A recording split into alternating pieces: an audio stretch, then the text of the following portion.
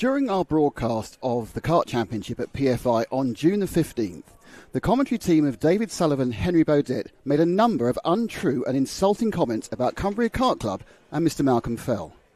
We at Karting Live TV completely disavow ourselves from these comments and unreservedly apologise to Mr. Fell and the club for any hurt caused. We have taken actions to ensure this situation never happens again.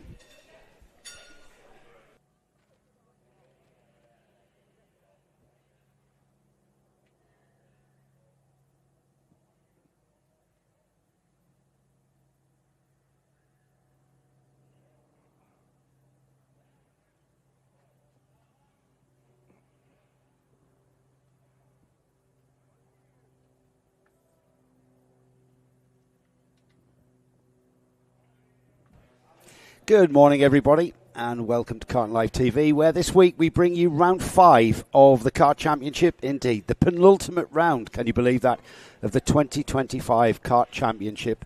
We're at that beautiful, picturesque part of the country in the Lake District, Cumbria, where we are at ROWRAH, a track that has been part of the karting scene in the UK since the early 1960s.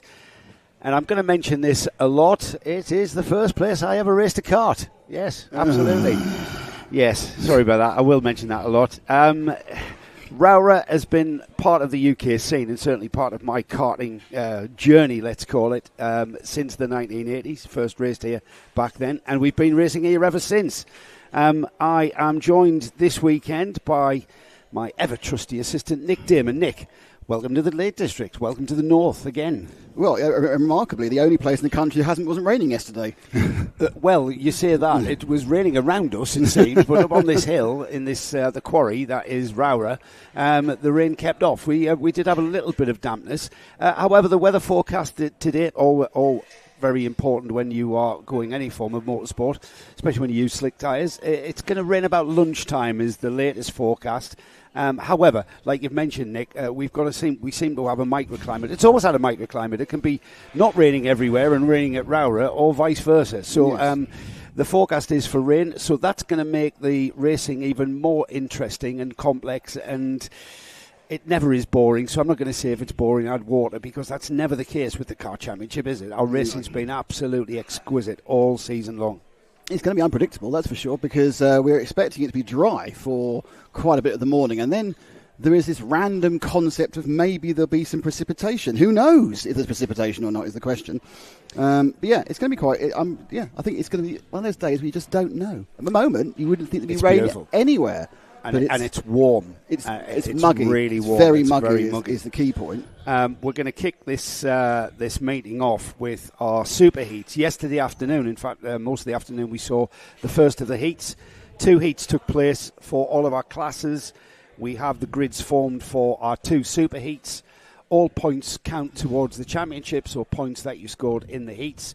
Don't just make up the grid formation for our super heats, which we're about to kick off with, but also go towards the championship. Yeah. So 2 super heats will score you more points for the championship, but also give us the formation for the all-important finals. And the all-important finals is where the trophies are given, Nick, and where we have our podium presentation process, which is all very much what people are yearning for here, and that's what people are racing for, fundamentally. Yeah, I mean, I think we're at round 5. Most people would have had a slightly dodgy round by now. They'd be hoping to drop. So it's a case where everyone needs to make this one count. It's a track which drivers love. It's a track where you can overtake, so that's 2 good points. But I've seen this in the rain. It gets very tricky when it's wet here. It's one of the best tracks in the country for overtaking, and it's basically that. I remember I raced here at ROWRAH. What was that? Sorry, what was that? No, I can't hear Joe. Sorry. Am I still on, or have you switched No, I haven't switched you off. Well, it was the shorter track. The short track. You came out the chicane. So where did the short track end then? Well, the short track went up towards the McRae's hairpin, as it is now. Mm-hmm. But way before you got to the McRae's hairpin, there was a hairpin right, which brought you back onto the run down to St John's and back down the hill towards the right-hander at St John's, and then into the left-hander at Sunny. So it was a much shorter track. At the moment, it's just over 1,000 metres, 33 metres over 1,000. So 1033 is the track length. But what I was about to say is the extension that I forget. It's been here a long time. The track extension back in the early 2000s, I think, is when they did that. It gives us 2 hairpins. We've got the McRae's hairpin, which is a very, very tight left-hander, and then you've got quite a stretch, quite a run out of that hairpin where you need a lot of punch out of the corner, and then you need to be brave on the brakes going into the second of the hairpins, and that's the ideals, and that's a bit more open. And as we'll see, you've got a bit of a selection of turn-in points, whether you're going early, whether you're going late, but it's all important because you need to punch out of there because you've got the longest straight on the track that runs down to a hairpin that leads into the stewardesses. So what is pretty much 3 hairpins in sequence gives us some really great outbraking and overtaking opportunities. Yeah, I mean, you do kind of look forward to these races because it's a very spectacular track, and we've seen movements. I think we've seen someone overtake just about every single corner there is around here. Yes. Someone's had a go, and certainly, as you say, we often see things change on the last paddock corner, go around, someone's at the inside, and they just try and get a run through to the start-finish line. So, yeah, should be. I'm building up now, and we'll probably have 3 or 4 dull races to begin with. I doubt it very much. Another potential overtaking, it's certainly on the old track, which I first raced at. Did you? Yes. Oh, okay. Is the left-hander at Sunny. You come through a very, very fast. It's downhill towards St John's, the right-hander, and then just in the middle of the screen there, you see a load of tyre barriers forming the apex of Sunny Corner.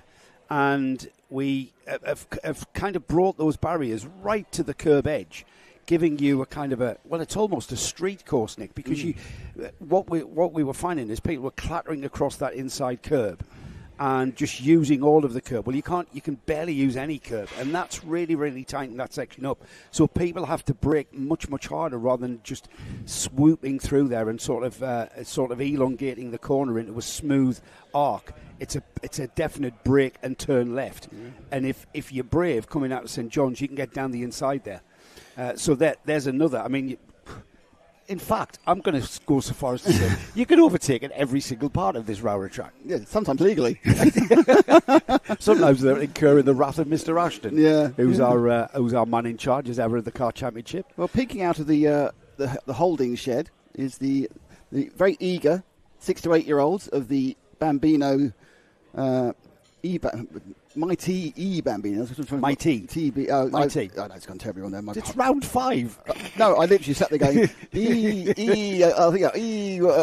was trying to go E might, but I don't know why. You know how your brain just recalculates These have become really popular in the world of Bambinos. Johnny Stinson and the Mighty company have now extended the Bambino into a cadet class as well. We look forward to potentially seeing them next year.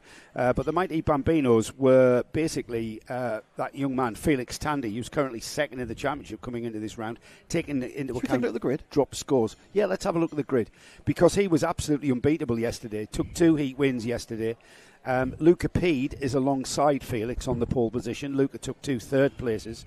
And then on the second row, Heath Smith, second in the first heat, 5th in the second heat. He's got Arthur Rhodes alongside. Now these 4, along with the O-plate holder Logan Edwards and Elliot Hitch on row 3, they have been the drivers to watch really, and they've been sort of sharing the spoils. It is that's not to discount the drivers behind them. On row 4 is Teddy Smith and Jack Harper. Row 5, Arthur Thompson and Oliver Yap. And then we've got Calais Tennant and Nico Mohan, with the grid being rounded off with 7 rows and 14 carts of Frank Pearson and George Algar. This one is going to be a textbook in racecraft. Yeah. And considering these drivers are 6 to 8 years old, just repeat that, 6 to 8 years old. They're on a treaded Lacan tyre, so the weather isn't really a factor. However, the parents of these children who are about to go racing would disagree with me there, because the tyres are important. You change the pressure when the track conditions change. So at the moment they're on a tyre pressure that will make the Lacan treaded tyre work in the dry. If it goes wet, then a slight adjustment on the tyre pressure will make it work in the wet. However, if it rains mid-race, which we might see this afternoon in the all-important finals part of the event, we might see that coming into play, where you've got karts that are not really that well balanced for these drivers. Yep. So it's, of course, with the Bambinos, it's a rolling lap round to the start. They have a standing start. They get the last little pep word from their team managers or parent or guardian. on the grid. It's not a very long run from the collecting area to the grid, so it's an amble for the parents. There's no kind of race. Yeah, there's to not get really there. a running race. No. I still think we're missing a trick there. I still think we could have a parents' running race. However, maybe health and safety would come into play. I think there's almost certainly defibrillator needed at the line just in case. Oh no, these are parents of 6 to 8 year olds. They're nowhere near defibrillator age. Well, yeah, but. Yeah, I suppose they're a fit Virtually looking lot. all these fathers are young enough to be our children. They're a fit Just looking like to point that out there. That's right, yeah. You're enough to have these kids. So the grid forming up, as you said, Nick, and it's a standing start. So we will have a light sequence where the red lights will come on and then the lights will go out and the drivers will then get their foot down, take the foot off the brake actually to get these things moving, isn't it? And press the go pedal. It's not a throttle pedal, it's an accelerator. Because these are electric motored. These are electric motored karts, and they race so well. Here we go then. The 5 second board is up. We've got Ben, our start line marshal, there showing the 5 second board. The light sequence I can see just beneath us, waiting for that to go on. And they're away. The lights go out, and we are racing for the first time this weekend on Karting Live TV, bringing you round 5 of the Kart Championship, and it's Felix Tandy into the lead by the chicane already. Yeah, he was looking to his left the entirety of the time to see where Luca was, and Lucas is making. No, left, right, no. I think Lucas should have gone for that then. He was not looking the right way. Tandy's gone wide.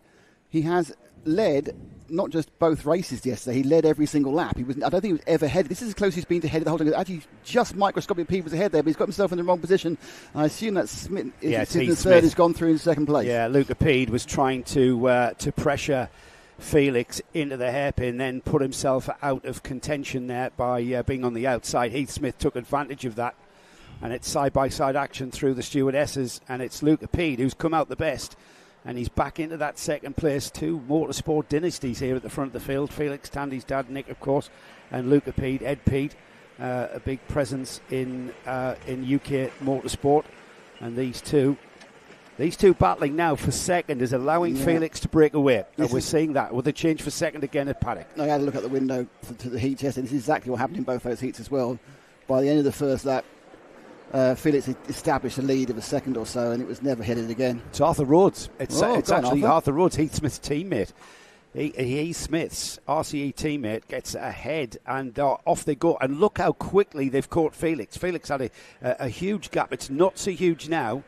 And if Luca can start hassling Arthur Rhodes in that second place, but look at the way Arthur Rhodes, beautiful line through that Iredale's hairpin and on towards the stewardesses now, and he's closing the gap, I think. Yeah, there's a lot of scrapping going on behind. It's interesting that Felix does throw a look over his shoulder quite consistently during the lap. I think he's quite surprised. He always wants to make sure he's how far ahead he is, but certainly going to the bottom of the circuit there, so when you go into the beginning of the stewardesses, there is a fastest line, which is the outside line sweeping across, but there's a very good overtaking line where you can effectively block pass, and he's checking over his shoulder all the time to make sure no one's about to block pass him.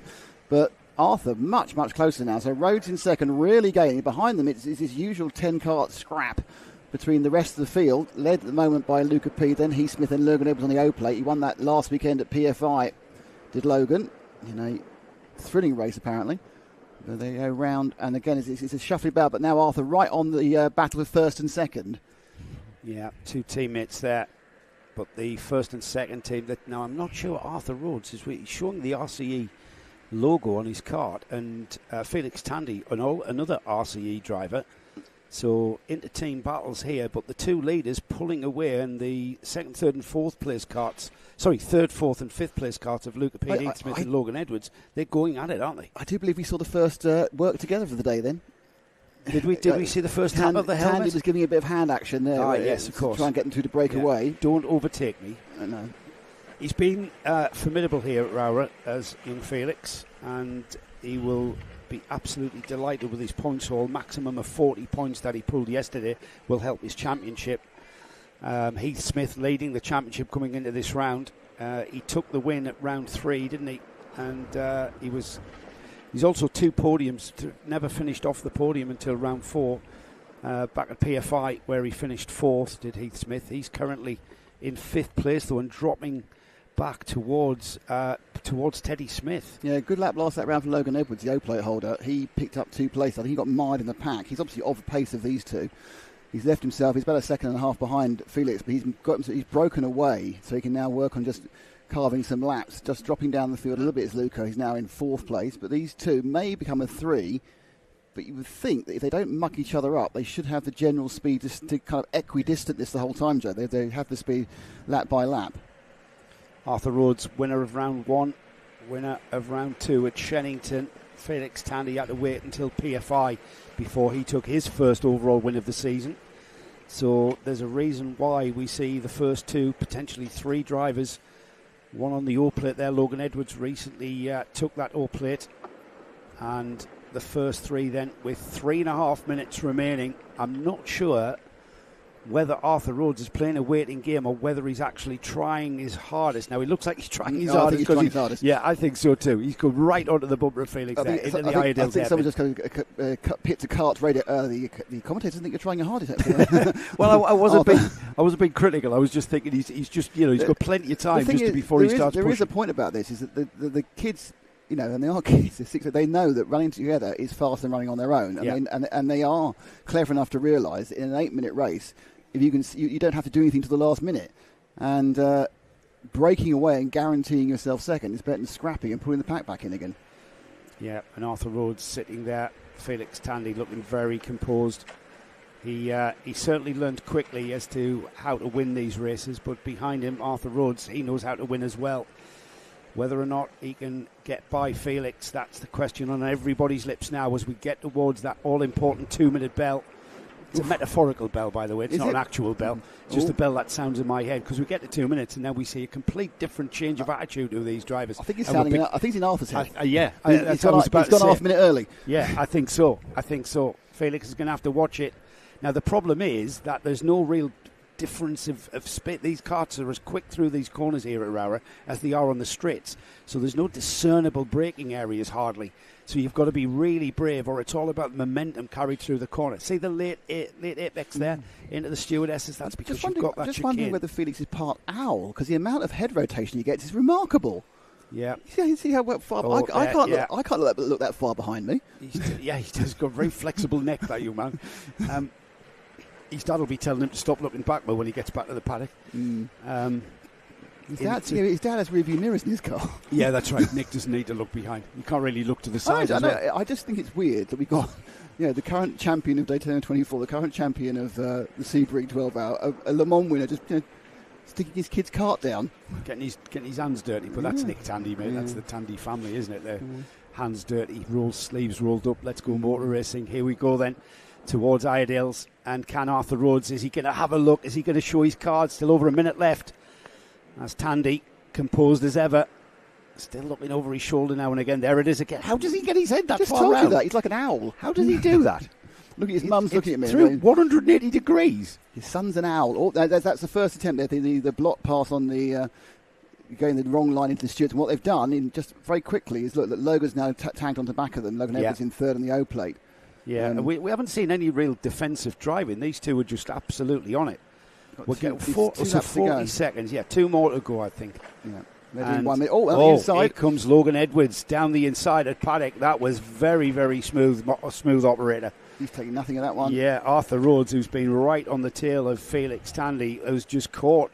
I'm not going to say unawares. There was just nothing he could do about it, was there? Edwards seemed to just have a bit of extra speed, which is not what you tend to see in these karts. They're all very carefully governed by Johnny Stitson and the team, so they all have the same amount of wattage and power, which actually with these electric motors are quite easy to do. You can just set them in the speed control. That's your maximum speed. Balance of performance. It's not as fast as they can go, but it's as fast as they're allowing them to go, and they're all nailed down to the same number of output watts. There's Felix just looking there. Yep, he's still got those two for company, but a change of order. Not sure if he's noticed the O-plate, and now he sees that it's Logan Edwards he has for company, as well as Arthur Rhodes still there.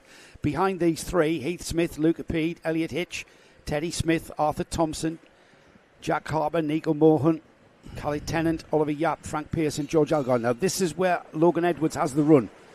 Can he do what he did earlier? Doing it again, he's doing it again. He's just found a super fast run through there. Now, is Arthur going to get up the inside as well? No. Felix managed to just make sure he only lost one position. Now, Felix now is in the attacker position. Now, you kind of think that as Logan had that speed, would he have been better off waiting to the final lap? Well, you could ask that because Felix is going to come back at him as quickly as he possibly can. Has he got the pace to get by? They're almost side by side coming out of McRae's on towards Iredale's now. Are we going to see a bit of defensive driving? No, not at all. Optimum line through Iredale's from the leader, Logan Edwards, who's just played that waiting game and just pulled in those two leaders. First he passed Arthur Rhodes and then Felix Tandy in exactly the same way, out of Sunny Corner towards Paddock, and there into the stewardesses. Felix Tandy gets that lead back.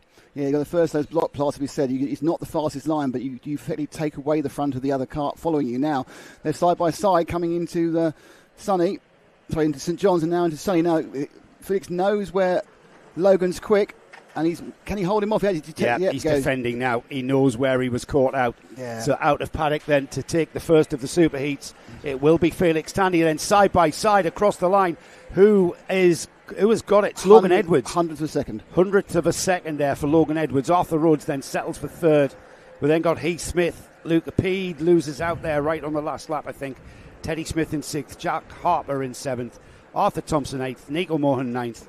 Elliot Hitch was 10th, Cally Tennant 11th, Oliver Yap, and here we have Frank Pearson and George Algar rounding off the 14-cart field. So the learning experience for that, here we go, let's have a look at this, with the overtake into... He actually threw it in here. Look at how the cart breaks away on Felix. Felix is going far too fast there, and that's the first time we've seen that back end break away on him.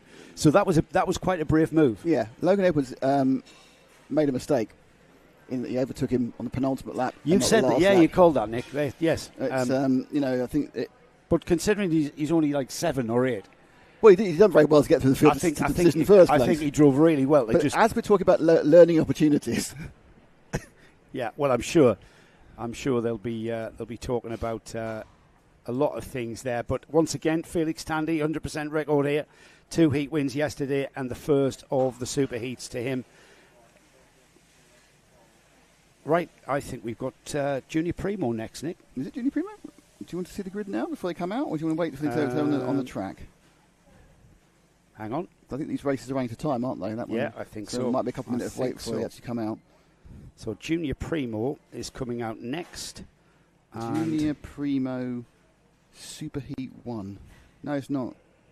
No, it's Junior Rotax Superheat BVC, apparently. Ah, right. Okay. According to the programme. Right, hang on.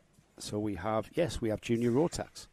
Junior Rotax has a oversized grid, so they are into 3 sections. A plays B, B plays C, and then C plays B. But they also have a B final as well with bump ups. So there's a little more Junior Rotax entries here. And it's the usual top 4 out of the B qualify into the final. So this is 2/3 of the field in there. And oddly, we're starting with BVC. I mean, the A, B, and C are simply, I think, just... There isn't a Group V, by the way. That's B versus C. Yeah. Otherwise, V gets 3 goes. It's not fair. That's right. V. Group V is getting out all Let's the time. see who's in BVC. Right, come on then. Let's have a look at the grid. Beautiful, beautiful shot of the track here at ROWRAH. One of the favourites in the UK. We've got Braith Murdoch and Laurie McVeigh on the front row of the grid. Thomas Jackson, George Cole are next. JJ Plowman shares with row 3 with Isabella Stansmore Wilson, 2 local drivers to this track.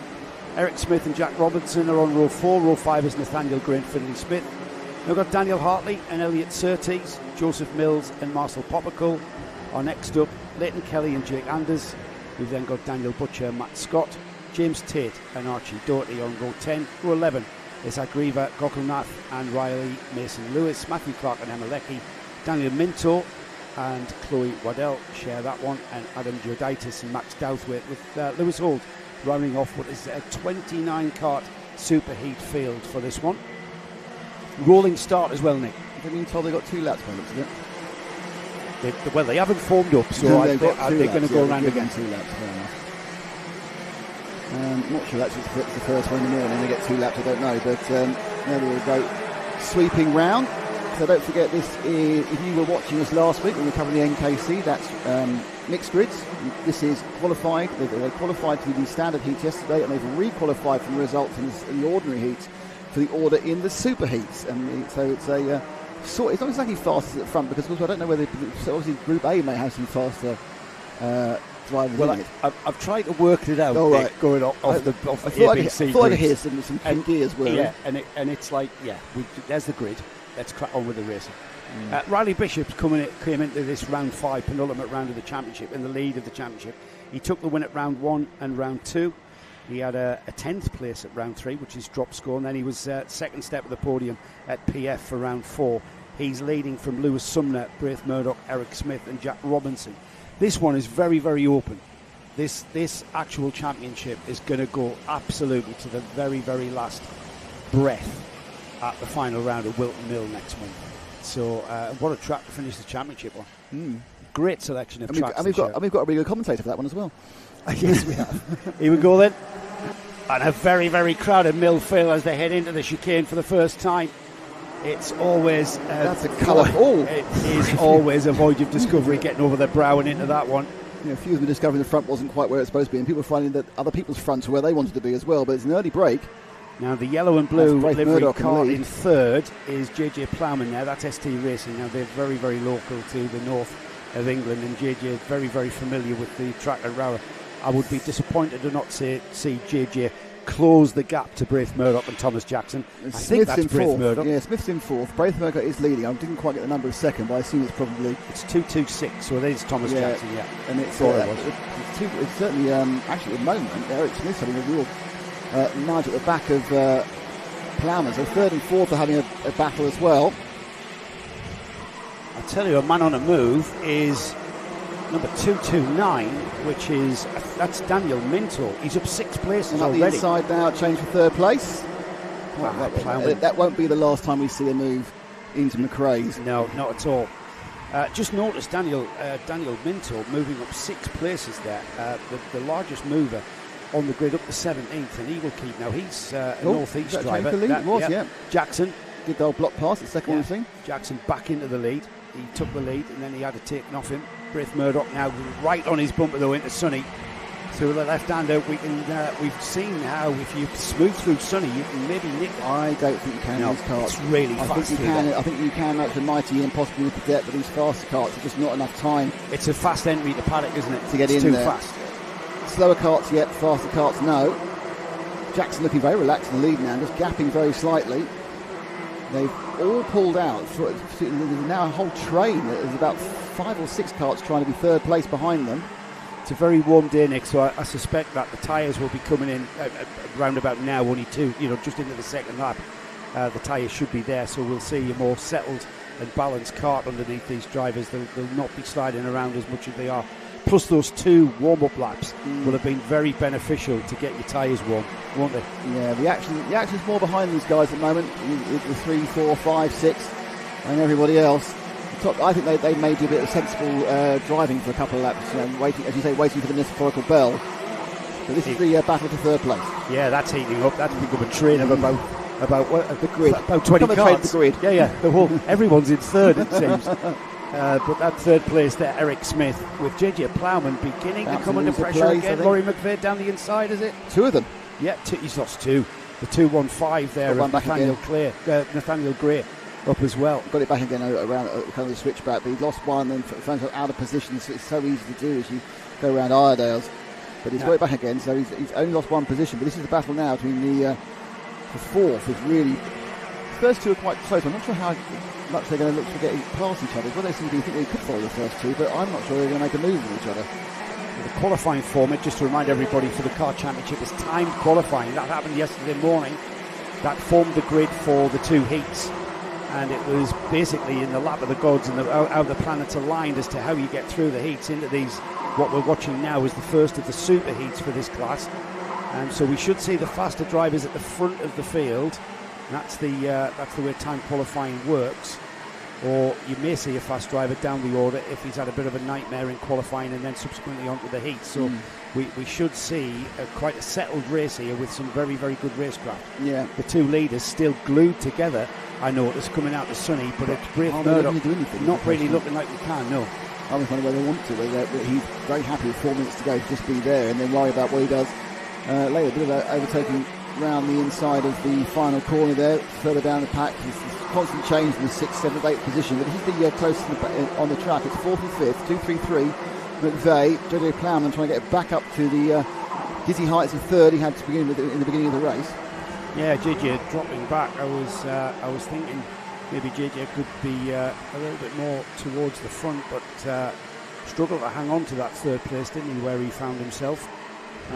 He's latched onto the back. He's in fifth place now, just hanging on to the bumper of Laurie McVeigh and Eric Smith. Not that far away. And if these three work together, they may be able to pull those two leaders in. However, Nick, the pace of the leaders, Thomas Jackson, Braith Murdoch, they are working together with 3 minutes remaining. Yeah, they're the fastest. They're the fastest on the track by 0.3 of a second a lap. Yeah, they are quick.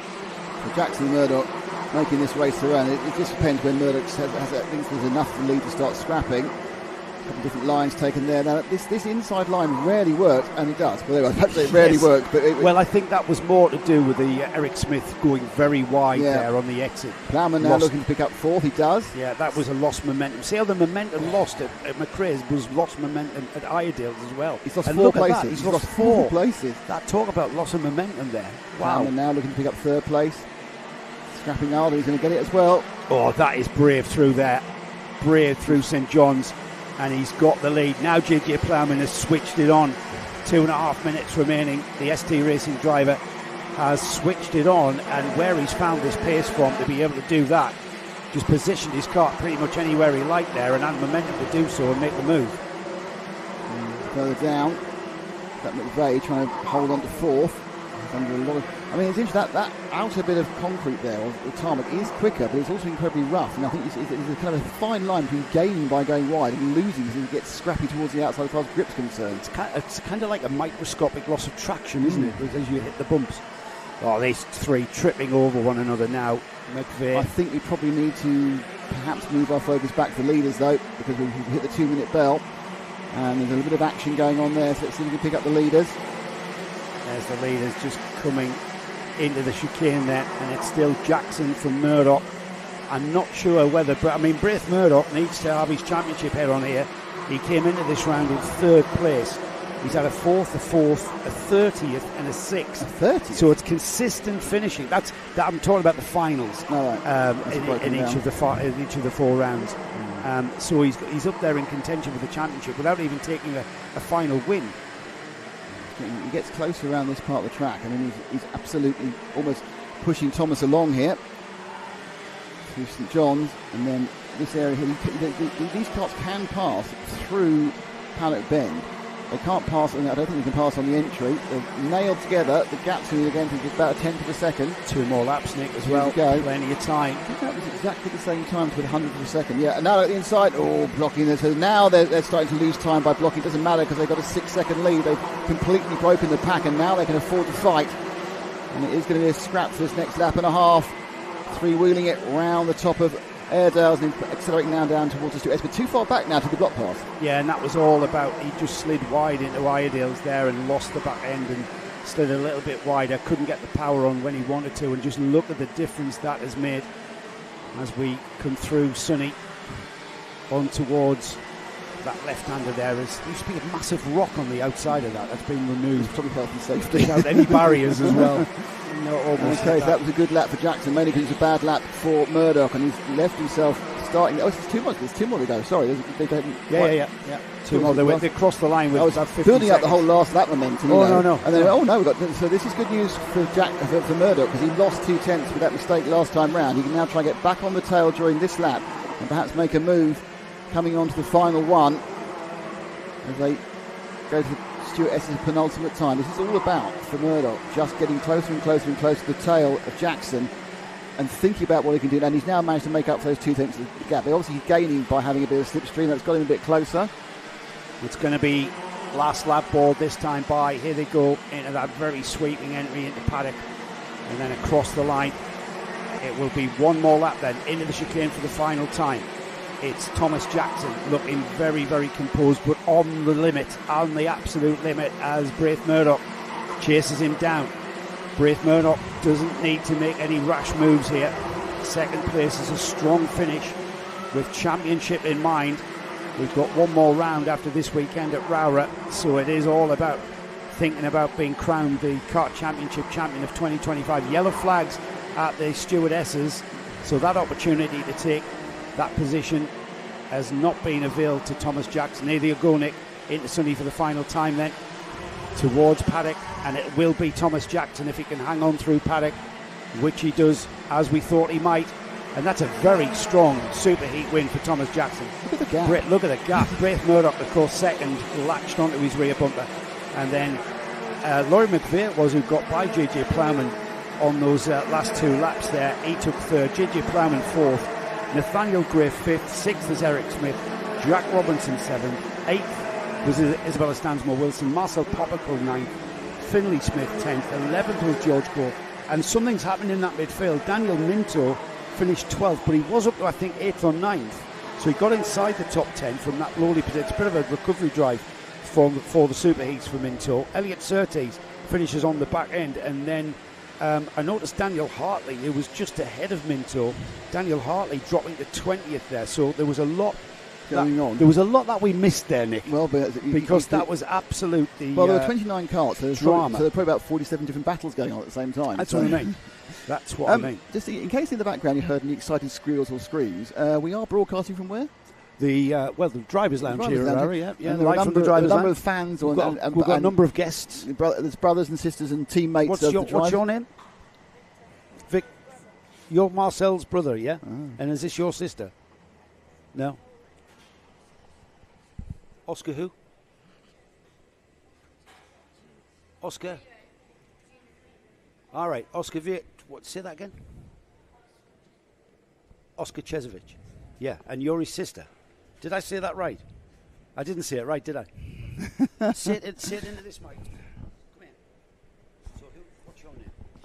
ROWRAH. And say the surname. Another one. Is that your surname? You speak very, very softly, don't you? I can barely hear you. Plus, I've got cans on. So we are surrounded by guests here in the drivers' lounge. It's marvellous. We're surrounded by guests in the drivers' lounge here at ROWRAH. Fine dining as well. That's true, actually. Fine dining guests. It's, absolutely. And of course, you did get a birthday cake. That was yesterday. Well, I did find a birthday cake. It wasn't my birthday cake. But they not offer you some. That's coming up in the paddock show. I was offered some. Why do you think it took me 2 hours? If they hadn't offered some, I'd have cut that item out. Why do you think it took me 2 hours? We disappeared. We had tea and cake. Well, it was tea and cake time. It was about 4 o'clock. I did think you were very late. It took a long time to do it. We had a birthday party. She was one. Oh, well, she didn't want it, so that's okay. So what's up next then, Joe? Right, got more karting, Nick, would you believe? Really? Yeah. Not the axe throwing you were seeing then. We've got the Junior Primo class for their first superheat. Now, I've got where's the Junior Primo? Just talk amongst yourselves. Is it Junior Primo? Junior Primo for the 12 to 14-year-olds. That's it, Nick. Moving up to Junior Rotax, but not wanting to perhaps mix it with 15 and 16-year-olds. I scroll through the many pages to get to the right point. So we had a first place for Samuel Yeaton and a 10th. So first heat and second heat. So that was a bit of a mix. First and a 10th. Shall we look at the grid? Give me the grid. Yeah. Give me the grid, and we'll have a chat about that. So Samuel Yeaton will take pole with that first and 10th. He scored 40 championship points. Cooper Campbell-Lees is alongside. We've got Oscar Chervich. Did I say it right? Chervich. Yeah, nearly. It's good enough. Are you his sister? So I'm joined by Oscar's sister here, who's going to watch Oscar's race from here. And he's a friend of Marcel Popperclill. Who's in the previous race. Marcel's brother here as well. They're all... So all surrounded by, happy. drivers' entourages. Can I just say something? Stu Stretton Media says hello. Hello, Stu. Hello, Stu. How are you doing? Yes, need to contact Stu, we do. Do we? Yeah. Okay. He's got an event.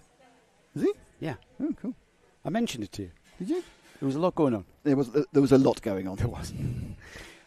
Oscar Sievich is on the second row with Harry Ward. Now, Harry Ward was an 8th and a 9th yesterday. I'll find our first place in the second. He was Ethan Bath, and he's a little bit further down. We've got Thomas Butcher and Luke Wells on row 3. We've got Callum Gardner and Elijah Hazelwood on row 4. Row 5 is where we find the heat number 2 winner from yesterday, Ethan Bath, alongside Ronnie Legg. We've got Lucas Olofsson and Noah Jones on row 6. Lewis Gilbert and Elijah Hartley are on row 7. Row 8, Lily Shaw and Blair Smith, with Zach Jennings and Aston Brown next. Alfie Forrest and Thomas Ambler. Zach McKay, I should say, who we speak to. We had a torrid day yesterday. He's on a bit of a recovery drive here in this Junior Primo race. He had a mechanical issue that took him out of his second heat, and he was absolutely despondent. We talked to him in the paddock show. That's an interesting chat with him.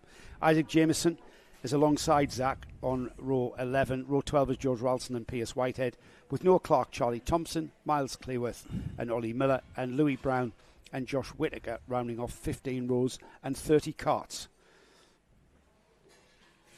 So that's a lovely little grid there. And the Junior Primo, if you're wondering what Junior Primo is, it's basically it's Junior Rotax. It's exactly the same carts, engines, tyres, everything that we've just seen. However, the Kart Championship, I think, have been a bit genius here, because they've split the age groups in Junior Rotax. So if you want, and it's purely voluntary, if you're between the ages of 12 and 14, you can actually join the ranks of the Junior Primo class. Now, this is ideally suited to drivers who have discovered karting at that age. Not everybody starts at 6 years old in Bambinos. Not everybody goes through cadets, Micromax, etc. You can come into this sport at any time. I found this sport at 22. Where was that then? Well, I came here to ROWRAH and saw 100 Nationals. And thought, so I went home and sold me Formula Ford and bought 100 Nationals. Anyway, that's a long story. So Junior Primo, quite concisely, one of the absolute genius ideas, because it gives youngsters who are novices, and we've got quite a few novices in this field. They've been given 2 warm-up laps, which is always a good idea. I don't know whether it's just for this first heat of the day, because they didn't get a warm-up this morning, or whether it be for every single race. There's a relatively flexible time schedule. The amount of time they've allocated for each heat, and they are being an MSA race, they are starting to the timetable. They're not doing what you see in club races. We're just trying to get them all off as quickly as possible in case something goes wrong. So you know exactly when you're going to start, which means as the first 2 heats have run absolutely fine with no incident, they've got a bit of flexibility on time, and they can just burn that gap. So all of our rolling starts, just got this in from our man in charge, Dan Ashton, all of the rolling starts going to be given 2 laps, which I always think is a very, very good idea. Gives the drivers a more... Is Dan a secret TKM driver? Yeah, I want to be. Yes. Yeah, TKMs always get 2 laps, don't they? Yeah, but 2 laps, great idea. Gives the drivers a chance to get some heat into their tyres and brakes. Gives them a more stable, balanced kart for the early laps. The all-important... the first corner here at ROWRAH is the chicane, as we named it, the ROWRAH, which is very, very up and over the brow and into the left-hand part of the chicane. Here we go, though, round to go racing, and off we go across the line. Taking it, yep, it's going through ROWRAH for the first time this year, and they sweep up and over, and this time a bit cleaner. And coming into the first corner, it looks like we still have... It's as they were, Nick. Yeah, it's a little bit of a coming together for 3rd and 4th. That's Oscar Shevich and Harry Ward, and I think, are they teammates, Oscar and Harry? Because they look like they've got similar livery carts. No, I think one's with Cato. Good luck to the X-Kart team here from Emma, by the way.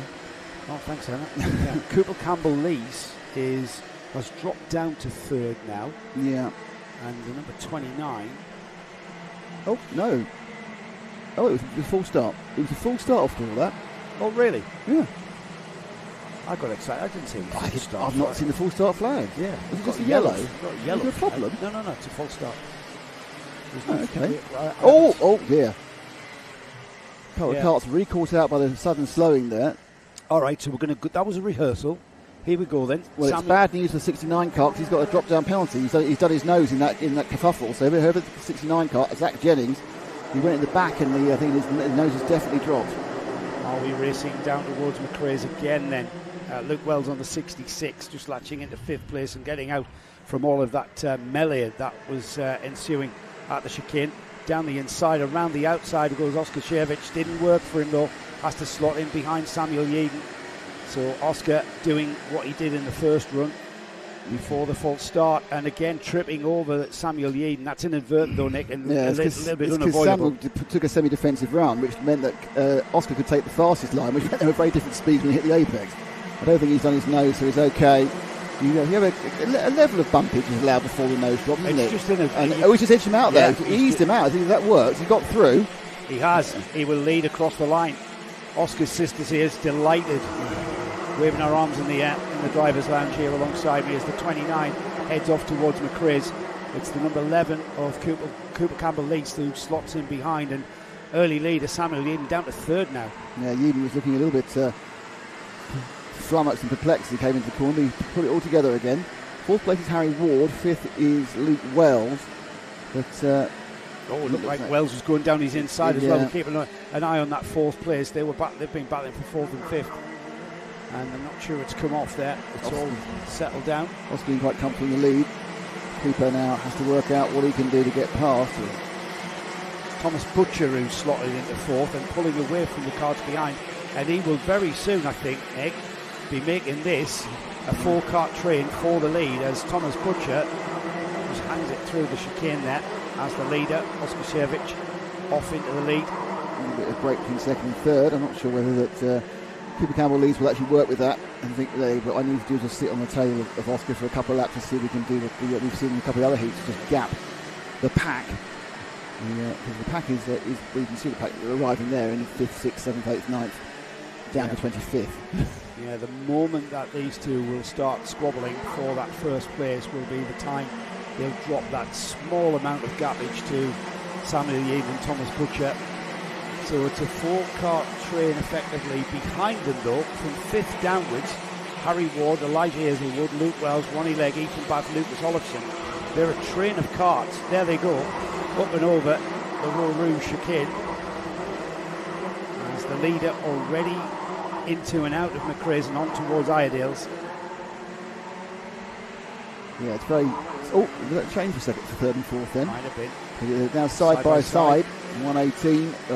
That's, he's got his at third one, which is just kind of lightly covered up, so he has to use a different number. He's just 18 this time, Samuel. If you look at it, there isn't a 118 though, but because he can't bother to take the sticker off for the other championship system where he needs a 3 number for his Rotax efforts. But he's now managed to hold on to that third place under Butcher now, pushing hard. Championship leader, the 3rd cart in that train that we're watching there. Elijah Hazelwood has slotted onto the back in 5th place now. Elijah, winner of round 2, winner of round 1, second on the podium at PF. He's leading the championship coming into this 5th and penultimate round. So he is gaining on grabbing by more 40 points. Yeah. No, he's already looking for a championship run. He's looking to get the inside. This is a chance. He just didn't kind of get a drive out of it. I think he's more momentum with that outside sweep for the 54 of Butcher, but it meant that he wasn't able to just try the inside block pass. But the 3 of them, this is 3rd, 4th and 5th. First 2 are away and doing the let's follow each other around game. But these 3, looking for the lower spot on the virtual podium. Well, I think it's only a matter of time before we see Hazelwood make that move. He tried to make the move at Iredale, side by side. Yeadon and Butcher across the line. They're slowing each other down as into that 3rd place has gone Butcher on the 54 towards McCrae's now. Who's going to outbreak who? But down the inside when Samuel Yeadon didn't work, and Hazelwood's going to take the spoils. He's going to take the crumbs off the table, whatever's left. He actually looked a bit lost as going around the corner, I thought. He turned around and thought, where am I? And looked for everyone else. Now that's mostly the grass. Yes. There's not really a cart to give him. He's going to get the inside here. He should be able to do it. He just, stuck on the apex. That's fine. 4th place now for Hazelwood. At the expense of, was that Butcher or was it Yeadon? Yeah, number 18. Yeah, just. I mean, it wasn't a deliberate force by the 18. He just ran out the track. The way the track twists there, it's not a parallel straight. The track sort of moves left and right. Campbell-Least remains about a 10th behind. They are not yet trying to overtake. Hazelwood has broken away from Yeadon off towards that number 54 of Thomas Butcher. The leaders stay the same though, just ahead of these carts that we're watching here on screen. Oscar Shevich and Cooper Campbell-Least still circulating together. Beautiful and down the inside from there. Bath, but Ethan Bath there in the multicoloured helmet, the multicoloured car. Oh, he has a good switch back to take the road away from Yeadon, who's been drifting backwards. He said, I've had enough of this. But in fact, in trying to get it back again, I think he's going to lose another place. Yeah, almost. With the orange helmeted Ronnie Legg, I think, kind of come after him. Top two still together. Now 3 and 4 right together. 3 and 4 together as this one settles down. There's the leaders crossing the line now, completing 7 laps on the board. Just under 2.5 minutes. Not sure when they're going to start going because they've got 2.5 minutes to go. Oh, actually, I think he was thinking about it then, wasn't he? I think this is now, Cooper Campbell has decided it's now game on. They've decided, Joe, they've got enough of a gap from third to have a go for it. Have a go of each other. And that's very clever driving from these junior drivers. Remember, junior primo, 12 to 14-year-old drivers, these kids, and showing very, very intelligent racecraft. Third and fourth was changing there.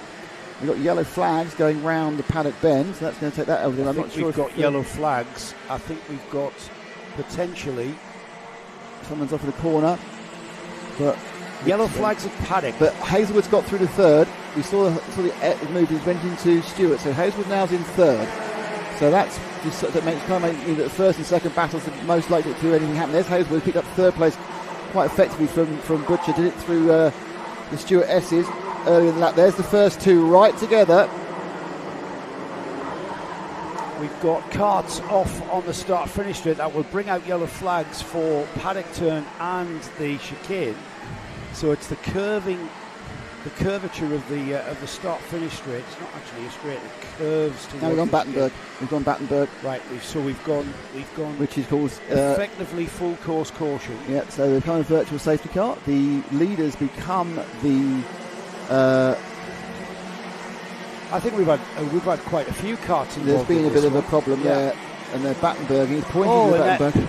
Yeah, I'm not sure whether these drivers are understanding what the Battenberg is. Well, they should have seen. They're not looking at the flag. There's a Battenberg at Sunny, a Battenberg at Paddock, and yet we've got racing speed across the line.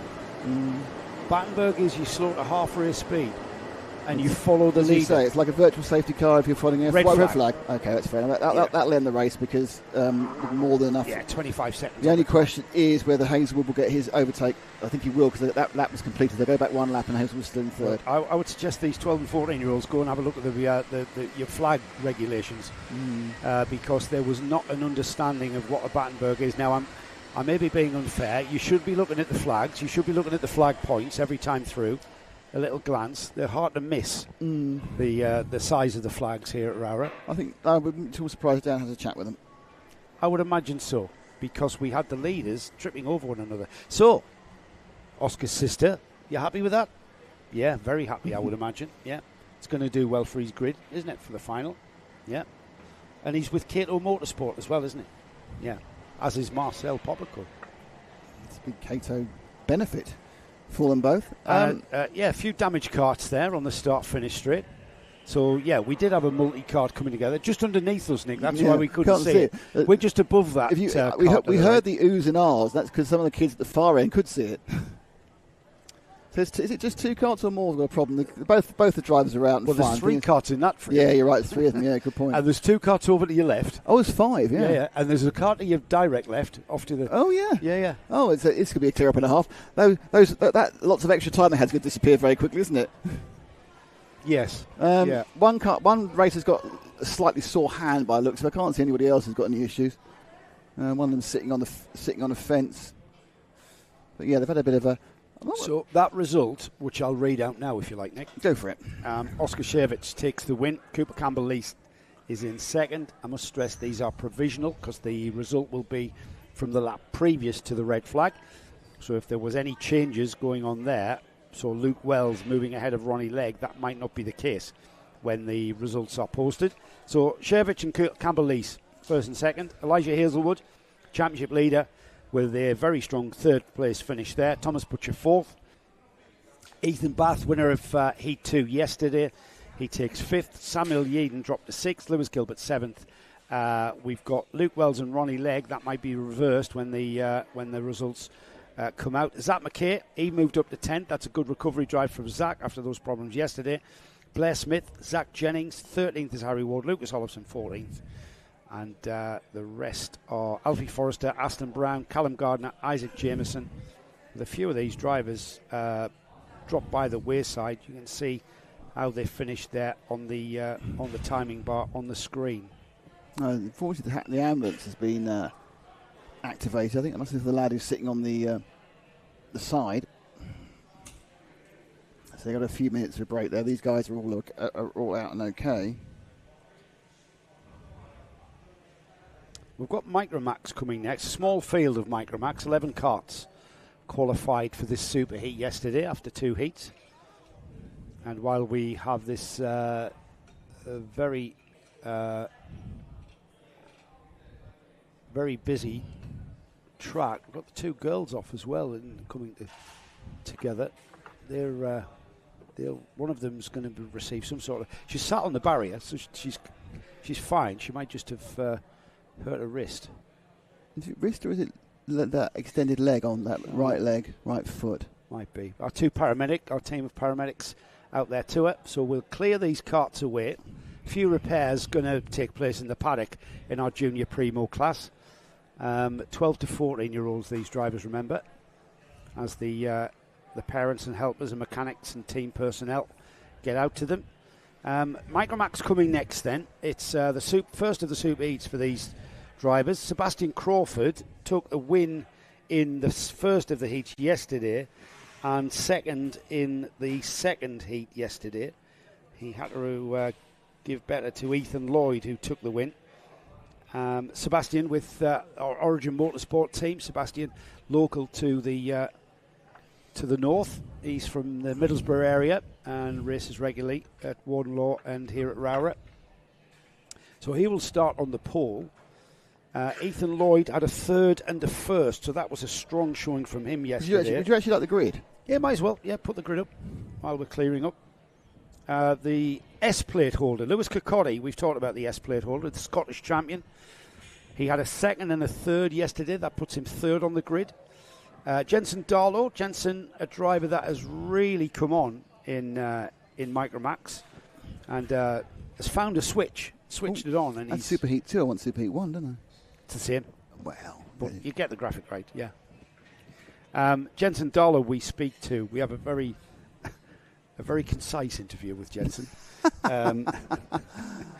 Yeah, these youngsters are people of few words. Oh, I know I'm doing wrong here. I do apologise. Right. All right. Well, you just give somebody else this job because I'm mucking it up. Yeah, you are. This is Micromax, isn't it? At least you're consistent. There we go.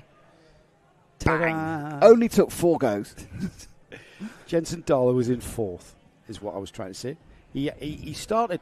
He starts 4th. He had a 4th and a 4th in the heats yesterday. Behind him on row 3, Zach Andrew shares with Teddy Murphy. Zach had a 5th and a 6th. Teddy Murphy had a 6th and a 7th. See what's happening here? Yeah. Now, Freddie Blackshaw. Freddie's a local driver, local to ROWRAH, or a common.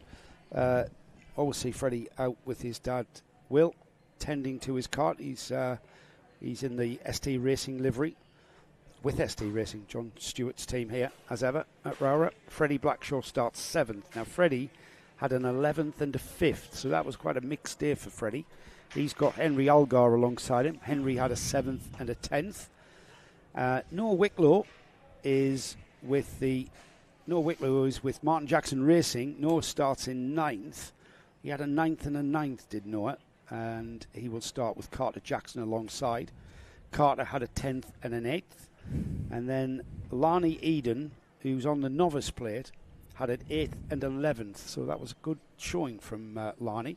Noah was a familiar name in our Bambino class, the C50 Bambinos. That seemed to have drifted away as this season's progressed. But Noah is with the MGR team, and we'll be monitoring his and everyone else's progress. So, who's going to beat Sebastian Crawford? Well, it could be Ethan Lloyd. Lloyd's already beaten him once. He's already beaten him once, so it's going to be a bit of a ding-dong at the front, isn't it? A ding, yeah. I mean, I think it's 11 karts, but only 2 karts to make a race. There's still attending Lily on the side of the track. Definitely an ankle or a foot injury. She's not moving that on the side. She's perfectly fine apart from that. Obviously, a bit upset. I think, looking at what they're going to do, I think unfortunately she might have to go to get an X-ray by the looks of it. They're looking like they're going to take her from the track and get her for an X-ray. I mean, it is unfortunate, if you get a cart that comes together, the feet are slightly exposed. They are much a better cover than they used to be. And of course, it is possible for Kart A to run over Kart B, Carter's foot as well. But well, discretion will always be the case in the world of paramedics. Absolutely, that's yeah, for sure. 100%. You never take a chance on anything. So if we'll do whatever's required. 2025 season, hard to believe, Nick, that we are already at one to go. Yeah, incredible. We started it off, can you remember, all the way back, weekend of the 22nd, 23rd of March. Yeah, I can remember that. Where was it? Warden Law. Warden Law. Warden Was it Warden Law? Yeah, it was. It was at Warden Law. And Was it? then, Okay, and then you went to Shenning. Just me at Shenley with Shennington. Yeah. On April the 26th, 27th. Middle of May, we went to Glannygore. We did. In North Wales. And then... We didn't go to PFI. Round 4, no, that clashed with the Le Mans 24 Hours, so we weren't at PFI. Mm-hmm. That was the 14th, 15th of June there. PFI, for the first time, the Kart Championship visited PFI, Paul Fletcher International, in Lincolnshire, just near where you live. It is. It's again, even more frustrating I couldn't go because I was at Le Mans. That's right. 13 minutes from my house. Yeah. And then we're here at ROWRAH, and the final round is at Warden Law. And for all you fans of Joe Bradley, he's not going to be there. But we have, I think, the best possible replacement. Oh, you want to make an official announcement right now, do you? I think that people need to know that we have a returning commentator making his 4th appearance on Kart Live TV. I have to keep count because I haven't paid any others so far. That's not down to me, by the way. Yeah. Have you heard about this? About the whole thing about the... We've got time to tell it. So anyway, so it's Johnny Palmer. Johnny's one of our very good friends and, of course, one of the best commentators in the world. Has done touring cars on ITV. ITV touring cars. Is the voice of the ELMS for a number of our championships for MEN, and also is the voice of the WEC for Radio Le Mans and voice of the Nürburgring 24 Hours recently, alongside me and Ben. So anyway, so we were because we don't cover anything on Saturday. Of course, Saturday it's Sunday. Sunday it's live at the Kart Centre. Saturday's set-up days. We decided he's a big ovals fan. He's a big he's like Nick Tandy, a big fan of the oval racing. And near Warden Law is Northampton Oval Track, and they have a Reliant Robbins special banger meeting or something. So we thought, we'll go there for the evening. So we arranged Johnny would come in. We go for there for the evening as spectators. Yeah. And then last week he turned around. You never guess what? I've been asked to be the circuit commentator. So he's doing the commentary. So he's doing the Northampton stock car race. Yeah, he's the circuit commentator on the evening. Yeah, you need to tell Beavers. And so he's going to get us into. Me and Darren. Me and Ash are going to get some comps. Class. We've been comped in for the evening. Did you not know that bit? I did not know that. I thought wasn't that on? It probably was, but I probably read it. But I probably. But yeah, so it's quite funny. So the commentator I employed, friend I employed to do the job, and then we said let's have an evening out. He's now the circuit commentator. Yeah. Well, Darren Beavers, our erstwhile organiser, leader, yes, he's big into his stock cars, isn't he? Well, his stepdaughter is mini stocks, junior mini stocks, yeah. So you need to tell Darren. They spend many a fun evening at Skegness. Yes, Raceway.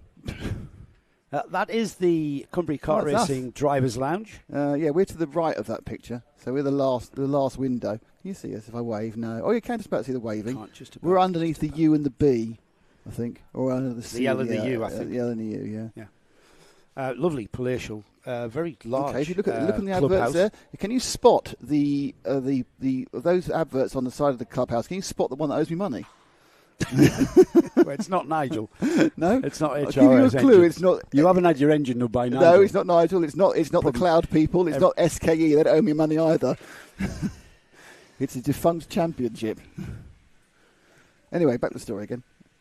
So Johnny Palmer will be joining us for the round of the final round of the Kart Championship, where Which is good because he's really good with numbers and working championships. He's very good at working out championships. And he does prep and everything. Yes. Yes. Well, I'd like to think I do. Well, you'd like to think it, yeah. So, Johnny Palmer, one of the... and there goes the...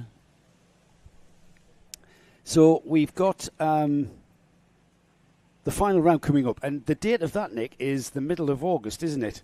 It is. It's the first week of August. 9th and 10th. 9th and 10th, yeah. We're back to backing at Wilton Mill. Yes, we are. We Kart Live TV there consecutive weekends.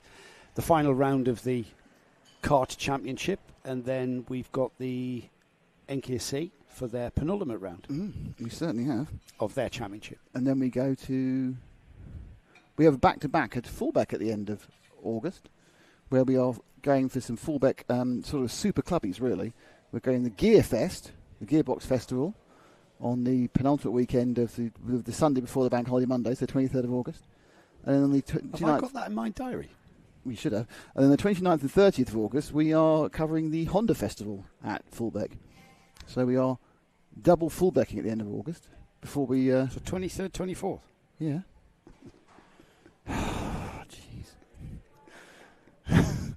These are the professionals I work with. I really need to take notice. Yeah, the ambulance is coming off the... So where are we? Are at Fullbeck, are we? Yeah, 2 weeks in a row. At your house. I know, it's 10 minutes down here. It's marvellous. Very pleasant.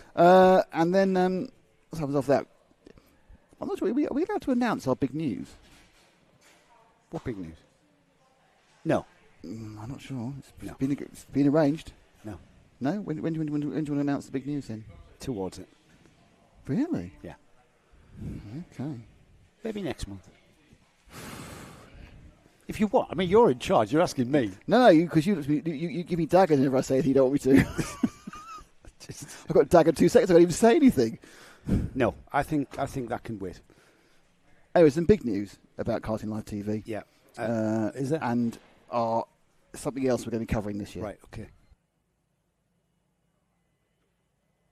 So, all excited. Yeah, still a very busy calendar to get through. And we are looking towards August.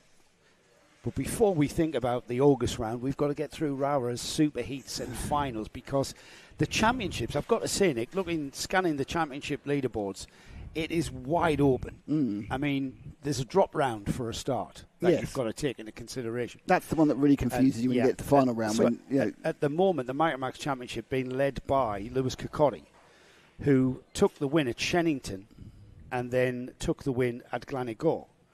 And he had an absolute disaster in the final at PF with a 20th place. He had a 6th place at round 1, which I forgot to say, at Warden Law. He's leading the championship from Ethan Lloyd, who took a 3rd place at Warden Law. He then had a 7th at Shenny, a 4th at GYG, and then a nightmare, which is his drop round at PF. Jensen Darlow, he's 2nd in the championship. His drop round is Warden Law, where he had his worst place, finishing the final of 15th. He was on the podium at Shennington with a 2nd. He was 6th at Gleneagles, and then he took a very fine 5th place at PFI. Round 1 was won by Charlie Page at Warden Law. He missed round 2, he missed round 3, and he came back out at PF and he scored a 4th. Now, Charlie is way down the order. The winner at PF was Harris Barber. Now, I think that was a guesting appearance, maybe for preparation for the British Champs or Kart Masters or something, because Harris has only come out for the PF round and he hasn't come out for this one. So he took the win there, but not in any way, shape or form in contention. Another driver that has only been out for one round is Sebastian Crawford, of course. Sebastian had an 8th place at his home track at Warden Law. I know he's from Middlesbrough, so Teesside perhaps is his home track. However, MSUK don't run there. So Sebastian out this weekend at a track he knows well, making an appearance in, again, just keeping his hand in for the other championships that he's doing. So this is going to be a very interesting race here. Sebastian Crawford and Ethan Lloyd were the drivers to beat yesterday. Lewis Kirkcaldy, you can never ever discount as well. A 2nd and a 3rd yesterday. He's wanting to better that. He wants to take a super heat, the all-important super heat. We've got a track that is looking pretty much cleared.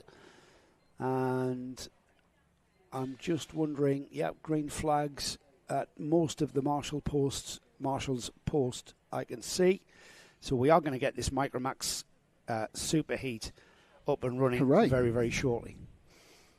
So they're just repositioning the ambulance, isn't it? They haven't got an official go yet, I think, from the paramedics. The drivers who were lounging, as you could see on the outside, the left-hand side of the shed there, they've actually have mounted up their steeds. Yeah, we've got a lot of people ready and raring to go. These Micromax drivers have been sat in their karts for a little while longer, but longer than they perhaps are used to, longer than they were ready for while we did that clear up from the Junior Primo first superheat. There's Sebastian Crawford, the red and white livery. Now he's with Origin, who are black and white liveried karts, which are, because they're all Newcastle supporters, as is our leader, Darren Beavers. How's he a Newcastle supporter? He did explain how. But it's just isn't he from Northampton? Somewhere like that. It's unfathomable. Maybe he sort of latched on in the Keegan years. I'd love it. I'd just love it if he had. But Seb is from Middlesbrough area, so I imagine he's a Middlesbrough supporter. But that kart, red and white. Now, I'm a Sunderland lad, so my colours are red and white, and it's great to see a red and white kart in the Origin awning. Honestly. Really, really sort of unbalancing their ambience in there. Great colour, red and white. I'm trying to work out what colours I should dislike, but Gillingham don't really have a rival. They went out of business, Maidstone. We had one glorious season of playing them, and they beat us both. Oh, no, but they beat us and we got a draw back in, I don't know, 1991. Does Canterbury not have a team? No. Anywhere near Canterbury? No. Maidstone are on the cusp. I think they're in the conference, but they went bust and came back again. They're playing at Dartford. I'm going to go to Dartford to see them play. Maybe that's our football in digressing. That's fine. The season hasn't even started. There's no karting happening at the moment, is there? It's about to start, I think. About to get the I'm not quite sure what's the helpers have stood to the side there. Yeah, and, I'm not quite sure what the exact delay is. They're about to get a green flag. Yeah, we go. Here we go. Yeah, we go. We're ready. That's Sebastian Crawford. We get an interview with Sebastian in the Paddock Show, where he tells us about the great support he's getting from his sponsors. We'll leave him to tell us that in the bit of a non-starter. Yeah, that's one of the front runners, I think, who hasn't come out, Nick. Can't quite see the number. They got 2 laps, so they could join him in. I can't believe that cannot be. He's that rolling now, is he? Lloyd. He's got him rolling. Managed to get started. Now, is he going to come on the back, or is he going to try and latch in after a lap? I think that's Ethan Lloyd. That would be. He's being held by the start line marshal. That would be an absolute tragedy for Ethan. I think what they're going to do is they're going to wait for him to come around and let him join up immediately on the back of the karts for their second lap, get one full which will lap. give him a lap to get back into position again. Yes. These drivers have been given 2 rolling laps on this one. Sun's out, by the way. Everyone thought it was going to rain all day. It's a lovely day here at the moment. It's about 22 degrees as well, according to my... It's quite muggy. It's very nice.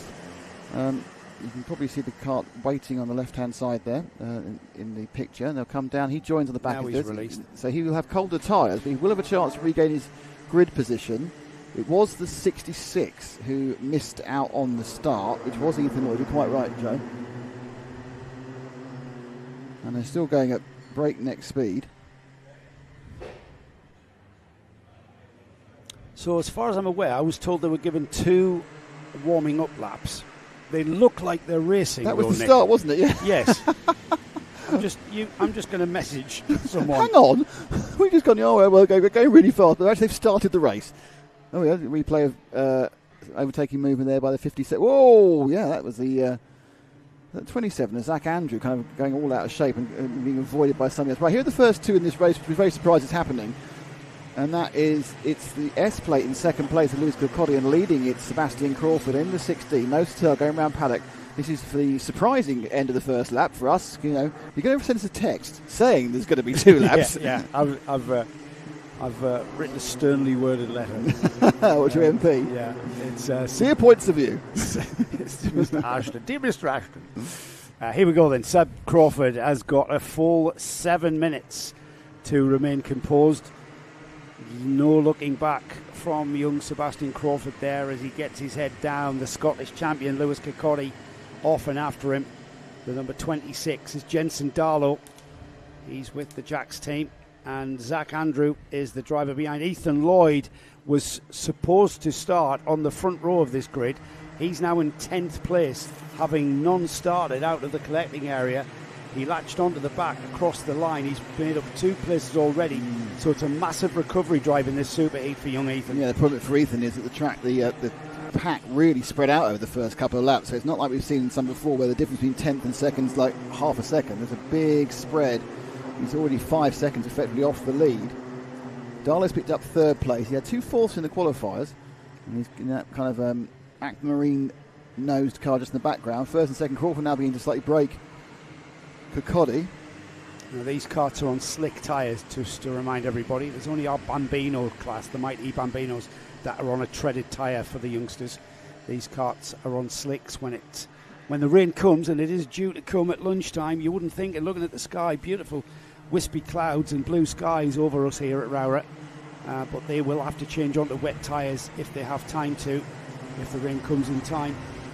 So here we go, the Nick across the line to complete what will be 3 laps here. And Seb Crawford looking very composed there, with Kirkcaldy second, Jensen Darlow still third, Zach Andrew, Noah Wicklow up into 5th, with Teddy Murphy, Henry Algar, Freddie Blackshaw, Ethan Lloyd now up to 9th, ahead of Carter Jackson and Lanny Eden.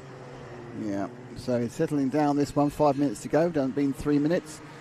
Karting in the sunshine at ROWRAH, what could possibly be nicer than that? For us, watching karting in the rain in ROWRAH. But the two of them... I've had many days karting in the rain at ROWRAH, and I've also had many days karting in the sun. When the sun shines at ROWRAH, there's no better, more picturesque kart track to drive around than here in the Lake District. It's between here and Gig for the prettiest track. Yeah, it is. Yeah, very much. I think it depends on the weather it's doing as well. We had a race late in Gig, so Gig's currently got some very good memories of being sunny at the moment. Yeah, they have totally different track natures, aren't they? They're completely different aesthetically, but equally as big picture skew, as we say. Equally as long way down country lanes to get to them. Keep an eye on Noah Wicklow. Yeah, I was surprised about Wicklow. He was far and away the top cadet, Coma cadet, Bambino. Sorry, Coma Bambino. But I thought he would just nip up here and just carry it on. But I think you discussed this. It's quite a big jump, isn't it? It's a massive jump, power-wise and grip-wise. The slick tyre grips. It's very physical as well. So youngsters, they're only 8 years old when they come into this Micromax class, and they're a very physical kart still. I mean, if you just take a note of the drivers' necks on these youngsters as they come through these sweeps and turns here at ROWRAH, and it is a very physical kart, and it just takes them a little while just to find their feet, and then it'll click. Look at Jensen Darlow. Jensen Darlow currently third in the championship, currently third in this superheat. But it just, all of a sudden, it just switched on for him, didn't he? There he is. He was racing at the end of last season. It was kind of like, he was being left behind by the pack. And now he's obviously he's with the pack. With the leader. He's in the middle of the pack. Yeah, and he's won a number of heats. I think he did very well at PFI last weekend as well. Not 2 weekends ago.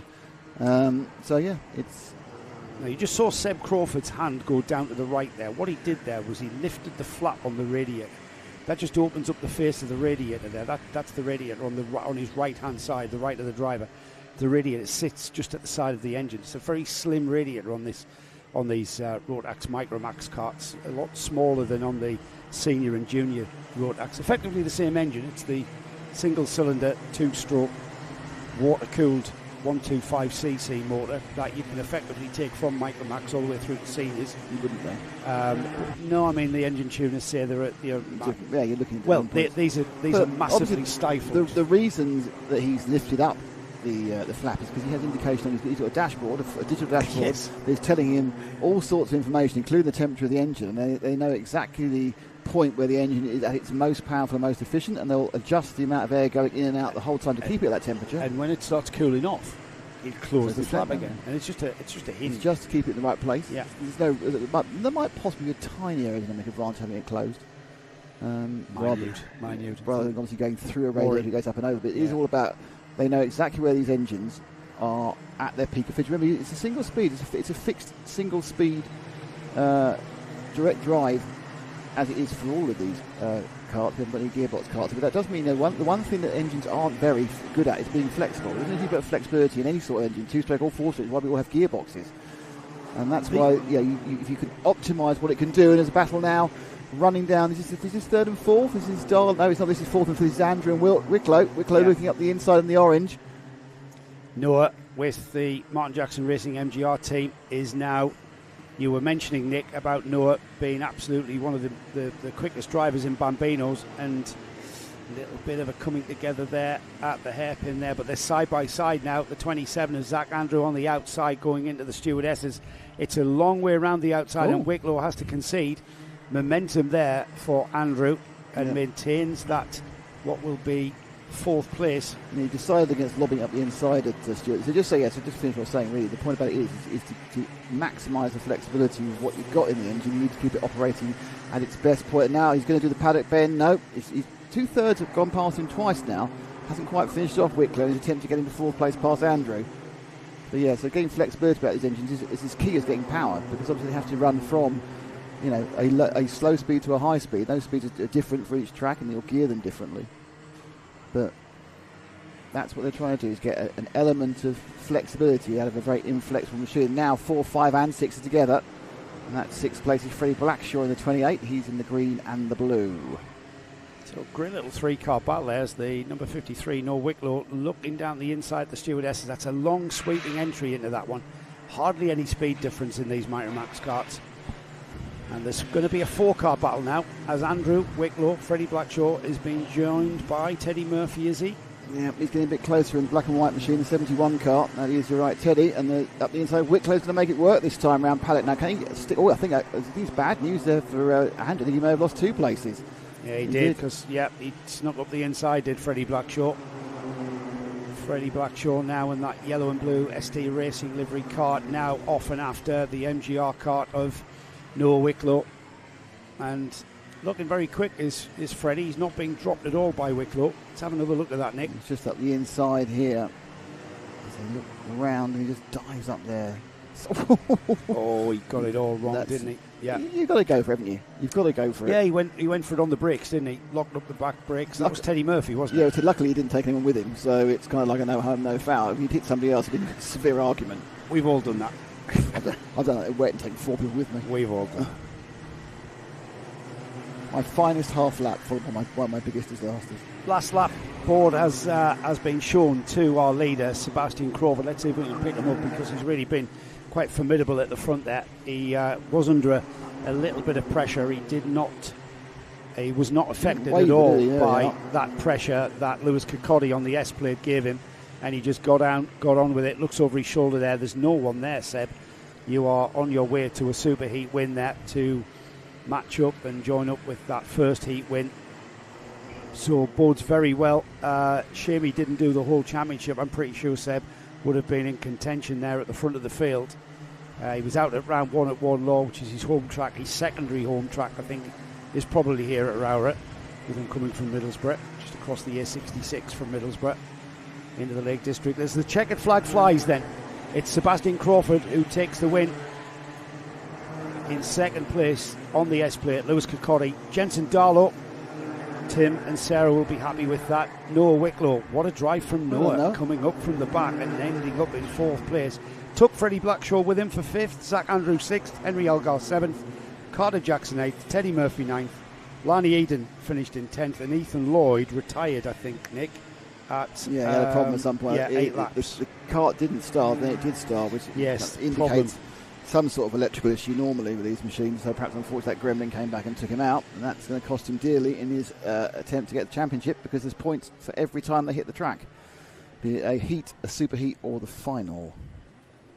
Now my guess is I'll try and get this next one off quite quickly, try and catch some time up. I could be wrong, of course. Yeah, senior Rotax are our next kart out. We've got Super Heat 1 for seniors. New for 2025, the Senior Rotax Championship here at the Car Championship. It was kind of a logical... this championship was quite unique insofar as it was a kid-only championship. Yeah, we've been 16 and under, wasn't it? Yeah, we've had to lose that moniker because... that's Monica with a K, not Monica from Friends.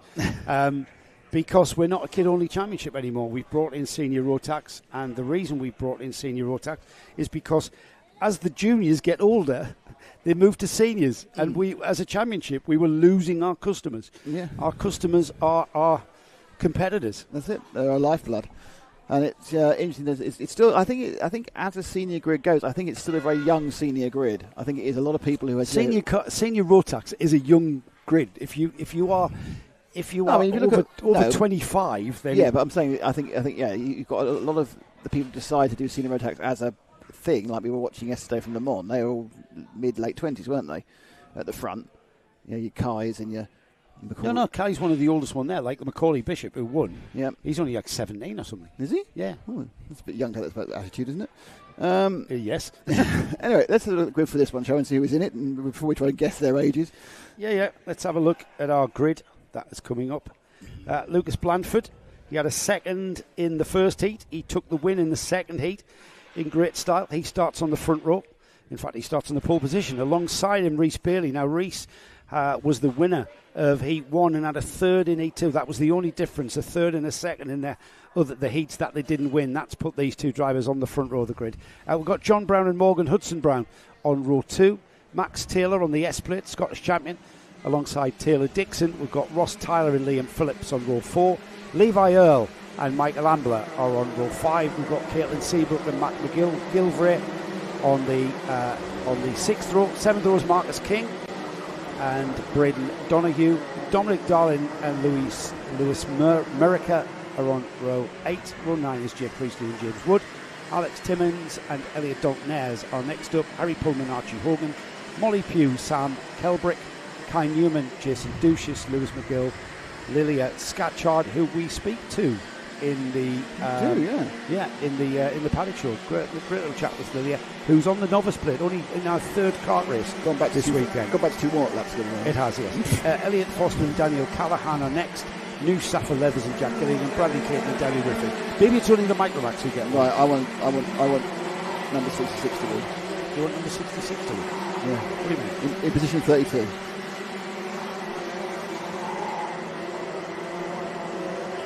Jack Gillingham.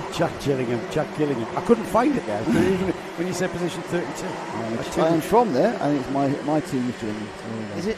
I said Gillingham. Yeah, that's. If I'm saying it wrong. No, it's either, depending what part of the country you are. It's Gillingham in Dorset. Is it really? But Gillingham is obviously the more important one. The Kentish one. Because we've got the football team, which means we win. Well, we don't win as a football team, but we win as a location and a descriptor. Keep an eye out for Locust lad James Wood as well, here at his home track, lad from Workington. He's very, very quick. He's a bit of a ROWRAH specialist. Oh, we've had him before. Yeah. Winning, haven't we? He was at Wadlow last weekend with the NKC as well. Marcus King, another local driver with LRG Motorsport. He's down in 14th. Considering how far apart ROWRAH and Warden-Law are, but it does seem there's a lot of drivers on that who do that as their axis of local circuits. There is, because it's A69 if you're in the north, A66. Here we go. We are racing for the first time in the super heats for senior Rotax, and it gets very, very busy there, doesn't it? A bit of scuffling. I think I haven't got through actually. There's a few carts got pushed slower. I don't think anyone even lost a position. As you can see, it's slightly clouded over. The sun has gone in a little bit. It's still very, very warm. Championship leader Lucas Blandford, who leads though, Nick, in solid style. And there is the number 11, Levi Earle, getting his head down. Levi, we know how quick he is. A bit of coming together. Yeah, going through the craze. No surprise there. A few back markers there. I think they've got going again. No yellow flags or any sign of a Battenberg. Solid first lap here from the championship leader though, Nick. We've got him leading into paddock. He'll lead out of paddock and already pulling a little bit of a gap from Rhys Bailey and John Brown. We've then got Max Taylor, Morgan Hudson-Brown, Taylor Dixon, Liam Phillips, Ross Tyler, Michael Ambler, Caitlin Seabrook as the driver rounding off the top 10. At the inside there, that was a change for second, wasn't it? Was it an attempted change for second? Yep, it is. So John Brown has picked off Rhys Bailey, picks up second. Teammates have swapped. Got 3 in a row from the same team. Isn't the S plate with Max Taylor, which is a very similar livery? Yeah, it is very similar. Is it very similar? Yeah, it's a similar livery. There needs to be, I think that's the same, isn't it? Those are 3 teammates. Yeah, they are. Let's see. Now that changes the dynamic, doesn't it, when it comes to overtaking? It absolutely changes the dynamic. There'll not be any do or die moves. It's been one hell of a break by Lucas Blandford though. He's got right away now. He's over a second ahead after 2 laps. It's Brown, Bailey, Taylor, and Morgan Hudson-Brown is the one who's the first person on the who's not in this axis of blue and red from second to fourth. I think they are. It's quite confusing when everyone's in the same. Also, they've all gone for multicolored helmets as well, so taking them apart relatively difficult. But you have 1 blue overall and 2 black overalls. That's what really is the differentiating factor between those 3. You're not team this with. I'm trying to find out. I'm going to look at that livery because they are very similar to other teams here. The Kart Republic, though, of Lucas Blandford is the kart very much in the lead. I just can't make out that name on the side. Further down, being a little bit more settled down. We've got a few changes around. No big moves yet for Jack Gillingham, Here which it is comes. unfortunate. Scottish champion down the inside of McRae's. Max Taylor it was, and he will latch onto the rear bumper. He's taken two in that corner. Yes, he's taken two, absolutely. I don't know what happened to Rhys Bailey, because he went down the inside of the first one, and then what happened to the number 95? And he just goes wide. Does he go wide? No, the number 95 was John Brown, that's second. Yeah, it's third he got. Yeah, so he's up to third. Yeah, now we then, confused ourselves, not the first yeah, time. we did. Now John Brown, that's because they've slipped back. John Brown has slipped back towards the karts in third, fourth, fifth and sixth. We've now got a massive train. John Brown, Rhys Bailey, Max Taylor. Or Max Taylor, Rhys Bailey, I should say. Morgan Woodson Brown, Taylor Dixon. And then just behind them, Ross Tyler, Michael Ambler. It's breaking into a bit of a train of karts here, Nick. And if I'm not... I tell you what, that S-plate of Max Taylor looks like he's got a bit of pace, and he gets his head down. Does make a difference putting your head down, getting that air across your head and out back. And then you get a couple of mile an hour perhaps. It makes a difference. No. I didn't think it made... It's free pace. I experienced it for myself and gained tenths of a second. Well, one of the things is, if you ride a motorbike, a sports bike, you know you can brake the bike significantly just by sitting up in the wing. You know, you just feel it slowing down massively just by getting out of the ground. Very early in the season, we did a little bit of a tech talk on aerodynamics with our... Still available on Cars Live TV YouTube page? Absolutely, with our resident aerodynamicist, Naz Tremorian. Who's actually a professional, not just making it up. Who is it? It's the YouTube aerodynamicist. He's a very well qualified aerodynamicist. Ironically, though, works for Jaguar Land Rover, and the most unaerodynamic cars on the planet. Yeah, but therefore the biggest chance of improvement. He's got absolutely. He's got a lot to do. And he explained the airflow from the front fairings over the drivers, and it's very, very important the way that you angle them and the way that you get the front fairing. It's not just for aesthetics. It's actually, it can help performance. Now these beginning to string out now. The aerodynamic performance not becoming a factor there, as we're seeing no slipstreaming whatsoever. It's not really a slipstreaming track, though, is it? I mean, you don't have It's any not massively really long straights. There's a few, but if you think about some of the other tracks, for example. Three Sisters at Wigan, where it's got a massive straight, you can absolutely every slipstream all the time into that final corner. It's just the first corner, doesn't it? Start finishes on that track. But here, most of the short straights lead into a quite bit of tight braking. And you're punching out of a slow corner, so you've not really got that mid to maximum speed where the aero will come into play. Just when the aero's coming into play, you're on the brakes with the next hairpin. And the longest straight here from Ideals down to the stewardesses, you might get a little bit of a toe towards the braking area, just at the braking area, but then you're on the brakes and then you destroy the toe. And these, of course, are the fastest karts of all, and therefore they need the longer amount of straight for the aero to really kick in, because you're actually on the straight for less amount of time. Yeah. So that my teams, you probably do get a bit of aero pull, because they're sitting down in the slipstream for 10 or 15 seconds in a bird distance, 5 or 6, and just isn't enough time to pull up and gain a length and get past. This battle settling down then, this race for second place behind the Lucas Blandford Kart Republic. The number 67 already into paddock turn now, and with under 2 minutes, they've got a little bit of this race to go. So no chance to just settle back. We are still racing as flat out as we can. A very physical part of the track there as it goes up over the brow into the chicane and turning sharp left, getting on the power to get you down to that hairpin there, McRae's. Not looking like we're going to see it. I just think we maybe are a couple of laps away from seeing Max Taylor positioning himself just in the right place to have a go at John Brown. Hudson Brown is more likely to do Bailey than any of the other overtakes that may or may not happen. Down to a minute 22 in a lap. So within the 2 minute bell, Blandford is away unless he makes a mistake. Around Paddock Bend. And again, Stephen just kind of... This is very, very foreboding for anyone. He finished second, Lucas Blandford that is. He finished second at Warden Law. He finished first at Shennington, finished first at GYG, and finished first at PF. The question here in the car championship for senior Rotax is who can beat Lucas Blandford? At the moment, the answer is no one, because he's leading the first of these super heats And undoubtedly, Nick, this is going to put him towards pole position if he can match this anywhere near top 3, top 5 in the second of the Super. My guess is he could win the championship today.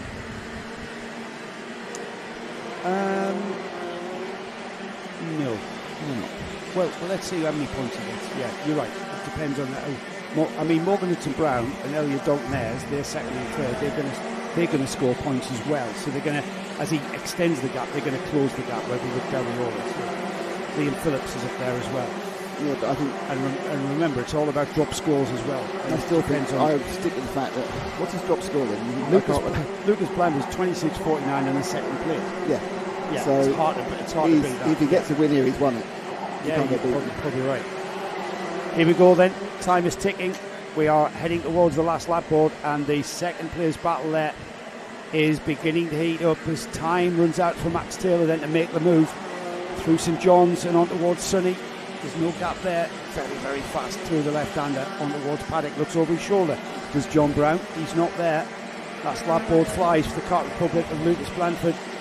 Off towards the chicane then. When's it going to come, Nick? Is he going to have a go here? 2, 3, 4, 5 all together, but he's going to have to make a move quickly. I don't think you can count getting these carts around at Paddock, so it's really one of... You've got 3 opportunities now. One's gone. The next one is up the inside coming into Airedale. That's how it works. The next one is the block pass into the Stuart Esses. He's actually dropped off a tiny bit. He's now looking behind as much as in front. And will it be a do-or-die move from the 20? Nope, doesn't do that either. Thought about it, did Reese. But Reese has actually picked up to 4th. But... looks like everyone thought about doing something and nothing's going to happen. Yeah, and all that's happened is Kirkcaldy has lost contact with John Brown. Let's quickly pick up the leader as he comes across the line, guys, if we can, as we get the leader crossing the line there. Well done, Mark and Martin out there on the cameras. We did get Lucas Blandford taking that win. Dominant, isn't he? Yeah, that race didn't quite explode like you thought it would do. We had some shuffling about in the first couple of minutes, and then everyone went, no. I did think that they were so equally matched that it's just when you're so equally matched, you're braking at the last moment, you're accelerating when you're supposed. It's very, very hard to get any difference anyway. You're relying upon a mistake. And with John Brown finishing second, no mistakes there. Max Taylor, no mistakes there for the Scottish champion there in third. Reese Bailey fourth, Morgan Hudson Brown fifth, Taylor Dixon sixth. Seventh was Michael Ambler, Ross Tyler was eighth, Dominic Darling ninth, local lad James Wood rounds off the top 10. And the rest of the finishers there were on the timing board. I hope you managed to gather who you were supporting there. We quickly move on, Nick. It's the bit where you talk while I get the grip. There's kind of a very mumbly announcement he made. The track, I can't work out what it is. So.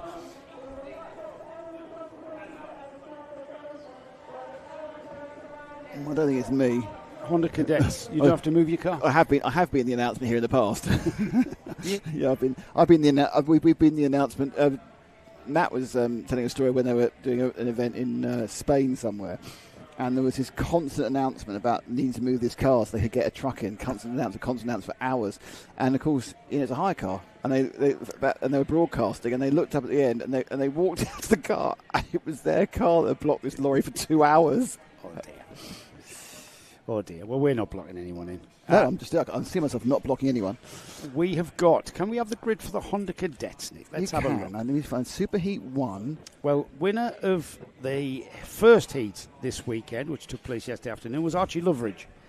And Archie is our pole sitter because he finished third in the second heat. And then alongside him, Riley Blakemore. He finished fourth and then took the heat win in the second one. Arthur Murfitt shares row 2 with Jack Wykes. Luke McGall and Jan Prakash share row 3. Row 4 is Shaylin Srikantan and Bradley Sutton. We then got on row 5 Elliot Bork and Ronnie Jones. 6th row is Mason Becker and Archie Cannon. Ethan Pearson and Theo Hamilton are next. Jerry Dufficy and Reggie Dufficy are next. Luke Jardine and Sawyer Henderson share row 9. Row 10 is Maddie Horsepool and Finley Thursfield. Sam Dixon and Dino Rowlands are on row 11 with Seth Wright, Ollie Knox, Maximilian Mikalski, Luke Hamill, Oliver Ratton and Arthur Bath rounding off the 28 kart field. The championship has Archie Cannon leading. Archie starting this superheat in 12th place. Archie carrying the S plate, so he is another of our Scottish champions. Elliot Bork is in second. He starts this one ninth. Elliot third at Shennington, third at Gleneagles, second at PF. He drops Warden Law with the 7th in the final there. Archie Cannon, of course, was our winner at Warden Law. On the podium at round 2 at Shennington, and then an 8th place at Gleneagles. Riley Blakemore. Now, Riley starts on the front row of this one. Now, he's currently third in the championship. This is a very, very open championship going into the final 2 rounds. Riley, second place at Warden Law, a second place at Gleneagles. He had an absolute torrid time at PF with a 33rd place finish in the final there. Luke McGall. Luke is currently 5th on the grid for this one, and he's 4th in the championship. Winner of the last 2 rounds, the Gleneagles round and the PFI round, was Archie Loveridge. Now, Archie is our pole sitter. Now, Archie back into contention in the championship with the 4th place at Warden Law and 8th place at Shennington. Not a bad score to drop, and currently on target to better that. So that will remain his dropped score, I think, if this performance continues. After a win in Heat 1 and a third in Heat 2, he scored 40 championship points. So maximised that one coming into the super heats here this morning. We've got a chunk of racing to get through. We haven't even been through all of our classes yet. Yeah, I'm not quite sure. The ambulance is back on the track again. I'm not quite sure why this is. Unless Maybe that's how it leaves. Just needing to move from its position, yes.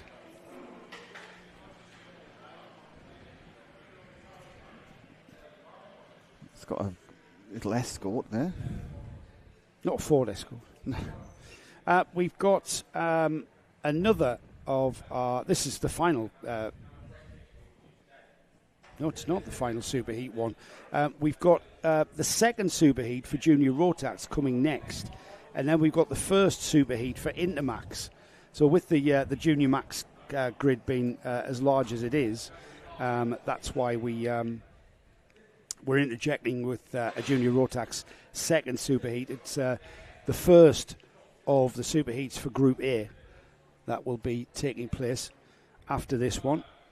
And then it takes us all the way through to about 1:45. Well, about 1 o'clock will be when the Intermax Superheat 2 concludes, I would think, if everything's on target. And then we go for what will be about a half an hour to 45-minute break. And then we kick things back off with the repechage for Junior Rotax, which is a bit of a B final, as Nick mentioned it. Yeah. There. So we got back on another delay again. It's something ambulance-y based. I don't know what it is. There's no one needed any attention after the last race. Has the ambulance moved away? Yeah, it's now moving up the hill again. I think there's a problem getting out.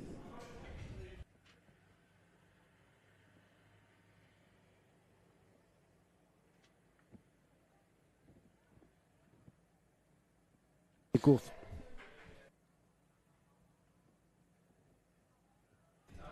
So they've opened up the left-hand side of the track. They'll close that back down again, and we'll get rolling again.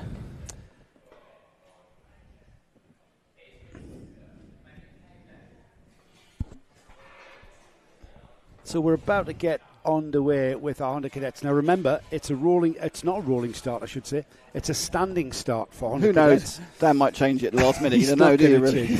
No, he hasn't replied, actually. I just want to clarify the Micromax only been given one rolling lap. We'll bear that in mind next time out for the Micromax class, but every other class has been given 2. And I suspect that is the thing, that it's 2 laps for everyone other than Micromax. We'll keep an eye on that. Honda Cadets, though, about to be released from the holding area. They'll do 1 lap around and onto the grid. The Honda Cadet Superheat with Archie Loveridge and Riley Blakemore at the front, and we're just waiting for clearance now, just sorting the track out. Weather forecast is to, as we hurtle towards lunchtime here, 10 to 11, just coming up to 10 to 11, 10:50 for our American viewers. Have we got anybody on the chat yet, Nick? There's a few, but they aren't saying many things. We won't say anything. Words of support? No, someone saw what happened to Ethan Lloyd. Car broke down. Kart didn't work. Ethan Lloyd failed to start at the and release from the collecting area, and so he had to start at the back of the grid, and then the kart failed him during the race. So I suspect that cause and effect on what that problem was, that the kart oiled up or something, and then eventually it couldn't clean it. Stopped. Tried to sort of clean and then wasn't cleaned. Yes. Yeah. So shame for him, and that's kind of give him a bit of a recovery drive. He will start on the front row for the second of the superheats, because he's earned that from his finishing yesterday. So it's the same grid. It's going to cause him problems overall for the final, isn't it? It is, yeah. He's got a DNF who's dropping down a few places. He needs to win the second superheat. That will really put him back up towards the front. But Seb Crawford there looked absolutely unbeatable. He looked very, very assured. He did, yeah. But don't forget, it could be completely different conditions by the time they get the second heat, and certainly completely different conditions by the time they get the final. Yeah. Shall I have a look at the satellite app? Oh, go on then. And see when the rain's coming. Here comes the rain again. And I've talked to some locals here. Have they got a bit of seaweed on the wall, have they? Well, they're better at forecasting the weather here, ROWRAH, because they kind of live here. So we've got clear skies at the moment, and then the rain is coming at about. You see that just as it hits the hill we're on, it dissipates away. But it's scheduled for about 1 o'clock, and then potential heavy rain by 2. So it's from 1 o'clock we could have a change of track conditions. So we'll keep monitoring that. At the moment, though, the sun is shining. It is. The cloud is broken, wispy cloud. What sort of clouds are they, Nick? They're quite high, aren't they? Stratus, aren't they? I don't know. Do you have any geography? Ash, do you know clouds, geography? Ash? Do you know clouds? His head's in them usually. Oh, very good. Yeah. Does Ash know clouds? He doesn't know rocks, by the way. Yeah, only one of the team who went for a run before dinner last night. Yeah, God. Yeah, ought to be young again, eh? Oh, yeah. We're just jealous. We're just jealous. Oh, I've got to go. I'll be a couple of minutes late for the beer because I've got to go and have a shower after my run. After me run, yeah. The thing is, if I was as young as Ash, and I would love to have gone for a run, but I'm not sure I would have. Because there was a bar open at the hotel. There we are, you see. Yeah, and that's why I am this size. It is true, but you and weren't that is why Ash is that size. But you weren't that size at his age. No, I wasn't. I was that size. You were skinny. It's coming to get you. Keep running. I've told you before. I can't wait. I can't wait for his metabolism to slow down, so I can just sit there and watch him expand. Yeah.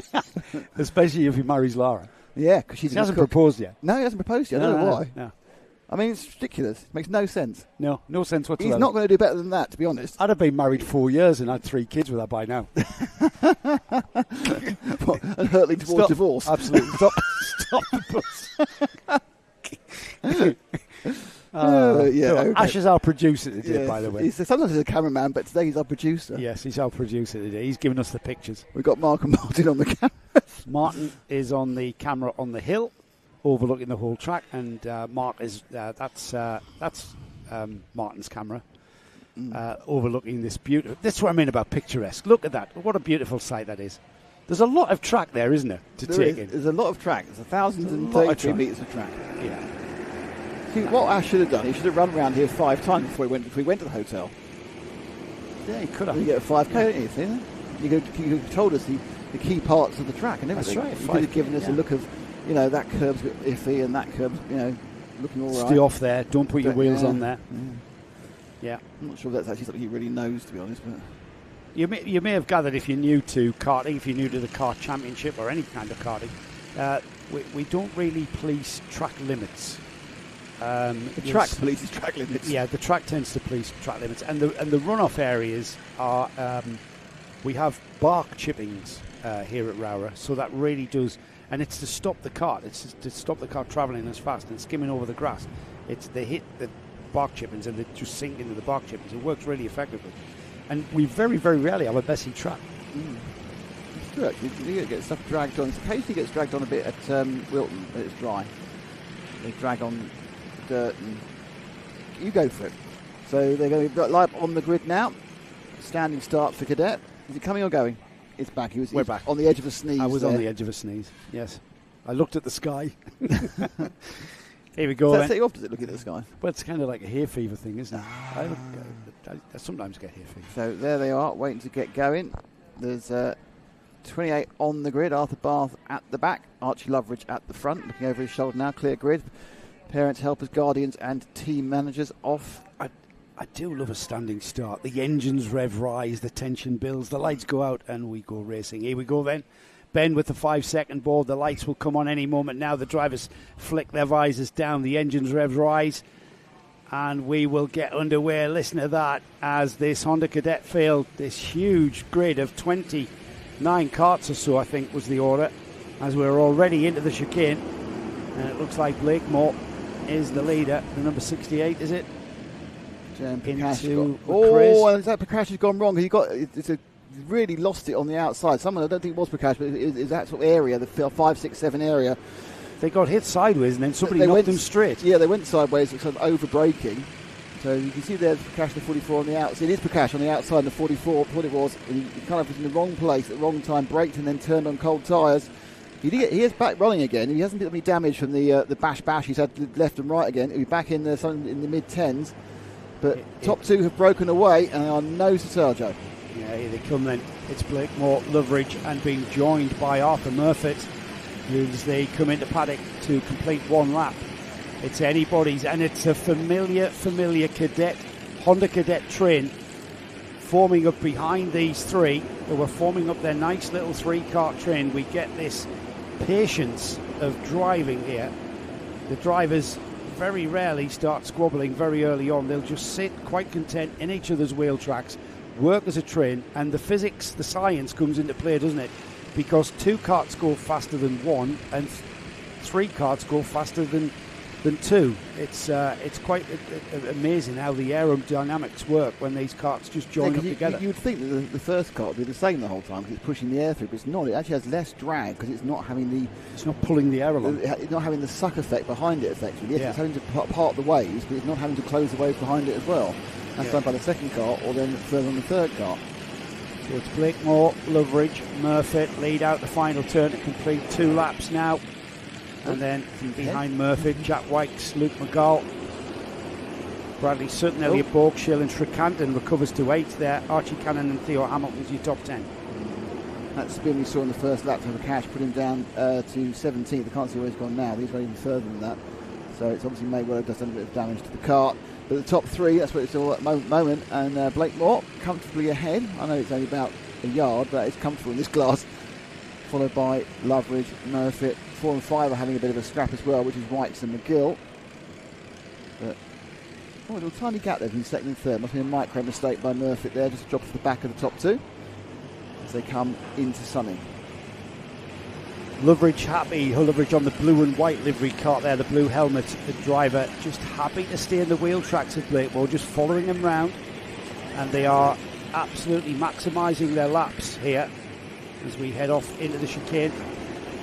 The rest of the field a little bit messy there through the chicane there. These 3 at the front of the field being able to keep that gap to Luke McGall and Jack Wykes in 4th and 5th, and without any challenges coming. We're 5 minutes to go, so we've had 3 minutes of racing, and it's been like this since the very start.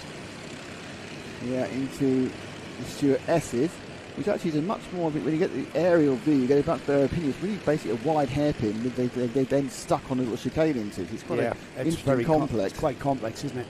It's a wide entry. You've got to take a really late apex, but that opens the door massively to anybody down your inside. Yeah. So it is a very, very optimum pass. The fastest line, the racing line, not necessarily the same thing on every lap. Some laps the racing line is the one to go for, and other laps now that's a really bad idea. But there's now breathing space between the top 3 as they gap as they go up through Row Rouge, and just you see really, but what is Archie Loveridge doing? I mean, very possible Archie is doing what we've been praising the other drivers throughout. They're just waiting. Haven't got to make everything a scrap. It's not all about who leads with 3 minutes to go. It's who leads as they go across the line. It's the Honda Cadet way. It is absolutely the Honda Cadet way.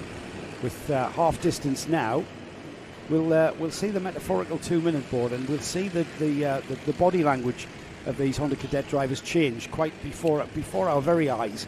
We will see them starting to maybe look for that gap. Arthur Murphy's got about a kart's length. He's not exactly on the rear bumper of Loveridge. And then a very lonely, or relatively lonely, it's a Honda Cadet lonely for Luke McGowan in 4th and Jack White's in 5th. Looking over the brow there at ROWRAH, the chicane here at ROWRAH.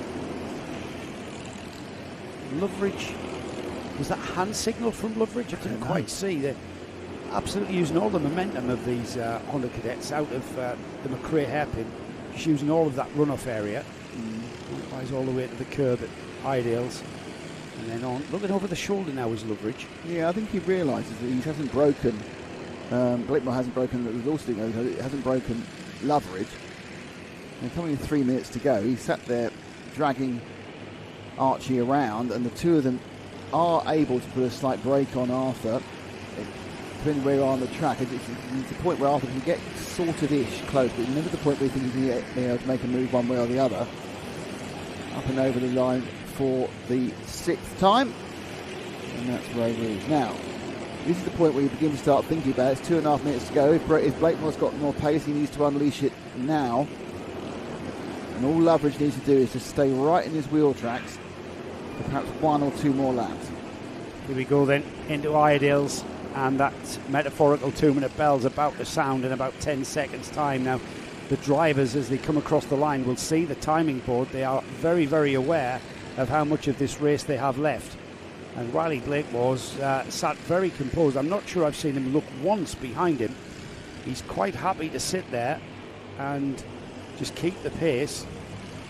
He's with Project One, I see, the P1 on the front of his cart, who are very, very quick at putting a cart together in this Honda Cadet class. Got a lot of experience underneath them. Loveridge, likewise, has been a part of the Honda Cadet scene for a while, so you've got the very cream of Honda Cadets here in the Kart Championship at the front of this field. And look at how much speed that Riley Blakemore took out of the McRae hairpin there, Nick, using even more than normal just to keep that pace up towards towards Iredale. But when they came through Iredale, they were as close as they could be without touching, so it didn't really gain him anything. Archie taking a slightly faster, more racing line. It was a semi-defensive move through that part of Stewart's by Riley Blakemore, and that's why they're now nose to tail again. It was a little bit, a small air gap as they went up ROWRAH just, 4 or 5 corners ago. And they then go into paddock. They're going to get 2 more. They're going to cross the line in about 45 seconds, and they are running at 53-second laps. So there's 2 more to go for Loveridge to do something to Blakemore to hold him off. Murphy really is in a position now where all he can do is pick up the pieces. He's not got the pace to take on these two, but the good thing is when two people are battling, there's often things for the third person to gain. Yeah, and I think that's what Arthur Murphy's hoping for. Already we're seeing a defensive line into Iredale's. That's going to cost him time, though, lap time-wise, and it's going to allow Archie Loveridge to maybe spot a point where he can make a move. Now, I've just noticed they've both got Project One overalls on. Are they from the same team? That's going to change the dynamic. Yeah, that's not a Project One livery on Loveridge's cart. They may not be under the same awning, but that's going to make for an interesting lunchtime if these two get it wrong. But just look at the way they're battling now. This is what I meant about the body language. Yeah, you're absolutely right, Joe. I mean, these two laps up the inside, he's into the paddock bend inside, trying to get round. I think he's done it. Loveridge has got. Oh, he's pushed Blakemore wide as well. So not as he got it, but the Murphy has picked up the spare.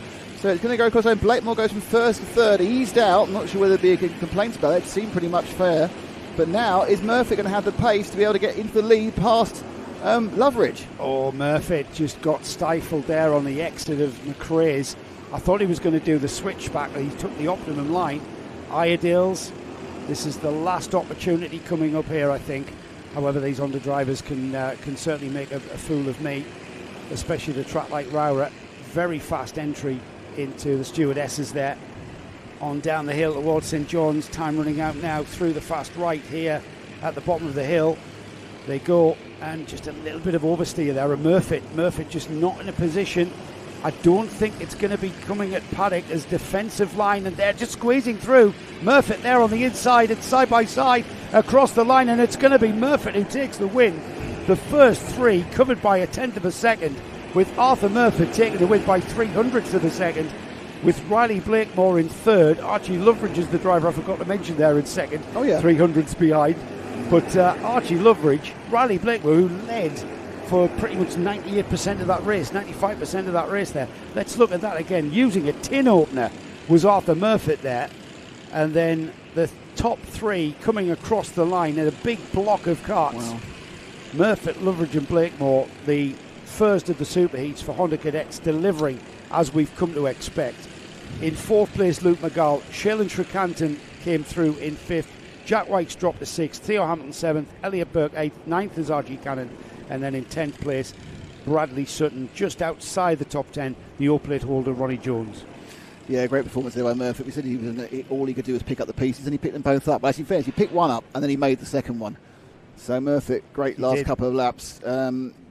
I'm not sure. I think Blakemore might be a little bit upset about being eased out as much as he was by Loveridge on the penultimate lap, but I don't think that'll go to the stewards. I think it's just racing. We'll wait and see, Nick. We'll wait and see what happens with that. We've got our second junior Rotax superheat about to take place. It's AVC. It's AVC. So much better than BVC we had earlier. BVC. Sounds like something you'd take for a cream for, isn't it, BVC? I've got some BVC, yeah, it's a bit itchy. BVC again. AVC, though, completely different groups. We've got Group A and Group C out for theirs. Riley Bishop is the pole sitter. He's the pole sitter and championship leader.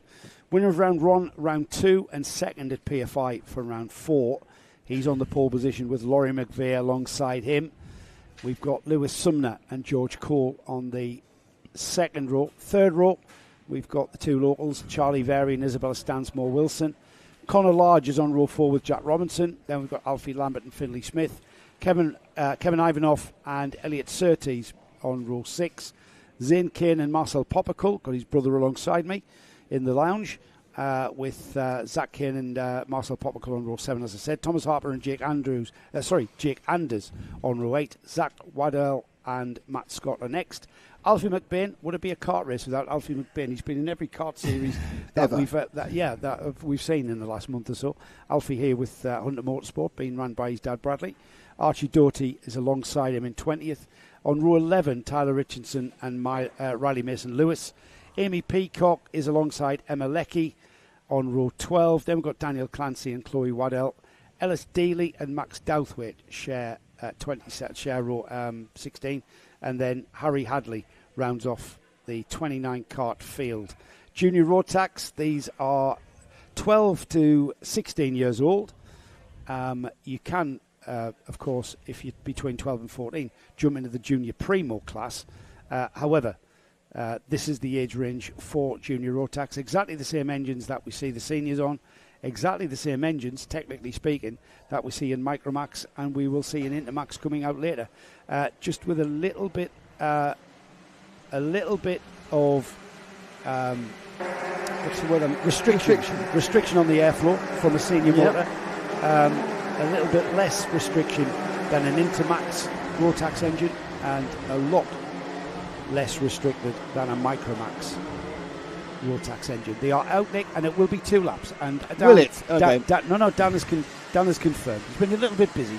There was a lot of track action going on there. So it's just Micromax that he's out for one. All right. I mentioned the championship there. Riley Bishop leading the championship. Winner of round 3 at Gleneagles was Lewis Sumner, and Lewis Sumner starting on the second row for this super heat. He was third at PFI as well. He's dropped round 1 at Warden Law with a 30. It must have been a bit of a nightmare for him. 32nd in the final there at Warden Law. The Laurie McVeigh, who is starting alongside, is not in contention for the championship at all.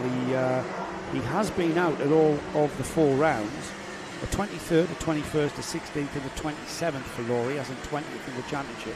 But he's doing a very cracking job here on the number 233. And he will start alongside championship leader Riley Bishop. So Laurie McVeigh finding the ROWRAH weekend to his liking, I would think. Yeah, it's going well. So McVeigh will lead them over. Bishop, who is another driver who, with a very good result here, would be close to... he's got a bad drop score, perhaps not. He's prepared to take both the rounds. He has a comfortable lead, really. It's his to lose now, this junior championship. Even after 4 of the 6 rounds. Very, very tight formation going round the paddock bend. And then coming over start finish, you can hear the engines rise. They've kept good delineation. I think is that one going to be okay? Looks okay. Bishop who leads, though, Nick, into and out of the chicane and on towards McRae's. It's going to get very busy here as the drivers get on the brakes. Remember, only braking on the rear axles on karts, so the karts do squirm a bit. Already we're seeing a little bit of Vey and Cole there. Yeah. And then it's gone off pretty much in order. Charlie Vary's got himself to fifth, so he's made up a place from the start. I'm not quite sure who the meat in the salad is, whether it's Sumner or I think Isabel Stanmore Wilson may have lost a couple of positions on the first run down to McRae's. But we now come to, this is the second, third, fourth, fifth battle, already breaking away by quite a considerable amount, is Riley Bishop. He's laying down his marker so quickly, Joe, and he's side by side as they go up to ROWRAH, you know, back into single file, because that's not a place you can get two karts through safely. It's a very brave move there, and he's cost himself a bit of time into and out the chicane now, and that's cost him down towards the McRae's hairpin. And I think that's is that Lewis Sumner on the black and white kart, the 232, or is it the 238? Yeah, it is Lewis Sumner on the black and white liveried X kart as he goes through. Look at this. This all happened at the chicane. George Cole cost himself time, and Charlie Vary's gone with him as well. Charlie Vary's gone with him, and Isabella Stansmore Wilson, I think, was in amongst that as well. Yeah. So Charlie Vary, the yellow and blue kart there, the bright yellow kart of ST Racing, now onto the black and white liveried kart of the X kart driver. As they come across the line, Riley Bishop's already checked out. He's already 2.8 seconds into the chicane again. Thinking about that one, and that's Isabella Stansmore Wilson. I mean, a real think about that one. Yeah, she knows this place quite well, like the back of her hand, I would think. Isabella, she's been racing here for a long time. She probably thinks she needs to get past Lauren McVeigh because she can see the other two getting away. Yeah, and that's not what she wants. Sumner and Vary have made a break themselves in second. They're not a break of our leader. Bishop now was 2.7 seconds ahead some time ago. And I'd say the lead looks even bigger visually. I'll just watch him sweeping round. Something. The X-Kart driver Riley Bishop leading the championship is gone. He's checked out there. I think it was Stansmore Wilson. I think he did pick up the position there. I think it was her. When we go across the line. I know it's the way around. It was Cole getting past Stansmore Wilson that time. Oh, what happened there? Sumner tripped over coming out of the chicane, and Charlie Vary, he looked like he got fired out of a cannon coming out of the chicane. Now, I think he's been held up here. Lewis Sumner definitely being holding up Charlie Vary, but Charlie Vary puts that to rights with an inside move at the Iredale hairpin, and he's gone now. The Project One driver, Laurie McVeigh, on the 233, they're getting involved as well, and down the inside. Yeah. What has happened to Lewis Sumner? All of a sudden, he seems to have lost his pace. Yeah, I think he's got suddenly. Yeah, you're right. He came up and over the hill. I think he got choked up behind him. He's then lost two positions. It seemed like he may have bogged down. It was like a bogging down. If this was gearbox, I'd say missed the gear because he came out the chicane and he just didn't have any momentum coming out the chicane. And I'm just wondering there, the way that he seemed to have lacked a bit of oomph out of the corner, and he's been swamped now. Yeah, and dropping off the other two as well. So it looks like he's got perhaps a little bit of a low-end engine issue. He might have, yes. They're all ganging up behind him, aren't they, with movers? Luckily for him, it's 7 karts. Luckily for him, the other 7 cars got so involved with each other, they let him go. They were so busy having their own particular fight. We got 1, 2, 3, 4, 5, 6, 7 cars. You're actually 7 cars around Stewart's here, all trying to be in the same position at once. So that's going to be Stansmore Wilson, Ivanov, Popperclaw, Lambert, and Robinson, all fighting for sort of like 4, 5, 6, 7, 8. And it's absolutely hung out to dry on Sonny there with one of the drivers. Oh yeah, it was the. I'll find out who that was. I think that might be Kevin Ivanov. Let's see if he drops down. No, it was Cole. It was Cole. Maybe that one. It might have been even Finley Smith. Yeah. He got absolutely. He ended up on the dirt on the outside of Sonny and almost hit that rock. Yes, it's been completely reduced. Sumner is having to really defend, and he's lost definitely got a little bit of pickup issue. He's not punching out the corner, is he? He's not picking up out of the corner, but he's got plenty of speed at the end of the straight because he snatches that back. And is he geared it, Bob? Who's he took with him? Is that Marcel Poppercull who's latched onto his rear? Right behind him. It is Marcel on fire. 4.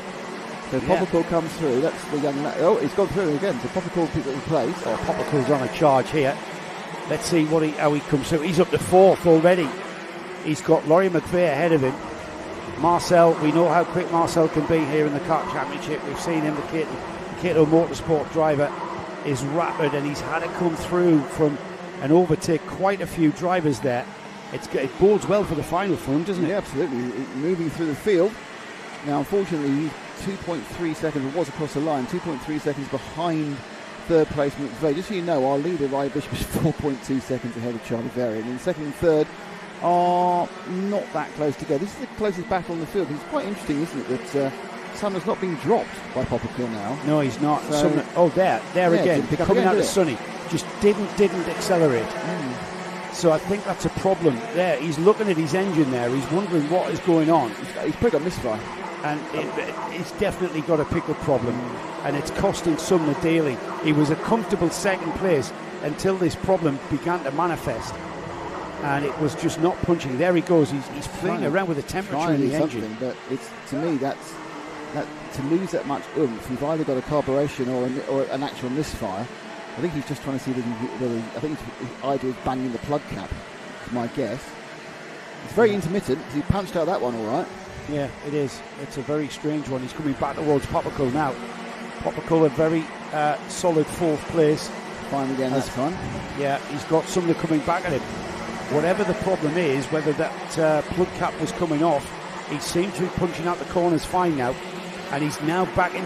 He's back up towards Popperkill. No, there again. Gone again. It's the chicane, Nick. It's intermittent. It gets to a certain speed, and it's just, look at that. That's really unfortunate. Oh, that's a shame. What Lewis needs, I'm sure, he's experienced enough to know now, I've got to try and do something about it, but you've just got to survive. You've got some pace. It's just a couple of places where you can't fight anymore. He's open in various places. He's trying to see what the problem is. I mean, but now he's as fast as who went past him? Yeah, Alfie Lambert went past him. He's as fast, not faster than Lambert. Yeah, he is. And then he's fast through here. If he gets to pick up, he got it this time. Yeah, he picks up well, picks up all right there, picks up likewise. It's the chicane, strangely. Is that the slowest? That's not the slowest point, is it? It is a tight left-hand bit. If it isn't the exit as slow as anywhere else. Here we go. That's really tight. You've got to really. All right that time. He was okay that time. Fine that time. He was fiddling with some light. I wonder if it's an intermittent ignition problem. Yeah, and the way that the G-force takes the loom. I'm just speculating here, of course. I don't think it's carburation, because it's not every single corner. No, that's right. And the carburetor stays the same. Electric, the black art of electric can be wrong. Yeah, and just the 5 times a lap or not at all. Coming over the brow of the chicane was, the G-force taking the loom. He may somewhere. drop down to a certain number of revs and it confuses it. We've got to too low. You don't know. It could be an alternator. Anyway, suffice to say, he's battling on. He's got this one and one more, because Riley's already crossed the line. No, we've got 2 more. Yeah, this one and one more. That's 2. Yes, isn't it? Yeah. That's it. And there again. There it comes. It comes again. An intermittent pickup problem. And he's looking at back to Robinson. Just so you know, there's no real battles in the field apart from Lewis's battle against his electronics. Bishop's happy with 4 seconds. He's holding 4 seconds. There he's got about half a second over McVeigh, which visually wasn't under any threat. Have a look again. Still not under any threat. It's stayed exactly the same. Marcel Popperkill, who's forced his way eventually. He's broken away again. Yeah, he's pulled away. He's pulled away, and he would be catching. He would be on par with the carts in front of him. Whether it be on par, let's see what his lap times are in comparison. So Riley Bishop, 46.7. Charlie Very, fastest lap of the race that time by 46.5. Popperkill's putting in a 46.8. Yeah, Bishop's not pointing. Can we find our leader, please? Take him over the line for the last 2 corners. He got a good 5 seconds of screen time at the start, and then that was it, really. And then disappeared. Yeah, and then off he went. He was hard to find. So Bishop is leading this one. This is the looking at second and third, but that's not going to change, barring a complete mistake by somebody. It's the car just ahead of this one. There he is. The ex-kart driver is about to take this superheat. In fine style. I don't think he's even broken sweat. I'd like to think he has. And look at that, he backs right out as well, coming across the line. And never broke sweat despite winning races. Michael Schumacher. He walk up to the end of the race and he's like nothing. And he just didn't sweat. He didn't sweat in Malaysia. Like a lizard. He didn't sweat in Malaysia. But there was something straight. Was he human? I don't know. He didn't like air conditioning. He hated air conditioning. It was no good for us because you turn it off and everyone just sweat like a... He hated air conditioning. And he didn't sweat. No? He was quite fit then, fairness to him. That sweat. Amazing.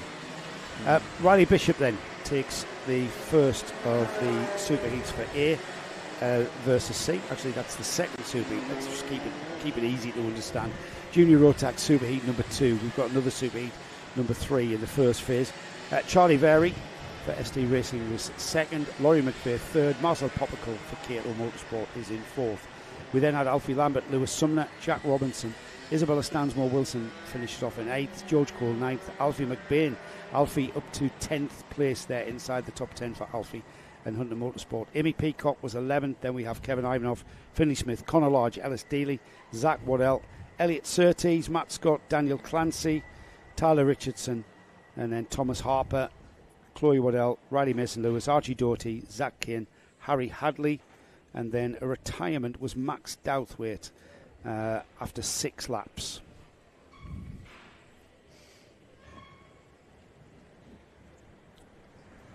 So sure as night follows day. Following this is the Intermaxes are out already. We are suddenly speeding things up, Joe. So, that's gone a bit wrong.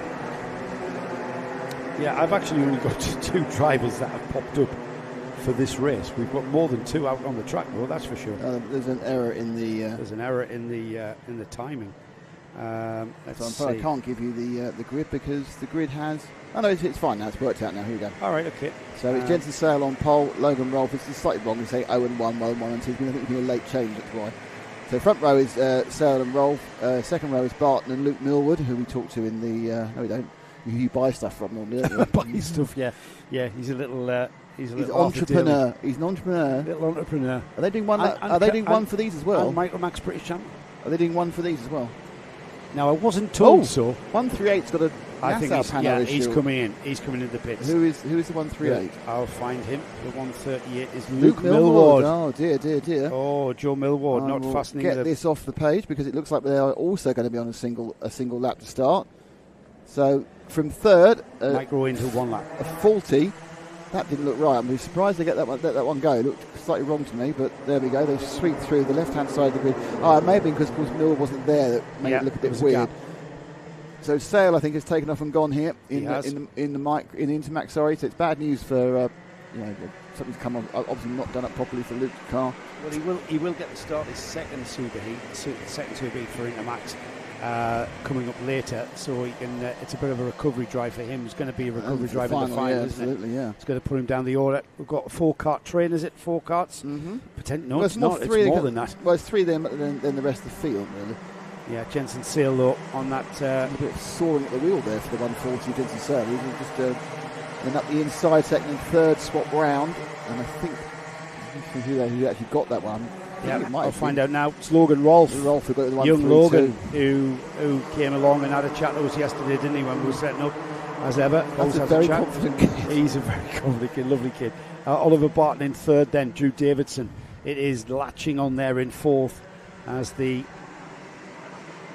quite unique stat. The way Logan drives, he's got a very relaxed shoulders and he lets his head flop around and he's certainly not there. He's crunched forward. He's going there's a go block pass. Go for the lead. Stewart's taking the lead. So early thing. I did say how do you think you're going to do, and he did say I'm going to win.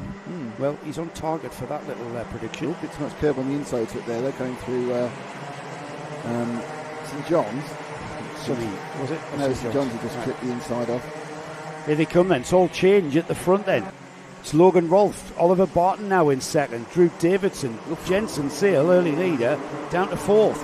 Behind them, Hugo McCluskey, winner of the second heat yesterday, Cameron Tipping, Magrius Kovekis, Hamish Gordon and Buddy Hugo with Noah Jebsen rounding off the top 10. But these 4 it's all going on here. Duking it out, aren't they? Drew Davidson, who was, I think, second with about a yard, is now back down to fourth, fifth. This is allowing Logan Rolfe to disappear. Away. This is Logan's dream come true. These 5 having a battle. In fact, to the extent where the white kart in second, which I think is Oliver Barton, I might be wrong though. I haven't quite memorising the numbers. It was actually kind of pointing head like westward ho. Follow him, after him. Kind of the cavalry went that way to try and make sure he stopped scrapping and started going after Logan. But Logan got himself a nice lead. He was 0.4 last time. It's a lot more this time after they skidded around just about a second.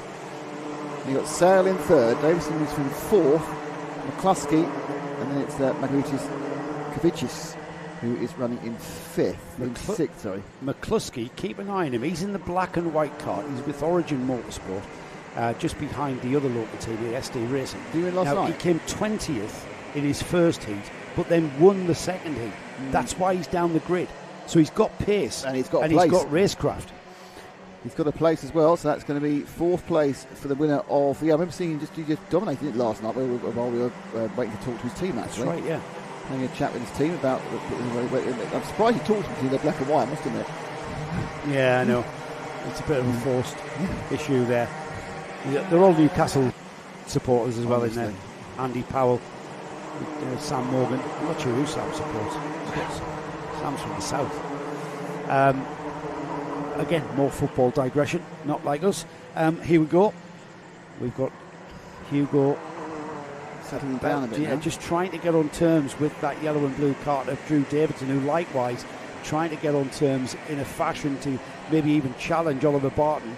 Logan Rolfe, meanwhile, at half distance, he's off and out into the lead. They nibbled it from his lead last time. A couple of tenths got nibbled away by Barton because he wasn't under any challenge. They need to work together, which is what they're doing. Well, they're not. They were, but I think at this point now, Drew Davidson's thinking about having a go at himself.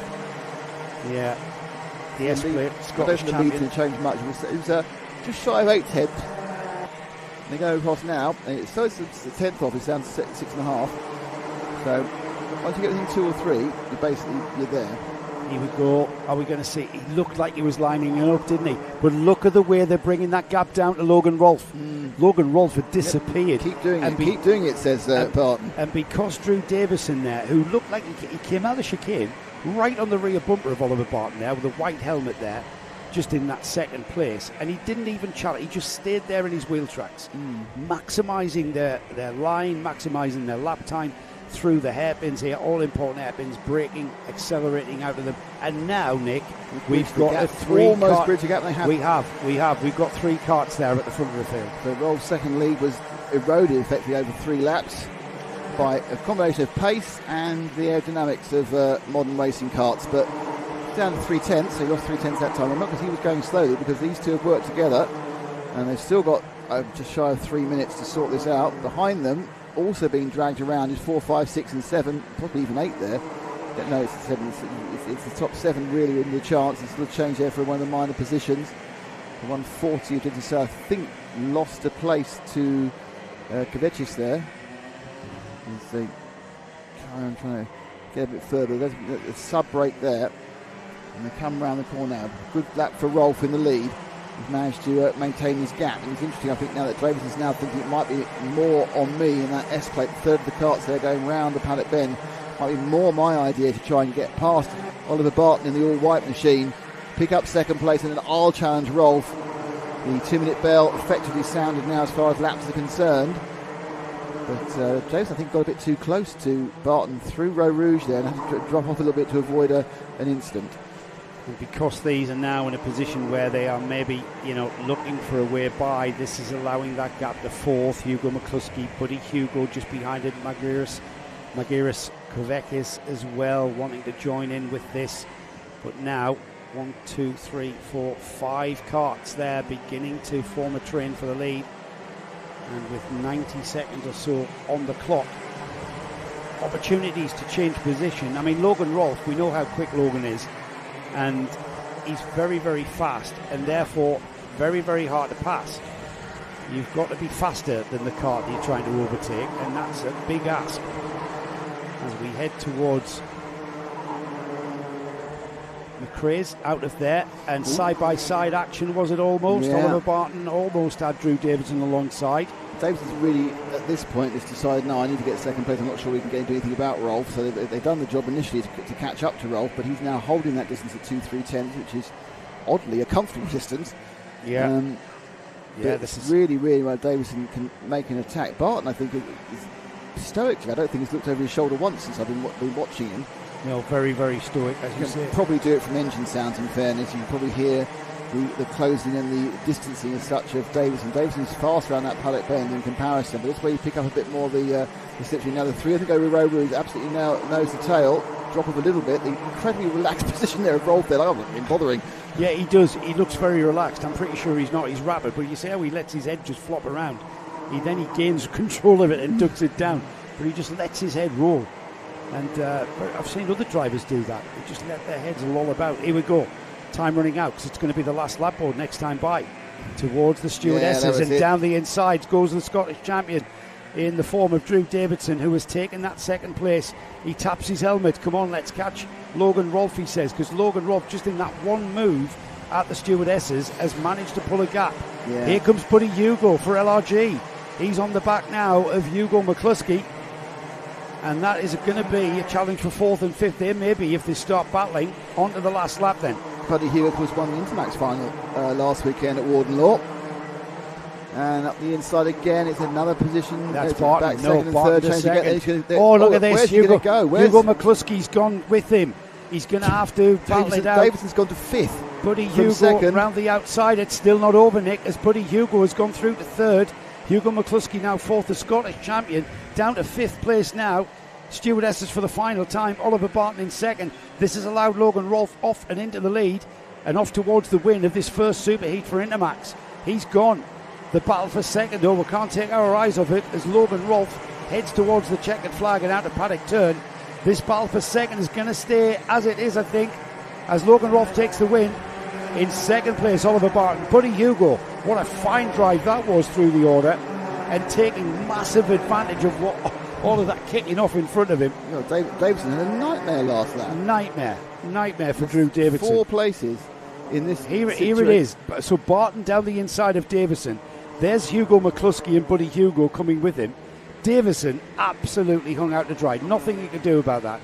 But great opportunist driving there from both Hugo McCluskey and indeed Buddy Hugo, whose momentum carried him forward to 3rd. So behind 3rd place Buddy Hugo McCluskey in 4th, winner of the 2nd heat here yesterday. Drew Davidson ended up in 5th. Larry Price was 6th. Margiris Kovekis was 7th. Jensen Sale 8th.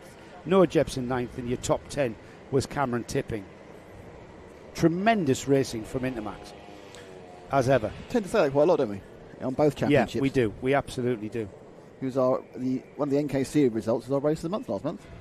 Yeah, they tend to be, don't they? Mm. That concludes our Superheats. No, it doesn't. Superheats 1. Oh, okay. So you jumped in too quickly. Well, the way you did pause. Yeah, the way you said it was kind of like... Yeah, I did pause. So we're back with Mighty Bambinos. Yep. Mighty Bambinos. Second round. Yeah. Second Superheat. Just wait and see who can beat Felix Tandy. Well, I think some of them can. I mean, there seems to be some place in Logan Edwards, but he's starting quite a way down the grid from memory. Let's find out where he is starting on the grid.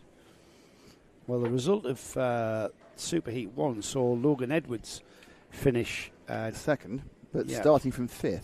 But starting from 5th, so he came up the order. It's the same grid as we saw in the first of the Superheats. Felix Tandy alongside Luca Pede on the pole position. Heath Smith and Arthur Rhodes are next up. Logan Edwards, Elliot Hitch, Teddy Smith, Jack Harper, Arthur Thompson, Oliver Yap, Cal Tennant and Nico Mohan, and Frank Pearson and George Algar. They finished in this order in Superheat 1. Felix Tandy, Logan Edwards, Arthur Rhodes, Heath Smith, Luca Pede 5th, Teddy Smith 6th. So we'll see if indeed Logan Edwards, can you remember he challenged Felix Tandy for the lead. Felix Tandy, of course, winner of Heat 1, 2 and the first Superheat. So he goes into this one in kind of in a style that makes me think who can beat him. Just who out there can beat this young Mr. Tandy. He was absolutely awesome at PF. He had a podium place at round 3 at Glasgow. He had a 6th place finish at Shenington and a 6th place finish at Warden Law, which is the round he's dropped because of the heats phase was his least points haul. Yeah, that Warden Law final was wet, wasn't it? The carts are out though. They're out. Silence. The silence is golden. Electric carts. Yes, do not adjust your set. There is still some ambient sound. It's just that's the ambient sound there is.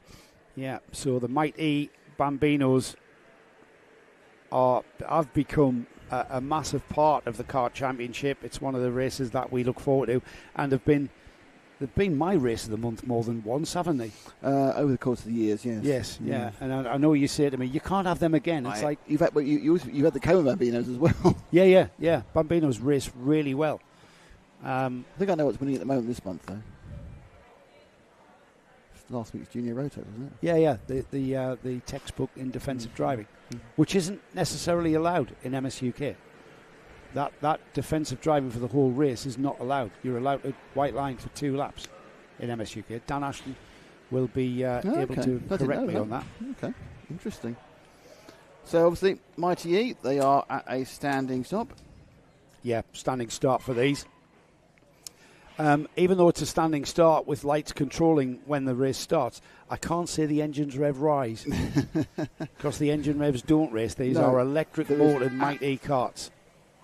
Clear the grid. Hello to Mason GT. How are you doing on the one of the YouTube chats? But anyway, it's Tandy versus the field. Clear grid from Ben. 5-second board means the lights are coming on at any moment there, and we get away. Felix Tandy on the black cart there with the blue helmet, and alongside him Luca Pede, almost side by side through the chicane, but it's Felix Tandy that leads into and out of the chicane. Probably can get 2 Mighty E's up the ROWRAH chicane, but not all going at optimum pace. No, perhaps not. You have to have a bit of compromise. Very, very wide first run there from Tandy, but obviously quite happy. And he's showing his owl-like neck again. 5-card breakaway with the number 3 of Heath Smith already into second. A little bit of a coming together on the outside. That's allowed the number 82 of Arthur Rhodes into third, and Luca Pede comes back at him. Once that third place back, he's got the momentum to carry that around the outside into the stewardesses, but Arthur Rhodes hanging it out and just duking it out, but not coming out in that fourth place, I should say. Elliot Hitch getting involved as well. I think Logan Edwards is picking up 4th place already there in the background. Remember, they can do a bit of argy-bargy because there's no drop-down noses on these karts, so you aren't in danger of a 5-second penalty for that sort of accidental, even slightly edgy contact. But they are away. Big lead immediately for Tandy. He's got Pede. He's got Smith and Pede behind them. Logan Edwards, who I think is the man who's got the pace in 4th. Yeah, I want to say Logan Edwards really picked the crumbs from the table there at what happened at the stewardesses when Arthur Rhodes tried to go around the outside or down the inside of Luca Pede. He really lost out massively. That kart there, though, was the driver that gained. Here they come into Iredale's then, and there's that inadvertent contact there. Just a racing incident. Nobody's fault there. There's no malice in that whatsoever. But then that continued to the stewardesses. It's still continuing to the stewardesses. As down the inside has gone Arthur Rhodes on Logan Edwards. Yeah, but this is his 4th place, drops to 5th. These two scrapping away. This is all good news for Felix. He's the one who's getting away and not being involved in any action. Heath Smith, pedal to the metal, getting every single watt he's allowed about that electric motor onto the ground to try and catch back up to Tandy. Luca Pede not letting him get too far away. Felix Tandy leads by, he was last time through was 0.8 of a second. It still is 0.8 of a second, so he's maintaining that. If the 2 karts in 2nd and 3rd, that's Heath Smith and Luca Pede there. Pede on the yellow and blue kart, orange and black, as Pede goes down the inside of Heath Smith. Nice move. In a very, very nice textbook move, but he's going to do the cutback. Or is he? Side by side towards Airedale's. That is textbook hairpin. If only Luca had a full-size car to be all right. It's because he had a little Mighty E. He was able to get cut back and lost the whole length. Oh, and Felix Tandy saying, thanks for the birthday present, lads, because you are when you do that, you are allowing me to eke out even more of a gap. And here comes Arthur Rhodes in that 4th place. Where's Logan Edwards? Is he there as well? He's dropped off the back, Logan Edwards, on the O-plate. Interesting, because he had a huge amount of pace middle to end of race in Heat 1, and I think the conditions are pretty similar. The track would have got a little bit warmer because it started at 9:15, and now local time is sort of 20 to 12.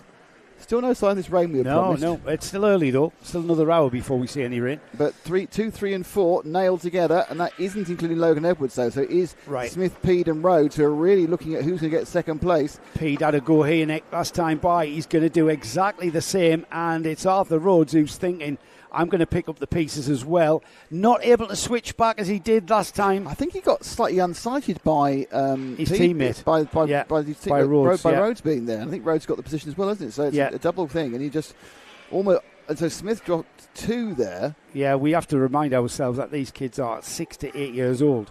So things can phase them, even though they race like they're absolute... And the thing to remember is the whole point of this, actually, I know it's lovely winning a championship, the whole point of it is to learn. Well, they're learning all the time, aren't they? The thing is, there's a lot of things that drivers at the very top level of our sport in Formula One could learn from these youngsters how to race and how to compromise for one another when you do race side by side, because that's what we're seeing here, as Arthur Rhodes has somehow found himself in second place and is now pulled out a little bit of a breather from Luca Pete, Heath Smith, Logan Edwards. On down the field, Arthur Thompson 6th, Teddy Smith 7th, Jack Harper, Nico Mohan, Elliot Hitch, Oliver Yap, Cal Tennant, Frank Pearson and George Alcott are your 14 karts. Top 12 in contention, just slightly dropped off Frank and George, but the top 10, top 12, anything could happen within that kind of sort of situation. They're still battling here. Now, I'm interested that Rhodes is not under any challenge from Pede yet. Now, realistically, they should try. If they want to catch up the 1.2 seconds they're behind Felix, they need to form a train, to be honest. Yeah, but I don't see a train forming. No, because Logan Edwards doesn't want to form a train. He wants to get past Heath Smith, and he does that at the stewardesses. Off he goes now, chasing after Luca Pede ahead of him. And they're bringing into play another driver, Arthur Thompson, just hanging on the back of these. Luca Pede dropping off the rear end now of Arthur Rhodes. Arthur Rhodes has got a bit of a breather. Luca Pede taking a very, very tight line. That wasn't a fast line at all. That was very defensive. And that's cost him. Yeah, coming out now. Can he get it done before Row Rouge? It's cost him. I told you to get 2 through. I told you to get 2 through, but it doesn't always work so well. But it sorts itself out by the time they get the left-hand apex and down the inside into the McRae's hairpin. Chops across to the right to take the optimum line. He's under pressure here as Luca Pede on that yellow and blue kart. Yeah. As Arthur Rhodes. Sorry, no, it's the Logan Edwards. Yeah, but talking about Rhodes, he is gaining on Felix. He is gaining now that he's Pede pulled free. Now puts himself in a bad position track-wise to get. Oh, he's still got a second. He's still a second in between the first and second. A bit less at one point, but it's coming okay now, I think. These four battling for third down. I think they are at this point now only involved in their own battle and not bothered about anything else. Yeah, they're swapping positions backwards and forwards, and that's allowing Arthur Rhodes to move away from them, not necessarily towards Felix Tandy. We'll check the gap. It was a second, which is the largest we've seen between first and second. This battle for third continues, and Luca Pede it's gone down a bit, I think, trying to optimise it. Here he comes then, Felix Tandy across the line. The gap is 8/10. Well, might as well call that 9/10 of a second because it's 0.88. So in that third spot, though, Luca Pede, Logan Edwards, Heath Smith, they are still nose to tail. Arthur Thompson trying to join the party desperately at the moment with the blue helmet. I think Arthur was the kart that was pulled to the side at the start of the last heat, wasn't he? He didn't even get going. He had a mechanical on the grid. So he's going to have some work to do in the final. Iredale's hairpin, and every one of those three drivers there from third to fifth, sixth down took the optimum line through there. No shenanigans, no trying to defensively drive. They are trying to work together now with less than a minute remaining. It's going to be 2 more laps after this one. They're going to get they've got 2 1/4 laps to do something, but they've kind of left it too late. And I think it may just be a coincidence. I get the impression at this moment now, Edwards is most interested in anything else than just getting past Pede and moving forward and seeing what happens. Let's see what the gap to Tandy is, Nick. As Tandy comes across the line, it looks like it's come down. It was 9/10. It's 8/10 of a second now. Now the inside, Edwards is going to tough it out the outside of Row Rouge round Pede. There's kind of it's cost him. It's cost Edwards very dearly there. He just got eased out. It was no harm, no foul easing out. Pede looked like his dad here in Clio Cup there when he wasn't giving anything up there, was Luca. And poor old Logan Edwards had that massive padded barrier that was looming large on the outside of the chicane. Yeah, interestingly, it was the Thompson got past him as well, but he was almost off on the left-hand side of the track. Heath Smith has to regain his composure. The RCE driver regaining his composure and now getting back towards Luca Pede as Logan Edwards has fallen behind Arthur Thompson after that little incident at the chicane. It's Felix Tandy, though, who will come out of paddock turn and see the 1 lap to go board. The gap is coming down, Nick, but only very, very slightly. He's going to go across the line with 6-7 tenths of a lead. He's not going to lose that without a mistake on this final lap. Let's stick with Felix around this last one. Yeah, look at the composure on that youngster. He's got look at that owl neck. Yeah, how does he do that? Is his helmet moving further than his neck or something? Shouldn't be, that would be unsafe. Right, staying composed as he can be. Again, costing him time. I'm sure his dad will be having a word about that neck. Looking back. Of course, he's one of the Vera Tools development drivers. There's 5 of them. who've picked up that support. Into the Stuart S's then. Arthur Rhodes is coming, Felix, but he hasn't got time to get all the way towards your rear bumper. You are getting towards the final couple of corners here, through Sonny, the left-hander, and then on towards Paddock. It's another 100% record so far then for Felix Tandy. Formidable here at ROWRAH as he takes the second of the super heats. He took the 2 heat wins yesterday, he won the super heat earlier this morning, and he takes first place in the second super heat. He will be on pole position for the all-important final here at ROWRAH for round 5 of the Kart Championship. It was Arthur Rhodes who finished closing the gap all the time to 0.4 of a second there at the flag. Luca P did very well to hang on to third there with immense pressure coming from those two RCE drivers, Heath Smith and Logan Edwards in 4th and 5th. We had Arthur Thompson, who almost picked up some crumbs. He finished 6th, and then we had Teddy Smith, Nico Mohun, Jack Harper, Elliot Hitch in 10th, then Oliver Yap, Cal Tennant, Frank Pearson and George Algar, the novice, finishing in 14th. Oh, a good race there. Good race, obviously, for Felix. Yeah, we had some good tussling. There's a lot of battling behind him. I think Logan Edwards was in every position apart from first. Got a position on the last lap, got back up to 5th again. I think he's the biggest threat, but he's not going to start that high on the grid. I think he might start 3rd or 4th in the grid. He'll start higher than 5th, which he was for the heat. So, all going on. What is Rotax Junior Primos coming next? Junior Super Heat 2. This was the Super Heat that was full of incident, if you remember. There we go. 30 racers. Cooper Campbell, so Samuel Yeadon, Cooper Campbell leads, Oscar Zurich, who of course won this one. It was red flagged and missed the last couple of laps last time round. Yeah. Harry Ward starts 4th, and you've got Butcher and Wells, Callum Gardner, Elijah Hazelwood, who normally puts in a reasonable performance, starting 8th. You've got Ethan Barth, Ronnie Legg, Lucas Olofsson and Noah Jones, Lewis Gilbert and Elijah Hartley, Lily Shaw, who I think was the unfortunate driver who had needed the medical attention, then Blair Smith, Zach Jennings, I think, who had coming together before the race even started. There's a big slowdown during the full start they had here. The only full start we've had so far as well in this first one. So we want all action on Junior Primo in round 1, Super Heat 1. Then you have Aston Brown, Alfie Forrester, Thomas Ambler, Zach Mackay, Isaac Jameson, George Ralston, Pierce Whitehead, Noah Clark, Charlie Thompson, Miles Cleworth, Ollie Miller, and the final row of the grid is Louis Brown and Josh Whitaker. Well, as you mentioned, Nick, the first of the Super Heats this morning, that was won by Oscar Chevich, who had a very, very good drive. Won by 2 seconds over Elijah Hazelwood. Now, Hazelwood comes into this penultimate round of the championship in the lead of the championship. He took a win at Shennington and a win at Glanigore. Second on the podium at PFI, so comes into this penultimate round. So a strong finish for him, with some good points haul there with the second place. Thomas Butcher finished 3rd, Ethan Bath finished 4th, and then we had Samuel Yeadon finishing in 5th with Cooper Campbell-Lease in 6th.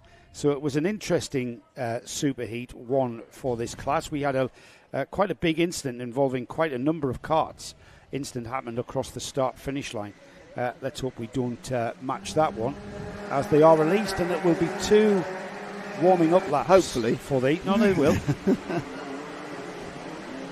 It will be 2. Dan has clarified that only Micromax and Intermax will get 1 lap. What's the thinking behind that? I have no idea. Fair enough. The narrow tyre heats up quicker than the wider tyre, I suppose, on the Intermax and the Micromax. Might be that.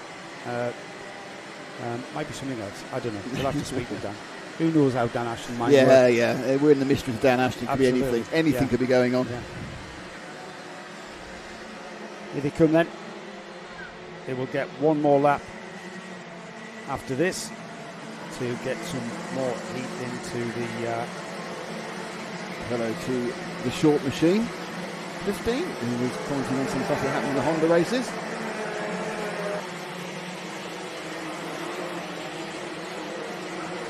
Hello, Ian McCarthy, how are you? Morning all. How picturesque is ROWRAH? It's very picturesque. Brilliant spot for a day of racing. Oh, lovely camera setup, he says, as well today, lads. But that's partly down the Dashen as well. Yeah, it might get even more exciting if you get the rain, which I'm now thinking we're not going to get. I'm just kind of thinking we've been building it up. It's like constantly preambling the rain, and it may never turn up. Got some information from Stu Stretton about the X-Kart scholarship. Oh, go on. Drivers aged 12 to 15 can will a fully funded season of the Kart Championship. Qualifying for the scholarship finishes at the end of August. Drivers can qualify at the Adventure Sports in Warwick, which is Stu Stretton's track. Cooper Campbell-Lease is the driver who was runner-up last year. Okay. Who was the winner of the scholarship last year, Stu? If you wouldn't I mind. can't remember that. So here we go then. We're at Sunny, which is the penultimate corner. Luke Wells on the 66 there on rule 3 will not want to be caught out like he was in that first superheat. Ended up down the order. He'll want to be up there. Some argy-bargy going on at the already. back there, ridiculous driving. Okay. Don't think he's taken his nose down. Calm But themselves down. Nice pace though. Here they go. Hopefully they won't Gentle accelerate too acceleration early. and major acceleration, staying in the tram line's first 4 or 5 lines. And it's all very, very aggy there to try and make sure he got the lead there. I think it was Cooper Campbell-Lease who just had 4 or 5 goes effectively at the 18 of Yeadon to get him out of the way, effectively get Row Rouge for himself. But it's worked. Yeadon himself is now under heavy pressure from the outside from Oscar Cervic. Yeah. He's got the cutback. Yeah, we've got Oscar's sister here with us in the driver's lounge as ever. And we have the number 29 down the inside and into second place.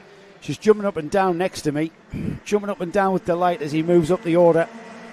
And into second, he's off after Cooper Campbell-Lease now, who's off and away already towards paddock turn. The two drivers in second, Oscar Shervich and Samuel Yeadon, will need to settle down and work together to try and catch him as they come across the line. Campbell-Lease, Shervich, Yeadon, Ward, Luke Wells, Thomas Butcher, Callum Gardner, Ethan Bath, Elijah Hazelwood. Losing out 2 places, Nick, and down to 9th already. Yeah, it's quite frenetic behind the. I think quite frenetic even behind the leader, who after he made his position very clear up the Row Rouge the first time, settles down now. Looks like actually the 29 of Cervic is trying to make a little tiny, just pure pace break and get away from Yeadon and towards Cooper Campbell-Lease, who's been very happy with that. Oh, some bargy behind there with Luke Ward and Wells and Harry Ward. Yeah, Wells very aggressive. Yeah, he was. I think he got tripped up coming out of just accelerating onto the rear bumper of the 71 there. The 71's nose, he looks so down. I don't know whether it's a very aero point about it. He loses the position to 66. I think he is, yeah. I think he's got a nose penalty on that one. Yeah, I think so. The 71 there looking like a very, very low nose. Luke Wells getting by him eventually, though, into the McRae hairpin. Now they try to talk to each other. Is he telling your nose is down, mate? I don't know what he's saying. Let's catch them is what he said. The nose penalty, of course, means they have a 5-second time penalty at the end. So anybody within 5 seconds of him will move forward past him in the results. So in these close races, it's a big, big penalty, even bigger if there's a Battenberg at any point. But they're stretching out now. The multicolour machine there, that's a 66. Well, they're catching Samuel Yeadon. Coming up to Yeadon, who obviously started on the front row, and they're going to try and get past him again. But it's a big movement here from Luke Wells. Luke Wells seems to have a lot of pace and performance here. You didn't here. see him in the first heat at all, No, because he ended up getting involved in a little contre-tom, and he ended up down the order. Now that the Hunter Motorsport driver has really, really got a lot of pace. If he's not careful, though, that X-Kart of Harry Ward's going to be there as well. Down the inside, defensive driving from Wells, that's not going to help him at all on the way down to the stewardess as he taps his helmet, telling Harry Ward not to have a go at him. Harry Ward, though, he's thinking, well, you were slow out of that corner, so I'm going to get by if I can, but he's not. Look at that, it's cost him dearly there because he's dropped off the back of Yeadon now. Yeah, Yeadon's got himself a good half-second gap. It's the orange machine, the 18 kart there, the leading kart there, put in the picture. From Wells, it was like gapped out a bit now. Cooper Campbell-Lease lead is 0.4 of a second. They went around almost exactly the same pace. I think Cervic gained a 10th, but now this back looks a bit further down. He's coming in again. Yeadon's defending. And look at everyone else joining the party now. The problem Luke Wells has got is he's got to go with him, because if he goes out to the right, that's going to massively widen the door for Ethan Bath on the number 24 to come through. Ethan Bath has gotten ahead of Harry Ward. Look at that. Harry Ward's had a bad time. He's about 3 places. Yeadon's yielded there. Now Luke Wells says, let's go. He's finally got past Samuel Yeadon. Oscar Shevich is now coming up onto the rear bumper of Cooper Campbell-Lees. I think Harry Ward's dropped 3 places. I think he did get hung out to dry going round the McRae's corner. There he goes, dropping down. Oh, he's dropped down about 5 in 9th. Let's pick up the leaders, Nick, because that's coming down to Oscar Shevich being able to get on terms now with that X-Kart in the lead. We've just heard from Stu Stretton that the X-Kart scholarship runner-up here was Cooper Campbell-Lees. The winner was Elijah Hazelwood, he's just told me. So Elijah's in 8th place at the moment. This is the Junior Primo class, remember, for 12 to 14-year-olds. Let's see if Oscar can do anything about this. His sister's willing him on here by my side, watching our screens and outside the window. Here he comes then, onto the rear bumper of Campbell-Lees. No, not quite enough for the Cato Motorsport driver to get on terms. Great driving from Cooper Campbell-Lees, very composed. No looking over the shoulder, I note, Nick. No, they haven't got the neck flexibility at that age, have they? Yeah, certainly hasn't got the neck. By the time you're 12, you can't move your neck like that, but the 8-year-olds can. But Felix Tandy's I don't think Cooper Campbell-Lees, a little glance there, but I think he didn't really need to. I think he can hear how close Shevich is. Oh, and there's the move. There's very, the move. very close. His sister goes wild as he makes the move into the lead, but Campbell-Lees is coming back at him. He's got to consolidate this with fast driving through this one, and then the left-hander at Sonny. He does that. Campbell-Lees just resting on the rear bumper there, but nothing untoward as they come through paddock then for the first time. Winner of the first superheat earlier this morning, Oscar Shevich, coming through and leading into, and now out of the chicane. Can Cooper Campbell-Lees come back at him? There's plenty of time to do it. Yellow flags into the got yellow flags in the hairpin. There's a spinner. It's more than just a spinner. He's lost his Nassau panels. When they're coming together at the back of the field, they're all going past under yellows. One kart is spun around. There's been quite a big coming together because you shouldn't have a Nassau panel off the front of your car. Yeah. That looked like he's had a kart over across the front of him. May have been amazed if he hasn't damaged his steering, just petering away now, getting that kart started. Meanwhile, back at the front into St John's, the right-hander. Lovely looking part, lovely looking racetrack. Great, that view that they've got coming over the hill through there. I love this track here at ROWRAH. One of my favourites to drive on. Have you been here before then? Yeah, just once or twice. Campbell-Lees is not letting Shevich get away from him.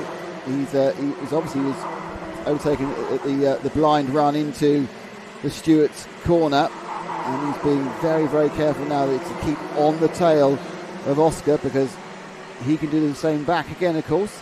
Just dropped off a couple tiny of lengths there. 3rd place, completely marooned on his own now, Luke Wells. He's not particularly near 1st and 2nd. He's nowhere near 4th and 5th either, which makes me think that there's been a Yeadon and Jennings battle for 4th and 5th as well. So these top two staying quite close, and you've got a couple of stranded karts all on their own. The 24 kart now actually is Ethan Barth has come through, and he's on his own as well. So spread out a little bit for a battle for 5, 6 and 7.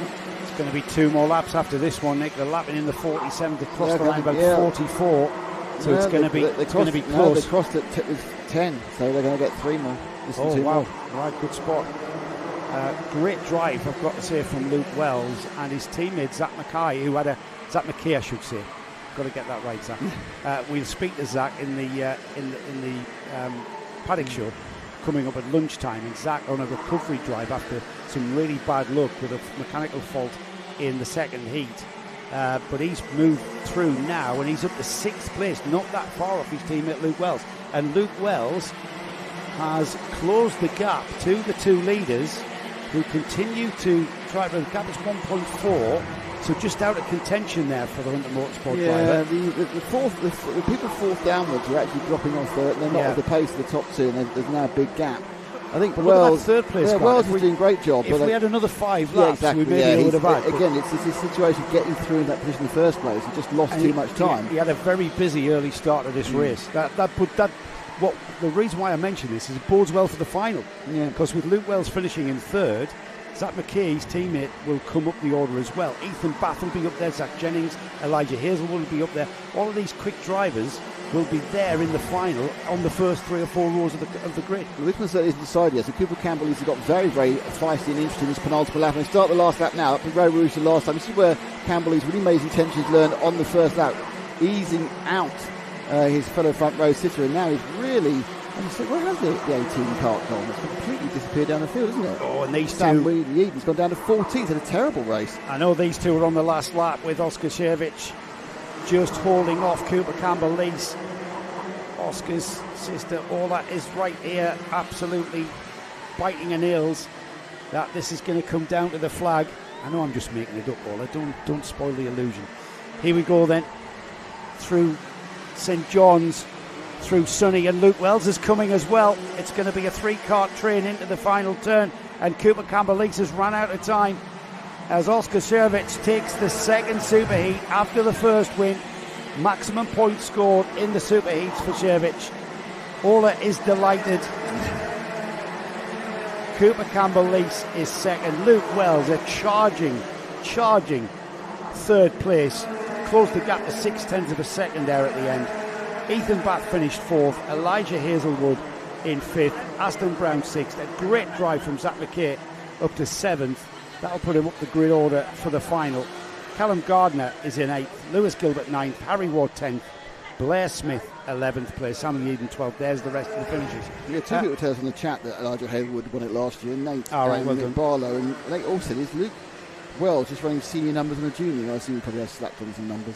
Is he really? Colours. Maybe, unfortunately, didn't read it after the race. We could have looked, but he may have had. I think there may be a novice black plate on Luke Wells. I think they're a novice plate. We need to check that though, don't we? We can see it in the final. Yeah, we can see. My eyesight can't see across the scrutiny.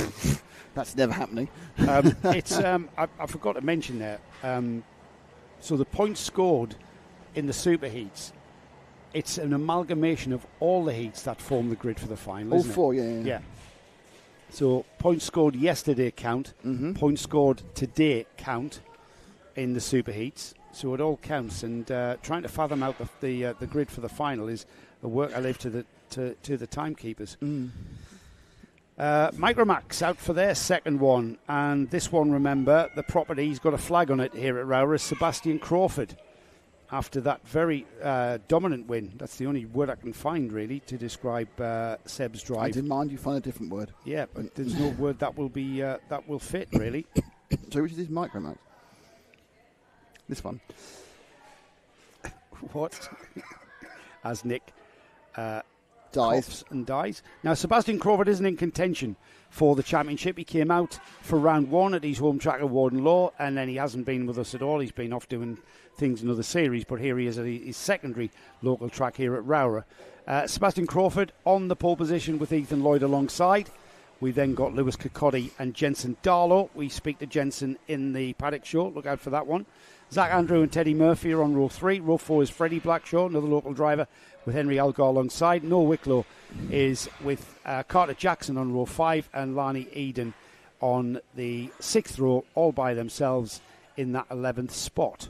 Now, 1 lap, remember, for Micromax. That's been clarified by our race director, Dan Ashton, and he will be keen to get this underway. We've got a couple of carts to recover from out on the track. I see a few trolleys going out there, Nick. We've got the... Yeah, there was that incident at the McRae's hairpin, wasn't there? Which resulted in a couple of one cart no longer having a nose cone. Yeah. Did we be rescued? Yeah, of course, that little incident that we didn't notice. But yeah, drivers looked all right.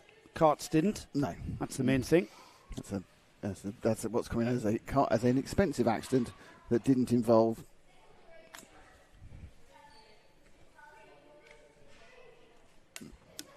much else.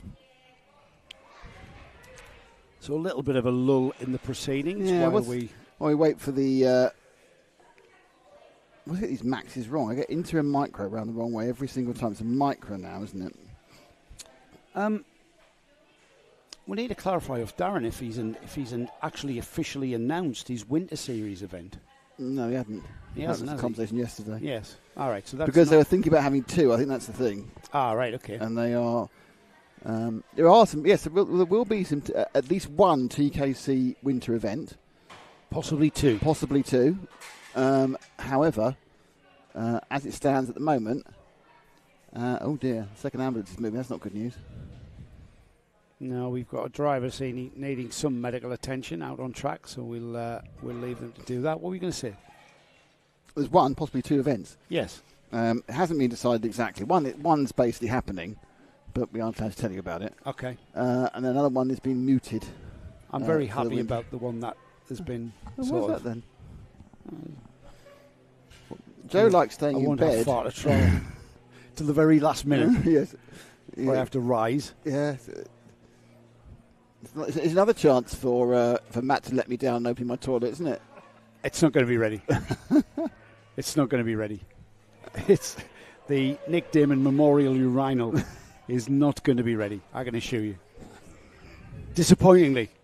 Just beyond disappointingly. He did promise as well.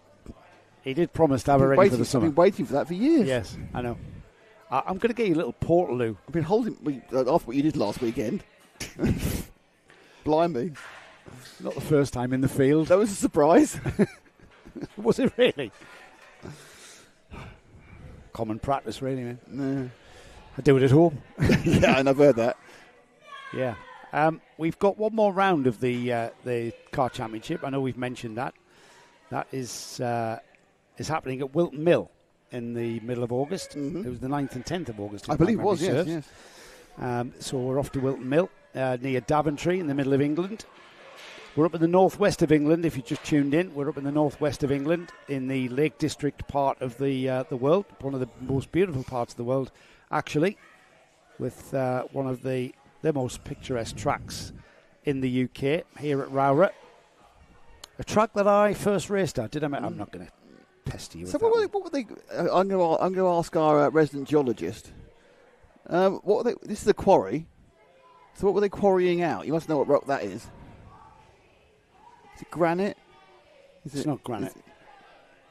I'm just looking to see if Marion's close by. She might be able to, or Malcolm might be able to tell us what the quarry rock was. I think it was a slate quarry. Oh, is it? Doesn't quite look, it might be. I don't know. Slate looks all, you can see the slices, can't you, on slate normally? Yeah. Well, if you look. We have got someone who's got a degree in geology, by the way, just sitting to my left. He has not. Yes, he has a degree in geology. He's degrees in geology? Yeah. Why don't I know? He never speaks about geology. He's got a master's in atmospheric stuff of some sort. What's your master's in? Environmental diagnosis. Yeah. It's quite clever, really. I've got a friend. Do you know why he did a master's? No, because he wanted one more year at uni. He wanted an extra year getting drunk and being captain of the badminton team. Of course he did. Yeah, of course he did. But he's got a degree in geology. I have asked him. We've been around the world, and several times I asked him, like a mountain, what rock's that? Or what's that? And he goes, I can't tell you. I have to get much closer. I've got a mate who's just retired as a police sergeant. Right. Who was a geologist, and he worked for an oil company looking for oil. And 35 years ago, he came to me and said, I'm thinking about joining the police. And I said, why would you want to do that, mate? You're running. He says, the oil's not going to last forever. It certainly lasted longer than his working career. Well, I remember being told oil was running out in 20 years when I was about 10. I know. And they keep finding more. Earning about a tenth less than what he would have been doing as a geologist. But he, in contrast to Ash here, is completely... You're driving... I've been on some cycle rides in the lakes and stuff, and you go, so Gary, it's called Gary Dunnan, just to give him a shout out. So Gary, how was that hill formed? And he will tell you, well, during the Ice Age, this happened, and that pushed up there, and you can see the rock formation there. That's igneous rock. I'd like to point out its volcanic earlier. In the 7 years into your partial degree, 6 years, 7 years into your partial degree, I have learned precisely nothing from Ash about anything geological, even though I've asked him on many occasions. So it is a constant source of disappointment. So we are in the Lake District, right? And you've crossed the Pennines on the A66, right? He doesn't care. The most geologically active part of the UK. Doesn't care. And he is the man to tell us everything about. Won't say a word. So how was that rock formed? He doesn't know, does he? modern education. Can I just say though, it's all about pollution now. With a degree in geology and knowing all about atmospheric, environmental stuff. What does he do for a living? He's a cameraman. He's a cameraman. Yeah. Well, don't forget he's a proper cameraman. In fairness, I think if anyone is sitting there and they've just started their degree or their career, they want to know how a career works out. Let's map Ash. So Ash did a degree in geology and then did a master's in atmospheric something other because he wanted to just drink for another year. So he's got all this experience of environmental science. He's got all this experience of geology. First job, tax assistant at Deloitte. Literally just doing tax for rich people. Then he got bored with doing tax for rich people, and because of the career I'd given him in Sundays filming cars. He isn't just a camera. Well, he's our producer today. Yeah, but he has done proper stuff. He's made movies and TV, hasn't he? Oh, I got a link to that, by the way. He's got a link to that now. To what? The special film. Really? That special documentary? Yeah. That you did? Yeah. Excellent. So now he's a focus. He went to the British Film and Television School, whatever it is, and did another course in focus pulling and this sort of stuff. So what I want to know is... if you want your rocks in focus, talk to Ash. If you want to know what the rocks are, don't bother. Is there anything that you studied at university, Ash? And I know you're not on drinking, on audio. Drinking. Is there anything that you've been able to apply to being a cameraman? No. What's important if you're watching this? What's important is your career. Is that no? Hang on. What is important is that education that you get by getting to degree level, and it's not that but getting a degree is not the be all and end all. There are vocational other qualifications that you get. Like we need plumbers, electricians, mechanics, builders, engineers, etc., etc. But it doesn't matter what your degree's in. It's just an indication that you're able to retain information. And able to keep it is fundamentally that's what a proof of education is. And you can always just because you go down one path doesn't mean you can't change. Doesn't mean you can't change or multiply change paths. Yes. Yeah. Until you find. I mean, he's probably still on that journey of finding what he actually wants to do. Yeah. He'll end up running a corner shop. He'll run a corner shop, or what else will he be doing that has no link to anything else? He'll be a massage therapist. He'd probably be a holistic aromatherapy agent or something. Yeah. Does that even make sense? Holistic aromatherapy agent. Holistic aromatherapy. Do you know what I think he should do? I think he should live off his future wife's cookbook sales. That's what he should do. Yeah, I live off Lara. So I'm disappointed he's not able to tell us what sort of rock. You better tie her down quickly then, mate, because once she becomes a successful publisher, we'll be all over her.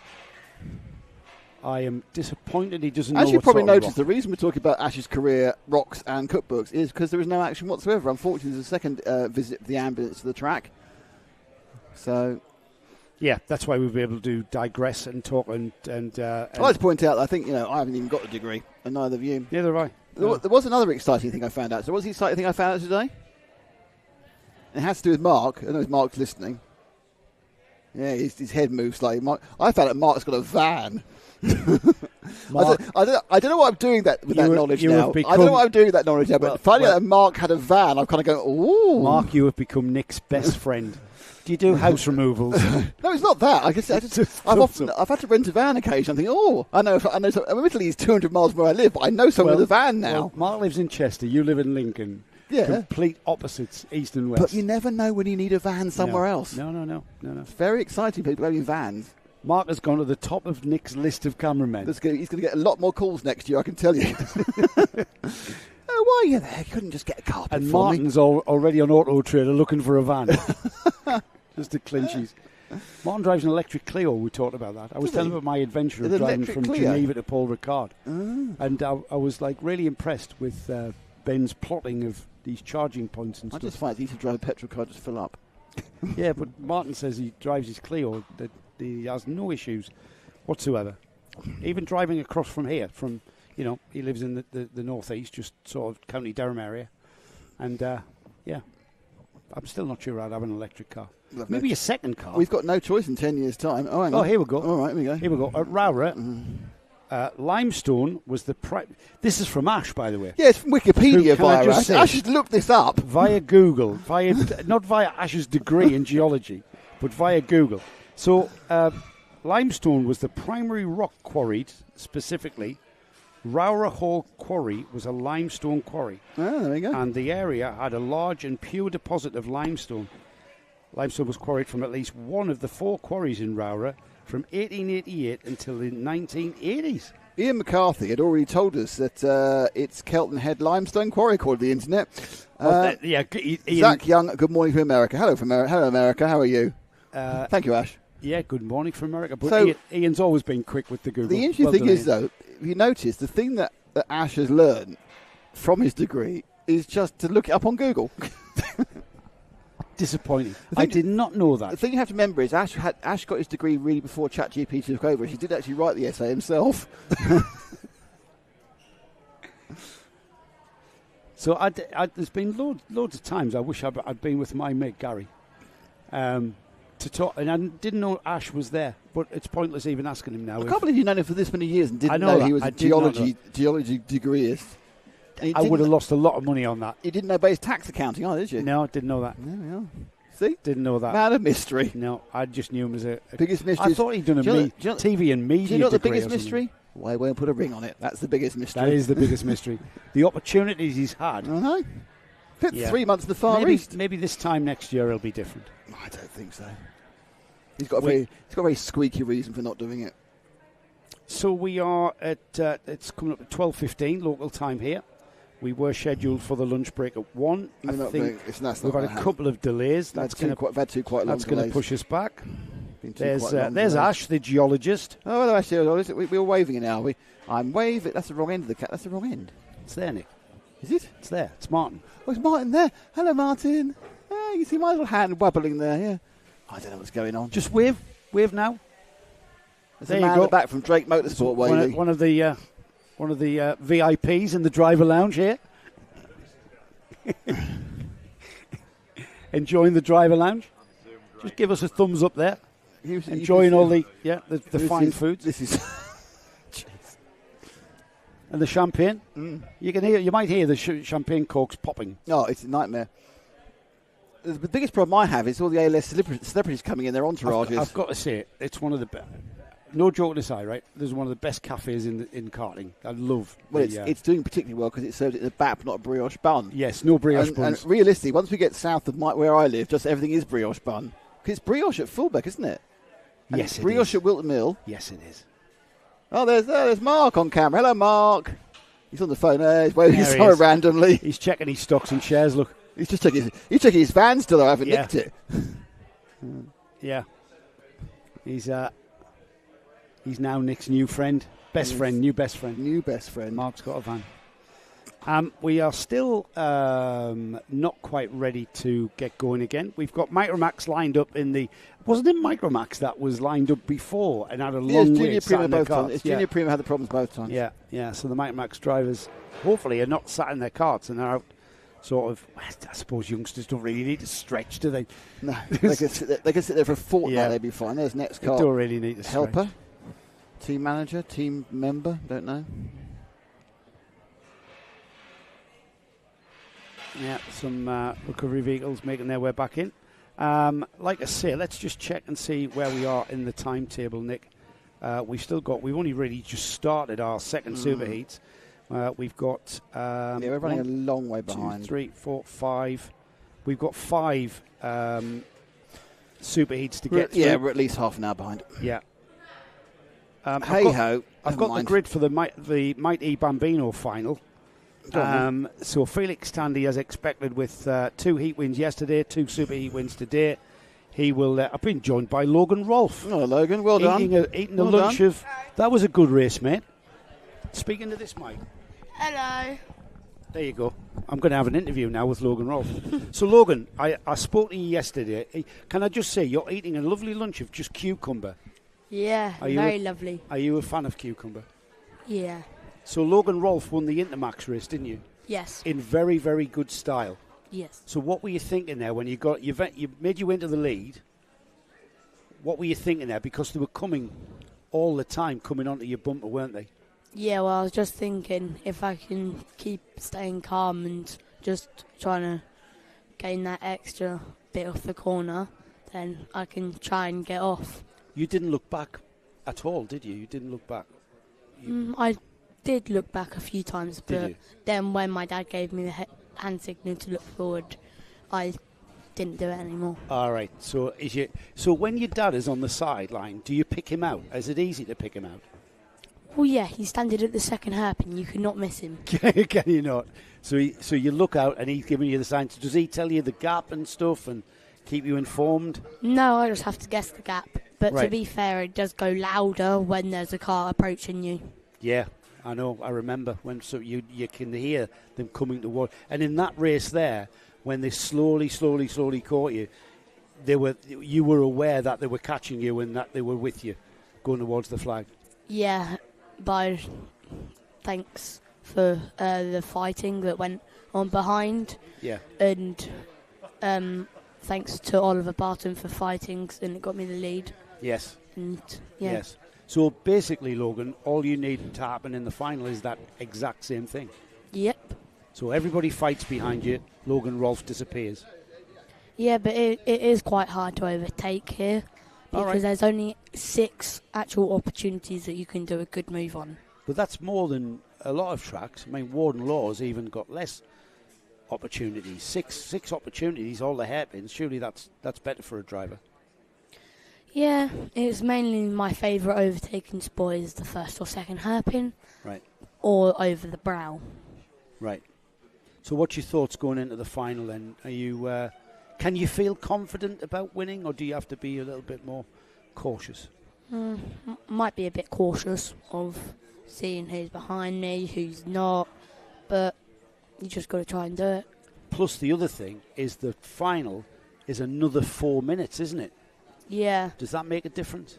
No, because I've done in Belgium a 17-minute race. Oh, really? And then in Really? the British it's 15, so it'll And- be easy for me. And you're still young, so you're fit, aren't you?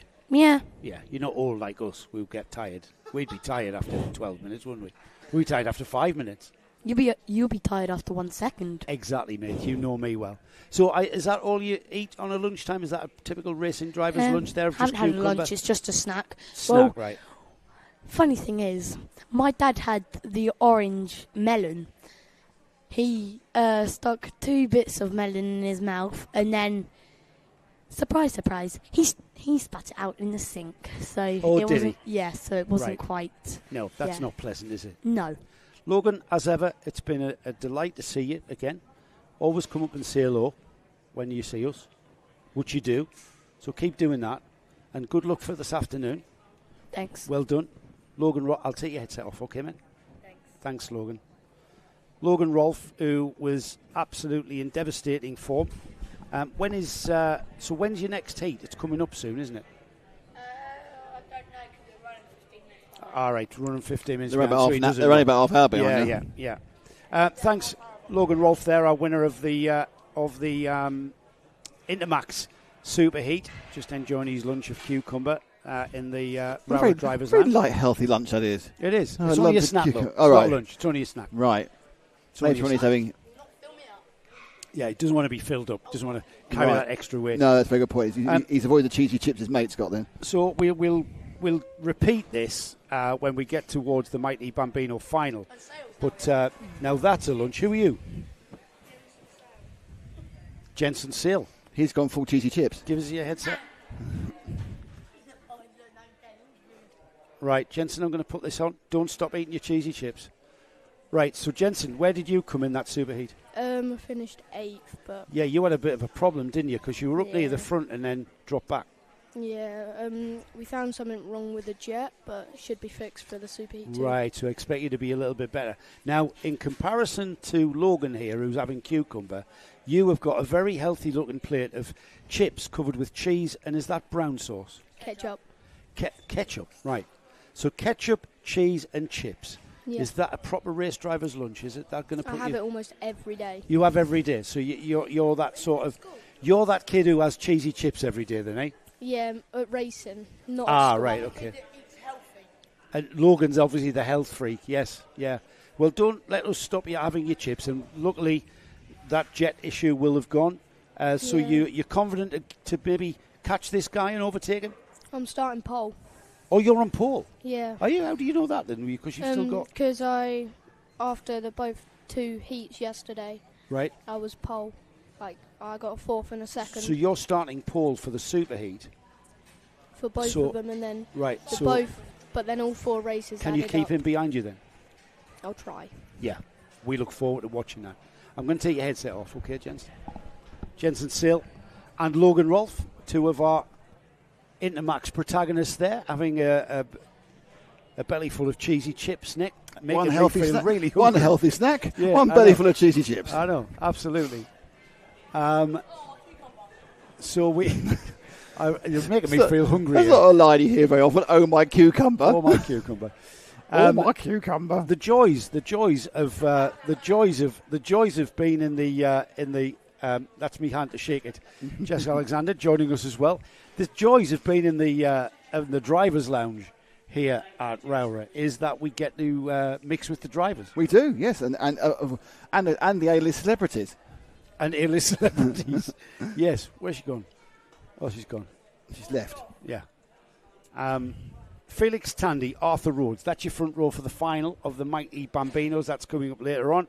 Luca Peeds on the second row with Heath Smith. Then we've got Logan Edwards, Teddy Smith, Arthur Thompson, Elliot Hitch, Jack Harper, Nico Mohun, Oliver Yap, Cal Tennant, and Frank Pearson and George Algar. So Felix Tandy and Arthur Rhodes really have been, you know what, you can't discount the top 6 really in the mighties. Felix Tandy has been the man to beat. He's been unbeatable. He was very good at PFI, and he's even better here at ROWRAH. Had a kind of patchy start, but it's going to give him a couple of months in both this championship and another championship he's doing. He's been winning back to back to back to back. Let's not preempt anything going into the final. It's about 10 races away anyway. It's ages away yet, but that's the first grid that's been finalised for this one. The race that we've got out next, we mentioned the grid quite a while ago. Do you want to see it again? No, not yet. We'll leave that for them to come onto their lap, and then we'll give them a final. We've got drivers in their carts, so we are getting back close. In again, yeah. Again, great to see Sebastian Crawford bringing a bit of colour to the Origin Motorsport awning. It's a black and white awning. It's like monochrome. You're walking there. You're going back to the 1930s for filming. Very Newcastle. It's because of Newcastle supporters in there. That's the choice of Phil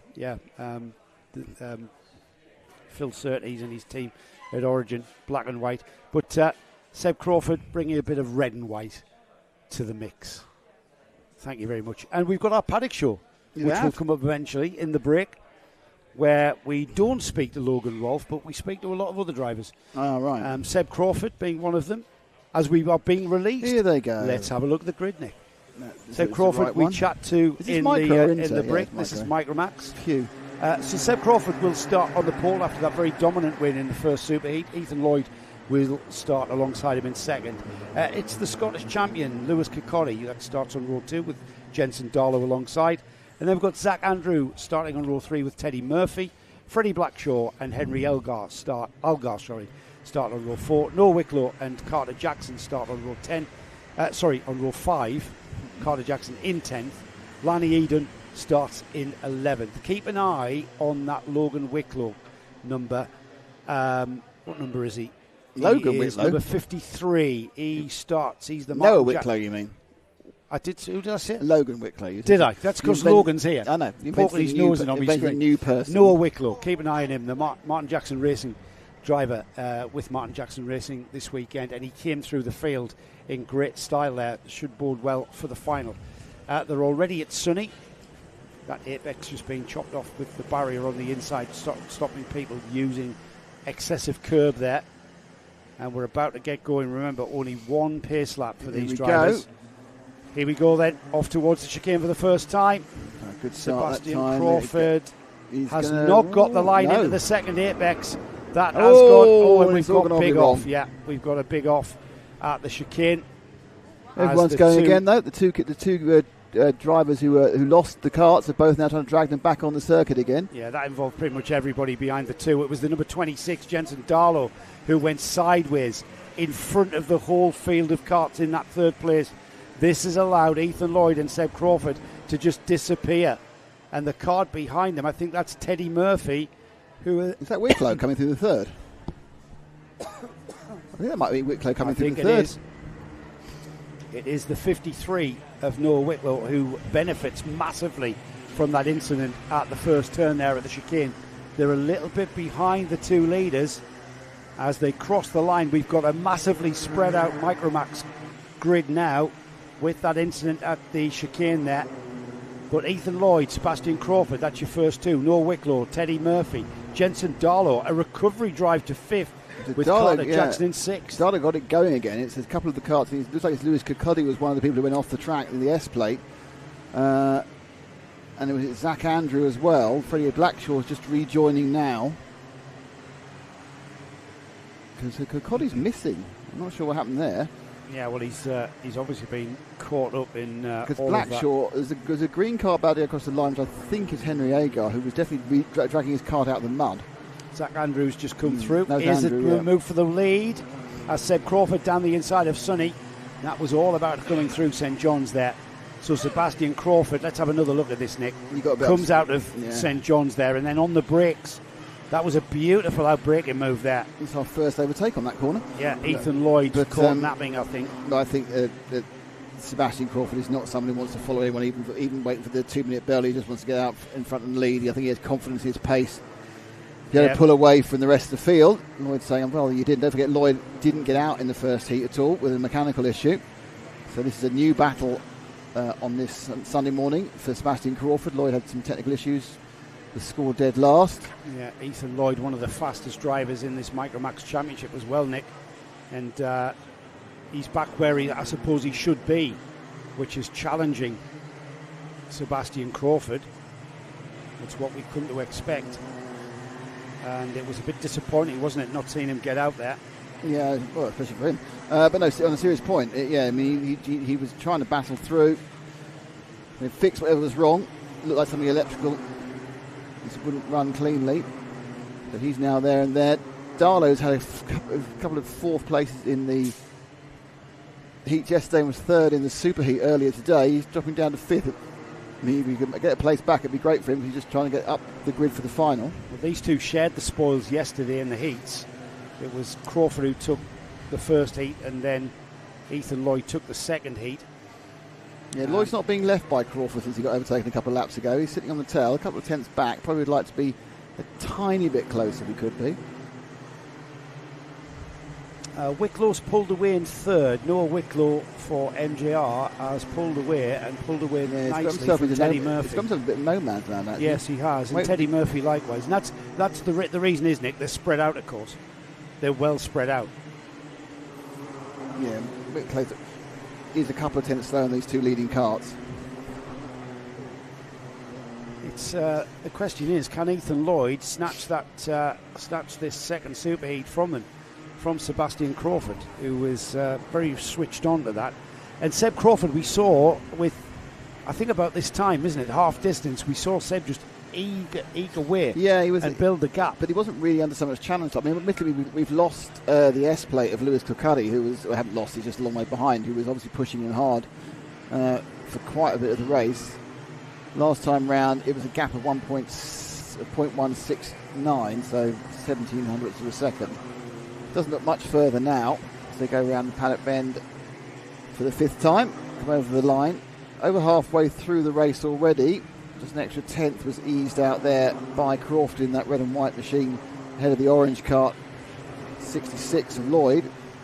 Lloyd will be aware that he can see that gap is eking out. He'll be trying to stop it. Wicklow absolutely his own now. A little bit of battle actually for fourth and fifth. Looks like Murphy and Darlow are together. Just wait for them to come round now, and you'll see that there's Murphy and Darlow. Right, Darlow with a mainly green cart.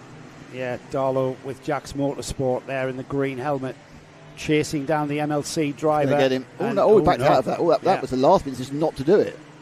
Yeah. I thought he had lined up perfectly there. He was probably going a bit too fast to turn right, so he thought, I better slow down a bit here. But it's, I think, a matter of time, because Darlow has closed the gap. Murphy was quite in a solitary fourth place now, and he's certainly not solitary now, as you can hear that motor of Jensen Darlow. Darlow again, racecraft, race experience is what Jensen is short on. His mum was telling me, and it's showing, isn't it, Nick? Because he's come up behind him, and now he's going to try and get inside. No, I think he probably doesn't quite have the confidence that he can get past here, where he can get the car at the inside. The car at the inside now. It's going to you just need to be a little bit more aggressive to take away the potential to turn into the cars in front of you. It's on a very steep learning curve. And like a lot of these kids, they just get better and better and better every week because they're just learning so much every time they get into the machines. Now the inside of paddock. That's that's quite a brave move. That sweeping entry to the apex is not an easy overtake. So it went across to the right to cover, which he didn't really need to do. But now he's sending through to Jensen Dollar, who you'll hear from in the lunchtime paddock show, whatever lunchtime ends up being. Yes, whatever. The mid-afternoon paddock show. We should see Jensen Dollar move away from Teddy Murphy now, because Jensen Dollar closed the gap to Teddy, the MLC driver on the blue and white cart there, ending up in that fourth spot, now down to fifth. And with Darlow now with a clear road ahead of him, he's got Noah Wicklow up ahead of him, and the leaders just coming into Sunny now. They're as close as they've ever been, really. Let's change our focus now to the leaders, because I think this one's over. Inside the final minute, actually, Nick. So pick up the leaders when they come over the line. There we go. As you can see, we left them 2 minutes ago, and they're this far apart, and they're still this far apart 2 minutes later. So can Lloyd effectively throw it up the inside somewhere of Sebastian Crawford? He's going to have to fling it up the inside, isn't he? He's coming back to him, though. He's absolutely just eking towards that rear bumper. It's going to 10th here and there. There's only 3 tenths to gain, in fairness. Yeah, the Ethan Lloyd with the RCE team, of course, absolutely nailed to the rear bumper. The issue he's got is when it gets to the final, because he's got that DNF in Superheat 1, he's not going to be starting on the front row of the grid no matter what result he gets now. He's going to have to really race hard to get onto this position here on the back of Sebastian Crawford. 5, 4, 3, 2, 1. It's going to be right on the... It's 1 second. Oh, there was 1 second, yeah. Sometimes you pull last lap, they've not. Okay, no, so 2 more. That was unlucky, that. They were just a second off. 7 minutes and 59 across the line. 7 minutes 59.4, actually. 6 tenths off it being the final lap. So more defensive driving from Sebastian Crawford needed. However, on saying that, Nick, I'm not sure he's needing to defend. He's driving the optimum line. He's not really looked like a defensive run. I mean, I think it's interesting that you could make a good point here that Ethan hasn't quite looked like he's going to chuck it up the inside at any point. He's just lost the 10th there on the exit of Stewart's as well. Yeah. So it's we often think if people can get up the back of a cart, they've got the power to go past it, but sometimes that's literally as fast as they can go is to hang on the backside. It was the late great Murray Walker who said it's one thing to catch the cart in front, it's a completely different thing to actually be able to overtake, because when the carts are so evenly matched and the drivers are so evenly matched, like what we've got here with Seb Crawford and Ethan Lloyd, it's a big ask, and that's what I mean by literally fling it up the inside. But they're last of the late breakers, both of these. Pretty much one final chance for Ethan Lloyd, and it's coming at the end of this short straight into the Stewart S's, and he's going to have to, if he wants it, he's going to have to absolutely throw it in. And he's just not enough room about it, but it just wasn't possible. Yeah, he flung it in, but that flings it up to the rear bumper of Seb Crawford. Now Seb just has to not make any mistakes, hit his apexes, get his braking points right. Here is perhaps the last opportunity. We've seen the move into paddock, and Seb's aware of where he is, but he can optimise the line to the flag now. And Seb Crawford takes his second superheat. I got the impression that Crawford had done that for around 10 laps. Yeah, I think so. They're so evenly matched. Yeah, Ethan Lloyd has to settle for second because he just didn't have that little bit extra to get past Crawford. It was Noah Wicklow who benefited massively from that first corner melee and came through a lot quicker than he would have if he had to overtake everybody.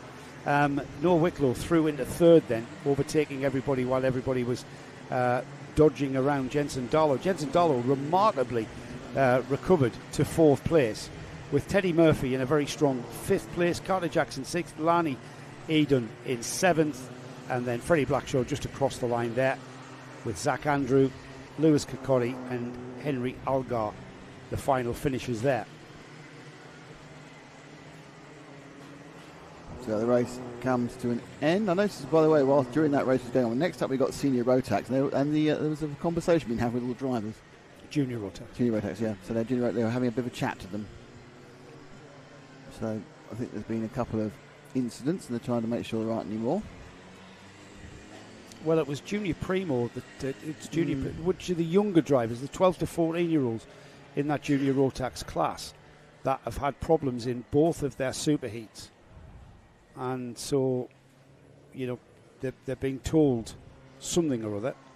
Riley Bishop starts on the pole, and he took his previous super heat, so he's looking towards maximising 100% finish rate in the super heat phase. There's a grid for you. Of this. Hang on, got the wrong one. The grid is up. It is the Junior Rotax groups A versus B. I think it's A on the left and B on the right, I think. So Riley Bishop and Braith Murdoch, two very, very strong drivers on the front row. Lewis Sumner and Thomas Jackson on row 2. The two ST Racing teammates of Charlie Vary and JJ Plowman share row 3. Conor Lodge and Eric Smith are on row 4. Alfie Lambert and Nathaniel Gray are on row 5. We've got Kevin Ivanov and Daniel Hartley starting on the 6th row. 7th row is Zach Kane and Joseph Mills. We've then got Thomas Harper, Leighton Kelly, Zach Waddell and Daniel Butcher with Alfie McBain and James Tate. Remember, Alfie came through to 10th in his previous super heat. He's starting 19th again. Tyler Richardson and Hayagriva Gokulnath, Amy Peacock and Matthew Clark. Got Daniel Clancy and the recovery driver Daniel Minto starting in 26th. Final two rows of the grid is Ellis Daly and Adam Giuditis, and Harry Hadley and Lewis Holt. 30 carts for this super heat. Groups A and B out there at the moment, Nick. No, I've left it up. Sorry about that. Hold on. Let me get this off as quickly as possible. Here we go. As we get things underway after 2 rolling laps into turn 1, it's the X-Kart of Riley Bishop that leads from Cato Motorsports. Braith Murdoch. These two have been absolutely the class of this Junior Rotax field. Nice little early break there for Bishop. So it's a black and white. Oh, and it's all going on behind them, isn't it? Yes, as ever. The Tony Kart 273 machine, that was kind of large, was being pushed all sorts of directions by all sorts of karts at one point. The early laps of these hairpins here at ROWRAH are always action-packed, and a very massive opportunity for passing that you've got to take in these early stages of any race here. Top 3 got a breakaway, and second and third having a bit of a... That's how crowded that first lap is, and it was Charlie Vary. Wow. Yeah. Well done. Or was it JJ? Was it JJ or Charlie Vary? It was. It's Vary has gone down. Vary has really collapsed down the thing. Got caught out massively. Daniel Hartley moving up to the 10th, moving up 4 to 11th was Leighton Kelly, and the Daniel Clancy up 9. Would you believe from 26th or so? Yeah, we're looking currently about the 6th, 7th, 5th. 2:19. That is Eric Smith just looking to make a position up to 6th with Jackson, who was running at the front in the Super Heat 1. Top 3 right together though, so we're not seeing a break from Riley Bishop at the moment. Let's say we move up to our front 3, please, Ash. It's Bishop from Murdoch from Sumner. They are right together as they cross the line. I do think, Nick, that this is going to be all the way to the flag, and then maybe the last minute or so, the last 2 laps is where we see if any challenges coming. I'm not sure how much Braith Murdoch wants to be in that Kart sandwich, to be honest. He doesn't. He wants to be ahead of that kart ahead of him. However, that's Riley Bishop, championship leader, winner at Warden Law, winner at Shennington, 2nd place at PFI. He's leading the championship, so we know how quick he can be. And he's proving to be as quick here at ROWRAH. Easing a little bit. I don't know. At some points he seems a little bit quicker. Interestingly, really, really good pickup from Murdoch's kart there, coming out of the Stuart Essen. He's dropping back and just being fired off and going back the 2 or 3 kart lengths he's lost.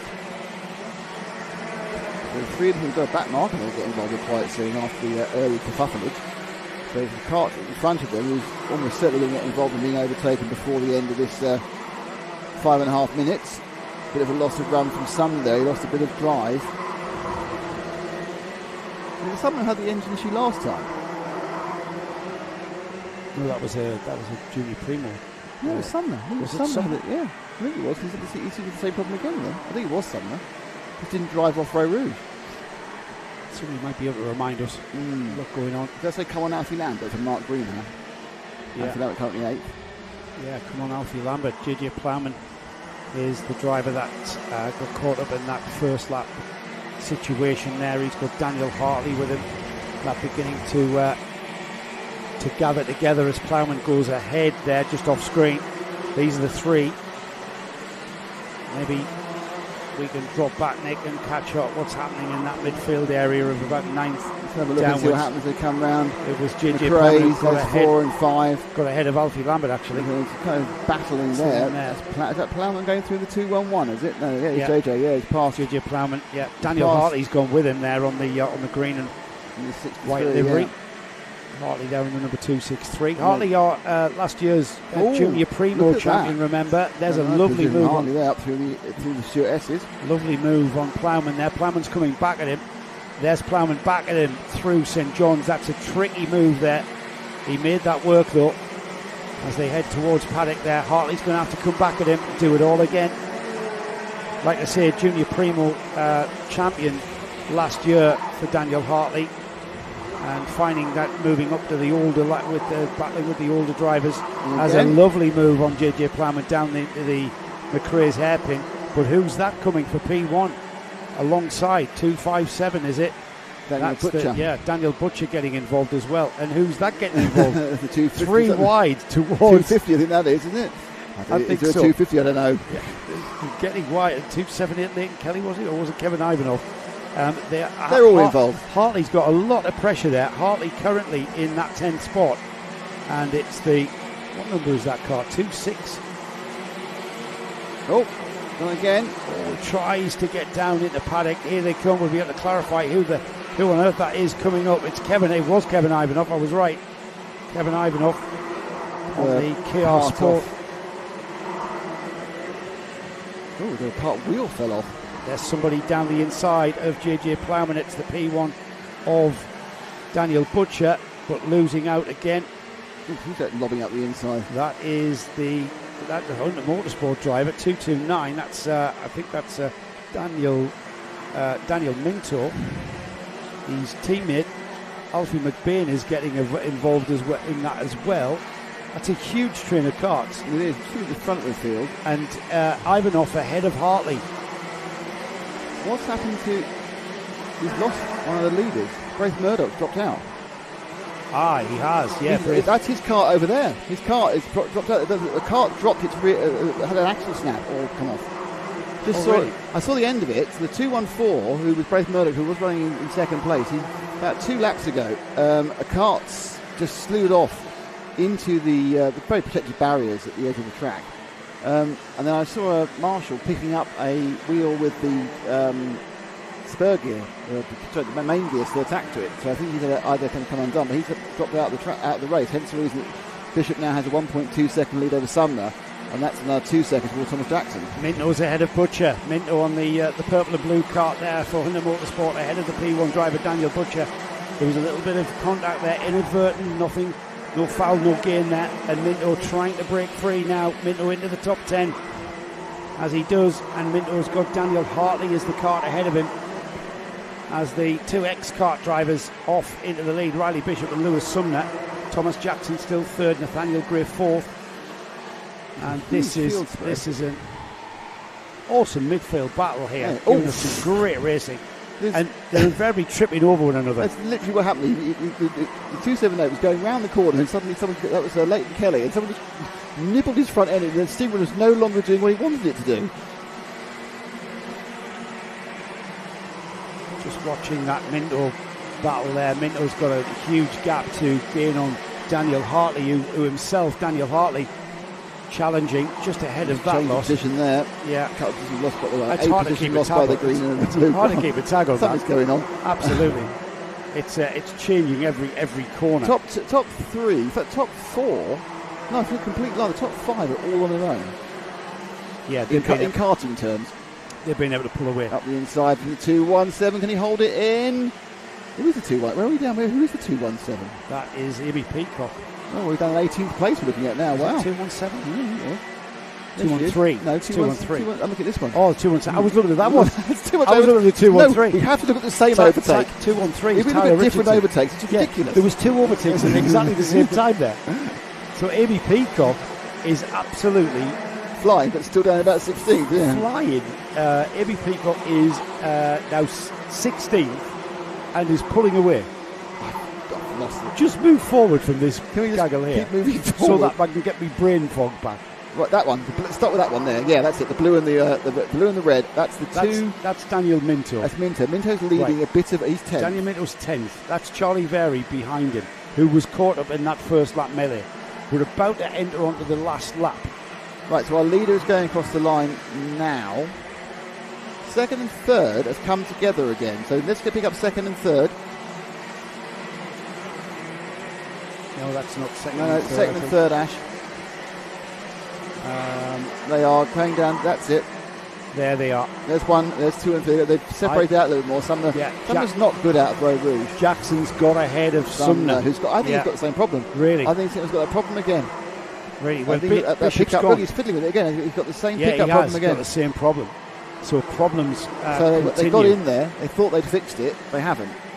That's a weird issue. Can we just pull forward the leader? Intermittent. Forward the leader over the line. That's second place Thomas Jackson, and then with Riley Bishop just coming out of the final turn and There across is. the line there. Bang. He will take the win by 2.3 seconds from Thomas Jackson, who finishes ahead That of race Lewis wasn't Sumner. confusing at all, was it? Wow, that was a very, very eventful race. Nathaniel Gray. I'm glad we were able to keep a tab on the what was going on in the midfield. That was tremendous. I've never seen us both compare two different overtakes in the same Two replay. overtakes on the at same exactly the same replay. time.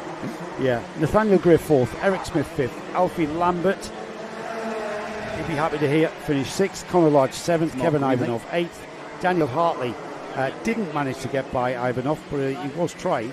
He finished 9th, Daniel Minto, a very fine 10th, ahead of Charlie Very, who was unlucky to get caught up in that. I think he got a hit, spun him round at turn 1. Daniel Butcher was 12th, Joe Mills was 13th, Alvin McBain up the order to 14th. What this does, Nick, is bode very well for the final, because we've got some very quick drivers there through having problems in the heats yesterday. Found themselves down the grid for the super heats. They're coming up, and that's why we had all that action going on in the midfield.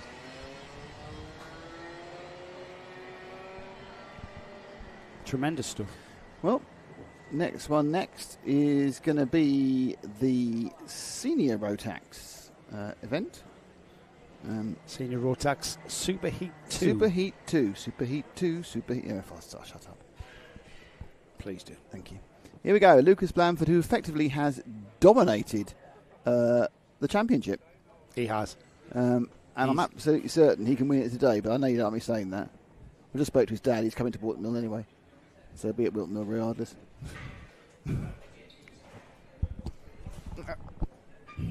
here's the grid. It's Lucas Bamford from Rhys Bailey, John Brown in 3, Morgan Hudson-Brown in 4. Scottish champion Max Taylor starts 5, then Taylor Dixon 6.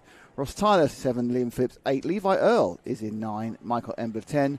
Caitlin Seabrook and Mac McGilvery are on the 6th row. It's Marcus King, Braden Donahue, Dom Darling and Lucas Mellicat. Jake Priestley and James Wood, Alex Timlinson, Elliot Dorknares, Harry Pullen, Archie Hogan, Molly Pugh, Sam Kelbrick, Kai Newman, Jason Ducis, Lewis McGrill, Ladia Scatchard, Elliot Foster, Daniel Callahan, Noosh Shaffer-Leathers, Jack Gillingham, just not that belong to me, Bradley Keaton and Daniel Whitfield are the 34 runners in this absolutely packed senior Rotax grid. They will have 2 warm-up laps, I believe. This is the halfway round their first one. So Blanford, because Joe's not here, I can say who can win the championship today, because his discarded score is so high. He didn't turn up, but he is going to turn up at Wilton Mill. His discarded score is so high. That's in the white and it's a sort of pearlescent white, isn't it? The Blanford machine with some orange striping. Next to him, Rhys Bailey. And it's Hudson Brown, 69, John Brown. And they get going, and they are rolling, and underway they go, and they set off for the Superheat 2. Through Row Rouge the first time, Blanford makes that piece of road his own. A bit of a scuffle behind between the second and third. It's really suffering quite badly was the third place car, which I think was John Brown. Lost a bit of a gap, but managed to just keep himself ahead of this train of the three identically liveried machines, normally backed by Max Taylor in the turn me off. Sorry. in the Scottish Cup. Honestly. Huge train of carts into the stewardesses for the first lap. Why am I up there? You're one. You're the lead commentator. You're one. Doesn't matter. You're one. We had this conversation last week. It was exactly the same last week. Here we go then. One lap completed. We should get a couple of circles, shouldn't we? Lucas Blanford. Lucas Blanford, second at round 1, first at round 2, 3 and 4, and leading the Superheat here in Senior Rotax. Who's going to beat Lucas Blanford on the Kart Republic? I do not know. Can it be Rhys Bailey, John Brown, Max Taylor, Ross Tyler, Levi Earle up to 6th, Morgan Hudson Brown 7th. We've got Michael Ambler, Taylor Dixon and Matt McGilvray, who rounds off the top 10. Into Nissan battle this time. Looks like the Scottish plate holder Max Taylor is not interested in sitting behind Max Brown. Whether or not that causes a row in the awning, who cares? But he's absolutely sticking to his tail, trying to get past him as they come through Sonny. The foot right behind them, the non-team member. That's Ross Tyler trying to catch up from 5th, but it's another fantastic break by Lucas Blanford, who basically, all he does is guarantee he doesn't get any camera time. Yeah, he pretty much does, doesn't it? It's a little bit sort of, we'll try and get him on the first lap. There's the Scottish champion down the inside. Happy, sitting behind his him. teammate, yeah, Sat Max behind Taylor. him in the Superheat last time, got completely squeezed out, lost 4 positions in one corner. Did Max Tyler. Taylor, sorry, he's Taylor, he's Tyler behind him. Taylor. Is that XL on the side of that car? Cannot make that out whatsoever. Can't make that out at all. We'll have to find out before the final. Yeah, I know. Who's that orange and blue Kart with me? If anyone knows which team Bailey, Brown and Taylor drive for, it'd be really useful just to stick it in one of the chats, because we are can't read that with the lack of ability to work out which colour scheme that one is. We're getting better with most of the other colours, we're very good with them, but that one is slightly perplexing us. But the three of them are line astern, dropping off the back of Blanford, but it's Bailey and Taylor. I think Taylor now is possibly really thinking he needs to get himself into the lead position. I mean, surely they'll work together and try. Well, you know what? I would be thinking, I'm not going to catch Lucas Blanford. Exactly. If you think there's no chance, I want to be second. Yeah. I'm going to be second. So this is effectively the inter-team battle, isn't it? So the gap to Blanford was 0.96, so just under a second. Let's see where it is this time by. Blanford already out of the final turn and across the line. He crossed the line. 4 laps completed, 1.1. So he's eking out. Fastest lap, 45.667 for Blanford. Super racy. Taylor moves to second. The battle there for Rhys Bailey was not to lose 2 positions. But I suppose at this pace, all bets are off. When you've got the man at the front who's just disappearing, you just don't want to play the game, do you? Really good looking livery, goes well with those team overalls as Only well. we knew what it was. Yeah, we need to find out. Because they've been really strong in this senior Rotax class with their 3 drivers, Rhys Bailey, Max Taylor, John Brown. No, see, Rotax class been really strong. I think we started the season with 14 or 15, now we've got 34. Yeah, I know. Yeah, proves core, doesn't it? Right, this lot punching up then. Max Taylor now in second, Rhys Bailey, John Brown, Ross Tyler, Morgan Hudson Brown. Levi Earle's coming, Michael Ambler's coming, Taylor Dixon's coming. Ooh. There's a move down the inside at McRae's for the 95 of John Brown. Is he going to lose 2? He's got on the outside, he had Tyler. Tyler didn't quite manage to make it. He's still thinking about it. There's a massive opportunity there up the inside. Beautiful opportunities. Oh dear, Tyler very unlucky, but super opportunities. Mother 69 and Morgan Hudson Brown. Tyler very unlucky to get pushed out the wide there, lost 3 positions.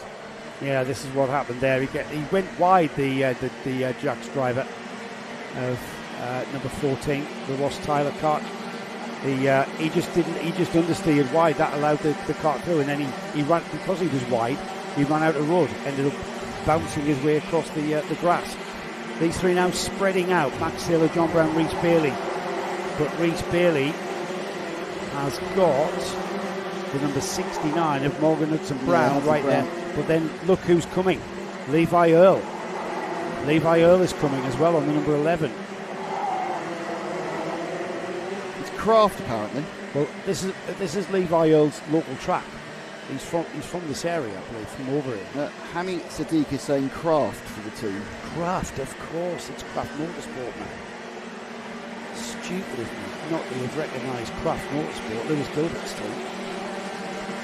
So thank you for that. And Hammy, so they're down from Scotland. So Scottish champion. They will have raced here. That was the clue. They've raced here a lot, so they've got a lot of local knowledge here, and that's why they're doing so well as a team. However, Morgan Hudson Brown for Ultimate Art, he's coming at them as well. We know how quick this lad can be. And Levi Earl, another local driver, looking over his shoulder. It's very, very close on Nick, and I'm not sure that there's nobody in that string of karts that has got pace that is ultimately quicker than the kart in front of them. So that's why we've got this train just chugging round. Yeah, Taylor has managed to get half a second, isn't he, on Brown. He's got half a second on Bailey, and then they get a little bit closer, but you're not really seeing a massive battle here. I think Earl was trying to get a place, maybe, but just to remind you that very comfortable in the lead with less than 2 minutes to go is Lucas Blanford on the way to the championship. With the crown, it's one champion, the penultimate round, I think. 90 seconds remaining. Gives you a chance to crown a champion, because Johnny's going to crown the champions otherwise. I know that. I know that. Yeah. I mean, Lucas Blanford is perhaps the one that we're going to be able to do. Oh, yeah. But Johnny Palmer in good hands for the final round of Wilton Mill. Johnny and Nick taking you to the final check the flag of the 2025 championship. But we've got a little bit of racing left at ROWRAH to do before we head to there. As Lucas Blanford heads towards being crowned, as Nick just said, the first of the 2025 champions. Great racing from these guys behind them, though. I mean, they're absolutely flat out here, maximising every corner. I think Taylor's been quite clever. He realised he got stuck in the mire in the first superheat, and he just immediately made it his mission to get as far up as he could get, which was second, and not worry about team orders up the inside. Nice little move there. So Hudson Brown past Bailey. Hudson Brown on the Ultimate Art, just sneak inside, and that's because of the line through the stewardesses, a late apex to maximise your entry into the chicane part of it, and that just leaves the door wide open. And Morgan Hudson Brown knows enough about racing at ROWRAH to have waited his moment. It's going to be the one lap to go board, not this time, but certainly next time. Yeah, they've got a lap and 3/4 No, it's to go. next time, actually. Yeah, they've got a lap and 3/4 to go. But easing out this one. This is not exploded into action. Well, maybe disappeared at the top. Taylor doing a good job. He's kept Blanford honest. You don't know how many tenths Blanford's running at. Is he running at 9 tenths to do that? Is he running at maximum pace? You can't tell, because he's got himself a comfortable lead, controlling the pace. He's actually extending the lead ever so slightly. It takes chunks of time in the early stages, and then just keeps the pressure on. He's driving his own race. He's driving his own race. Apparently there's 4 Scots in the top 5 at the moment, because Lucas is also running under the Saltaire, according to our timing. So it's 4 Scots in the top 5. I know we're not that close to the border, are we? Yeah, we're pretty close. I suppose so. Left-hand side of the UK. He looks over his shoulder, Lucas. There's no one there, mate. Has there ever been anyone there this season? Someone being dragged off after a problem. Yeah. Out of the stewardesses for the final time. Then this is the superheats concluded for senior Rotax. Really, down the hill. Great performance, but I don't think, what can you say, really? Just another fantastic performance by Lucas. Absolutely dominant. Out at paddock turn then. If he wants to be on TV more, he's got to make it look more difficult. Yeah, he's really is dominating, isn't he? He was first at Shennington, first at Donegal, and first at PFI. He's on target to be first here at ROWRAH for round 5. Max Taylor, the Scottish champion, what can he find to do? What can they do? What can Kraft Motorsport find in their toolkit? Those Potenza engines need to find a little bit more edge to get on terms with Lucas Blanford. John Brown was 3rd, Morgan Hudson Brown was 4th, Rhys Bailey was 5th, Levi Earl had to settle for 6th, Michael Ambler 7th, 8th was Ross Tyler, Matt McGibbleray was 9th, and rounding off the top 10, Taylor Dixon just outside the top 10 and 11th. Front of Motorsport was Elliot Dalton-Ayres. Jack Thompson's also told us Craft Motorsport, so thank you everyone helps us, Jack. because we were having massive, well, I didn't know, and you had a brain fade, so Yeah, I should have known that. we'll let you off. There's far too many colours. Right, moving swiftly on then. Last two heats of the morning. Unfortunately, we are running about half an hour late due to a couple of unfortunate instances which involved the ambulance being on the track. This one's going to be a cracker though, Nick. It's our cadet super heat Yeah, 2. yeah, Would yeah. you like to see the grid?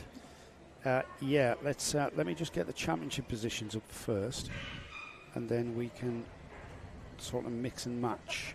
Let's have a look at the grid then. Coming up, it's a standing start. The engine revs will rise on this one. Archie Loveridge will be on the pole position with Riley Blakemore alongside. Arthur Murfett and Jack Wykes share the second row. Luke McGull and Gian Prakash are on row 3. Row 4 is Shailen Srikantan and Bradley Sutton. Row 5 is Elliot Bourke and Ronnie Jones. Row 6, Mason Becker and Archie Cannon. Then we've got Ethan Pearson and Theo Hamilton. The Duffersys, Jerry and Reggie, share row 8.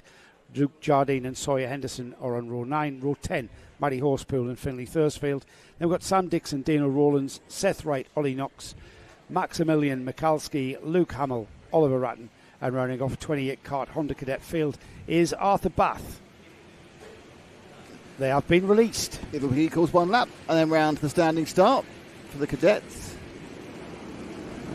4-stroke Honda engines with a clutch, which is why they can do this. They're actually, most of the races. It's interesting, isn't it? They do a standing start, but is Mini Max the youngest Max class?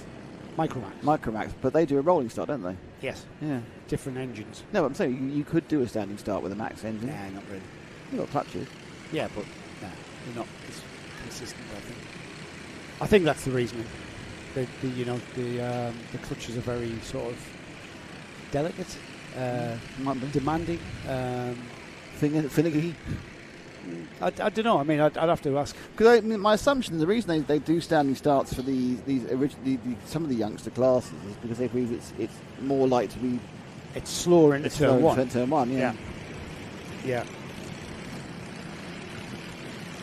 That might be the reasoning behind doing a standing start for Honda Cadets Look, and for Bambinos. Finger trouble from our geologist. Yeah, he's looking for a rock somewhere. He was looking for rock or perhaps structures, wasn't he? Perhaps he's doing someone's tax return. Who knows? Limestone, Ash. Limestone. Yeah. Oh, the air's gone off a bit. Oh, look at this as well. I just looked at the sky there on the shot there of the start as we form up on the rear. Look how long this grid is. I have a very dull question, which I'll wait till after the start of the race anyway. We'll wait until it settles down because this could be exciting. we We've go. got grey skies forming because the weather is due any moment. These are on slick tyres as well. 5-second board or clear grid board being held by Ben, our start line marshal. There's the 5-second board. The lights can come on. They are on. The engine revs rise and the lights go out, and we are racing with Archie Loveridge being beaten off the line by the number, I think that's the P1 driver is that right? You can get 2 through. Yes, it is. Row It's Blakemore. Rouge. Yeah, Blakemore, of course, who's on the front lovely row. move by the 5. Was that the 5 cart? I think there isn't a 5 cart, so he must have another number somewhere. Let's settle it. Everybody in that line does sort of 15. symmetrical pointing ahead. Yeah, Luke McGill there. Nice move. Coming into McRae the first time, he's putting him up to 4th place. Already, they are line astern. Not too much effort to make advantage of that chance to block pass into the Stuart S's. I was watching that inside line and I was totally taken aback by Riley Blakemore, who went around the outside into Row Rouge. Out of sunny. Blakemore. It's going to be a trail of carts, Nick. So don't forget, it's Murphy who stole the win on the line in this first heat when Loveridge and Blakemore had a couple of coming together. One was eased out, and then it was a great bit of opportunist last lap racery by Murphy to take the first super heat. But they've been joined by a 4th friend this time, who's Luke McGill. Tripping over one another as we see normally with cadet karting. They'll want to settle in and they'll want to just go around this track in this train, not really costing them any time. See if they can make maximising that airflow, Nick. Short break they've made. There's a move there. I think that may have been Jack Wykes, perhaps picking up 5th. It could have been actually Shailen Srikantan getting through. So there seems to be slight movement fifth. There's a big, very massive. There's 4, then there's a break, then there's 4, then there's a break, then there's 5. So we now have 3 sections of drive up the inside there in that second group. Elliot Bork trying to make a move. Yeah, this first group though, they've got their Honda Cadet head on. Little bit of a nudge there going into ROWRAH in the chicane there, but they've settled down before they get. You'll notice there's no attempts whatsoever. They're staying in line. I think Shalene Srikanth in the second group is actually gaining very slightly. It's a bit more grubby the second group there. There's still more arguments going on. I think Oakley Ronnie Jones is trying to get himself back up position, but Srikanth is breaking away from that group and bridging the gap to this group of 4. Blakemore went lightly defensive into Stewart's for the first time. Interesting. It's Archie Cannon who leads the championship. He's down in 10th at the moment. Came into this penultimate round in the lead of it, having won at Wardlaw, second at Shennington. Still nobody making any kind of move, Nick, but we're a minute away from half distance, so still plenty of racing. No surprise, the Honda Cadet trend, and here's the first move. It's the number 73 of Archie Loveridge, who's gone down the inside, and look at that. Riley Blakemore down to 4th. Murphy went with him immediately. He's had a great day with the opportunity to overtake him to win the first super. I'll try it again. So our new member of the top level group, that's Luke McGill in the 15. He's there with the yellowy side pods and the yellow helmet. Luke McGall. Is it McGall? I'm sorry, I've changed one of his vowels of his surname. So is he dropping off Blakemore slightly? I don't know whether it's temporary. But has Blakemore been a cork in the ball? Sounds unlikely. It seems to be. I think he's just lost, as you do when you get overtaken like that and find yourself from first to 4th. You kind of lose a bit of momentum, don't you? They are tripping over one another. I think he'll be all right. I think he's going to reattach himself quite soon. Here they come. Loveridge, Murphy, McGall, Blakemore. But it's going to become a 7. Yeah, I was about to say, Nick, Srikanth, Bork and Jones are not that far behind. 4 karts about to become a 7-kart train. This is tremendous stuff as we go into the second half of this superheat. Under 4 minutes remaining now. Yeah, they're going to come together. Now whether Loveridge is under a little bit of pressure. He lost a little bit of time on the exit there of the S's. So he's now got 3 karts nose to tail. He's about to go through Sunny. Murphy, I think, again, is decided this idea of waiting to the last minute to do something. He hasn't waited this time though, Nick. He's not taking your advice. He's gone for the move and into the lead across the line. It's McGall's gone with him. Murphy, McGall, Blakemore, Loveridge, Srikanth. In fact, Loveridge has gone from 1st to 4th as well. So that's exactly what happened to Blakemore. And it could happen to Murphy next. Well, Murphy's still 3 minutes. Just decided when all the overtaking he's done has been kind of like really relaxed. He hasn't thrown anything anywhere. He's found a gap that's open up, but now he's in the position he's not been in the entire time, where he is the chaser. He is, the hare. These are the greyhounds, and behind him is McGall, who has now found himself in second. So he's come right through the field, McGall, from the lower start. He's just been on the bumper of Murphy, hasn't he? And wherever Murphy's gone, McGall has gone with him. Yeah, he's sat where he needs to work particularly well. Oh, and he's tripping over the leader there. And side-by-side action going towards the chicane. And it will back out. McGall will have the line, but Murphy's got the inside line through the left-right. And it all is as it was. And a 7. Now there are 7, and immediately it starts to break into a battle. And there's Blakemore down the inside of McGall. That's going to come off, is it? McGall still alongside into the second hairpin. This time at Iredale's, but no, Blakemore's got it. Blakemore just braked enough later, like 6 inches, which gave him that tiny bit of extra to get the whole kart length ahead of McGall. So Blakemore now back up into the top 2. So the order is Murphy, Blakemore, Loveridge. And kind of a mini break of the top 4 again. McGall is there. Sorry, it's Blakemore, McGall, Loveridge. Now the 4 beginning to break away again and cause a little bit of a gap between Archie Loveridge in 4th and trailing Srikanth across the line. Murphy leads. It's Bork. It's Bork's got past Srikanth. So it is Bork. And Elliot Jones. So they've wasted their own time by doing that. Look at that. Straight on the back he's gone. So it's now back to a 7 again. because they didn't make a move. They managed to leap on. So Murfitt now, with a minute and 17 in the lap, is under intense pressure from 6 different cars. He's about to lose the lead, I think, into Stewart's, because he's back into the lead again for Riley Blakemore. They're looking left, looking right. Would you leave me a Kart's width, please? Thank you very much. He's going to drop to third. And McGall's gone with him. McGall's the master of going with people. McGall has just sat on somebody's bumper and gone through. McGall, contenders for the win. Any of those 7, really, as we go through Sunny in a train of 7 Ronnie Jones cars. gets from the 7, I'd be quite surprised. But yeah, it could happen. It could happen. It absolutely could. We're inside the final minute then. And with 45 seconds on the clock, they're going to get 2 more. That's all they're going to get. It's the 1 lap to go aboard next time by. So opportunity's running low. If Murfitt is going to do what he did in the first of the superheats, there he goes. This is the programme. Forces McGall out wide. McGall's with him. Brilliant news for Blakemore. Brilliant news for Blakemore. As McGall says, what are you doing? You let him get away. McGall says, use your head. Blakemore's going to benefit from that as the rest all trip over one another. That's Archie Loveridge tripping over Elliot Bork. He's dropped to 5th, because Bork's got him during that movement through McRae's. And then they're all doing that. Oh, no, come on, no. Pointing ahead, work together, but they've all made the positions and they want to keep them. So McGall is currently in second, Murfitt in third. Blakemore got himself a free 3 or 4 tenths and he's gone away again. It's gone. It's disappeared. It's absolutely disappeared. They'll come out the paddock. McGall has got momentum to catch and overtake Blakemore potentially here into the chicane over the brow at ROWRAH and off towards McRae's. He's lining himself up for a move down the inside at McRae's, but chopping across his front, slamming the door in his face was Riley Blakemore.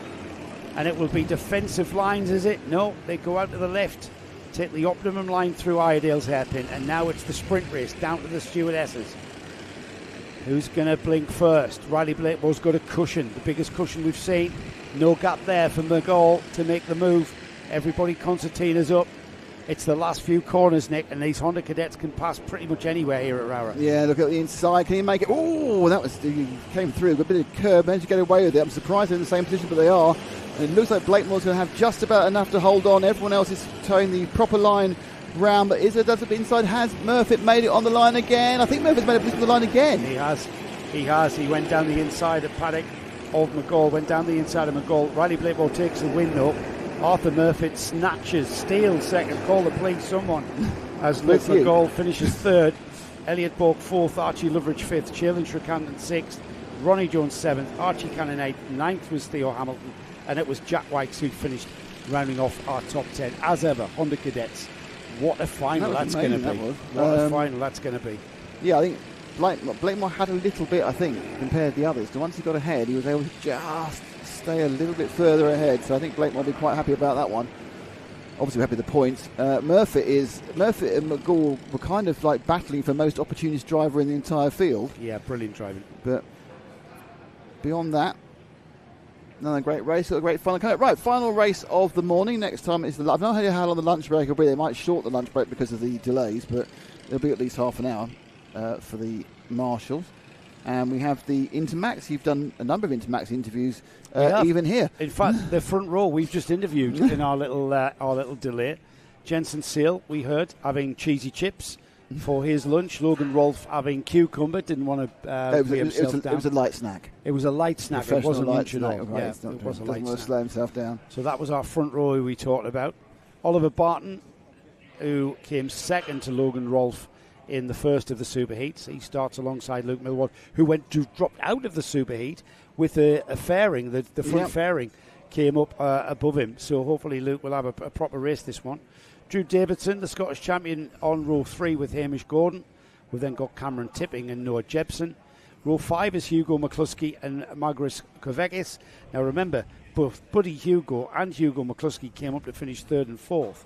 And Buddy Hugo starting in 11th, Ian Campbell alongside in 12th. Noah Clare and Charlie Quinn start on the 7th row. Annika Hurd, who you'll hear we chat to in the paddock show at lunchtime. Coming up. Annika is a lovely chat with Larry Price, winner of rounds 1 and 2, and then has dropped off a little bit in rounds 3 and 4. He's starting in 16th. Aiken Batt and George Quinlan start on row 9. Row 10 is Jamie Walsh and Jaden Patel Scott, with Jack Mellon starting and rounding off a 21 kart field. So this was all about Logan Rolfe, wasn't it? Snatching his way to the front. Staying there. And staying there, yeah. As the others had a squabble. And then basically Jensen Seal having a torrid time. You heard what Jensen said. They said they've got the jetting wrong, I think is what he said. Hopefully they've got that sorted. And he will start. That's Logan Rolfe with the blue and white livery car. It feels like a fresher day, and obviously humidity really affects jetting on these engines. If I was a betting man, I'd say we're going to have rain before after lunch, during lunch break. Yeah, I think so. The skies look a bit ominous. But it's quite good though. We may get all the superheats off in the dry, which is great. Yeah, as long as it remains consistent for the finals. We hit inconsistent track conditions. Here we go. Here we go then. They accelerate across the line. Is that to the liking of Dan Ashton? We are off and into the lead. Okay. A bit uneven, but they've gone with it. Has gone Jensen Seal. Jensen Seal. Logan Rolfe's been dropped to third as Jensen Seal leads from Oliver Barton out of the McRae's hairpin and on towards the Ideals. And Barton wants the lead, doesn't he? Sale saying, don't do this yet. No, let's just settle it down. Let's let the field get a bit more spread out before we start squabbling. But I don't think Barton's very interested in that conversation. Rolfe has Drew Davison, the Scottish champion, on his tail, and the top four go through the Stuart S's for the first time. And it does look actually that Barton's very racy at this point. He is. It's because he's probably feeling that you can go faster. Logan Rolfe, remember, the tyres are just beginning to come in now. And so halfway around the second lap. And they've only had a lap, haven't they? They've only had a lap of that's right, as well. yeah. So, probably round the second lap before we see the tyres where the drivers want them. But right now, Barton feeling like he's got better pace than Jensen Seal. Jensen Seal saying, be patient. Let's just wait. Here he goes. Impatient Oliver Barton, but no. Slammed the door. No, door is slammed by Jensen Seal. I'm surprised he managed to go that wide and maintain the position. But he's not going to, because he's just lost a bit of drive. And he's going to lose at least 2, possibly 3 places. And it all happened 3 corners ago. He went super wide. So first to 4 for Sale. It's not the end of the world. There's still 6.5 minutes to go. But now we have a train of 6 rather than a train of 4 again at the lead, Joe. Yeah, now it's Oliver Barton that takes up the cudgels of controlling the pace at the front. Logan Rolfe slotted into second, and he's not hanging about. Logan, after his little snap of cucumber, is wanting to take this second superheat win in the fashion that he took the first one. Drew Davison, the Scottish champion, has also gone by Jensen Seal. So we've got 3, 4, 5, 6 karts now beginning to join in with this. I think that Barton was looking like he's actually throwing caution to win there. I think it was sideways coming through St John's, but he's managed to retain the position. I can imagine that Jensen Seal is currently beating himself up for going so wide. Sometimes being over defensive costs you more than not defending at all. He's learnt that lesson the hard way, but plenty of time to make it up. Now is that Rolfe now right on the tail of Barton and moving into the lead. This is one of Rolfe's favourite overtaking places. You leave the door open for Logan Rolfe, he's going to dash through it, bringing his cucumbers with him, as he probably does. And there he is now in the lead of this race. But Oliver Barton not that far away, just nestling up to the rear bumper of Logan Rolfe as they come through paddock. It's Drew Davison on the S-plate, that's in third. They're just breaking away now, leaving Jensen Seal a little bit behind. I say a little bit behind. It's probably a cart's length, Nick, that's all. As they head on towards the front, and it's gone already. By the time they get to McRae's hairpin, it's gone. Cameron Tipping is the red and black cart that you see just coming into the picture. He's slowly coming to contention. He's looking like quite a strong 5th place, actually. He's there with the orange and blue and green helmet, just leading down the 187. But Rolfe not breaking away. No. But in fairness, Barton, who's looked very, very racy behind everyone else. Obviously, I'd say Rolfe's not breaking away. He just suddenly got a little bit of air there between himself, just on the exit of the Stuart S's. 3rd place, though, Drew Davison with the S plate. He's looking like his cart's now come on a little bit. It's into its sweet spot, and I think he's going to start challenging Barton for that 2nd place. Let's see just who can do the business and catch Logan Rolfe. They couldn't do it in the first superheat. Logan Rolfe got off into the lead like he is now, and then no one was able to catch him. And in fact, when they start squabbling amongst one another, that's when Logan Rolfe will benefit. And Oliver Barton, Barton is just coming into play there into the ideal hairpin. He did well back marker. Absolutely, back marker keeping well out of the way. So the first 3 now bridging, and there's a move for second as Drew Davison has moved into 2nd place. The SD Racing driver carrying the Scottish plate, the S plate, has moved into 2nd. Now, can he do anything about Logan Rolfe? Well, he's looked better. It's interesting because you remember he was going well in this one last time and then got hung out to dry. So he's looked a bit better in this heat, it suddenly becomes tactical, doesn't it? He's absolutely on Rolf's pace here. So Davidson, who's had a less successful Heat 1, wasn't that bad, but now he's got a real chance of picking up the win in Super Heat 2. He's on Rolf, the incredibly laconic and laid back, literally Logan Rolf, both in the driver's lounge and in the kart. Yeah, he's a cool little character, isn't he? Cool as a cucumber, almost. He is very engaging young man, and he's a very, very able karter as well as Drew Davison. Just a little bit of a narrower line there through the stewardesses. Hasn't cost him anything though, and he stays on the bumper of Logan Rolfe. Logan Rolfe almost missed the second round at Shane because he's cut his head open on some barbed wire whilst playing hide and seek with his sister. And luckily they glued his head back together, and therefore you can race rather than being stitched, in which case you can't race. Is that right? Yeah. If you've got a stitch, you can't put a helmet on. When they glued it back together, they do these days. This big massive cut he had in his head.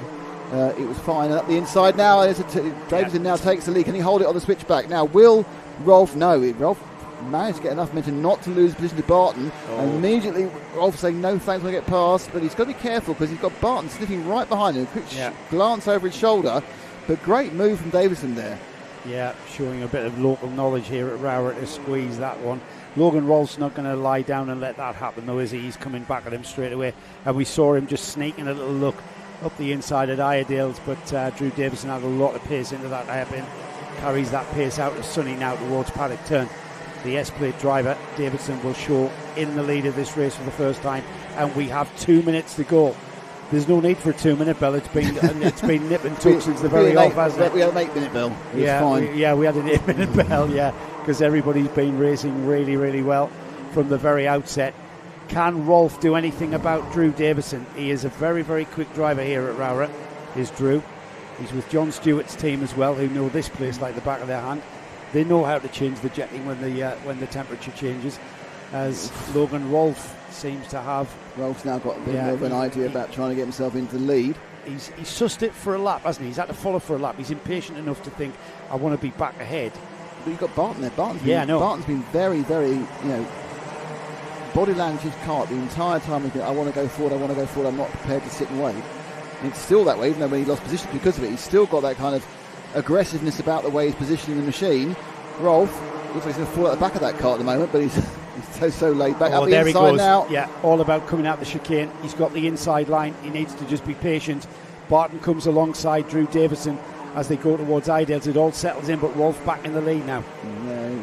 He's gone at least a lap too early, possibly 2 laps too early. I don't think, that might be proven wrong. I don't think he's got the basic ground speed over Drew. I think they're all pretty much for muchness now. It's whether he feels he can now break Drew Davidson. Otherwise, Drew's going to do the same thing to him next lap or the lap after. Yeah, if Logan Rolfe's been playing a cool game and only using 8 to 9 tenths of his toolbox, and he's got a little bit more to pull a gap, I'm not sure that's the case, then, Nick. Drew Davison absolutely with him. It's all about the chicane. Up and over the brow at ROWRAH, they will go at any moment now, and it's all about how you come out of this bit here, through the left and right. And Davison has momentum. Can he do the same to Rolfe? No, he can't. He sits there. I think it's all about timing, Nick, like you say. Maybe wait until the last lap. This is the penultimate lap, so if you're going to do it on the ultimate lap.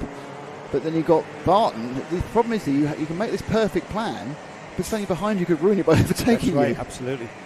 No, he's going now. No, I thought about it. That's going to cost him a 10th, though. Can you afford that 10th? Momentum through that part. And again, he lost a kart's leg. He's obviously pretty confident he can get it back through this section here, going through Sunny, get right onto the bumper of Logan Rolfe and be able, when they go through ROWRAH, to throw it up the inside of McRae's and then hold on to it. Barton sitting there thinking, I could pick this up, I could get the lead, I could at least get second. That's what's exactly going through his mind. He's looking for ways. He's waiting for these two to trip over one another. And Drew Davison loses a bit of time on the exit of the chicane there. That's allowed Barton to close up, but it's also allowed Rolfe to get away. That was the worst time to just have a little bit of a slide. He's got a defended Ideals. It's going to cost him on the straight here. Let's see if Barton's got momentum to pull alongside. Down towards the stewardess as they go. Logan Rolfe's disappeared. Drew Davison on the inside line at the stewardesses. That's going to enable him to keep on to this second place as they head down the hill now, plunging downhill towards the St John's right-hander. Quickly into the sunny left, and another defensive line here. This is where Oliver Barton's got to snatch this second place into Paddock, but no, not quite the momentum, as Logan Rolfe will take his second superheat of the weekend. and crosses the line to take the win.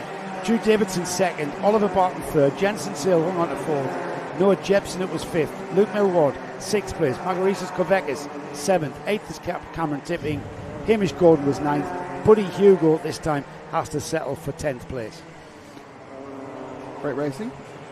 And this is, I think, the move that was for the lead 2-3 laps out.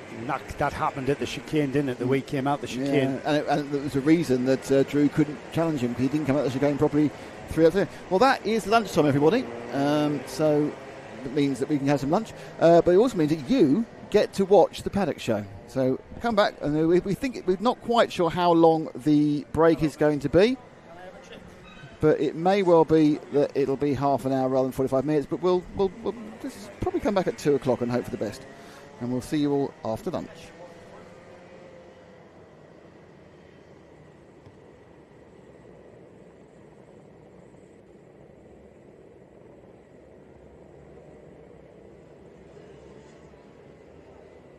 Well, hello and welcome to the 5th round of the Kart Championship in 2025, and we are at the picturesque quarry that is known as ROWRAH.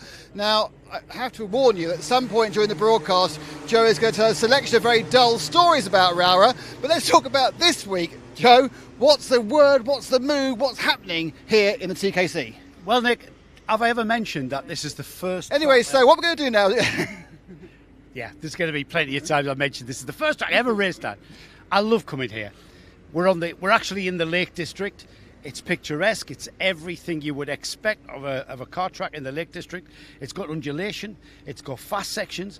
It's got very, very tight and complex hairpins. That it's all about on the brakes into the hairpin, and it's all about punching out the corner. You've got to be clean. You've got to be smooth.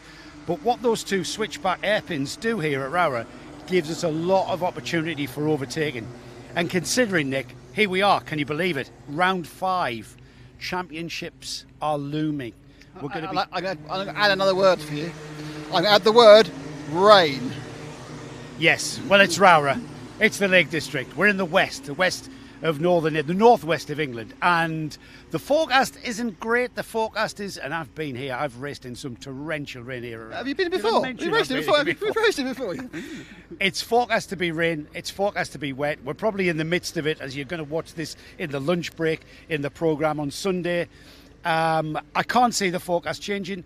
The wet is just going to add another awesome element to the kind of racing we're going to see. You're not necessarily going to see the quick girls and boys at the front. What I've always found the wet does is it's a good leveler. You don't have to have the best engine. You don't have to have the best kart. You can compete at the very front. Certainly I did, because my chassis was always too soft. Or bent, or in many ways just not up to standard. But what is up to standard is Joe's paddock walks. Joe, go and do one of your fantastic paddock walks right now. Okay, I will do. I've mentioned that it's the first time. I've got a returning driver to the Kart Championship. Saw him out at round 1. Here he's back at ROWRAH for round 5. Sebastian Crawford. Seb, I've known you since you were a Bambino, you know, and look how tall he is now. So, Seb, you were out at round 1 for the Kart Championship. That was at your local track at Warden Law. I think this is one of your favourite tracks as well. Is this why we're seeing you here? Yeah, I really like this track. I used to go to it quite a lot, so I really like it. And you know how to get around this track quickly, yes? Yeah. So what's the secret? Just go fast. Is there any secret to ROWRAH, though? I mean, it's a little bit different to other tracks that you've raced on, yeah? I've raced quite a few tracks. Some of them are different to others, but some of them are a bit more complex. But this one's just, once you do enough practice, you can get used to it. Right. You like it as well? Yeah. That helps. Now, it's going to rain this weekend. Is that going to make a big difference for Sebastian Crawford? I don't know, because sometimes I'm fast in the dry and sometimes I'm fast in the wet, so I'm not sure. Are you the sort of driver that prefers the wet, prefers the dry? I'm like in the middle. I like both. Right. So I'm not really bothered if it rains or if it's dry. Now, you're with the Origin team, who are a horrible black and white colour, because I'm from Sunderland. But Seb, your kart is beautifully decked in red and white. And what's that down to? It's down to my partner, GSF Car Parts. Right. And so who are they? Are they your sponsor? Yeah. Right. And so they are why you are here. Yeah. They help. They help. Yes. So it's great to have them along as support, yeah? Yeah. Right. So, Sunday afternoon, you're here in Micromax. You know ROWRAH. You've been here loads of times. Yeah. You're back to the Kart Championship. What are you going to be happy with? Top 3. Or top 2. Right. So it's top 2 or top 3? Top 2. I said top 5 wasn't bad, Seb. Come on. I just want to win. Of course you do. Sebastian Crawford, great to have you back, Seb. Looking forward to seeing you across the weekend. Thanks. So this young man is Jensen Darlow, and he's in the Micromax class. He's running the number 26. Jensen, you are third in the championship. How has that happened? You've had a great season. Yeah, What's happened then? How did you get to third? it was all because of Shennington and that. What happened at Chennington? I came second, which is my best result in CKC ever. Oh, wow. And what did that feel like when you were on the podium? It felt really good. Yeah. So, feeling really good, I would imagine you want to be back on the podium as soon as possible. Yeah, And do you like ROWRAH? yes, And do you think you can be on the podium here at ROWRAH? yeah. What's the best bit about ROWRAH? I think the first 2 corners, Why is that? because it's great for racing. And is it fast? Yes, Goes up and down as well, doesn't it? yeah, Is that the best bit? yeah, Do you like going fast? yes. How fast do these karts go, do you know? 60 mile an hour? And how old are you? 10. So do you think that's good, a 10-year-old doing 60 miles an hour? Yes. Of course you like it. Yeah. Yeah. Now your dad, Tim, behind us, he's done some karting, hasn't he? Was he any good? Yeah, Yeah.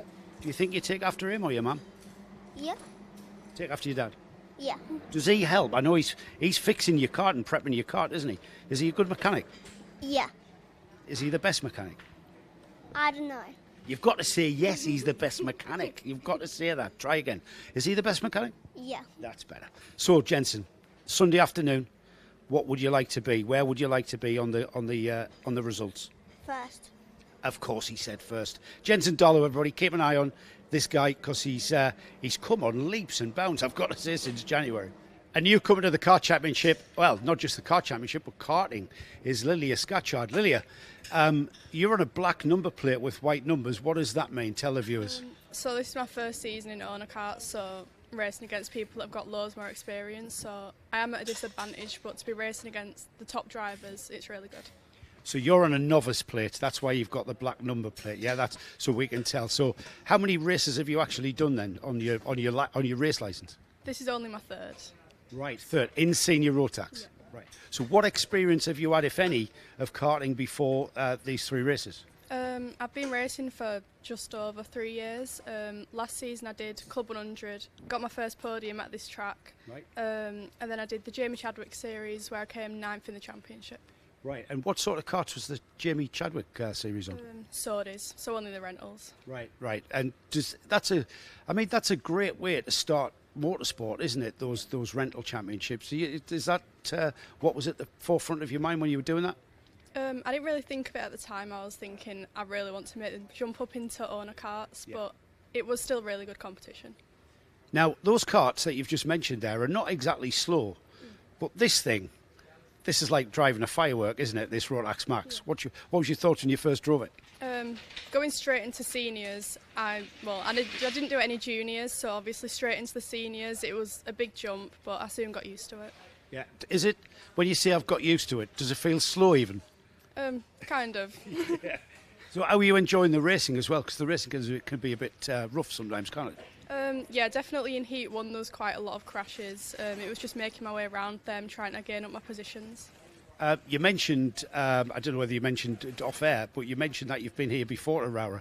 Yeah, this was the first outdoor track I ever did, about 2 years ago in the rentals, and then I came back last October for Club 100, and then that's where I got my first podium, and then I'm back again.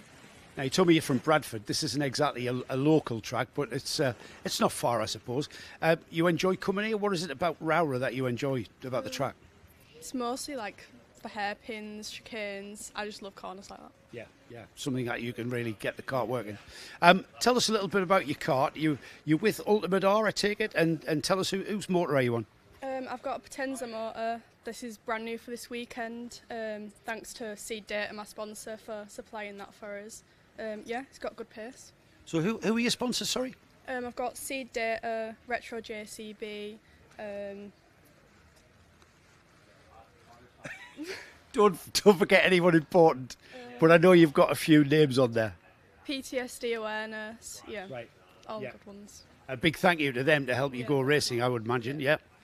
Your dad. You mentioned that your dad's your mechanic as well. Is this it's a great dad and daughter sort of pastime, yeah? Yeah, same as me. Obviously, it's my first year in the championship. It's also his first year mechanicking, so he's got a lot to learn. Right. But thanks to the team, we've Yeah. got him up for it. Yeah. Obviously, you know you're going to be you're on a novice plate. It's a massive learning curve. What are you hoping to get out? What will you be happy with? What will Lilia be happy with on Sunday afternoon? Honestly, anything. I am looking for top novice, hopefully. Yes. But yeah, I'm happy with anything as long as I keep improving. And might we see you out at the final round of the car championship? Yep, definitely. I hope so. Lilia Scatchard.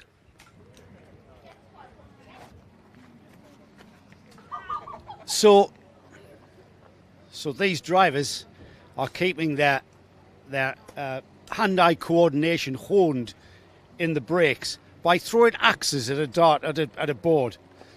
Not relax. Oh, and what are these called? Ninja stars. Let's have a go. I saw one of you just hit your mate on the head there.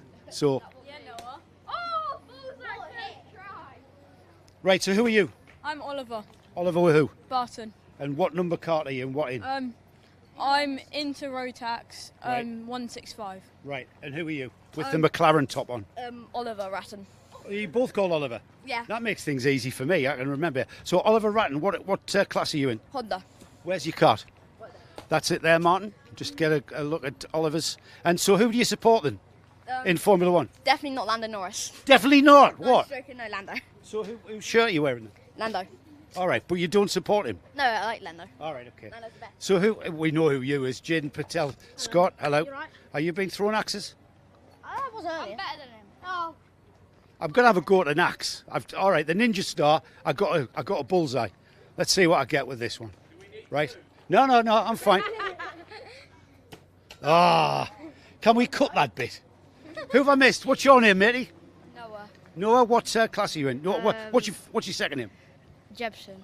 Right, and what class are you in? Intermax 121. Right, out of all of you, who's the fastest?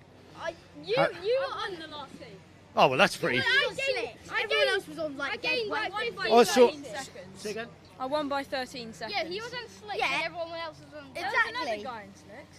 So what you're saying is, if you're bright enough to choose the right tyres, you can be as good as him. Yeah, basically. Yeah. Isn't that the sport? Well, it is. Yeah. All right, I'll move on. Thanks, guys. Right, good information that there's birthday cake at RCE. Now then, this is called a clue in my other job. My previous job, I should say. Right, guys, where's all the... Hello, mate. How are you? Good, thank you. Where's all the chocolate cake? Right, so whose birthday is it? Hang on. Whose... Mummy, you are responsible for this birthday cake, I believe, and you have got chocolate cake all over your mouth. She did it. Yes, she did it. So who's this? This is Inez, and yeah, she's won today. Right, and that's her birthday chocolate cake. Right, excellent. Is it nice? Yeah. Hang on, come here, you. This is you, isn't it? Number 180. Tell everybody your name. My name's Annika Hurd. And how are you going this weekend so far? That was a really good start for Heat 1, and I'm pretty proud that I finished 9th overall. Wow, top 10. So where do you start your second heat? I'm not 100% sure yet. All right, that's up to you. That's for your mechanic and your dad to know, isn't it? Right. Yes. Does anybody know where this girl's starting on the grid? 17th. So did you come from 17th to 9th? Yeah. Wow, so how did that happen then? Tell us how it worked. All on the start. Really? What was the conditions like on track? It started off wet for the first 4 laps, and then it turned dry. And what tyres were you on? I was on wets. Right, and are the wets damaged? Yes and no. All right, you might be able to use them again tomorrow. Yes. All right, okay. That's a cracking result. Are you going to do that again then, in second heat? Yeah, hopefully. Right, you going to have some chocolate cake just to make sure you do? I have. You have. Right. Is there a piece for me? Right, we're going to cut then, and I'm going to fill myself with chocolate cake. Happy birthday. A long, long time ago when I first started racing, somebody said to me, you've got to learn how to lose before you learn how to win. And took me a little while to understand that, but I'm afraid, number 16, junior Rotax, Zach McKay here. Zach, you're learning that the sport is not just highs, it's also lows. Tell us what happened in the second heat. So I was sitting in P2 for a bit, and then I got to P1, and then on the last lap, the cable came out. The plug lead came out, I think. Yeah, so you lost your motor. Yeah. So, all right. I'm going to expose you here on camera. How does that feel? It just feels bad because I gapped the boy, and then last lap and just came off. Right, and the knock-on effect of that, of course, is it affects your grid position for tomorrow. So, what you're going to do? What are you going to do to get your head around and get yourself lifted again? Just going to go from the start in the first heat tomorrow. Try and get good positions for the final. Have you seen the weather forecast? Yeah, it's meant to be raining. Yeah. Are you good in the wet? You're Scottish, so you should be. Yeah, good in the wet. I've been here a couple of times in the wet. Right. Is it a track that you enjoy, ROWRAH? Yeah, I enjoy it. I've been here a lot, so it's quite good. Do you know where the grip is in the wet? Yeah, I know where all the grip is. You're not going to tell anyone the way? No, I'm not going to tell anyone. Zach, bad luck, mate. Like I say, it's... you know what? It's times like this that make the winning feel even better, though, isn't it? Yeah. So I'll just need to see what tomorrow's like. Very disappointed young man here, but it'll be fine tomorrow. Thanks, Zach.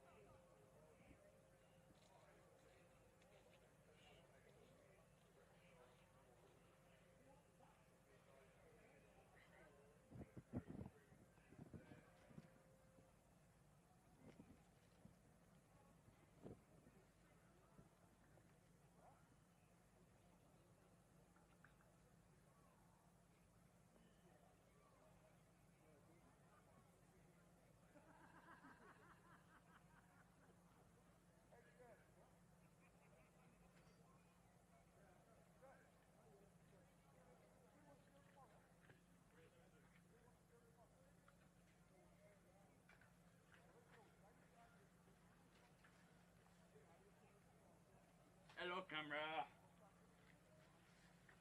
It's the JKC in that. Say hello to the camera, Charlie. What an angle. Has it got audio? I don't know, probably. It's a great angle of the track there. You'll see lots of action. It's action-packed race at ROWRAH. I'm like a commentator.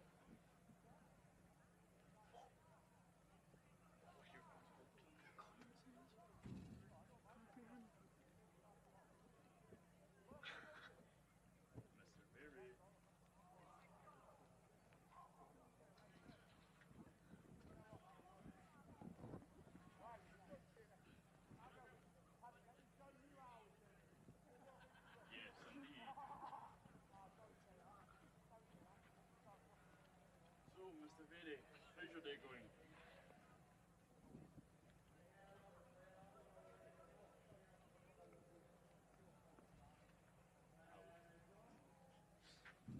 Sorry, lads, can I have your order there?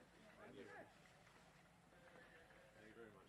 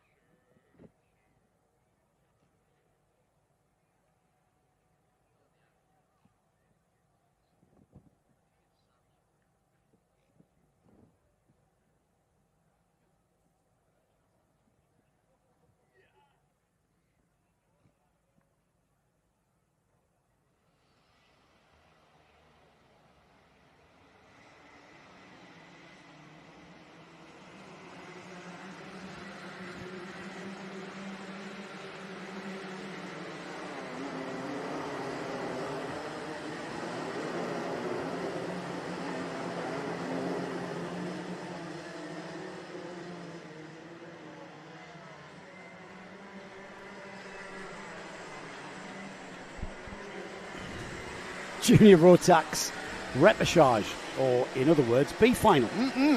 We are focusing on the top four then. The top four can only the top four can qualify through into the final. Final. Surprises final, is it? Yes, Slightly quicker. Yeah, a couple of minutes early. Yeah. But you can see who they are out there on the timing part. They're already out there.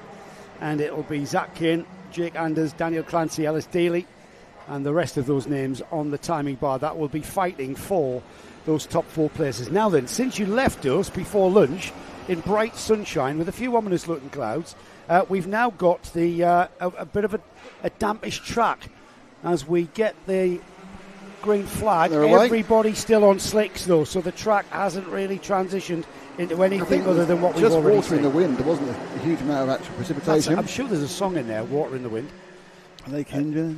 Jake Anders on the TB cart. So can you remember about this? It's not who wins. Yeah. It's not who comes second. It's about fourth and fifth, because that's either carrying on or going home. Well, we've got Jake Anders and Ellis Daly. That's a break and a half, isn't it? And then it's the number 2. It's Daniel Clancy there. That cart that moves into third. So it's not Daniel Clancy. It's going to be Zach Kane on the number 223. That has dropped to fourth now. So the number 223, the ex-kart driver. He's the driver that is at the most vulnerable point of finishing his weekend now after this one. 8 minutes and 1 lap are the times of this repechage.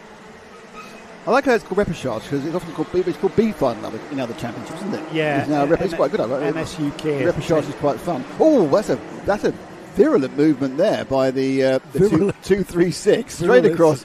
Matthew Clark picking up 4th place there. Is that a Carlos Sainz machine? It is Carlos Sainz with Hunter Motorsport pods. So he's obviously had some. I think he hasn't got a complete set of stickers, or he's had to replace some bodywork at some point. Yeah. He's now. He keeps looking at me. Yeah, as if he's going to say something. You're being psyched out by Logan at the moment. He psychs a lot of people out there. Logan Rolfe joined us with his cucumbers after his success. More cucumber for Logan. Up the inside there. That's a great cucumber. Is it switchback there? But I think it is the 20. No, they really are scrapping here for second, third, and fourth. They need to scrap because that's the important place. But Anders has got away. So Anders has got completely away. Obviously, he's had a terrible day and shouldn't have been in this final. He's 2.2 ahead. Clancy now into second with that black and white machine. And behind him, really scuffling around, the 216 Velostili, and then behind him it's a 236 Matthew Clark. It's that white helmet with the Carlos Sainz black, yellow and red nose. He's currently in 4th, battling to get further up. Behind them, that's now through. He's in 3rd. Matthew Clark has stolen that position from Ellis Daly there. Is Ellis Daly going to nick it back? No, Matthew Clark staying composed into the... and it looks slippery. It looks slippery down there. We've got some rain. I think we've got some slippery track down slippery there. surface flag is out. Slippery surface flag is out. Kart's beginning to slip and slide around now. I don't think it's the whole track though the pace has just dropped off a cliff immediately. Yeah. Visually their pace has gone. I can't see any rain. No, can't see any rain, but it's... Just have a look at that last... I've got... 7 seconds. 7 seconds slower that last lap was in the previous laps. They've lost 7 seconds straight away. So this is going to really shake it all up. Drop a rain on the camera lens, Nick. That's a clue. Well, it's a pain in the arse. I can't get it off. Yeah. It's a fixed camera. Be there all day. Into McRae's then, and it's this end of the track. Now they're all doing 4 miles an hour. It's this end of the track that it seems to be the dampest. This is where they're slowing down. Now this one, Iredale's, it's a bit quicker. Or is it? Oh dear. No, it's not. And Goodbye. That's gone by. Yeah. Luckily the next final is the Bambino, so they haven't got to change tyres. Yeah, that's not going to be. And this is just outbreaking on a wet I think at that point track. I think whoever that was thought they were a hero for about 15 metres and then realised, I'm not a hero. I'm going through. Why is everyone slowing down? We have got karts spinning off all over the going place. Very slowly. Now, has our leader gone? No, he's still going. So the 2-5, Anders is still ahead by a country mile, being very sensible, very slow. The water's sitting on the grease. The coats are going on, and it's absolutely teeming down. I can see it now in the air. Can you see it out there, Joe? It's really coming down. It's raining proper. It's raining proper. It's all over our camera. That is waterproof, isn't it, Ash? Yes, it is waterproof. We are halfway through this. I'm not sure anyone's going to survive this. A wet track on slicks is going to be tricky. That's Lewis Holt now in second place. Drive slower. And, but sometimes you just can't get the thing to turn. That's the number 259, Riley Mason-Lewis, who's come through to third. Adam Giuditis has just spun off, I think. It's looking quite good. So who's in fourth? So that's a two... that's too fast. That'll be a bit. You're never going to stop that. Oh, he did. He just stopped it. Because the grip's on the outside of the turn. He didn't get any time. He lost a lot of time. He did stop it, in fairness. The grip's on the outside of the turn. You saw when it just slide, grip on the the turn. So we just need to... What we need to do is just work out who's where. So leading by a mile is Anders. Yeah. Second place. So he's just coming... 253 is coming across the line now. That's Anders. No. He's just coming into paddock turn. Yeah. Second place is just going through 220. That's Lewis Holt. Third place, 259, blue and white, Riley Mason. And 284, Adam Giuditis. He is your fourth place man in the 284. He's the important one, Nick. Yep, so it's the green and the black we need. That man there slipping and sliding, getting the power on. Sideways action across the line. It's when you press the brake. That's the tricky bit. Slick tyres, easy to lock the rear axle up. Also, when you turn the wheel, you get no steering effect at all. But before you turn the wheel, you've got to press the brake. Look where he braked there. He's about 50 metres from the... That was quite clever. Yeah, very clever. Ditch hooking. Right, so this is the fourth place man. It's 2 minutes 40 to go. The lap times have gone out to 1 minute 7, which is slower than the Bambinos. As they desperately try to get round. The rain is still falling in the wind. It's not super heavy, it's just unpleasant wind. It's wind-driven rain. Not a surprise, we were expecting this. The driver that is chasing down Adam Giuditis is Emma Leckie. And Giuditis there on the green and blue kart has got a huge gap toward before Emma comes It's not along. that quick because he's not that far. No, because it's closed up massively. We've got like a wet line and then a bit of dry. Yeah, it's not as wet, oddly, because the rain's running right across the face of this down the. Basically, it's running into the back of the quarry at the moment. Hence, it kind of got caught by the bottom of the circuit. This is fourth, and the fifth. You see the background. The lead between that and Lecky now, it's 1.8 seconds he's got. He's going to have to do 2 more laps, I think. Well, there's a lot more laps than that. With he's off. Oh, there's somebody else is off. Yeah. So that's Riley Mason-Lewis. So Riley Mason-Lewis now is he going to become the 4th place man? No, so 3rd and 4th together. He's off, but he stayed in 3rd. Yeah. But now he's got Giuditis diving down the inside, scrabbling for grip on the outside of the ideal hairpin. Now they're off towards the stewardesses, but behind where's these Emma? two That's the question. is Emma Lecky. Where is Emma? There she is on the inside. Orange helmet. Trying to find the grip. 294. She's not, because obviously the person who lost the time was the 3rd place. Now, who's that? There's many carts off, but they're not involved in this, I don't think. Yellow flag. Still looking to make sure. Yet Anders is still going. Holt still going. Where's Riley Mason-Lewis? Oh, he's there. So he's off falling off. That's 3rd and 4th. Change for 3rd. Yep. So now it's Riley Mason-Lewis 259. Now there's only going to be 2 laps to go when they come round, so they're going to have to. Lap time's gone up to 1 minute and 7 as they tiptoe around. That car wasn't turning at all, the blue car, was it? You can see it going, oh my God, like it's an escape road there. So when he's dropped back 1, it's the blue one that matters. There we are, the blue and white 2, who's having a right struggle. Now there's the 5th place. That's Emma Lecky, that's her target. It's going to be the 1 lap to go board next time by for Jake Anders if he can keep it on the track. Oh, they're right. I think she spun it. Yeah, I think Emma's maybe spun it. I thought she thought this is my chance. Yeah, she's dropped way back. She should be in the picture by now. And she's had a spin at the ideal. Yeah, she's lost the position. So it's 20:36 now. It's Matthew Clark who's come through. But I think. Oh, he's about to lose out. Is it Hyagariva? Yeah. Hyagariva, Gokilnath scrabbling for that Still position. Clark, but they're a long way behind. They've kind of given Riley Mason-Lewis a bit of a free pass there because he was absolutely struggling, but they've struggled more. Okay, so Anders is about to start his last lap. As the rain comes down and makes our screen quite wet. Anders and Holt have gone. Oh, it's really coming down now. Riley Mason-Lewis there, the yellow and blue cart, is the last of the qualifiers, and he's got a huge gap before we get Matthew Clark, who was up there and almost on the edges of a qualifying position, but he's not that far from Adam Giuditis, but he is miles away from the cart in 5th. So the rain is falling really heavily now. You can't quite see it on the screen, but it's lashing down. It's a big heavy shower. This is going to mean, I would think, that all the finals will be wet, properly wet. It's going to be a wet track, isn't it? Yeah. Wet tyres. Currently it's greasy. For the rest of the afternoon, I think. Yeah. So currently we have a greasy situation, but we're on the last lap, and it looks very much like Riley Mason-Lewis is going to get away with it. Oh, hang on. Who's that? It's just bumping around, going nowhere.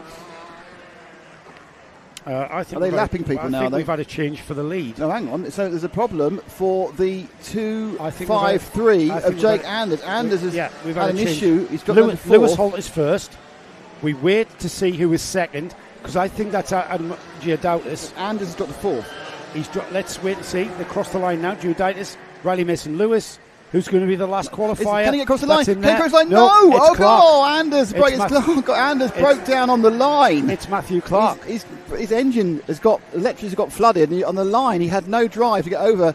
And despite dominating that, he's pulled off at the side, and he is absolutely annoyed, I think the word is saying. The blue helmet of Anders, his engine just gave up in the weather, skulking off there. In fairness to him, you know, everything was going fine. You hadn't made any mistakes, and then Mother Nature destroys your weekend. Yeah, bad luck there, right at the very last, because he was really dominant, if anything, in very, very tricky conditions. He's doing a great job. Bad luck. I do. So he's sitting down, he's pleading with the engine, going, "Why have you done this to me? Why? Why?" Now, I can tell you the wind's dropped slightly because the rain's falling vertically now rather than at a slight angle.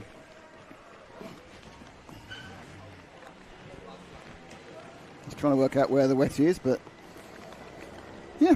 Well, that was suddenly not not just did the heat suddenly come upon us, Joe, so did the weather. Yeah, if only we'd waited another 5 minutes, we might have been able to have those drives. Anyways, it was action-packed, wasn't it? Totally. And it was the repechage. Those drivers not having a good weekend, and he's still despondent. Worse for some of them. Still despondent for Jake Anders, who ended up coming across the line in 7th. Wow. After leading this repechage B final. So the 4 qualifiers: Lewis Holt, Adam Juditis, Riley Mason-Lewis, and Matthew Clark, snatching it literally at the line there. Couldn't believe it when he came through. We've got our first A final coming up next, and that will be our Mighty Bambinos. We came into this penultimate round with Heath Smith at the head of the championship. I just want to say, summer speed, heartbreaking for Jake. Yes, very much so. Absolutely heartbreaking. You've got to learn how to cope with the bad days. The massive disappointments. Yeah, there's more disappointments in motorsport than there is joy. That is true, actually. I speak from experience. Did you ever break down at ROWRAH?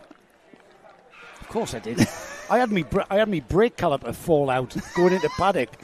Why did it fall out? I don't know. Something gave way. It wasn't bad maintenance. I didn't realise until I went for the brake and there was nothing there. So I hurtled into that barrier there on that banking. Brilliant. Backwards. I wonder what's going on, whether they're going to have a temporary pause. No one's... we are They're collecting the car. Yeah, just looked at I'm going to have a dunk of my biscuit, mate. Really? I'm still on my lunch. We're all on lunch. Right, so the next heat is... I need my glasses to look at the heat, which is slightly irritating.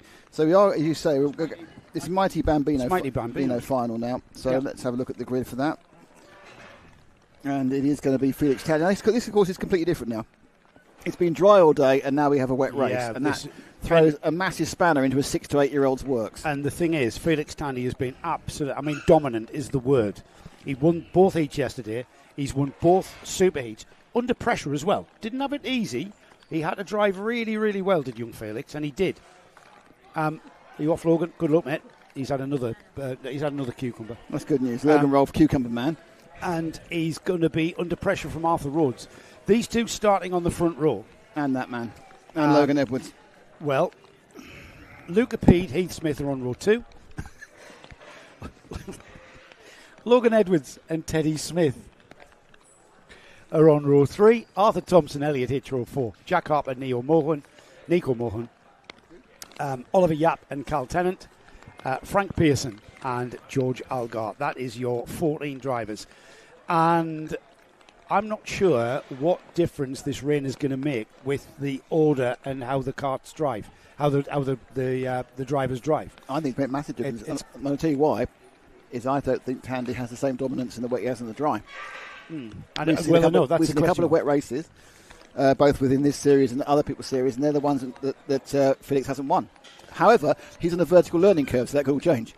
Yeah, absolutely. I mean, the thing is, when you watch these drivers at the beginning of the season, and then you see the same drivers at the end of the season, they have come on so much. 100%. Season racing, not because the majority of them are not just racing in the Kart Championship. They're going off and they're doing races, club races, or in our clubbies and other championships. They've been released, and they're gathering a lot of pay, a lot of experience, and just their pace is just development curve, as you say. Like a steep. Well, they've also got 12 minutes. Like a scarp slope. They got scarp slope. Like a scarp slope. Escarpment or something. Yes. Yeah. At some point, someone's going to have to go and clean those lenses. Yes. But we have to wait for the rain to stop before we bother doing that. Rather. No. So we're out. No change of tyres for the Mighty Bambinos. They're on a treaded Lecon tyre. So I would imagine the only thing different tyre-wise would be pressures, starting pressures, and the way they go about that. You haven't got the Cowster and camber adjustment, have you, in these cars? No, I don't think. no, so, I'm pretty sure they haven't. You've got toe in, I suppose. That's all you've got. I would imagine they will be slackening rear bearings off, slackening grub screws, making them loosening the chassis, loosening the chassis up a bit. We haven't. Maybe we should have a tech talk. I think we should at the final round. I'm having a conversation with a well-known father. I feel that's an excellent filler. I can do quite well. Probably is. There's a lot in your comfort zone, Nick. Yeah. Yes. Not children, basically. Don't mention Watkins then. Did not go well. No. Not for Nick. No. Oh no, was that when he plunged it in the wall? Yeah. Oh yeah. Don't mention Watkins. That's fine. Talk about Daytona and Sebring. Yeah. Or Petit Le Mans in 2016. Yeah. Not this week. We don't know about this one, do we? Well, we won't know. Yeah, Felix's dad is good in the wet. We know that. That is true, as is the Porsche. So, everybody got their raincoats on. Felix Tandy gets his visor wiped from his dad, Nick. Ed Peed just tending to Luca. And then Arthur Rhodes alongside that all-black cart of Nick Tandy. Did Ed Peed win the Clio Cup? No. He was certainly a front runner. I remember talking to him at the time. He was with Mardi Gras. I think he was with Mardi Gras. That's 2007, Nick. I can't remember what happened. I think we got a gap there, haven't we? Here we go. 12. Yes, we have. Third row. There. I don't think Teddy Smith's there. Third row. Logan Edwards is there, isn't he? It's Teddy Smith. I don't think he's there. 6th place. Yes. Here we go then. 5-second board. It's 12 minutes. Remember, so a bit longer. 4 minutes longer, a full third longer, or at least half as much again. Half as much again, yeah. Great start by all, but then of course they are sitting there on treaded tyres, so it's not as big a change, but there is of course the same lack of grip. Tandy and Peed into the chicane. They'll still be down the same 30 or 40% of grip as you would be. But Luca Peed into second place, I see. And a great break by Felix, though. Yeah, all the way around the outside there, finding the grip is there. When do you think they learn about the wet line? My guess is already. When their driver coaches tell them. Yeah, it's got to have a natural feel. See, all the way around the outside. That's where there's less rubber. That's where the wet line is at any car track. There's the number 82 of Arthur Rhodes already alongside Luca Peed. The number 3, Heath Smith, going with his teammate. And down the inside, in fact, Heath Smith snatching second, Willie, accelerating out. No, lost the drive. Still Tandy in the lead. These three squabbling behind. Felix is playing nicely into his hands, allowing him to break free a little bit. Looks like Teddy Smith did start, but he started at the back for some reason rather than starting in 6th place. Maybe Teddy hasn't got as much experience in the wet, so that's probably a very sensible decision by his parents to get Teddy out at the back. He's made 2 places up. It's been a dry spring and summer, hasn't it? Dry so season. I think this is our first rain of the year, isn't it? So I wouldn't be surprised. I think so. Did you rain at Forest Edge? No. Did it rain at Warden Loft round 1? I think so. Second it's cold. We were arguing about I don't remember arguing about wetness. I remember arguing about the heater. Yes, we were arguing about the heater. It was chilly. So now that we've got... who's that as well? Was that is the number 3. Smith, yeah. That's his line. Look at that. It hasn't disadvantaged him whatsoever. He found grip off track. Luca Peed back up to 3rd. Loses it, yeah, but we'll get it back on the charge down to the stewardess. They're already doing absolute wet line driving. The 82 of Arthur Rhodes tries something a bit different. Didn't lose. Big massive puddle there in the on the inside line into the stewardess. Is that going to prevent the other classes from making that move, manoeuvre? Not sure how deep it is. I just think it's a bit surface water. I'm not sure if it's still raining, but it's well, can't see it at the moment. You can see how wet it is. It's still in the wind slightly, yeah. But it's a fully wet track for these Might E Bambinos. It was always forecast, just a bit. It's about an hour late. So well, it came. It's good though. Heat's dry, final's wet, and up the inside, change the lead. Straight through. Heath Smith found a great bit of drive there up the inside, coming through Paddock, and he takes the lead. Tandy second, and then onto his tail. Here comes Tandy. Back towards the chicane, into the chicane, and Tandy's got the lead back. However, Heath Smith will show being in the lead at the end of lap 2. He's got it all to do again as they head down to McCree's. Peed there also going well in 3rd. Rhodes did lose out actually over that little attempted manoeuvre coming up here at Iredale's. Now, the thing is, you'll have learned about that. Now, all the rest of them, these 7 to 8 year olds, are immediately taking the karting line right wide around Iredale's, and this time round, Arthur Rhodes copies them, and the owl neck of Felix Tandy in action again. Well, he's got something to watch now, hasn't he? Because he's got people right there. And Felix on the outside line at the stewardesses, Heath Smith on the inside line. No difference, it seemed, whatsoever as they punch out the corner. Heading down and through the left sweep, downhill, very fast downhill into St John's. And then you're immediately looking at the brakes for the left-hander at Sonny. Stay off the curb, using all of the track and more as Heath Smith comes back at him again. He's got a nice little drive coming out of Sonny, hasn't he? This time, there was some good track positioning by Felix to stop him getting through. But I think they are now slowing each other up. We've lost one of the carts to the grass coming out through St John's. Can't quite see who it is. One of the but obviously not one of the leaders. But the battle between Tandy and Smith is actually bringing the top 5 back together again. So Yes. Elliot Hitch is joining this party in the 70s. Interesting, Logan Edwards is not. Logan Edwards got caught in no man's land. Small child upset with Heath Smith taking a narrower line through McRae's. It's a side-by-side sprint race. Well, the interesting thing is synchronised over-the-shoulder look. Yeah, this is going to give him the ideal line. Tandy's gone wide, and he's just going to keep it. I think, is he going to have the momentum? No, I think the momentum's going to be with Smith into Stewart. But then, of course, Tandy going to go through that massive puddle. No, I'm not, says Felix. I'm not going through that massive puddle. I don't want to go anywhere near that puddle, frankly. Just slowed him down massively, didn't it, having to take that inside line at Iredale's. Heath Smith now into the lead. Tandy can't let him get too far away, so Tandy's going to have to put his thinking head on. I don't know, they've made a huge break on Pede this lap. In fact, it's not. Is it Pede in third? I'm not sure. Hang on a second. Is it the 76? No, Pede's had a problem. That's why it's now Hitch. Pede's gone missing. Pede's gone missing. There's been a problem for Pede in this lap, so it's now Hitch who's moved into second place. The fact that Rhodes isn't there either makes me think, it's CSI, ROWRAH. The fact that two of them have dropped down, there could have been a coming together at some point. Yeah, and they've really dropped down. They are dropping out of the top few. So Pede's dropped down to Pede's out of the running entirely. Look, he's dropped to the back of the field. Rhodes dropped down to 6th place, having lost about 5 seconds. Yeah, he was 6 seconds slower. So there's been a coming together in Pede's and Rhodes off camera whilst we were looking at the overtaking manoeuvres in Smith and Tandy. Smith looking pretty good now for his lead of half a second. Tandy is going to have to try and work out what to do in the remaining 6.5 minutes. Work out what wet lines he can take, but you have to give Heath his due. He's got a really good wet brain in that body as another Kart disappears off to the side of the track. It just shows how well these kids at the front are driving, because it is catching a number of the others out. Tricky conditions, I've got to say. And it changes all the time. It's where you find the grip. The grip changes. And these drivers seeking out the grip all the way around the outside of the St. John's right-hander. And then on through Sonny, the left-hander. Heath Smith pulled out a half a second on Felix Tandy. And your prediction, Nick, at the beginning of the race about how this will shake up the field with the wet weather is coming to the fore. Here they go then, across the line. 8/10. Yeah, Heath Smith extending his gap ever so slightly. He's got a bit of wet weather now about him. How did Hitch do? Elliot Hitch is in third. Let's have an update, actually. Elliot Hitch in third. Logan Edwards now fourth. Jack Harper, Arthur Rhodes recovering to sixth. Arthur Thompson, Frank Pearson, Nico Mohan, George Algar, Callie Tennant, Oliver Yap. Luca Pede is still running, but in 13th. But he's about. I think he's about to be.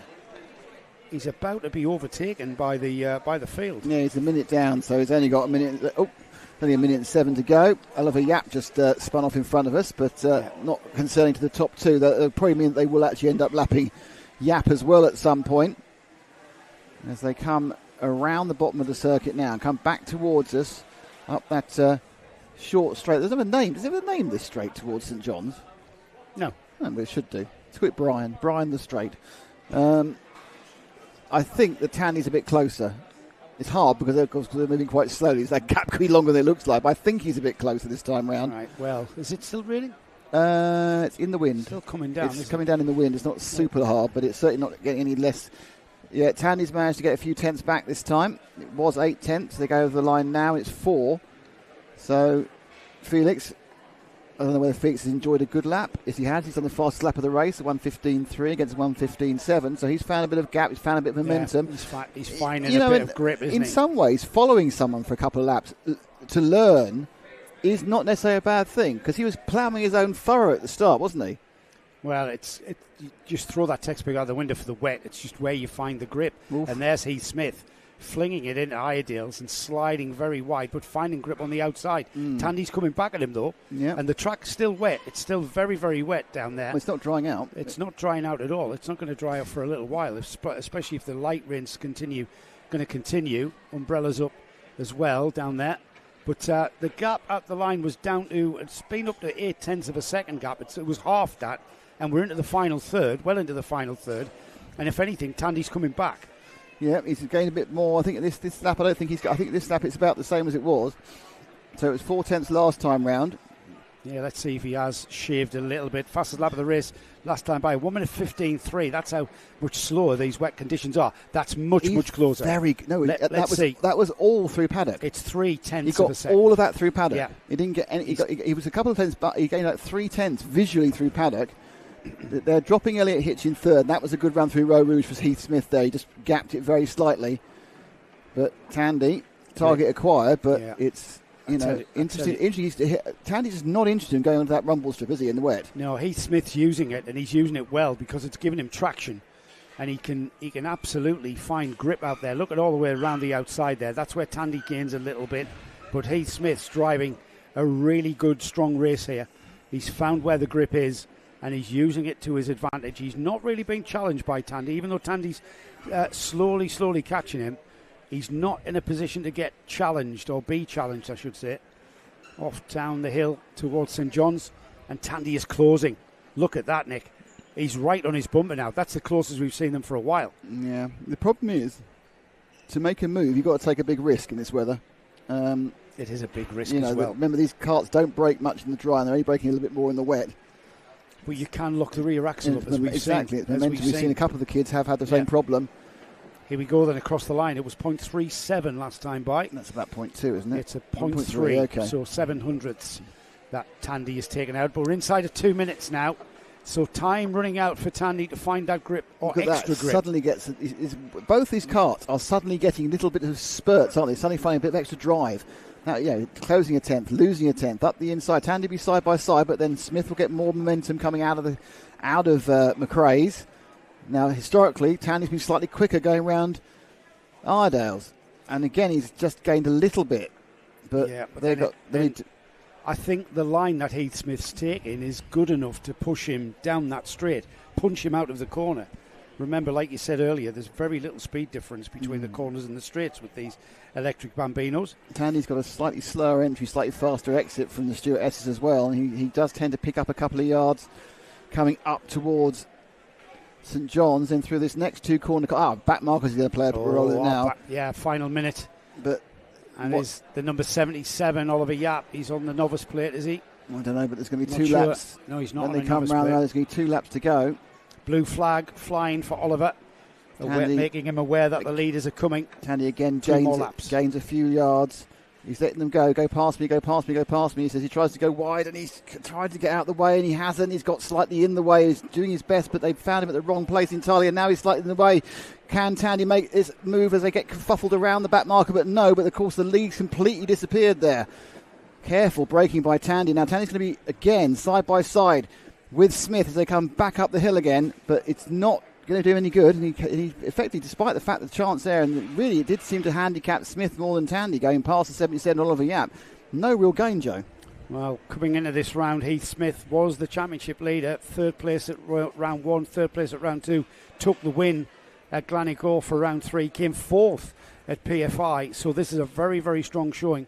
If he can hang on to this for another lap after this one, then he will take victory in the final. Much to the chagrin of Felix Tandy, I believe. If it stays like this, it's not going to be a pleasant place in that Tandy household. I hope he takes his helmet off at some point. Yeah. But now, suddenly, Tandy's got racy, looking both sides as they came through St John's into Sunny. Now, can he do anything around the paddock turn? Is it one line in the wet is the question, because they were using 2 or 3 lines in the dry. And they crawl around. It looks like they're hardly moving. I guarantee if you're on that car, it looks like you're doing 175 miles an hour in the wet on the motorway. Looking left, right. Now, this is where Smith has been slightly better through Row Rouge. Tandy coming now down, and you see he's lost a kart's length. He gets the kart's length back again now. It's the entry to the chicane where Felix is losing out to Heath Smith. Heath Smith driving a very, very calm race. Again, that's the same line he's took every time through there. He's not afraid to use that off track.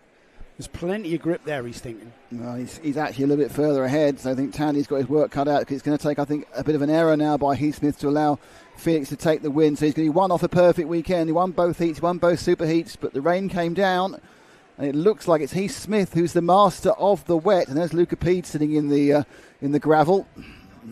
A lap down already. So Tandy is going to not quite get maximum points, but he's going to help his overall championship position. Yeah, but not very much towards Heath Smith, because it's Heath Smith, the number 3, that is at the front of this field, and he will consolidate his championship position, taking it to the flag at Wilton Mill in a month's time. If anything, he's pulled out a little bit of a gap, even more extended that gap, and it'll be Heath Smith who comes around paddock turn for the final time, and he will take the mighty Bambino ROWRAH round 5 of the 2025 Kart Championship. Goes to Heath Smith, Felix Tandy in second, Elliot Hitch is third, Arthur Rhodes finishes in fourth, with Logan Edwards ahead of Jack Harper on that final lap there. And then we wait for the rest of the runners to come through. But that really did mix things up, didn't it? Yeah. No one's been able to hang on to Felix Tandy in the dry, but it was Heath Smith who's shown. We're karting in England.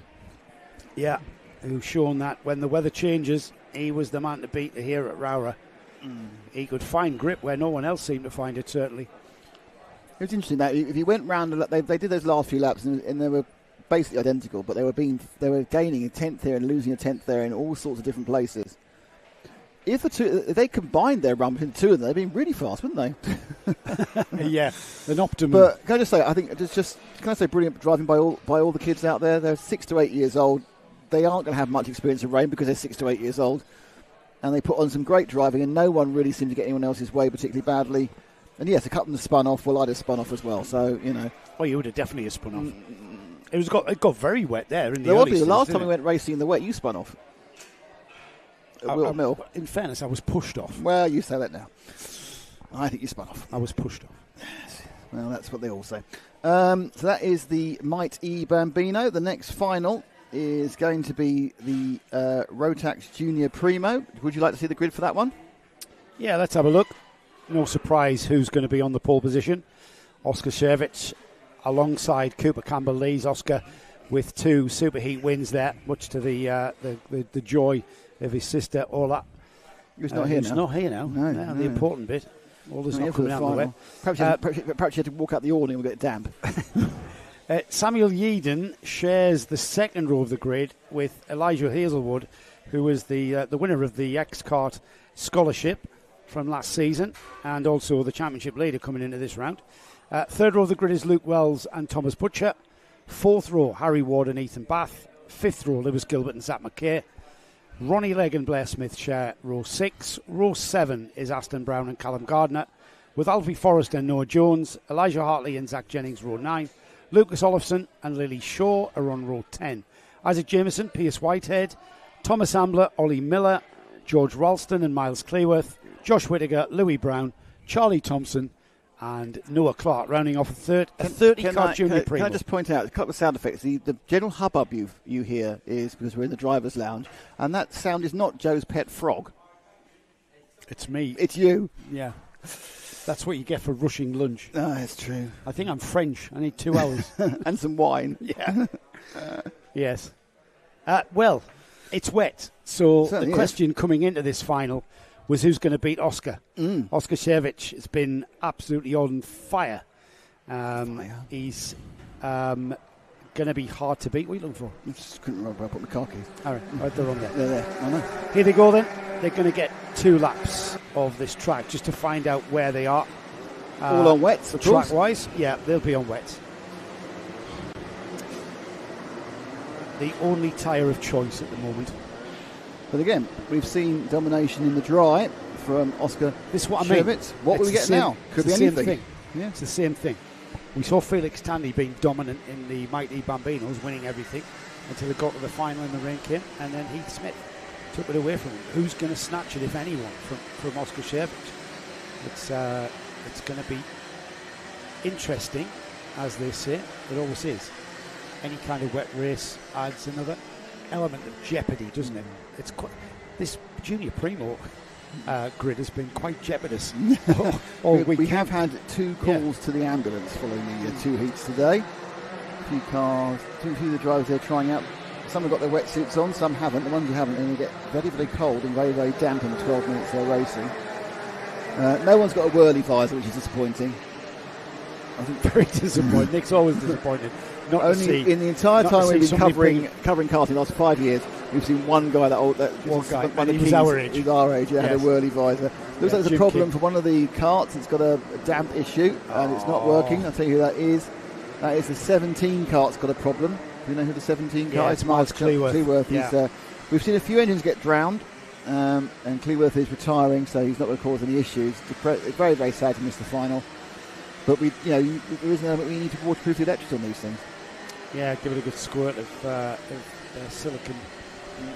WD-40 or something similar. Do you know what WD and W40 stands for? You have told me this before. It's water displacement. I think I fell water asleep. displacement. Formula 40 before you got the end. Thank you very much. Yes. Other water repellents are available. I'd like to point out that Joe's very punchy today. Very punchy. Okay, there's somebody fallen off at the back of the grid as they attempt to slow down to form the grid. We have lost. No, we haven't. He's there. I thought we lost Luke Wells. We had problems with the 70 as well, and the 99. Luke Wells is running blue numbers. Lucas as well. Olofsson had an issue, as did, I think, George Ralston. He's at the back anyway. Here we go. Firing over for the Primo final, and they're going round again, apparently. Again, yeah. They weren't happy. I think they were accelerating too early. So the Primo final. I'm surprised if the Primo final goes round again first. The grid, Nick, is all over the place because we should have had. Luke Wells is 5th. We've lost 3 karts. Zach McKay is 10th. There's 2 karts that have gone wrong. At one point, they were side by side. Well, somebody fell off at the far end there whilst they were trying to group up. Okay. Right, okay. Didn't see who it. Didn't see the. I saw the cart. Didn't see the number. 2 karts have retired, and are in the marshalling area there. They just pulled off at the side of the track into the pit. Again, the water that is playing havoc with the electronics of these single-cylinder engines. Yeah, it's the electrics that get damp and start playing up. So I don't quite know. I think Campbelleys and Surrich know what they're doing. I think behind there it gets quite complex. If someone's disappeared, or 2 have disappeared, you think, well, I was behind that bloke. I knew I was supposed to be on the grid. Okay, they decided to form up much earlier this time. So here we go then. St John's. Slow down, says the man with the yellow flag. That has been maintained by our pole position driver Oscar Shevich as they get towards paddock. It's not this point that they have to please Dan Ashton. It's coming out of paddock and towards the acceleration slow zone. at the moment. Let's see what they can do. Here they go. Cooper Don't Campbell accelerate too early. Don't accelerate too early. Here they go. And they've been given the green flag. Zip across there. I think it was Hazelwood who has pinged himself into 3rd there. A nudge at the backside, but it was either Yeadon. I think Hazelwood may have got himself in 3rd, which is a great manoeuvre at the start of the race, but it is leading. It is Sherrick goes into his head, but it's a 21 kart of Hazelwood who's now sort of 2nd, but lost a bit of drive there and haven't got the start. They haven't got the start, no. Jeez. All right, Dan. No, I suspect that they weren't given it because they accelerated too early. So they're one more go from being told off big start. They're coming out of the right-hander at paddock and they're accelerating immediately. You've got to leave it a little bit. Just leave it a little bit. Wait until you get towards the acceleration line before you floor it. That's what Dan likes. He hates to see people accelerating at the apex of the final turn. So we've lost Cleworth, we've lost Oliverson, and we lost Whittaker. Pierce Whitehead has just had a bit of a spin as well. He's at the back now, and we'll see if they can do this again. This is Junior Primo. It's a Junior Rotax class, but it's for 12 to 14-year-olds. And you can see how impatient these 12 to 14-year-olds are. This is going to be their third attempt. Third and last, I would think, before they get told off. Before they get told off. One of those carts that's broken down is going to rejoin at the back of the grid. Oh, that's good.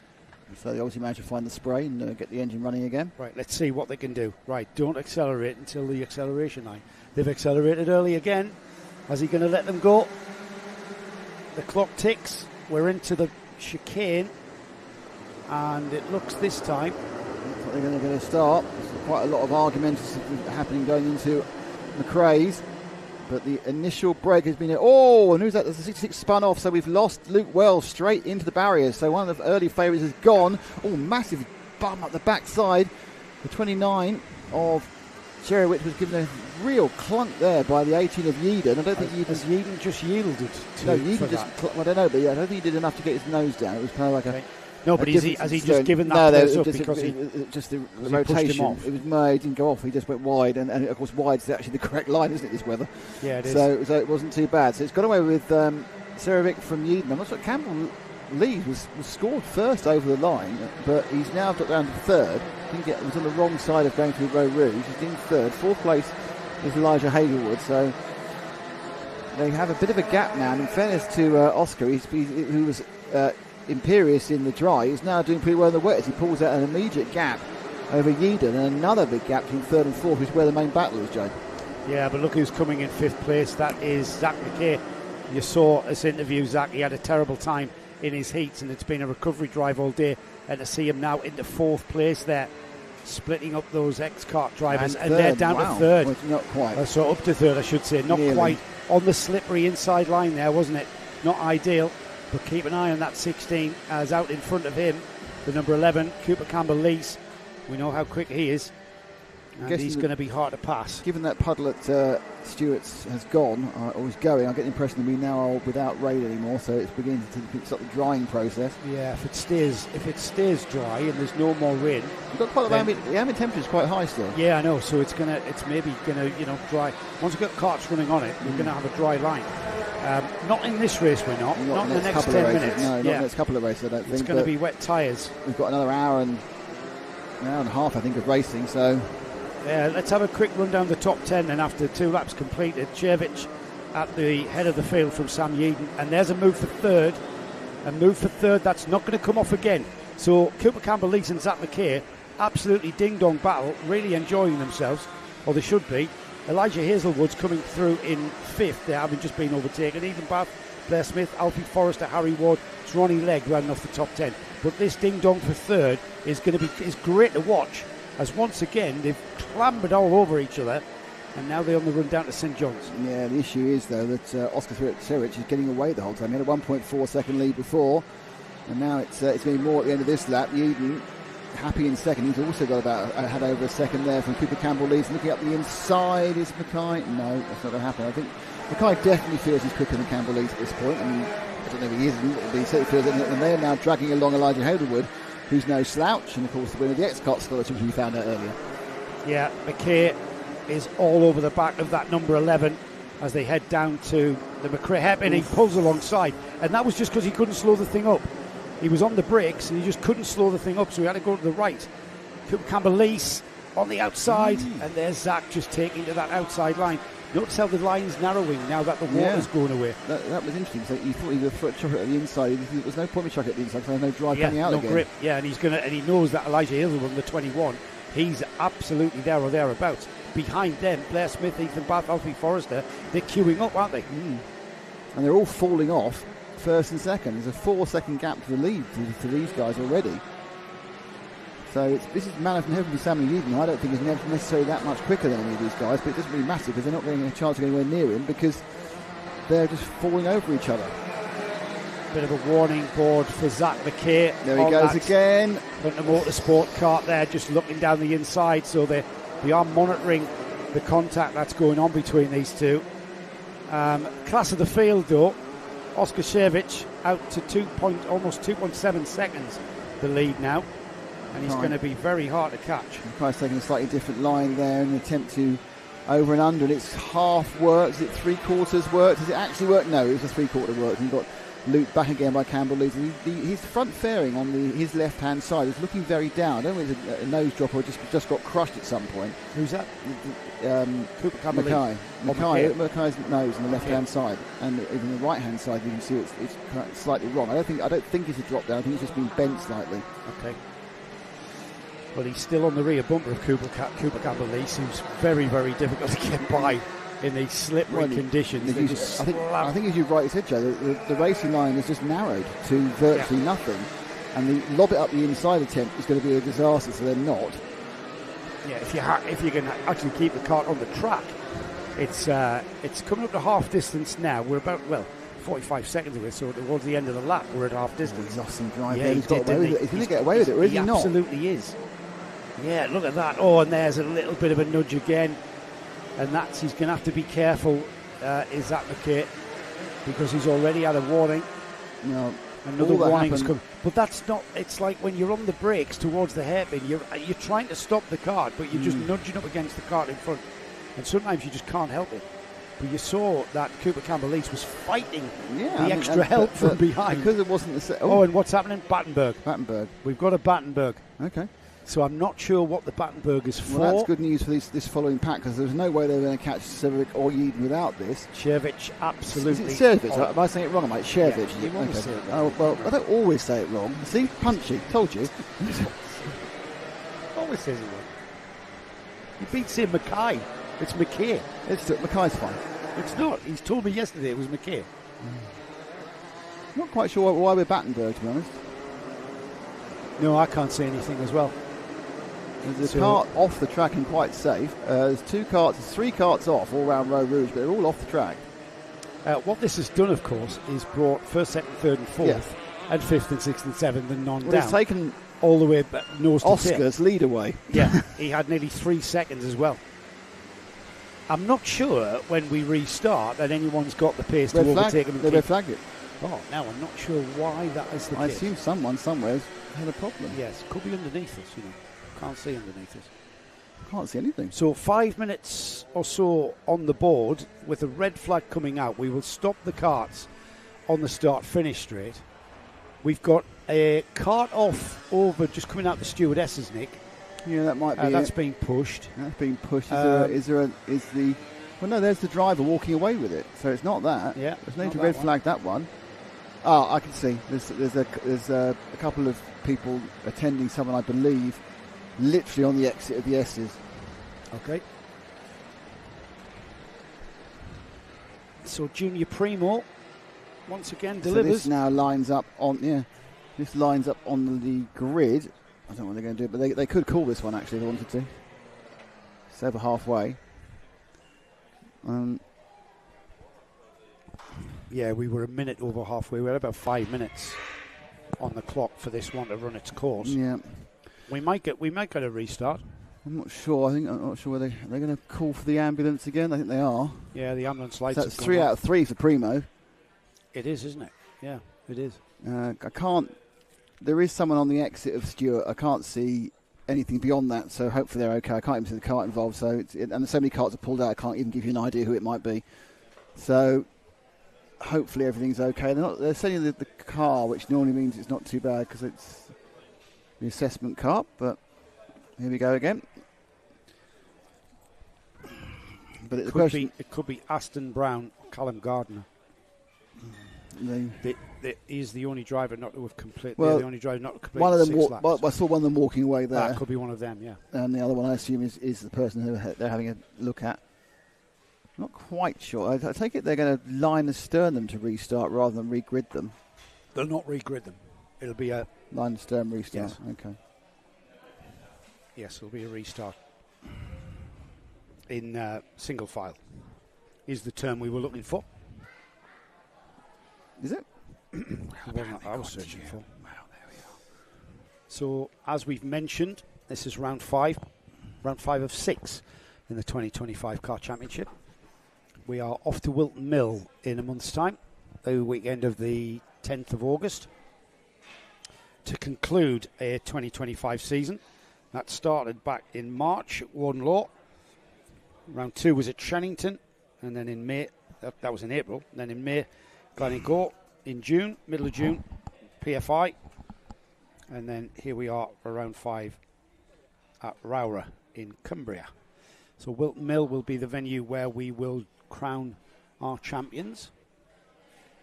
You will have Nick Damon and Johnny Palmer joining us for his annual Karting Live TV appearance. This isn't it? Yeah. Yeah.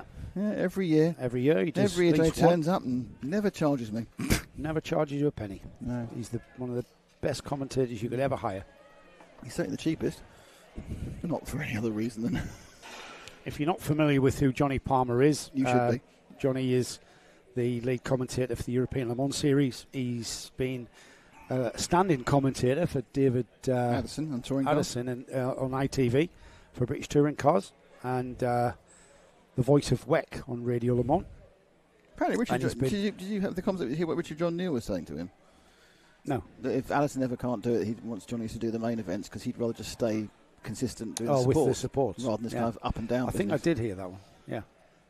So So is Johnny sort of starting on growing the poisonous weeds around David Addison's abode? I really don't want to say anything at this point. Because 3 things I thought all could involve similar issues to we've had recently. Yes. So I'm just wondering if it's hard to tell whether it's actually raining. If it is raining, it's a very, very light rain. It's been raining. There's been water in the the air. air. It is raining. Water in the air? Okay. Yeah, there is definitely rain falling. Look, you can just, if you look hard, you have to it's very light. Stare at the rain. It's very light, but it is continuing I'm to pretty drop sure to the the camera floor. people are going, no, it's raining. Yeah, I'm getting wet. It's horrible. Yeah. Stare at the rain, they say. I'm getting damp. We are indeed. So, and another delay, unfortunately, due to ambulatory requirements. So, what's coming up on Karting Live TV then? Now, it's a month in a month, isn't it? Karting Live TV, we've got a little bit of a break for a couple of weeks. Yes, we have. And then we come back with a double header of Wilton Mill, starting off with the final round of this, the TKC, on the 9th and 10th. Well, just live on the 10th for us, because the event's the 9th and 10th. The following weekend, we are at the NKC at Wilton Mill. And then we have a double header at Fullbeck, where we have the Gear Fest from Fullbeck. Yes.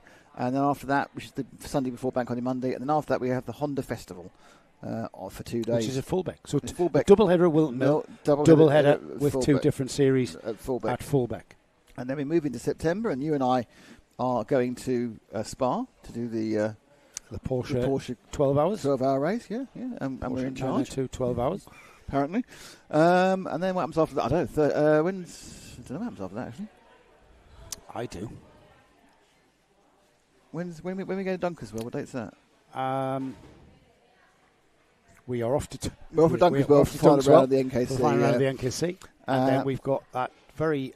keep an eye out on our socials for our announcement that's coming. It's coming. Yes, it may well. It would be coming, I would think, in a couple of weeks. Yes. But it's quite exciting. It's quite fun. I think it'll. I think if you are a fan of karting and a fan, and even if you're not a fan of us, I think you'd be interested. Yeah. It's hot news, as they say. It is very hot news. Does this mean you have time to nip downstairs, or no point? It's raining. Yeah, that's true. And it's that horrible rain, isn't it? Yeah. That sort of just blows around in the wind. Absolutely no point doing that when it's raining. Yeah. Shall I have a look at the weather forecast? Oh, go on. See when the rain's going to clear. Because we did see it was going to clear. We did think this was going to happen, but not... Yes, we knew this was basically, coming. this is exactly what we expected. Oh, look dear. Yeah, this might be set for the afternoon. No, it's going to... Oh, no. What time? 4:30? No, there's more heavy rain coming. Oh, excellent. That's what everyone wants. And it's going to come, and I'm nearly at 7 p.m, and it's still coming. No, it's going to rain. It's going to rain forever. It's raining forever now. So I need to get the towels out the car to dry everything in. Yeah, it's raining forever. It's going to stop raining at 1 in the morning. Okay. Good to know. Yeah, it's going to be a wet drive home across the A66 for me and you, where I will then turn left. First time ever. And go north, and you will turn right and go south. That's right, yeah. There's a little services, actually, just off the M6 that we should stop and get a bit of tea. As you go across from here, as you cross the M6, that's the what? As you cross the M6, and it sells sort of traditional. I know what I mean. Yeah, it's got petrol stations as well and stuff. Yes, great. Apart from one thing, artisan. When we were coming here, I went past that, and there was a massive queue to even get into it. There were cars back on the roundabout. We'll play by ear. We're in different cars, Nick, so we'll have to be in convoy. You'll probably have left me by then. I will not. You've got an RS4, for God's sake. No, not that. Just because I'll be faffing about packing. Oh, yes, I'll be gone, mate. I'm off. I had enough of this. No, I might keep your chair hostage. Now then, we've got our grid marshal is heading across there. That's Dan Ashton there with the big long Macintosh on, with his bright green earmuffs. That's not a headset. That's just to keep his ears warm. It is. I've heard that. Yeah. Which is in the middle of summer, which is bizarre. So Dan is our race director. He says when and where we restart and is in charge. And he's had I've got to say, he's had a very busy day. Yeah, As oddly, Dan. normally his day is taken up with full starts, but today it's been taken up with everything else but full starts until the last race. Yes. This one again. Yes. Have to be said, the Rotax Primos have caused all the issues today. The 12 to 14-year-olds. I still do commend Darren and Joe and Matty Absolutely. for the idea of Junior Primo. It gives people, or gives kids an opportunity if they come into karting at 12, and they can you imagine coming in at 12 and then just ending up on a junior Rotax grid with drivers that have been doing it since they were 6. Psychopaths. Yeah, yes, yeah. Feels like it when you're in amongst it. So it gives them an opportunity to just find their feet in the. I mean, there's nothing slow about a junior Rotax kart. No. Not all right. Slightly less acceleration time than a senior, but only slightly. I mean, they'll still do naught. Well, it can't do naught because it's a rolling start. So say 10 miles an hour to 60 in about 2 or 3 seconds, which is fast. You've got to have a very high-end supercar to match those times. And you're an inch and a half from the floor. Yeah, and a grip level that you've got to be in a very high-end sports car to attain the same sort of grip level. Phenomenal performance from karts. I remember there was a U-Bet many years ago where they raced a kart against an RC car at Rye House. I have a vague recollection of this. They did a tighter circuit to give the RC car a chance. All right. And it was a very, very close result there. Yeah. Of course, RC cars have got even more ability to turn than a kart has, but obviously the ultimate, in those days, not now. So how long was ago 30 was years that? ago. What sort of kart was it? Can you remember? It was 30 years ago. So it was a. It was a real car. It wasn't a pro car. It was a proper car. It wasn't a Honda car. Yes, it was like a Britain or a 100, national. 100cc. But interestingly, whilst karts probably haven't got that much faster in 30 years because they've been told not to. Yes. They've just got better, easier servicing, longer lasting, and everything else. Yeah. RC cars have got fantastically faster. Have they? Yeah, because well, think about it. They were dealing with. You think how much electrics have come on in 35 years? Battery power, motors, the whole thing. You know, that's really on the. They're pushing the edge at the time, and now it's like, I would imagine that an RC car would be very hard to drive because you can't see the whole track, but probably quicker than a kart round here. Hit about 70. Interesting, says Wayne. I understand what you're saying, Wayne, but I'll be honest with you, this is the first problem we've had with this season, so I think it's more coincidence than anything else. Yeah, I don't know what the reasons are. I mean, all right, Can I be honest with you? I just think it's one of those weird statistical things where, one particular thing gets hit 3 times despite the fact, It's usually Intermax that are the problem to get off the line with the false starts, and then they have come in, and it's kind of like the age of drivers. I think you're right. I think it's just purely the way that the planets have aligned. We are reforming. Yeah, they've gone back a lap, haven't they? Yes. To get this. Gone back a lap. Any overtaking on the previous lap has been eliminated. I assume they're going to give them the 5 minutes again. It's a rolling. I take it's a rolling lap to start. Yeah. Hopefully everyone can restart again because they'll be sitting in the rain. They'll set them away and they'll come around and then the green. They'll go green. I mean, we're not in a position to restart yet because the ambulance is still on the track, but they're just getting ready to restart. Right. The ambulance is beginning to move, so that's a good sign for everyone concerned. Well, hopefully. No, they've opened the exit for the ambulance to go, unfortunately, so they're not going to be working on whoever it was at the track. They're going to take them over to local A&E, who have already had 2 visits today. Certainly the first visit would look to me like someone had their foot run over, so I'm sure it was an X-ray. I didn't see what the issue with second or third people. I did hear it was precautionary. Well, which is always, I think that's fair enough. Because is it severe bruising? Is it a break? That's the thing. When you've been run over, your foot's been run over. Yeah. There's no problem with being precautionary when you're dealing with kids in sport. Yeah. They're bendier bones, though, you see, so they've got a chance to get away with something more than we do. My daughter fell over once when she was roller skating, hurt her wrist. She's about 8 or 9. And she said, I just hurt it. It was about Tuesday. I was getting better. She's a little bit swollen, unpleasant, but she said, no, it's getting better. Because she was going riding on Saturday, wanted to go riding.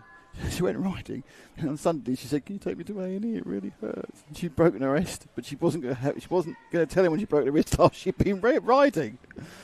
Bloody 8-year-olds. Yeah, mate. And what is she doing now? She's doing horses all around the world. I had a similar experience with one of my best friend's sons who was 12. He was racing in junior TKM or something. I think it was junior TKM, and he had an off, and he was going on about his wrist. And we were just like, you know what, you're so ungrateful, the work that's gone into getting us out here, and you want to cry off because of your wrist. And we forced him to take part in the next 2 heats in the final. And the following day, his mum took him to hospital. He had a fractured wrist. There's a lot of stories like that. The I'll just snap out of it. The club awarded us the Bad Parent of the Year? The NSPCC award. Nate's made a really good point. He said the micros could have had a 3-course meal each time they've had to wait so long on the dummy grid. They have had. You're absolutely right. They've been there 3 times for a minimum of 15 minutes extra, and sometimes 20 or 25 minutes extra. Yeah, they've sucked up the delay, haven't they? They could have had a French lunch, like I said. Yeah. Oh, don't bother coming out, lads. When where's our official time? Just wait until we shout at you. We'll give it half hour. Yeah, give it the half hour. Dear. So we are reforming. We're resetting, are we? Ambulance has... Looks like we have reformed. Ambulance has left and track is being rebuilt. Yeah, we've had a few carts recovered as well. I've actually managed to recover all of them, actually, which is quite impressive, because there were 17 of them around various places. You had the Miller cart, the Brown... Actually, Miller didn't start. You had the Brown, the Gardner... Brown with an E cart, so there's a lot of people had not completed the distance. So the question is what they're going to restart the timing with. 5:33 plus 1 lap. 5:33 was the exact time the red flag came out. Whether they'll just round it off to a straightforward 5 minutes. So a lot of people coming down to the carts. I'm not sure why. They're just going to try and get them started again because the kids should be able to press the start button. Yeah, I'm wondering why.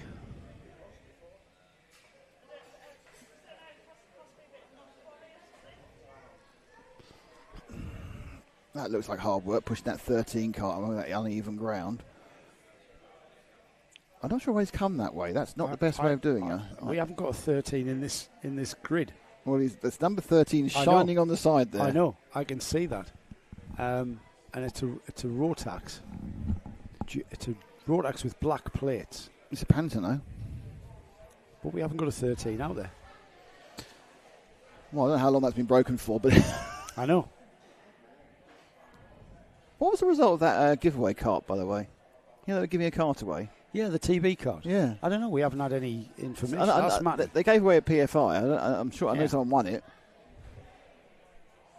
I don't know who won it. It'd be quite interesting to know who won it. Tell us, Matty, who won the car. I mean, he's quite busy at the moment. I think one of the drivers who was hurt was one of his drivers. So, what is that guy doing, and why isn't he just get on the track?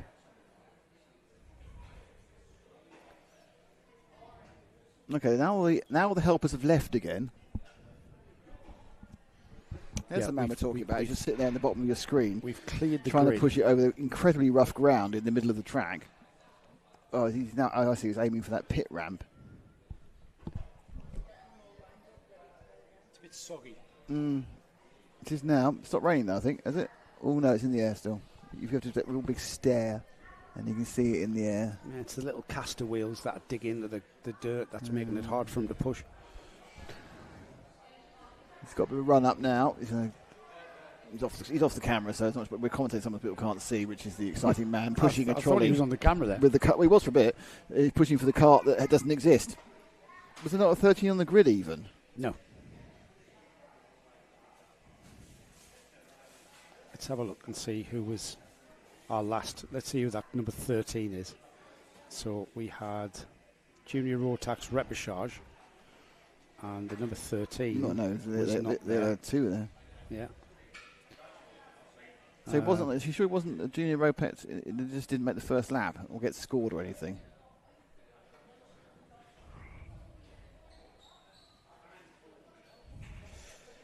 We've got a 13. Archie Hogan There we are. What, in this one? Senior. How long has that been off there then? That was ages ago. That was senior Rotax. That's before lunch? Yes, well before. I don't know what's been going on. Here we go. We're off and running again. Right, so the clock has started ticking, Nick. So whether we reset across the line, we'll keep an eye on that. We're about to go ahead with the restart. It'll be a single file restart. And as they come around to complete the lap, our leader, Oscar Shevich. They've started the clock as soon as they get rolling again. Yeah, I know. Now, where the clock then will reset again as they go over the line. Are you even listening to me? No. Clearly not, because I've just said that very thing. I was reading the comments. Right, well, just... Punchy. So, Oscar Shevich, who had quite a lead... All right, John. Quite a lead from Samuel Yeadon, has lost that now. And likewise, Samuel Yeadon has got no gap whatsoever to Cooper Campbell-Lees. So, we'll keep an eye on the clock to see if it resets, but at the moment it's ticking and we've got 4.5 minutes. He will slow things down to a restart pace as he gets towards the paddock turn. And you got a boot at the backside for his help there. This is what he's got to be careful of. Well, officially, continues to fall, and it's the Battenberg comes in, and we are still green. No, we're still Battenberg. No, we're green. We're green. All right, the green and, flag. And they have carried on counting down. Yeah, they have. So 4 minutes remaining then. So the final third of this final, as down the inside has gone Samuel Yeadon, and that did not come off, and Oscar Shevich sets off on his way. Now, we were focusing on that one there, the number 16, Zach McKay. He's lost 2 places. Who's lost a place. No, he springs it back because that's where the grip is on the outside. But he was challenging the number 11 of Cooper Campbell-Lees.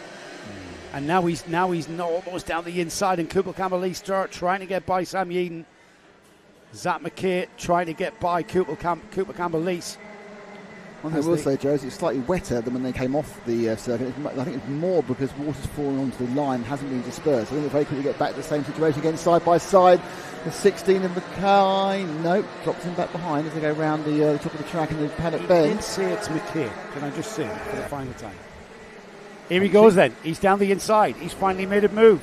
Zach McKay ahead of Cooper Campbell-Lees. And if this young man finishes on the podium here, it will be a fairy tale story. The Hunter Motorsport driver coming under immense pressure from both 2 karts of Cooper Campbell-Lees and Blair Smith now, who's ahead of Cooper Campbell-Lees. Blair Smith on the number 12. Slides wide, does he? And look at that. Look how much ground that McKay has made up. And as they accelerate down towards the stewardess, he loses that gap again to Samuel Yeadon. Very, very tight into basically the edge of the curb there. Oscar Cherwicks has literally got away again. Yeadon is the battle for McKay. And he can get through. It's the battle of the second and third. McKay, his massive comeback from a disastrous Saturday. Looking left, looking right to come over the line. Holding back at the moment from Yeadon. Do you think that McKay has got a bit of pace to actually catch Yeadon? I mean, he's got a bit of pace. Yeah, Yeadon is he was almost on the... he's gone. Yeadon hit the curb on the inside of McRae's and just lost the kart's back end. That has put Zach McKay up into second place. That is a very expensive mistake, points-wise. He tried to ditch hook it, but he effectively hooked the front wheel rather than the rear wheel. It pulled the kart round. Goodness only knows how many places he's lost. My guess is virtually the entire field will have gone past there. But that does mean that McKay has been chased down by Blair Smith. In fairness to Blair, he's also a little bit quicker than Cooper Campbell-Lees in his wet conditions. And Smith's looking quite quick as well behind him. Yeah, they're all coming, aren't they? So a change for second place as Oscar Shevich comes across the line. Sam Yeadon is now dropping down the order as Zach McKay, 2.6 seconds the gap to McKay. You've got me doing it now. Blair Smith in third. Here comes Cooper Campbell-Lees across the line. Alfie Forrest, Elijah Hazelwood, Ethan Bath, Noah Jones, Lewis Gilbert, Isaac Jameson's your top 10. Smith looking very, very racy in his wet conditions. He's got a couple of laps to do to make the move in the kind of the multicoloured machine there. It's got all the colours of the rainbow in that car at some point, the 16, but he's now chasing down McKay. He gained a bit, but McKay's kind of stabilised it a bit. They are once again, it took them about 3 or 4 laps. I think they've now got the track back into the sort of condition it was on before. They are able to effectively remove enough of the wetness using the tyres that it is flowing from the skies as such. So it's now staying quite consistent. It's when you stop running on it. Yeah. That's when the water will collect.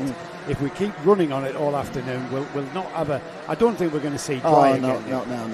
I think it's going to be a wet, damp track. Oh, and there's a challenge. Comes Smith at the inside.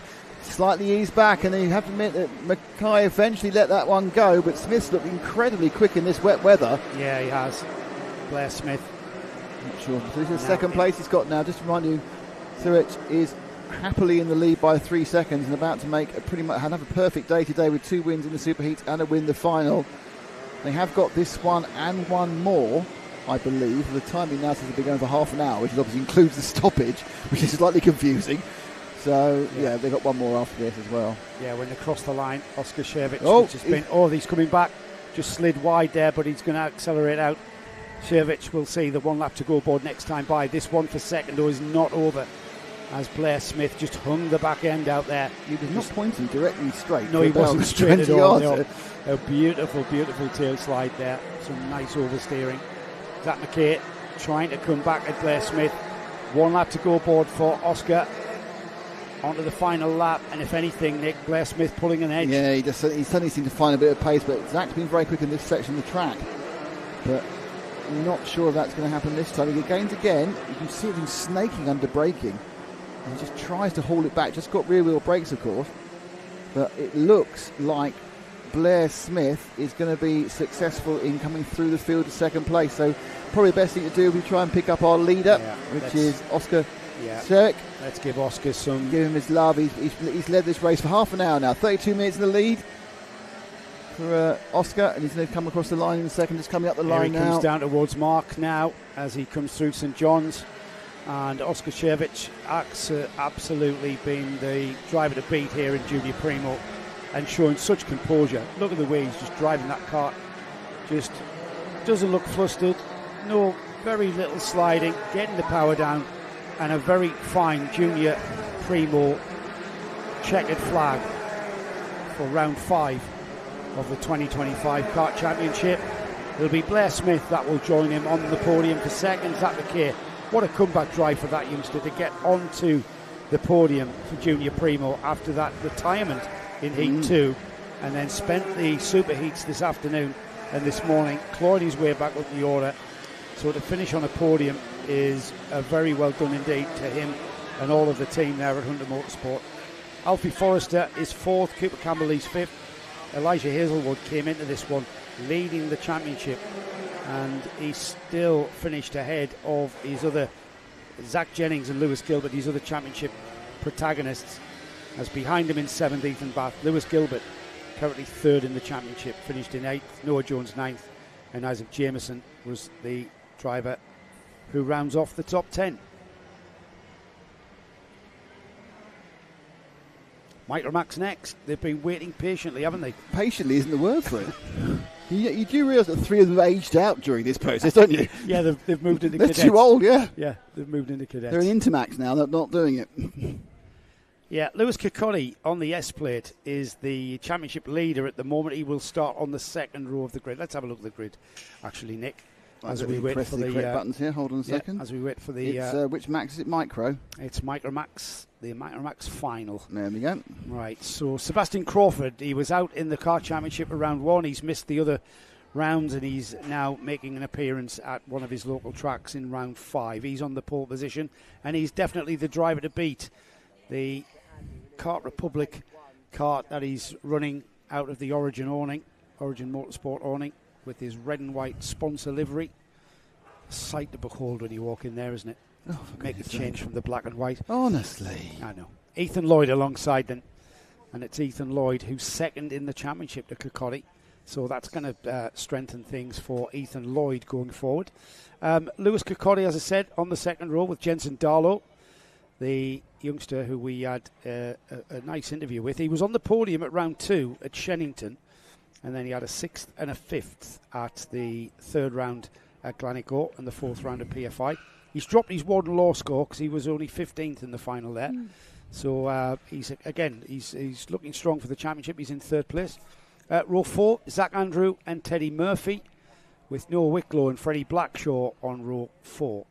Row 5 is Carter Jackson and Henry Algar, with Lani Eden rounding off what is an 11-cart field for Micromax. PDM was something we were talking about earlier. Wayne Drury says, I was looking at the lap times of the Wright Comas of the 1995 era, and they were doing 43s, and I think it was at Clay apparently, and now they're doing 39s to 40s. So carts are a lot quicker. Yeah, but that's not what we're talking about. We're talking about the top level carts. We're talking about nationals, and the national carts, I don't think, are the national kart of 1995. You wouldn't find the equivalent, which is a TKM kart, being any quicker now.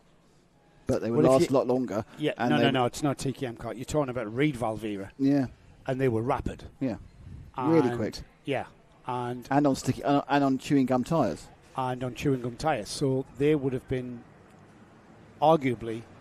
It's good research, actually. It's good to know. It's interesting the Hondas are quicker, and that's interesting because they will have found a way of getting a lot more power out of those generator engines. Yeah, different metals. Blueprinting for a start. When you think about the quality of stuff now, it's So I think you're right. I think the slower stuff probably is quicker, but I think the fastest stuff isn't as fast. But interesting that's a direct comparison there, and the karts are faster these days. And I think that's all down to tyre technology. I think it's down to the engines being much better. Yeah, okay, we could. That's a pub conversation. No, but the most important thing, you're right, is tyres. All the leaders. Seb Crawford, pole position driver. And Seb only Crawford. One lap. Will he get himself back in position? Throws it away. I think he's got to join on the back. I'm not sure what the regulation is. At this MSU regulations are that if he can make his way around, but they're under yellow, so he's not allowed to move forward. The pace lap is always under yellow. Oh, there's a green flag actually, so he can move forward. I just wonder whether the yellow was from spinning off. He's now at the back of the field. Is he going to come through or not? He's thinking about it. We still got green flag. He wants to come through, but they're not letting him. He does. He needs a wave round, doesn't he? He needs a wave round. Too fast for it to start now. Yeah, they are. They're only going to be given one lap, but that is not a very ordered grid. That they are getting a wave round. So pole position driver Sebastian Crawford, head in his hands as his dad Lee up on the sidelines. Heart in mouth. Is he going to be able to get through? They're trying to reform the grid themselves, bless them. As Seb Crawford. Have they just confused themselves? Seb Crawford is making his way through. Is he through? So he will nip ahead of Lewis Kokotti. Here he comes. He's onto the second row of the grid now. Just needs to find a way through, and he'll say thank you very much. That's a bit lucky. Don't know what happened there. Fortune favours the lucky and the brave. He spun coming out of the Ideals hairpin, and whether or not he was weaving to get some heat into his wets, I don't know. But he'll again, massive learning curve for these youngsters, isn't it? So he'll learn. He's learnt the hard way there. Well, he hasn't. He almost learnt the hard way. No, he almost learnt the hard way. Yes, but he will have learnt that. You know what? I almost threw a weekend's worth of work there. Here we go then. Right, put that to one side, because it's now wet, Nick, and we've seen that what we've seen in the heats and the super heats, it's not necessarily what we're going to see in the finals. Here we go then. That is a bit quick. I'm not sure Dan will enjoy that one. Have we let them go? Countdown still counting down.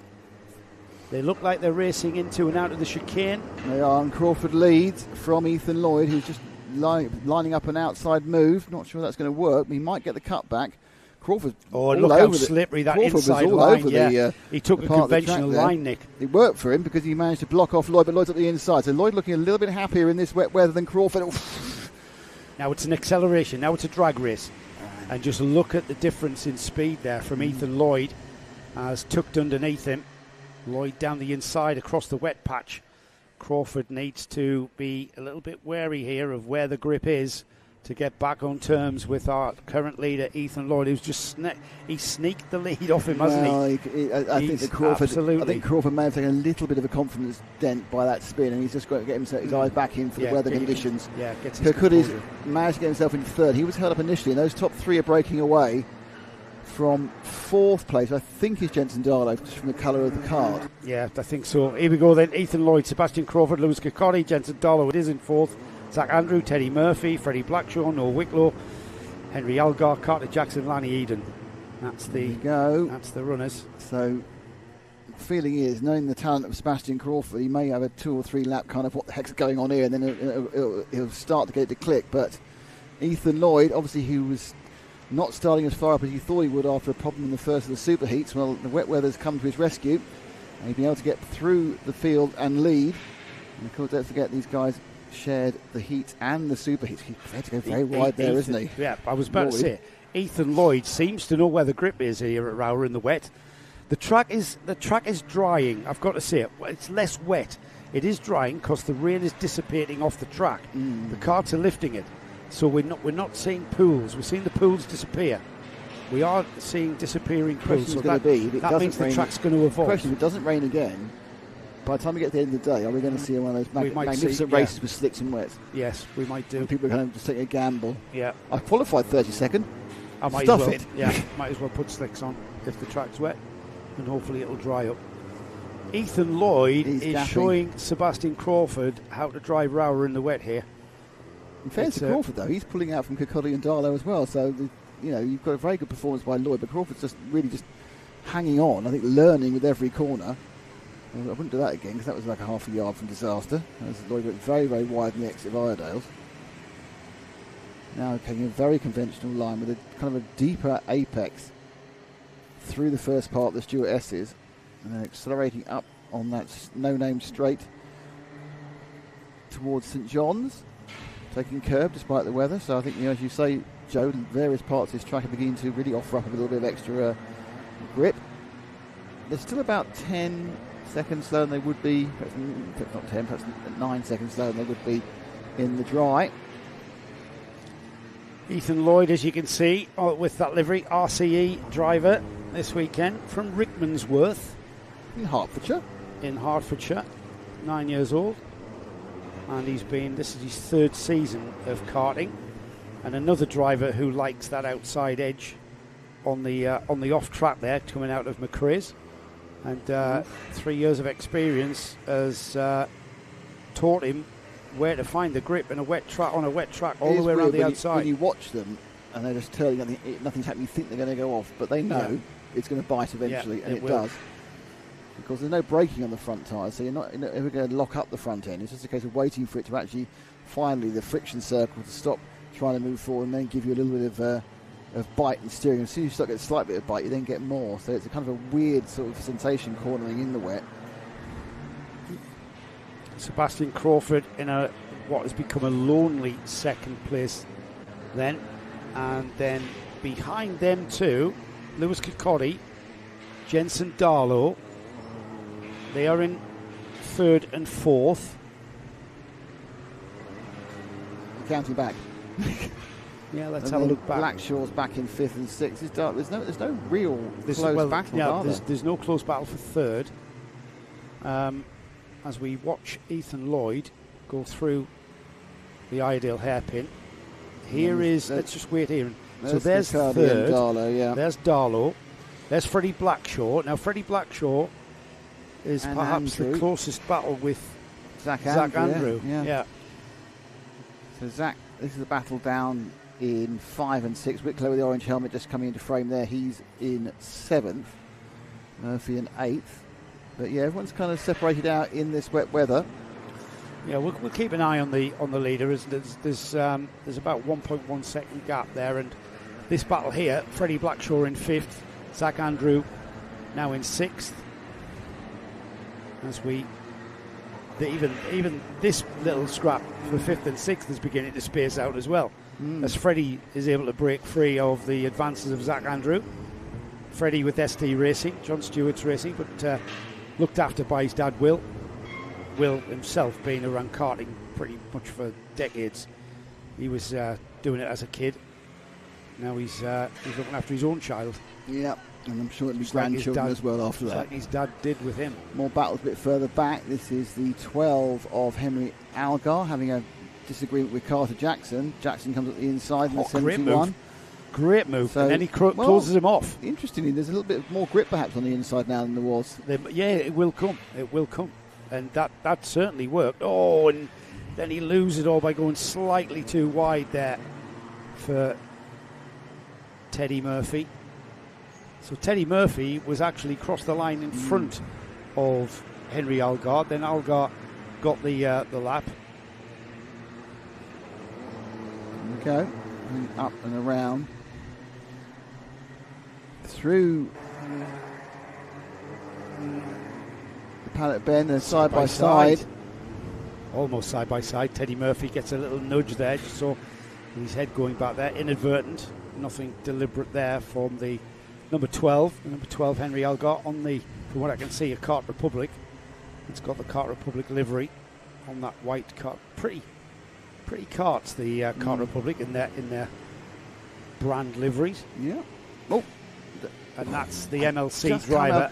Somehow felt he wasn't going to stay on the track then. Teddy Murphy sliding four-wheel drift towards the abyss.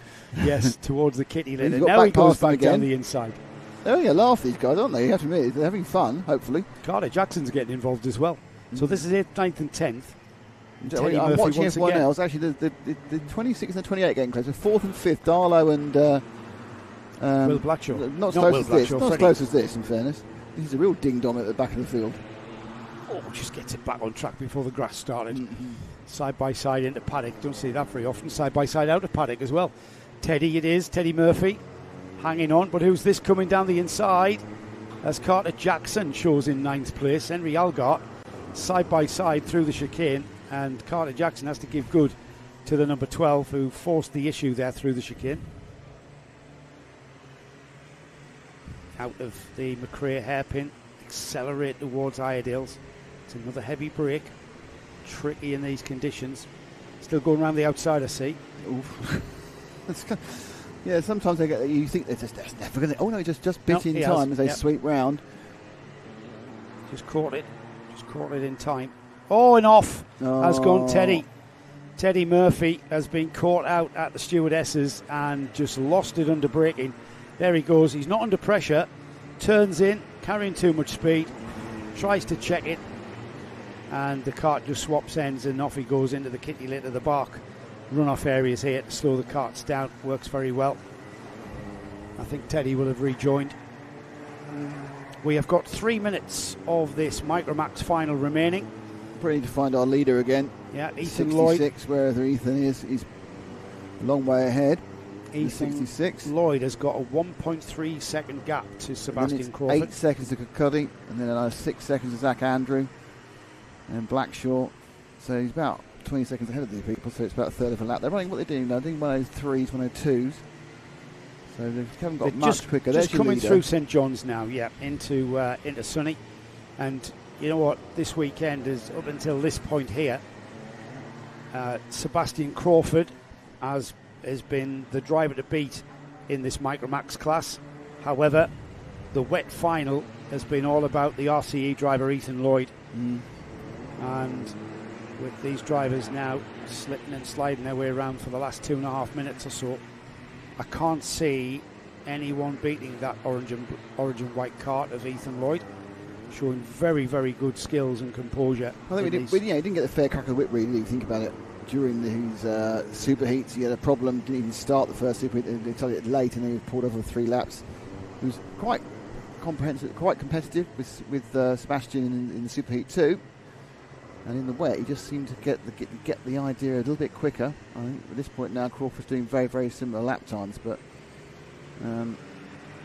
Well, there's a purple lap time there. Oh, by 2.4. Fastest lap of the race for Ethan Lloyd. So he's picking up. So he's and he's not slowing down, is he? He's not just drying out. He's not just coasting this to the flag. There's Sebastian Crawford. Wasn't Sebastian? He was four-wheel drifting around Sunny. So I think Crawford probably isn't enjoying being in second. But I think he might be enjoying driving the car. And another purple lap time. No, sorry, not quite. 1 minute 2.47 was the fastest lap. 1 minute 2.75. 1 minute 3.26. So that four-wheel drift did cost Sebastian Crawford a little bit. Kokori has just gone through in third. 10 seconds back though. Zach Andrew, Freddie Blackshaw still circulating together. Glad to see Teddy Murphy's back on track. Darlow's had a problem. He's dropped down from 4th to 7th. So Darlow's lost a few places in the last couple of laps. As we come towards the end, it's a very spread out, wet race. Yeah, the wet has really spoilt the party, hasn't it? It was going to be interesting to see if Ethan Lloyd could have taken on Seb Crawford on equal terms in conditions, but just look at the way that, as that track is evolving for Ethan Lloyd, he's going quicker and quicker. He's just absolutely loving the way that kart is sliding around. Absolutely on the edge. Let's see what his lap time is this time. Crosses the line. It's going to be 2 more laps. There's a 1 minute 2.72, not very far away. There's a yellow flag for someone off the track. I'm not sure who that was. Yeah, it's Lani Eden. Oh, right, okay. Off at the ROWRAH, first chicane. Oh, yep, they're going to try and rescue the kart themselves. Yellow flags fly. A little bit of assistance there for Lani. Yeah. I think they're calling Lani's day there. Well, I think we are now down to just change on this race. Ethan Lloyd will come across the line in a second, and that will be him about to start his final lap. He's got about a lap and a half to go. Wide through the stewardesses for the penultimate time. And the day which started really, really badly looks like it's going to end really, really well. Yeah, we had a bit of a scare from him, didn't we, when the kart wouldn't start in the collecting area, and he did join on the back of the race. However, he was a retirement from that one. So another little bit of a fairy tale from coming back from a little bit of adversity there and facing it off. 1 lap to go for him, and when the wet came down, it was all about this RCE driver. There's the man of the day for me still, with Seb Crawford showing to be quite unbeatable almost. I mean, all right, we didn't see Ethan Lloyd in the dry conditions other than... Well, they split the heats, didn't they, yesterday? Yeah, they did. Both of them shared the spoils, didn't they? So it has been about these two. Great shots there from Martin up on the hill, just over the ideal hairpin. I think Collie will be disappointed.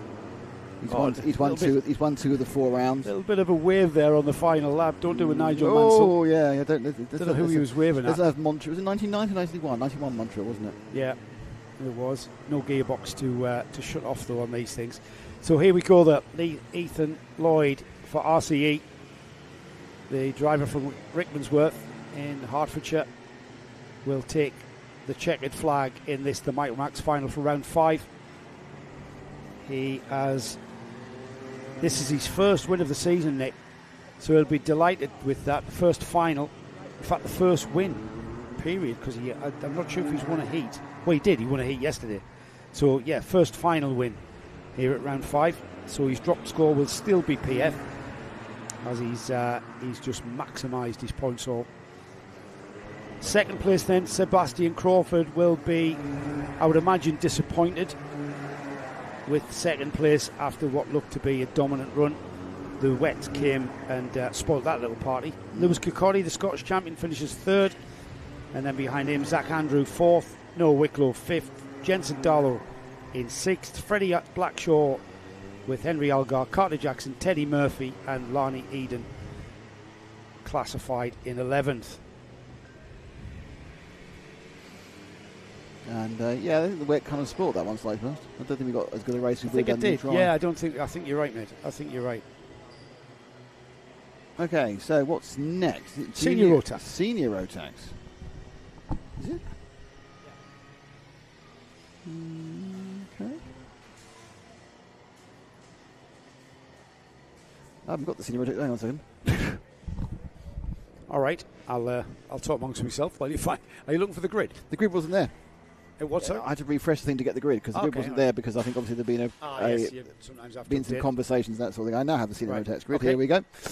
And it is Lucas Blanford, unsurprisingly, in pole position. He can win the championship today. Rhys Bailey starts 2. John Brown starts 3. Max Taylor, the Scottish champion, is in 4th. And Morgan Hudson-Brown's 5th. Taylor Dixon is in 6th. Ross Tyler is in 7th. Michael Ambler is in 8th. It's Liam Phillips, Mac McGilvery, Dominic Darling, a bit further down than he has been earlier. Marcus King, that's 12th. Then it's Levi Earl and Caitlin Seabrook, Elliot Dalton-Ayres and Alex Timmins, Harry Puller and James Wood, R.G. Hogan and Lewis Mercier, Braden Donahue and Kai Newman, Molly Pugh, Lewis McGill, Jason Dukas and Lilia Scatchard, Elliot Foster and Daniel Callaghan, Jake Priestley and Jack Gillingham, come on, go up the Gills, New Safa Leathers and Sam Kelbrook and Danny Whitfield and Bradley Keaton at the back of the grid. It hasn't been massively shaken up by the results of the Super Heats. Kart's released. They should get 2 laps in this wet weather. So it has been quite random the number of laps people have got in there. A whole set of craft machines in the red and the blue as they come up through Row Rouge. As you can see, there's not as much spray as we had, so the rain has stopped, and there's still some wet line there. You can see some standing water. It looks like it is drying slightly, but obviously it's going to get to a point where it's greasy, which is even worse than wet. So you were telling us that you were chatting to Lucas Blanford's dad earlier, and it's commendable, really, that Lucas, his dad's been ill, hasn't he, and in recovery. Yep. And Lucas has had all of that to contend and with. his GCSEs apparently as well. Well, you know what? There's nothing better than in a race when you jump into a kart or a race car or anything, and you shut that visor. That shuts you off from reality. You are in the moment. You have got to be in that moment, and there's nothing more. What's the word I'm looking for? It's kind of like a Zen experience. It's kind of like a spiritual experience where there's just you and the machine. And especially when you're racing wheel to wheel like we do, it's such a dynamic environment. Lucas is very, very good at just getting on with it. And as we've seen, we're going to see how good he is in the wet, actually. We are because now, yeah. We've seen how good he is. He's been the class of this field all season. And we're going to see how good he is in the wet. win will give him the championship. I know you haven't said that, I know you are talking. I mean, second at Warden Law, first at Shennington, first at Gleneagles, and first at PF. He is leading the championship by a good chunk of points. I'm not sure he's scoring enough points this one to put him ahead of everybody else. Isn't he? You think he is? 100%. Even with his drop score is a second in the final. He's got 3. No one else has got more than 1 second place. So I know you want to build it up, but it's your chance to call a winner before we get the rest of JP. Provisional, I'm going to say. That's always provisional. Here we go then. Nice slow pace, letting everybody catch up. We're still a bit strung out. They're going to get the other go around. I think the problem is that, or have we started? I don't know. No, we haven't. There's the full start flag. Why do they get so strong back behind the others? Because it's hard for them to keep up in the wet. Do they not realise it's a full start? I'm not sure. They've seen the false start flags are flying, so we really should have, and they should be slowing up and letting this grid form up because the stragglers behind are struggling to keep the pace. I remember the first Super 1 round I ever did. It wasn't here. I can't remember where it was. It might be in Shennington. And we went out, the first practice, the first race, I think, the first heat, went out, and I couldn't keep up. I was like, geez, lads, come on. This is only the pace lap. Couldn't keep up. So there's a little bit of that. Now we catch them. I'm not saying that was deliberate to get an extra lap on those tyres.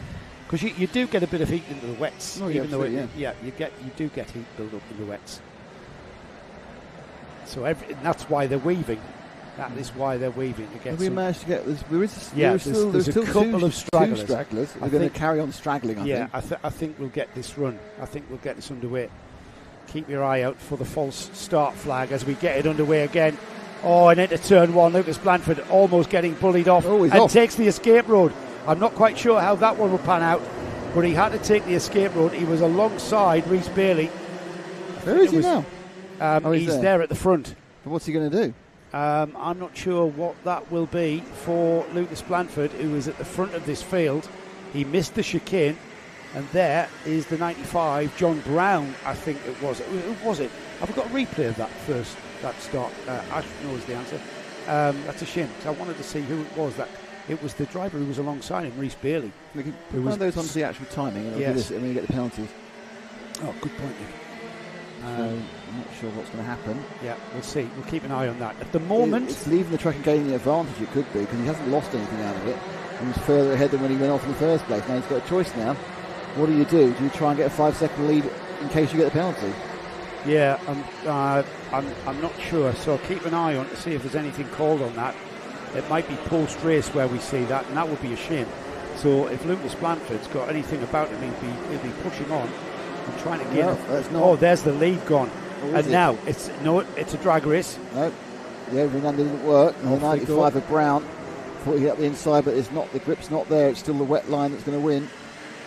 Now the number 95 is the Craft Motorsport entry, isn't it? I'm not sure who Lucas is with. Did his dad mention? Because I know he's on a Kart Republic. No, I didn't know. But I'm not sure what team he's with. But John Brown's with Craft, and Craft are down from Scotland, so they're very, very familiar with ROWRAH, and they're very familiar with ROWRAH in the wet, as is John Brown down the inside at Sunny Corner. Robbed him on that one, didn't he? Yeah, absolutely. And Lucas really couldn't do anything about it because we had John Brown absolutely by his side, couldn't turn in, and there's a third place, down to third place as Rhys Bailey goes through now. Yep, the Scottish knowledge of rain is unequalled. And it's not just about the driver, it's about the team and how they set the car up. Team, driver and knowledge of the track. It's the setup that suits the wet, and they know what to do with these karts to make them perform in the wet conditions. Oh, and there's John Brown sliding very wide and Rhys Bailey going through. Look at the slingshot. Look at the acceleration. Wow. Look at the traction he found coming out of Iredale's. Tremendous. He was literally behind second and third. And now he's lost it again? Yeah, he has. Rhys Bailey's gone into the lead. This is ding dong, isn't it? Yeah. Lucas Blanford's coming back as well. I think he might well do. I think it's a kind of like, local knowledge lasts so long, then everyone else picks up your local knowledge by following you. But as you say, there could well be some setup they've got on the carts. They've slackened the right bits off, they've stiffened the right bits up. Apparently, stiffened them sometimes now. It makes no sense to me. A little bit of a nudge out there round the paddock bend, but Blanford just drops back in behind again. He's now got another Craft kart behind him. That's the Scottish champion, Max Taylor, who, what is happening is Rhys Bailey's getting away. Yeah, and this is not team tactics here, slowing anybody down. I can assure you, John Brown is driving as quickly as he can. He's not ahead because Rhys Bailey's got a 5-second penalty. Ah, there it is. That's what we've been waiting for. So he must be the judge to have knocked Blanford off. Yes. So Rhys Bailey. Bailey's got the penalty. And he's in the lead by 9/10 of a second. So that's not enough. In fact, he's going to drop to 8th place, just ahead of Levi Earl at the moment. Well, he's got 8 minutes to get 5 seconds. So ahead. The effective lead is there. The effective lead is John Brown and Lucas Blanford. Yeah. That's the lead. The pace Bailey's got, he's going to end up 5th. If it carries on going like this. But, there's many ifs and buts in between there. So Bailey, your leader, is not leading. He's got a 5-second penalty, and he must have been judged to have shoved Blanford off down the escape road, which kind of makes sense. One of the other was going to get in trouble for that one.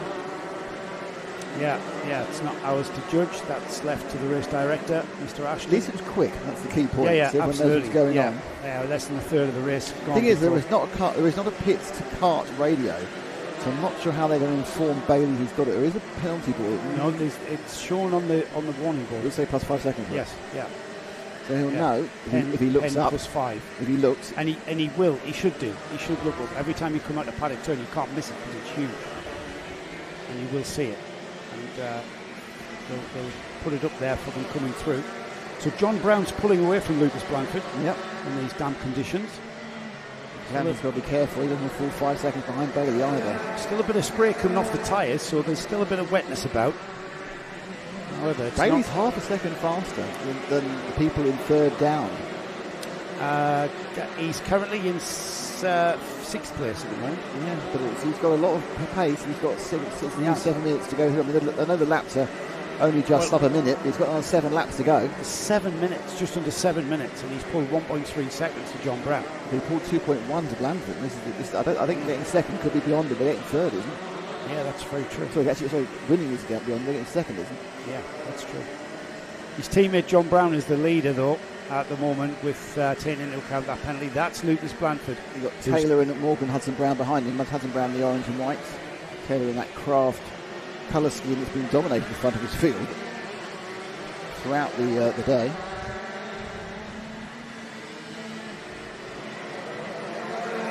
So the gap now to Blanford from Bailey goes up another half second, Joe.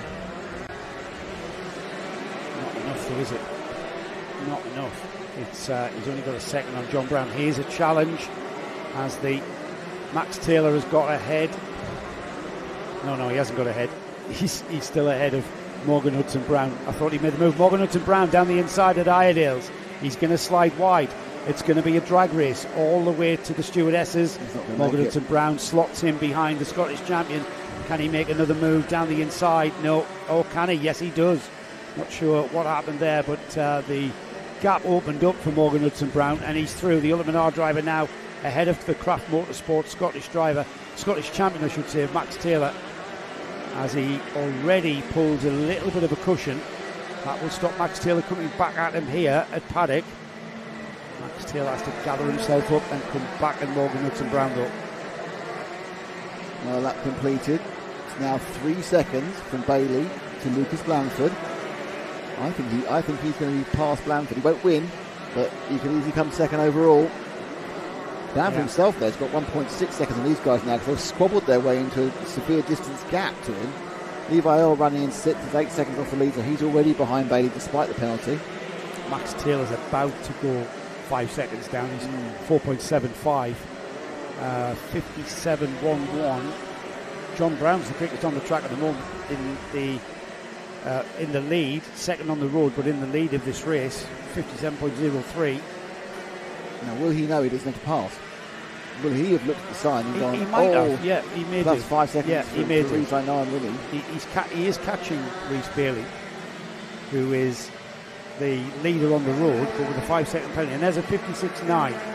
Back out at 1.3, 5.4, so he's in 4th place.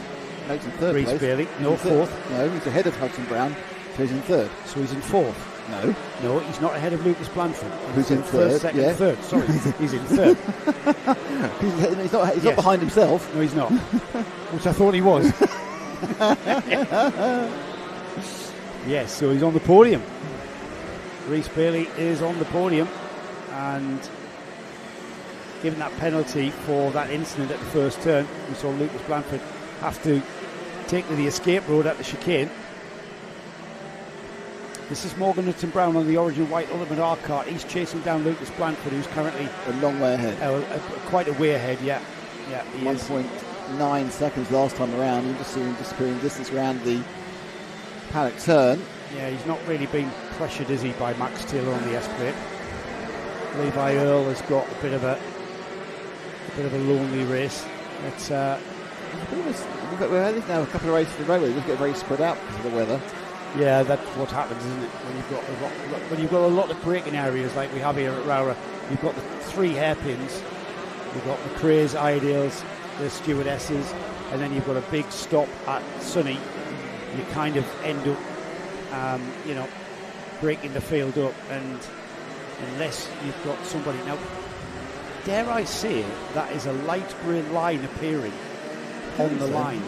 Certainly down the run down to the Stewardesses. There's a couple of bits where it's certainly now just water grease. There's no standing water. Look at how they are not taking the wet line as well. They're drying up. Let's see what happens. So what I mean? Up and through, yeah, no, it's going. I mean, anything is it's threatening at the moment. Yes, so it is. It may well be coming down again. That's a horrible grey cloud hanging over us.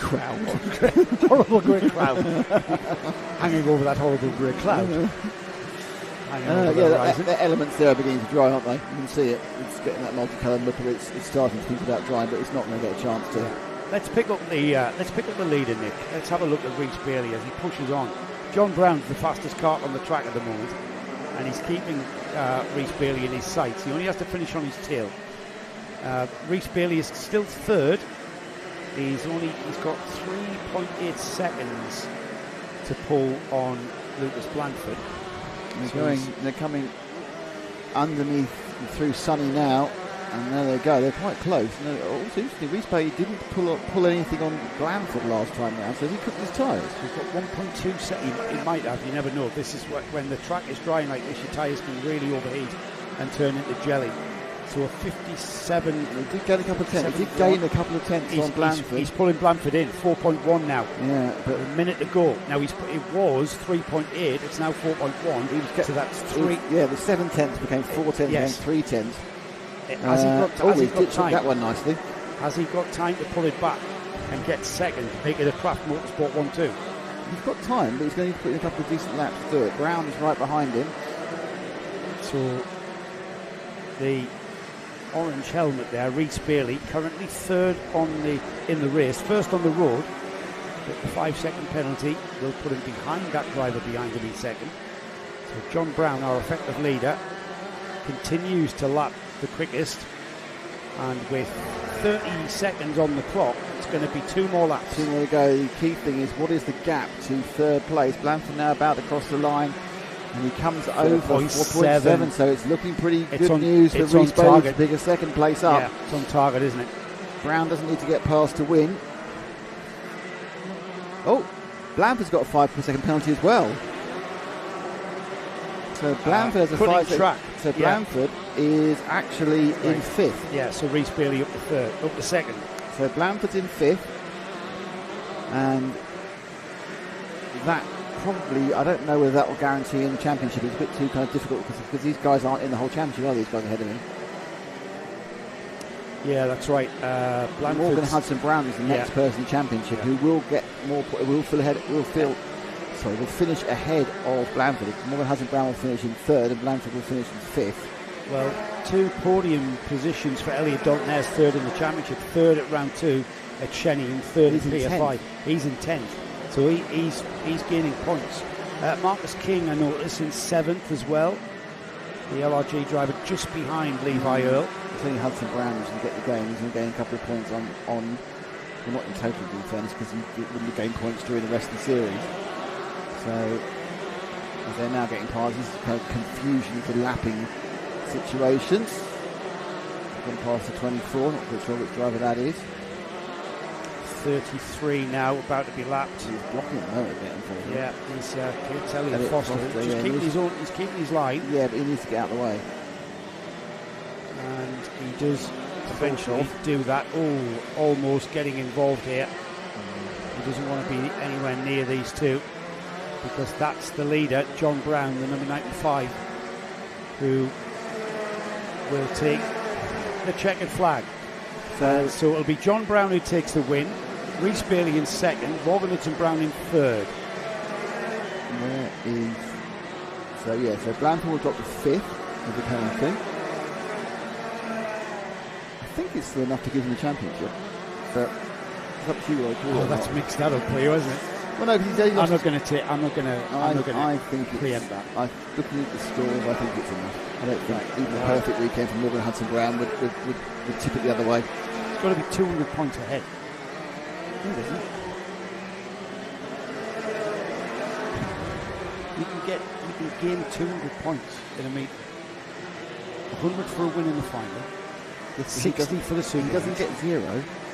Well, no, that's right. He gets that many points. This is why it's best to just not. Honestly, no, you don't have to be 200 points ahead. Well, you kind of do, or else you could you can't really call a championship if the potential is that somebody's going to score 200 points and you're potentially not going to score any. Apart from drop rounds. You've taken to drop rounds into position. But you then, hello, Ola. But if you get 0, you're all right. What have you done to your elbow? Ow, what have you done? You fell over. Why did you do that? This is Oscar Shervich's sister. We just done that. Been around the... yesterday? No, she's just done that. That looks really nasty. You've just fallen over. Were you celebrating Oscar's win? Yeah. So you were celebrating Oscar's win and you fell over with why? You fell off your bike. Have you washed that, yeah? Okay. Yeah, it does. You need a plaster on that. Those who can't see, there's a how old are you? 8, 9? 10. There's a 10-year-old girl who's got a really, really damaged. Oscar Shervich. She's ripped off the bottom of her. She's got a nasty right scrape towards on her elbow. No, it's before the elbow. It's really, that looks really painful and unpleasant. So I'm glad we haven't got it on camera. No. Because you don't want to see injured children, to be honest. No, not good. Tell Oscar well done, will you, from us? And everybody at Cato Motorsport. What's your name? Holly. Holly and all that here in the driver's lounge, cheering on Oscar Shervich. When's Marcel out? He's out soon, isn't he? Right, so they hear the cheer on Marcel Poppercull, I think. Next up is this one. We've got our junior Rotax drivers out. Where is Marcel Poppercull on there for these? He's 13th. He is 13th. So here it is, Riley Bishop. Riley Bishop is on the pole position. for our final for Junior Rotax, Junior Max. Okay, but you know something, the question we asked some time ago, before Which we read that out, who won the TB cart? Oh, yeah, we've got the answer off Matty, haven't we? Yeah. Do you want to read that? Oh, his phone's got really wet somehow. It was George Cole, not that one. Well, his mum entered the, it looks like His mum was called Jodie Cole, Racing Project 1. Yeah. I've just been told it was called George Cole, so George Cole has won that one. So he races with Project 1? Yeah. So there's a TB cart for sale? Yes. But, yeah, the very, very high performance, good looking but badly named TB carts. Yes, I suppose. They are a good looking thing. Right, let's have a look at the grid. Riley Bishop, championship leader. Winner of round 1, winner of round 2. He came second. He was on the podium at PFI. He had a rubbish Glanigor, came 10th. He leads the championship and he goes into this one with full expectations on Riley Bishop. He's on the pole position with Thomas Jackson alongside. We've got Laurie McVeigh and Lewis Sumner on row 2. Charlie Very and Eric Smith are on row 3. Nathaniel Gray and Braith Murdoch are on row 4. Row 5 is Jack Robinson and Alfie Lambert. Got George Cole and Isabella Stansmore Wilson starting on row 6. That's our winner. Who? George Cole. Yeah, the winner of the TB cart. Yeah, just mentioned him. Marcel Poppercool. Yay. Marcel has got the kit. Literally. Motorsport Literally doesn't fan care. club here. Literally doesn't care. No, Connor Lodge is alongside Marcel Poppercool on row 7. JJ Plowman and Kevin Ivanov start on row 8. Row 9, it's Daniel Hartley and Elliot Surtees. Daniel Hartley, of course, our reigning junior primo champion. Finley Smith and Alvin McBain start on row 10 with Daniel Butcher and Leighton Kelly on row 11. Row 12 is Daniel Minto and Amy Peacock. James Tate and Thomas Harper are next up with Joseph Mills, Tyler Richardson, Zach Waddell and Matt Scott, Lewis Holt and Adam Giuditis, and Riley Mason-Lewis with Matthew Clark. Remember, Lewis Holt, Adam Giuditis, Riley Mason, Lewis and Matthew Clark were our B finalists who qualified up into the A final. 34 carts, full quarter of carts for this Junior Rotax final, everybody. I've got an answer to a question you asked some time ago and no longer applies. Apparently Lucas is with Kiddix. Yes, he is. Yes, thank you. Come on, the X-Kart lad, says LS Racing. Well done, LS Racing. Still it does look nasty, doesn't it? Has your mum or dad seen that? Okay. Right. She's tough, aren't you? You're tough. Yes, always tough. Right, here we go then. Carts have been released. 12 minutes and 1 lap for this Rotax Max final. We have got 34 carts about to take place. And after this one is finalised, we've got 2 more to come. Honda Cadets are after this one, and then into Max to round off round 5. Okie dokie, here we go. Let's get off the. I don't know why I keep thinking I need to take off this logo which I put on. Otherwise, all you get to see is the sounds of the racing and the graphic of the track. Yes, that's not this meeting actually. That was some time ago. A generic picture. Well, with a great panoramic shot of the. When I find generic picture, I find a good generic picture. It is a good generic picture. I'll be looking for other generic pictures moving forward. Moving forward, I'd like many other generic pictures. Shows how picturesque this area is. ROWRAH has always been one of the favourite tracks for any series to go to. Of course, the racing is really good. It's got so many opportunities for passing, as we've certainly witnessed today. I'm trying to think where no one. I think is anyone passing the exit of Stewart? Yeah, we've had a few drag races in the wet out there. That's true, yeah. Yeah, down towards St John's Road through the right, through the left hand. We've had some go to the escape road. Well, now, we had the incident in first, Senior Rotax into the chicane the first time, which we've affectionately named Row Rouge because of the upward sweep. It's like a reverse Eau Rouge. Oh, actually, you see the Measuring Gaz thing. I hope you're calling it Row Rouge. Yes, this is our first rodeo, Gaz.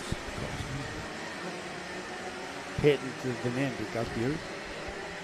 No, we've had rules and patented it. That's true.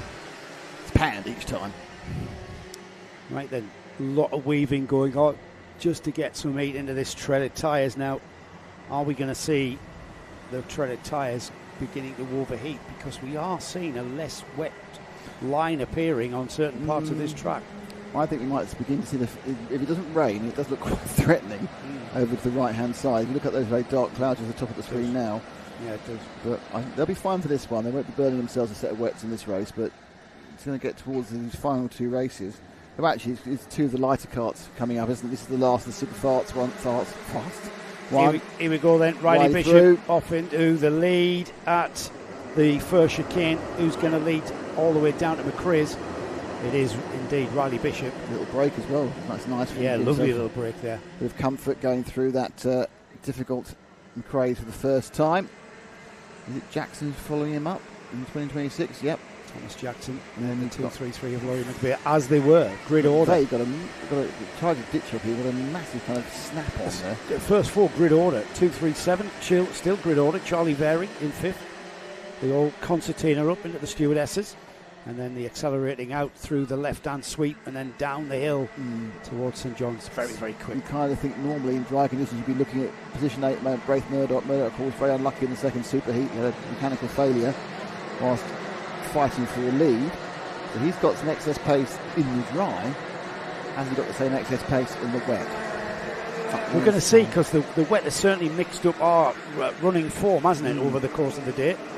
Across the line then for the first time, Riley Bishop leads, Thomas Jackson in second, Lewis Sumner up to third, ahead of Laurie McVeigh in fourth, Charlie Very fifth, Eric Smith sixth, Nathaniel Gray is in seventh, Braith Murdoch, George Cole, Kevin Ivanov with Elliot Surtees just out of the top 10, as is Alfie McBain in 12th. And then Daniel Minto, just look at the ground that they've made up. 11 places for Minto. Wow.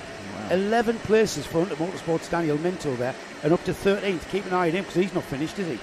No. The black and white cart, the X cart, that is Lewis Sumner. He suffered from engine problems in both of the two superheats. Hopefully they've managed to work out which bit of electronics isn't working now, because it's damp again. And he'll see if he can pick up a bit of performance. There we go, sweeping round. That's the 2033. That's McVeigh fighting Very for fourth place. And they come through Pallet Bend, cross the line like a swarm of angry wasps underneath us. Now Charlie Very on the yellow and blue cart there is just chasing down Laurie McVeigh. Charlie very familiar here, and down the inside. Is that going to work on the over and under? Where was that grip? That was confidence down the inside on the conventional line. Just going to miss out though, I think. Yeah, no, he's going to hang in there. He's on the slippery inside line. Nudged him out. McVeigh's just going to be cool and try and slingshot by him. He's got a lot of momentum, but he just can't get alongside. Yeah, that was a three-corner pass, and he just about got it. There was two or three occasions where Very had a lot more pace.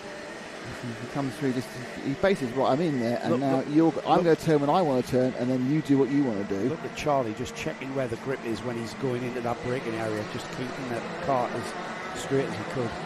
That was good, courageous. Bishop breaking away. Something else. Yep, there. Second and third right together again. It looks like Sumner's going to pick up second from Jackson.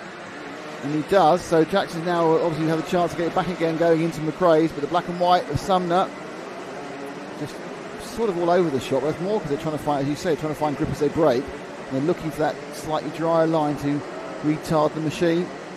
As just drifting slightly outside Jackson. But no. X-Kart 1-2 now. With Bishop and Sumner now. Bishop solidly consolidating. 1.7 away. Is he going to win the championship? Could well clinch it, couldn't he? Riley Bishop being the driver to beat in junior Rotax.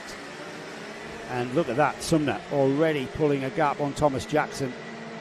And can he break down that lead that Bishop's had? It was 1.7 seconds last time around. I remember that Sumner managed to get past Jackson right at the start of the lap. So this is a chance to see whether he's closed anything down on Bishop.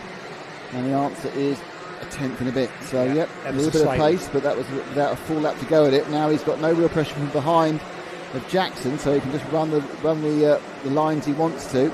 There's certainly a little bit of searching, Joe, now about how to brake and how to turn around the McRae's. Yeah, that's for sure. They're thinking there's some gains to be made. There's definitely a damp line appearing. It's certainly not a dry line, but there's a damp line appearing, and there's going to be a bit of a voyage of discovery as you just transition back onto the optimum line. Exactly. They're beginning to abandon that wide line. Yes. Round Iredales. Yeah, you're breaking through the dampness into the actual tarmac. Just keep an eye on that Daniel Minto progress. He's just gone up another 1-12. Alfie McBain seems to be he's just got ahead of his teammate Alfie McBain as Minto. So that's a bit of a scrap that's happening just down the field. Closest battle at the moment is the 219 and 214, which is Smith and Murdoch. Murdoch's got as far as 7th. Just see him coming through in the background. The gap, the leads go down to 1.1. So Jackson, fastest man on the track, 57.7. Minto has gone ahead of Ivanov, Nathaniel Gray, Alfie McBain and Elliot Surtees. The driver that lost out the most there drops to 13th behind those 4 drivers. So a big chunk of time being taken out of Elliot Surtees there. This is the Smith and Murdoch battle. Murdoch slightly behind, both very similarly attired, but it's the wetsuit is being worn by the 219 of Eric Smith, whereas just facing the elements in his pure kart suit is Braith Murdoch. Oh, here comes the rain. He's here chucking comes it down. The rain again, as Annie Lennox said. Like a memory, isn't it? So this is going to make it much better. It's sheeting down. It's really coming down hard. I can hear it on the roof. This means we're not going to get any dry racing at any point now, but it also means this is going to change very, very rapidly where the grip is. It will change very rapidly where you want to be on the track and how quickly can you learn that. Murdoch in 7th, trying to fight for 6th. Elliot Surtees has picked up a contact warning for Elliot Surtees, and he lost the most there. 4-place loss for Elliot Surtees. He's lost another one to JJ Plowman, the ST driver, getting ahead of the Origin Motorsport driver. Looks like Braith Murdoch's full momentum has got slightly stymied by this massive rain that's coming down. This is the heaviest rain we've seen all day long, and that grey line that was appearing, and the kart's transitioning onto the more conventional dry line, that's going to disappear now. So we're going to see full wet line here as it absolutely torrents down. It was due, heavy rain was due, and it's right on time. We did say between 4 and 5, but it's 4:21 local time here. Murdoch so getting the rain close in this battle. And probably I'm trying to look in 2 places at once because I want to know what's going to happen at the front. The gap's down to 3/4 of a second. This is the closest battle on the track as Murdoch tries again to get past Smith, and the rooster tails are flying up from the rear of the clear tyres, and Murdoch loses it going at the first part of ROWRAH, but has enough momentum not to lose too much. But it's kind of desperate not to see really what's happening with the leaders.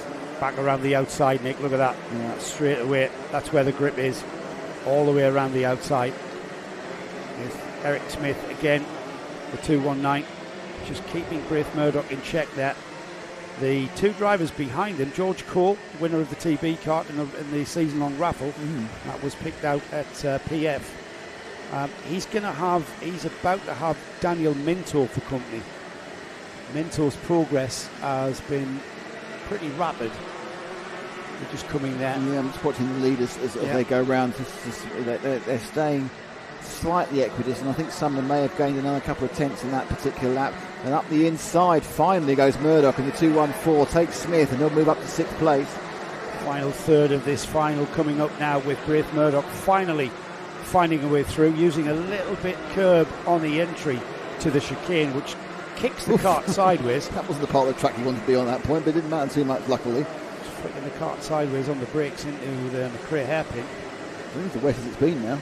I know it's raining, but I think also the track is now the wettest it's been even before, and he's gone wide, but that's an absolute slingshot back with a wave. Yeah, that's fine. Brave from the number 219, he just hung on to that, didn't he? Yep. Eric Smith. And we've lost Minto. Let's get ourselves up to the front, because the front 2 are back together again. And we've lost Minto, just a bit of a progress report, as Daniel Minto seems to have disappeared off the back of George Cole. And that is your first 2 right together. Sumner's found a real brace of pace as the rain's shooting down. Riley Bishop across the line. He'll be scored at just a tenth. It was half a second that was gained. They look very similar as 2 X karts. Basically, it's the colourful helmet and the wetsuit from the white helmet. And the white helmet is Lewis Sumner. The colourful helmet, is Riley Bishop. He's got a bit of green in it. Now, can Sumner get past? He's got 3 minutes to do it. Rain is not abating, so it's going to get wetter and wetter and wetter for the next couple of minutes. It's very, very wet. 2 different lines. Different opinion on where the grip is. Certainly at the ideal hairpin there from the 2 leaders. I'd like to point out Lewis Sumner's getting very wet now. Yeah, has he not got a wet? He's got a wet, but just saying he's getting water just chucked in a gallon per second by Riley Bishop. But Bishop now, this is the best place to be at the moment because you're not getting sprayed, but Sumner does appear to have a little bit more pace. Into Sonny, Bishop, followed by his teammate Lewis Sumner.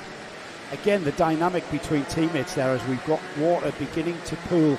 That shows the extent of this downpour. We've got water and we've got massive amount of spray, as you said, into the chicane, out the chicane. And look at the way Bishop went through that chicane. He absolutely pulled it. pulled the gap there.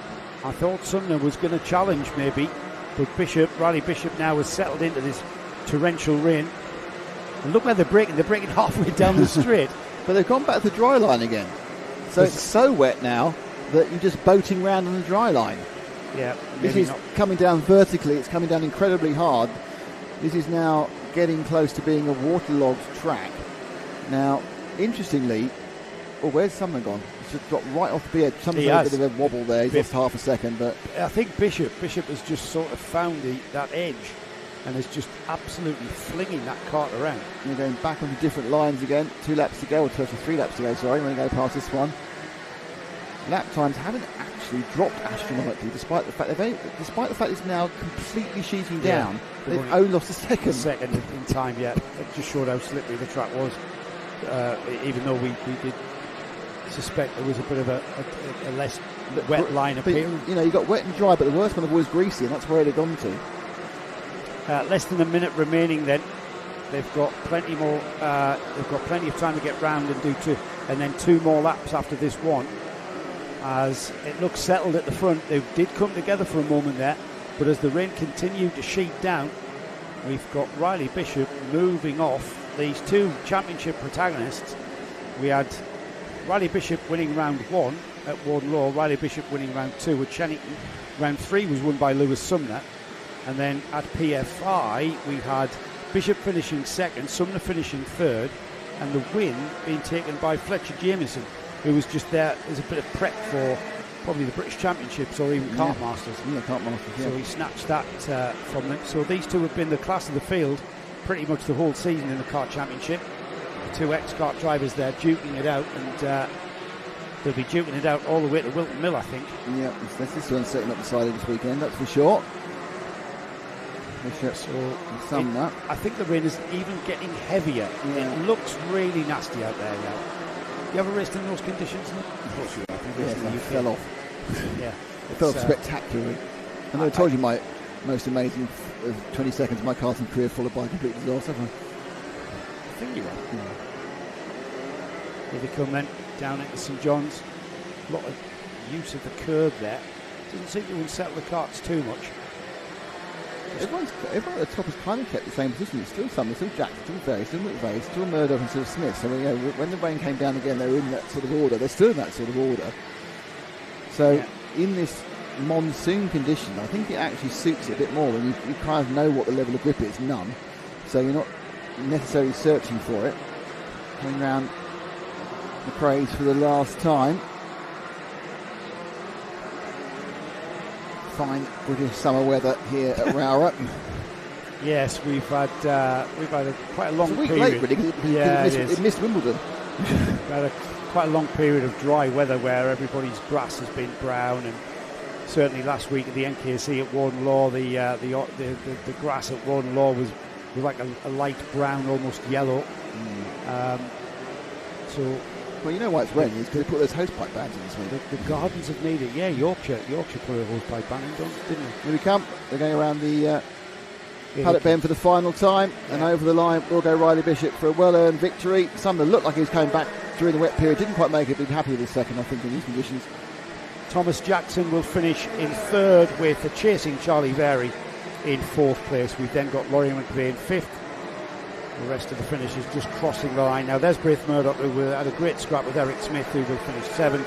George Cole in eighth. JJ Plowman for ST Racing finishes in ninth. And right at the line, Daniel Minto gets ahead of his teammate Alfie McBain. So it's a bit of inter-team, Hunter Motorsport inter-team scrap there, with Minto regaining ground and getting back inside the top 10, but ahead of Alfie McBain in 11th. Ahead of Elliot Surtees, and the Cato Motorsport driver Marcel Poppercole finishes in 13th. Thomas Harper 14th, Joseph Mills 15th. Rest of the finishers there on the timing board are going into the final, the last two finals, I should say. And this one, I'm not sure how this one's going to go, Nick, because usually we get the Honda Cadet train that is literally nose to tail, and I'm not sure the wet allows that to happen. Because of the tricky conditions, we will end up with a spaced out run to the flag here. Riley Blakemore starts with Arthur Murfitt alongside. Second row, Archie Loveridge starts alongside Luke McGull. Jack Wykes and Shaylin Shrikanthan starts on row 3. Elliot Bourke and Archie Cannon. Archie Cannon championship lead after winning at round 1, second at round 2, took an 8th at round 3, and then his worst finish, a 34th in the final at PF. He's dropped that one. Bradley Sutton and Ronnie Jones share row 5. Row 6 is Theo Hamilton and Mason Becker. Jerry Dufficy and Jane Prakash are on row 7. With row 8, Luke Jardine and Ethan Pearson. We then got Finlay Thursfield and Sawyer Henderson, Reggie Dufficy and Ollie Knox, Dana Rowlands and Sam Dixon. Matty Horsebill shares row 12 with Oliver Ratton, and then Seth Wright, Luke Hamill, Maximilian Mikalski and Arthur Bath round off a 28 Kart Honda Cadet field. And the rain has kind of lightened off, but still coming down. I don't think it's lightened off that much. Yeah, it's not as heavy as it was, Nick, but it's still raining heavy. But it's not as torrential. We've still got a camera on our start-finish line. You can see the puddles there and how heavy it's raining. Yeah, how heavy it's raining.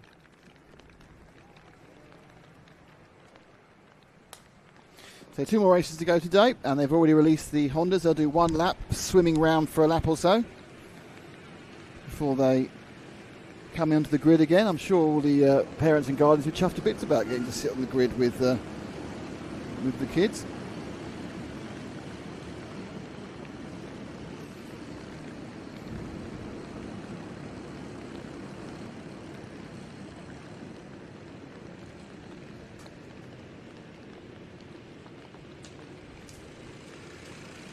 On summer. Right, so let's get this one going. Standing start. It is a standing start. Of course I mentioned it. I didn't think the parents would be quite so chuffed about going up to meet their cars as they normally are. You know, they'd have to go and stand in the wet. I'm sure all the fathers and mothers and guardians and team managers and team personnel are going out. It's still raining quite hard at the moment. Well, if they've karted in the UK for any number of months, they've been wet. They'll be times. Used to being wet. There's the red flag. Stop on the grid. Commendable that all of our marshals are still out there and our cameramen. Yes, go on. There you go, Ash. Mark and Martin. No, there's already a problem because the 73 is slightly out of the right place to be. So this is a standing start. It will be Ben, our start line marshal, that will hold up the clear grid. We'll clear the grid. And then we'll have a light sequence. Red lights will come on and then go off, and then we will be racing. So red lights just out of my view. They're shrouded. So 5-second board is shown by Ben. Still on clear grid. Yeah. It's got the flag from the back, so you can show the 5-second board. There we go. 5-second board. Lights will come on. The engine revs will rise, and we will get almost a jump start. And we've got a long hold. We've got people waving around. Long hold. So we've going got round again. Yeah, full start. I'm not sure whether the lights didn't come on or something there, but very early on in that sequence, we had drivers that were waving their arms around. We've got the 22 pulling off. I'm not sure why. Head in hands. Who's the number 22, Nick? Oliver Ratton. Oh, it's a shame. Oliver Ratton. The engine gone wrong or something? Yeah, I think might have. And Oliver Ratton has pulled off. He had some sort of forward momentum because he managed to get the kart to the side of the track, but yeah, the grid was cleared, so his mechanics helpers will not be able to go to his aid. He will have to spend this race in the start line box, out of the way, out of harm's way. So the karts will make their way around. We'll form up again on the grid. Not quite sure why that was a false start. They're going quite quickly on this warm-up lap. They're not hanging about, are they? Yeah, well, they're going to stop, aren't they? They're going to come round and stop on the grid. So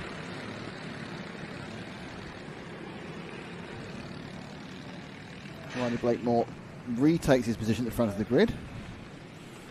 Next to him, Arthur Murfitt in the 88. Sort of like a Mercedes Petronas colour scheme.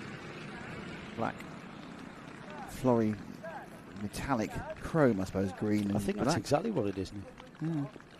Yeah. Right, so they're all coming in now. I don't think the parents were allowed back on the grid then, were they? So No, I don't think they are. It's a parent-free environment, and it's a chance now to get the clear. We're going to have the clear grid. We're just going to go straight to 5 seconds. I don't know. When ready to go? Green flag at the back. Everyone, they're just going straight to lights now. Yeah, lights. Can't see the lights, Nick, so I'm going to have to wait for the engines to rise. We wait for the light sequence. Ben. Is he going to do 5 seconds? I don't know. Seems to be a little bit. I wonder if the lights aren't working. I'm thinking that. I'm thinking the rain has got to them. There's a slight confusion about how they're going to start. I'm thinking the lights have failed. So they've got a light situation. 5 seconds second board again. now. Yeah, there's the hooter from Ben. There's the lights. Engines lights rise. go on, and they're off and away. And they go. And everything's relatively cleanly away. And they sweep up through Row Rouge for the first time. Arthur Murphy into the lead, though, Nick. Yeah, he's got great a move. Great leap off the Petronas coloured machine. They splash. Guys, anybody fourth downwards is already wetter than an otter's pocket. It's unbelievable. Archie Loveridge into second there at the McRae hairpin as the field go charging down, and it's Arthur Murphy who's already pulling a bit of a gap. Riley Blake was lost out again. So he's been a great first lap for Riley. I was about to say that. He has managed to get third back in there. He was down in fourth for a second there. Yeah, he has. He's accelerated back onto the tail of Loveridge.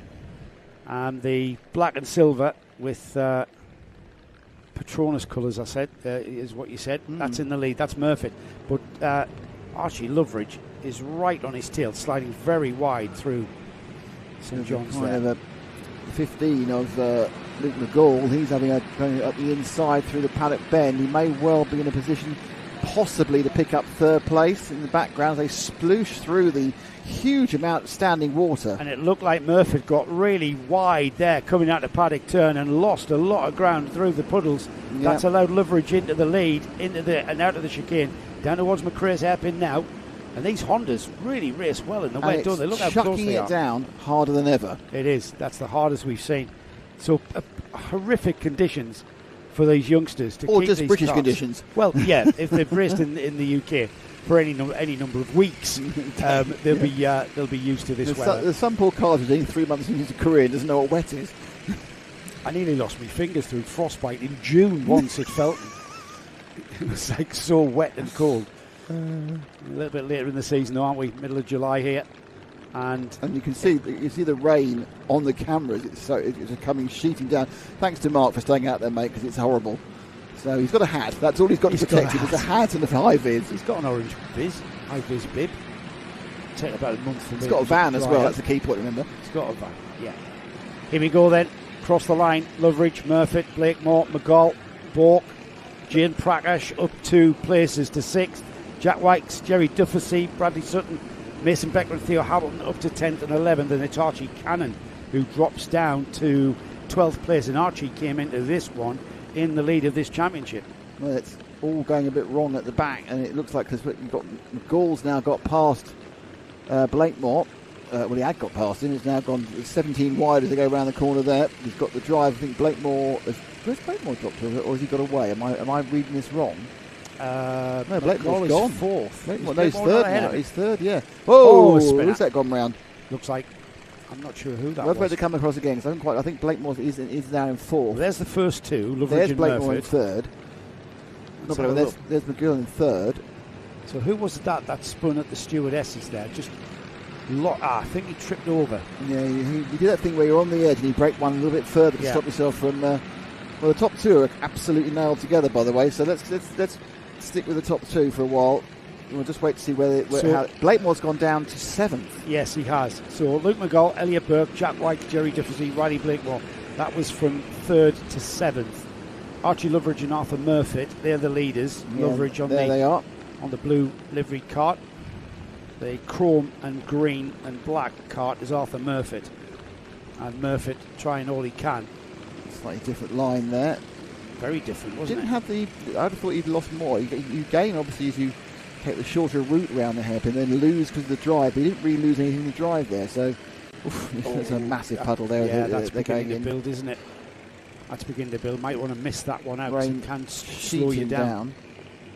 Can slow you down, that splashing through the puddles. There's just one more race after this. One more race for the for our fabulous cameramen to endure. And one more race where it is getting to the point now, they've gone out at the end of the day with two of the lighter and smaller karts, and they are, some of them look a bit more like boats than anything else now, because they obviously don't have the height of them. Some of the parts of the track there, they are cutting through the surface water there. And if this rain continues, we are going to get a bit of standing water in places.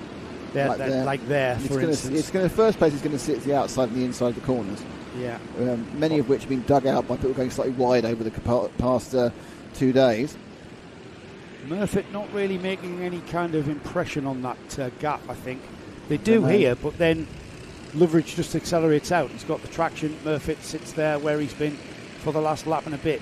Half a second behind. No change behind these as well, by the way. Give himself a free shower as they go round. Rain lightened off, but still coming down. Here they come, down the hill, through St John's, using the curb. And then Murphy's closed the gap, hasn't he? Beautifully controlled bit of oversteer on the entry there. Oh, there's a lot of water on the outside it's of like having a bath Sunny, going in there. Absolutely splashed their way through the water trap, it seems. Off and across the line. Like a steeplechase in the kart race. Oh, and there you can see the aquaplaning going on into the chicane. It's because there's this river running down the hill from ROWRAH. Splashing their way towards the McRae hairpin all the way around the outside. That's where the less wet line is, off towards Iredales. And it's the same here, isn't it? There's a bit of standing water on the entry too, but all the way around the outside. And Archie Loveridge seems like he's really got this the front end of this Honda Cadet race, pacing it well. Murphy staying with him. I'm not sure there's any waiting game being played out here, though, Nick. I think they're just doing what they can do. Yeah, I think you're right. I mean, there's a point at this point. They are both going quicker than the rest of the field. They're pulling away. I would think that, however you feel about tactics, you don't want to sit in second because you're being sprayed like you're in a power shower the whole time. So if you can get past, you're going to go for it, aren't you? To get the visibility. You're just going to sit there. You're going to sit there and endure the spray. If you can get past, you get past. Yeah. But look at that standing water there. Sprayed up from the front wheels, front lefts of both of the leading two karts, Loveridge and Murphy. Murphy, you think if he can, I think if he can, he would go for it. Yeah. But just because it's uncomfortable. But the thing is, Archie Loveridge is absolutely on the limit, on the edge of adhesion here, across these puddles and into the braking areas, and so is Murphy. Making as it goes. They're going to take a slightly different line again, the line differing by about, 4 metres? Yeah, but it makes no difference performance-wise. Yeah, it literally has no difference at the end of the next straight into the Stewart S's. Behind them, they are gradually eking away from McGall and Bork and Wykes and Duffy. Riley Blakemore still in 7th place. We're a minute or so, less than a minute away from final third. So if Murphy has got anything in his toolkit to get by Loveridge, I think it's going to happen in the next 4 minutes. That seems like the obvious, doesn't it? That's all right. It's a commentator, you're allowed to say obvious things. You say them with enough kind of gravitas. People good point. What Pabs meant was, I'm not sure he's got anything in his toolkit. I think this is a game of survival, to be honest. Survival, where you come out the other end, doesn't really matter. Look at that. Look at the way that he's having to just let the kart breathe out and just keep with the slide. And wherever that takes you, you can't fight it. And it took him right into the midst of a puddle on the exit of the chicane. And he just had to sit with it and splash his way through the puddle. It's been a better lap for Archie. He's a little bit further ahead of Arthur on this one. The goal still 2.7 seconds behind Murphy, not regained much. Yellow flag. I think it's been taken back in again. One of the karts has spun at the bottom of the track. There's a few karts already walking wounded or just sitting by the side of the track already. Duffy is one of those who's pulled out. But these two, class of the field in this sort of weather, fastest lap 104.3 from Loveridge, 104.5 was Murphy's last lap. Not sure as the rain eases whether they'll be going any quicker because it's just super wet and that's what it is. And up through ROWRAH again, and Murphy's a little bit closer. I think Bork's picked up from McGill there, and someone's got dropped out, and Blakemore now moves to 6th. I'm not sure whether Murphy can catch Loveridge. Loveridge is absolutely, like I say, it's a game of survival. There's 3 minutes to go as well, Nick. I'm not sure if there's anything else happening down the order. Not a lot. It's, I think everything's spread out as we suspected it would be. Yeah, everyone's given themselves a bit of breathing room. Yeah, I think so. It's a game of survival, this, in these conditions. A couple of people spun off and take themselves completely out of contention, which has resulted in a couple of people moving up slightly. Down into St John's, and Loveridge has got a good gap here. It's very, very... It's the biggest cushion we've seen perhaps for the last few laps here. The outside of that turn there, the outside of Sunny, still pooling quite heavy amounts of water. Loveridge has picked up a major advantage in this lap. He was 3/10 last time round. He's at least doubled that. Yeah, he's tripled it to 9/10. So it's been a great lap for Loveridge. Sorry, the fast lap of the race, 1:03.9. Oh, just misses that puddle there. But interesting. Arthur Murphy had to go through it last time because he would have, if he fought it, he would have ended up being. I think Murphy was still faster than Bork. Actually, this was a poor lap from Murphy. That's why the gaps happened. The guys in third and fourth were always about half a second quicker than he was. Yeah, it's quite a space and down. There is a bit of racing happening here with the 15 and the 14. So this is a battle for third place. Bork against McGill. That's the closest one we've got at the moment, isn't it? Yeah. And this is third and fourth, so this is the last step of the podium. That's right. It's an important one. Yeah, McGall with the Centre-esque helmet and the much more yellow cart, chasing hard into St John's and now through Sunny. And again, where do you make your move? I get the impression that once this track gets wet, there's a lot fewer overtaking places than when it's dry. Well, it's just everybody's on the absolute edge of adhesion, aren't they? They're slipping and sliding around, and you know it's hard to just. If the driver ahead of you, which he is, Elliot Bork, is absolutely driving one of his best laps. You've got to drive a better lap, and we're seeing Luke McGall coming up onto the rear bumper, but just he hasn't got enough speed difference to actually get alongside, and you can't do it in the braking areas because everything's so uncertain. Scrabbling for grip, every lap is different. Yeah. Every lap has a different But these sense. two are interesting. Around that Erdels took exactly the same line. Sitting completely in the wheel tracks now is McGall. He's not looking to do anything differently, just sitting in the wheel tracks, wondering whether he thinks it's going to give him a bit more extra grip. He's as close as he can be, but not looking around, not looking left, not looking right for a different line, just following Bork. Yeah. As we get round now they're going to get 2 more laps, I think, because the boys are about to go across the line any second now. Yeah, leaders across the line, so 2 more laps to go. It'll be the last lap board next time by. And is that enough time then? 3 laps for... Sorry, 2 laps? Yes, 2 laps for Elliot Bork to hold off Luke McGall, and likewise Luke McGall to... that is not what you want to do. That can absolutely just spit you off to the side of the track if the puddle's a bit deep enough. It just slows you down because that nose cone just acts as a dam. Yeah. And coming in now, again... Interesting how McGall has decided not to try any alternate lines so far. Looking behind him, he's right, mate. He got 4 seconds on Jack White's, but he's not really shaping to get past. It's almost like you think, well, I'm happy with 4th. If Bork makes a mistake, so be it. I'm not sure he's happy with 4th. I'll tell you now, he's trying all he can to get past Elliot Bork, but also hold on to that cart. Bork's made a minor mistake. They got away with it. Yeah. By my mistake, I mean he just went a bit wide. He didn't have any real issue apart from losing a couple of tenths of a second. Didn't affect his performance at all, didn't he? Last lap board has been shown to Archie Loveridge and Arthur Murphy, who have got 6 tenths. Got a bit closer. Let's have a look at our leaders. Yeah. Ash, when they come round, there's a lovely way we can change shots, I know, just by hopping across this area here.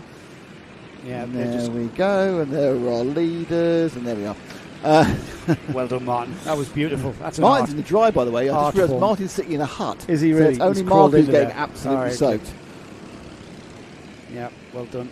This is the battle for the lead, and it's been Archie Loveridge who has shown a masterclass. And to be honest, Arthur Murphy too, because to hang on to these cards, in fact, all of these drivers have done extremely well to finish this race, this 12-minute final in some of the heaviest rain we've seen all season, let alone all weekend. Absolutely, definitely all season, possibly the last 2 or 3 seasons, to be honest. Yeah, absolutely. And he's got 1 more corner to negotiate as Archie Loveridge, as he comes out of paddock turn, heading back towards us. Somebody's umbrella in the way of Martin's camera. big drop of rain on our start line camera. Apparently it's raining, Joe. It is absolutely torrenting down. Archie Loveridge then takes the 5th round of the championship, and Archie Loveridge is on a bit of a run, isn't he? He took the win at Glanigor, he took the win at PF, and he takes the win in round 5. So that's round 3, 4 and 5. Is he going to continue that winning way and clinch the championship at Wilton Mill? Arthur Murphy with a very strong 2nd place. Elliot Borg, Luke McGall 3rd and 4th.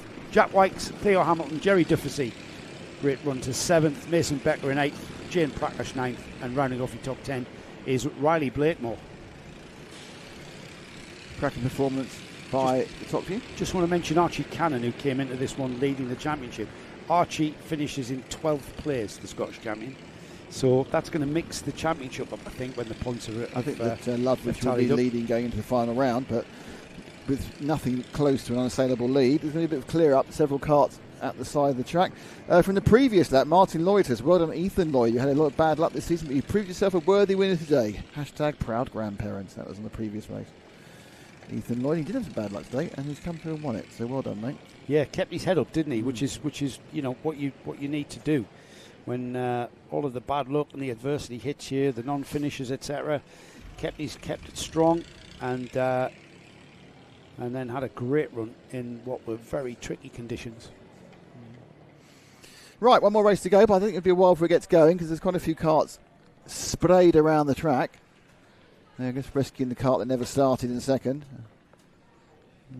Yeah, that was unfortunate, wasn't it? The youngster not getting a race at all. Kart pulling off. I mean, he did get to stand in the dry, in fairness, so it wasn't all bad. Well, I'm sure he's not even. That is no consolation to him standing in there while all his mates are racing. Yeah, but when he is that your son, grandson? Right, he'll not be happy with that at all, will he? No. He has, because he's kept dry, I suppose, as he says. Small consolation, he kept dry. Yeah, was he? Oh, really? Oh, no. Sorry, you can't hear this conversation with grandparents next to him. That'll soon be knocked out of him. He was really looking forward to racing in the wet. Just shows his kids are stupid. It's ridiculous. So hang on. So he hasn't done much racing in the wet then? No, okay. Yeah. How far have you guys travelled then? Where's he from? Right, so you haven't come very far, have you? Just a jaunt for half an hour then. Are you driving home tonight? All right, you're staying over. You're in the Lake District. Yeah, but hang on. They live in Cornwall. Oh, that's true, yeah, I suppose. Okay. Well, send him our love, will you? And we really felt sorry for him when he pulled off there. Right then, into Max. I think we should be going away. Let's have a look at the grid. So, what a race to finish on. Get away. It's the Cucumber King, Logan Rolfe. No, we need to call the Cucumber Kid.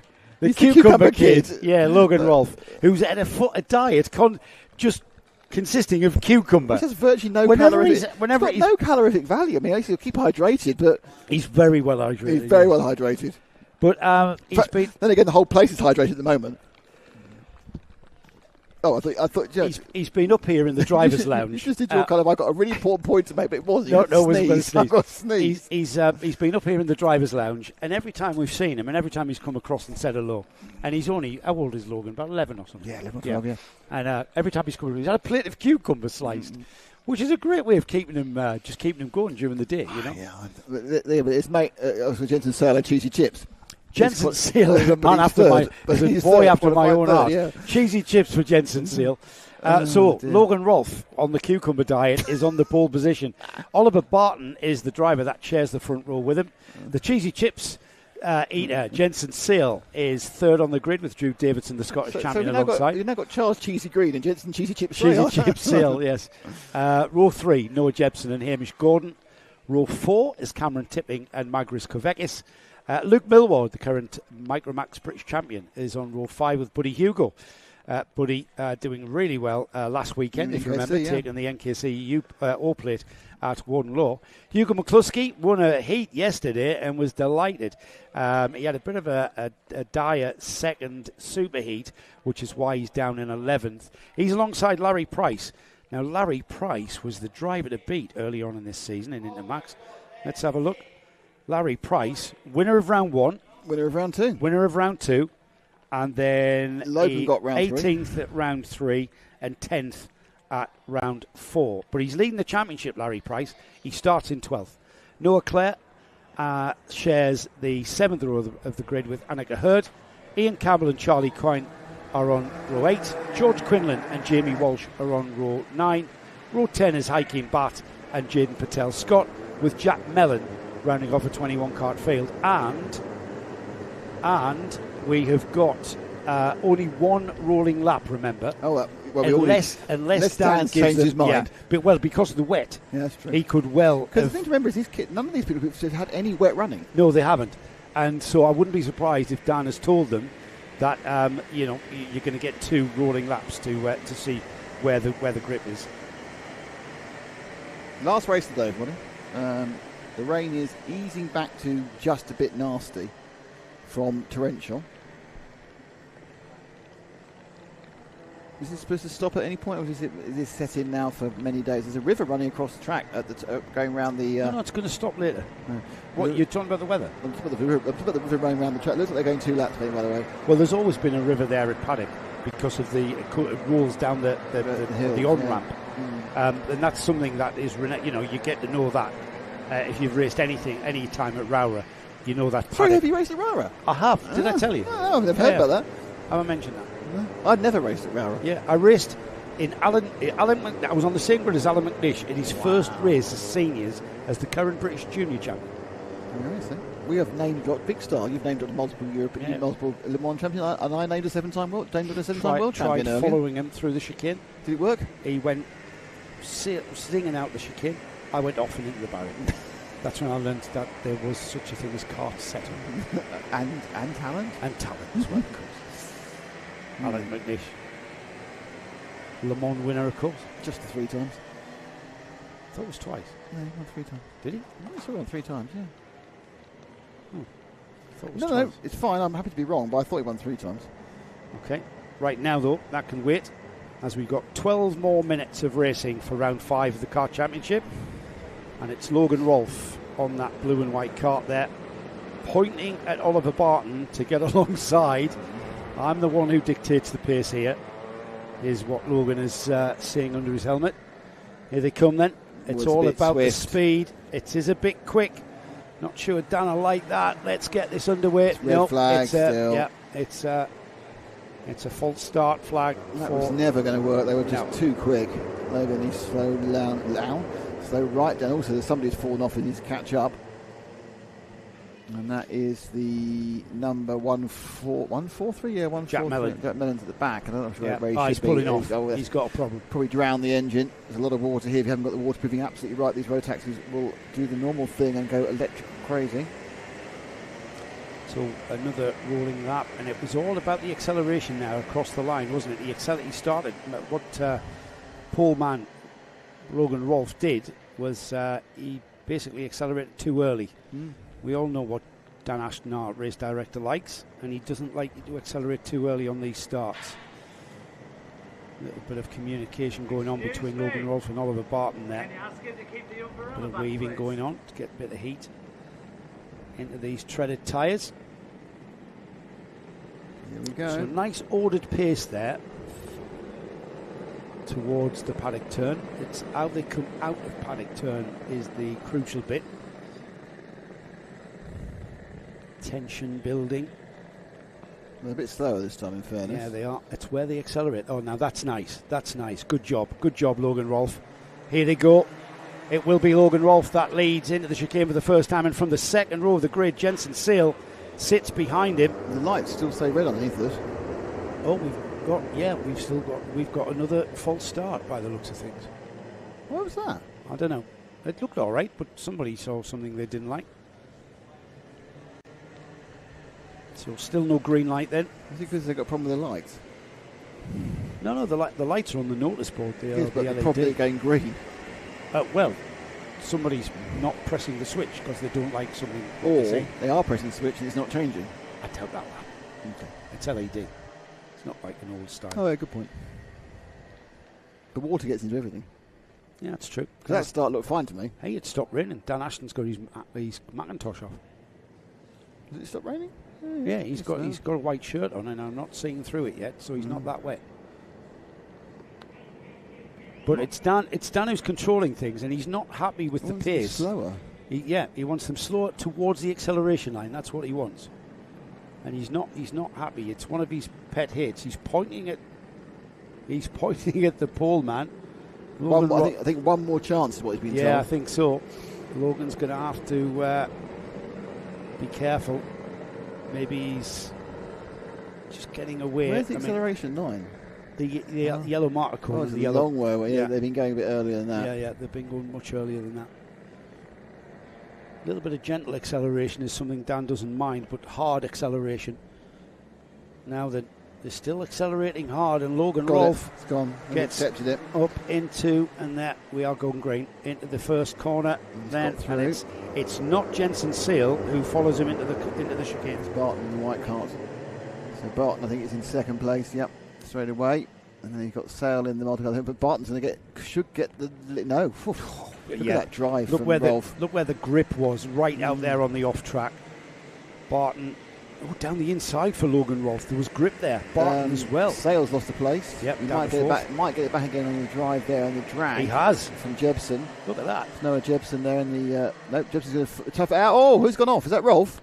It is. It's Logan Rolfe gone off. Erstwhile leader. Gone off at the Stuart S's, and then going off from the first lap is going to cost him so many positions. He did get rolling again, so he's not a complete disaster, but he's going to be back several places. And that just shows just how tricky these conditions are. He's up and running again. I think he's in 7th or 8th. Oh, that's way down the order. I mean, he's already picked up another position up the inside. Let's have a look at this, and then he just gets caught out on the brakes. He's understeered off the track. Luckily, he kept facing the right way, kept his foot in. I think he's in 7th. He had no grip whatsoever there. He just skirted the barrier on the bark chippings, and then continued on. We'll check where he is this time by 7th place. Yeah. So Barton leads on a bit of a charge back again, but he's got Barton, Jebsen, Gordon, Sale, Davidson tipping ahead of him, and he's also got a bit of a gap to make up, assuming he has a bit of a faster pace. Drew Davison down the inside of Jensen Sale there. I'm not sure he made that stick. No, he didn't. No, he didn't. He'll try to get down the inside. A change for the lead. It's a drag race out of the stewardesses, but we've got Noah Jebsen that pokes out of the stewardesses and into the lead. Just look at the way that car was sideways coming over the brow. Massively wide there. Who's that? That is Hamish Gordon. It's Gordon there. He's come back in again, slowed everyone else down. So we now have a breakaway of 2 carts, and then Jebsen managed to slow him down up the inside. They're finding out where the grip is by just throwing the cart at the corner. Let's see where the grip. Oh, there's no grip. This one does. This one worked. I think up to 6th place for 5th place for Rolfe now. So he picked up a couple of places. I think someone else has spun out because I only saw him take one person. But Rolfe now, his comeback drive is in 5th. Right, let's Gordon keep an looking very confident. It was Jebsen who kind of held everyone up, but there's kind of a bit of a gap there. There's Logan Rolfe just behind the yellow and blue cart of the Scottish champion on the S-Blade. Down the inside, he's gone. Drew Davison down the inside, and it's a drag race out of there towards the stewardesses. Side-by-side action. Drew Davison on the inside line. But it's the number 121 of Noah Jebsen, who tries to get down the inside. Now, Logan Rolfe is just waiting to pick up any kind of mistake that these two have in doing so. But Drew Davison has finally got by, and he's pulling away already. Yeah, Rolfe was actually quicker than either of them, but he couldn't make anything of it because there was no space on the track to get past. His next target is the 121 of Jebsen, the blue side-podded machine. Last couple of laps, he's managed to get somebody round this corner here, which is the paddock turn. He's got one again. He gets up the inside, so up to 4th, goes out mostly white with a bit of yellow squiggling inside the 132.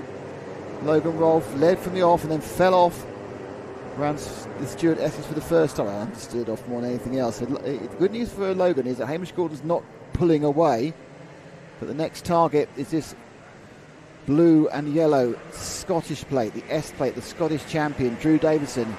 There's Logan Rolfe breathing down his neck now. Still plenty of time. We've still got 8 minutes, which is the duration of a heat and a superheat.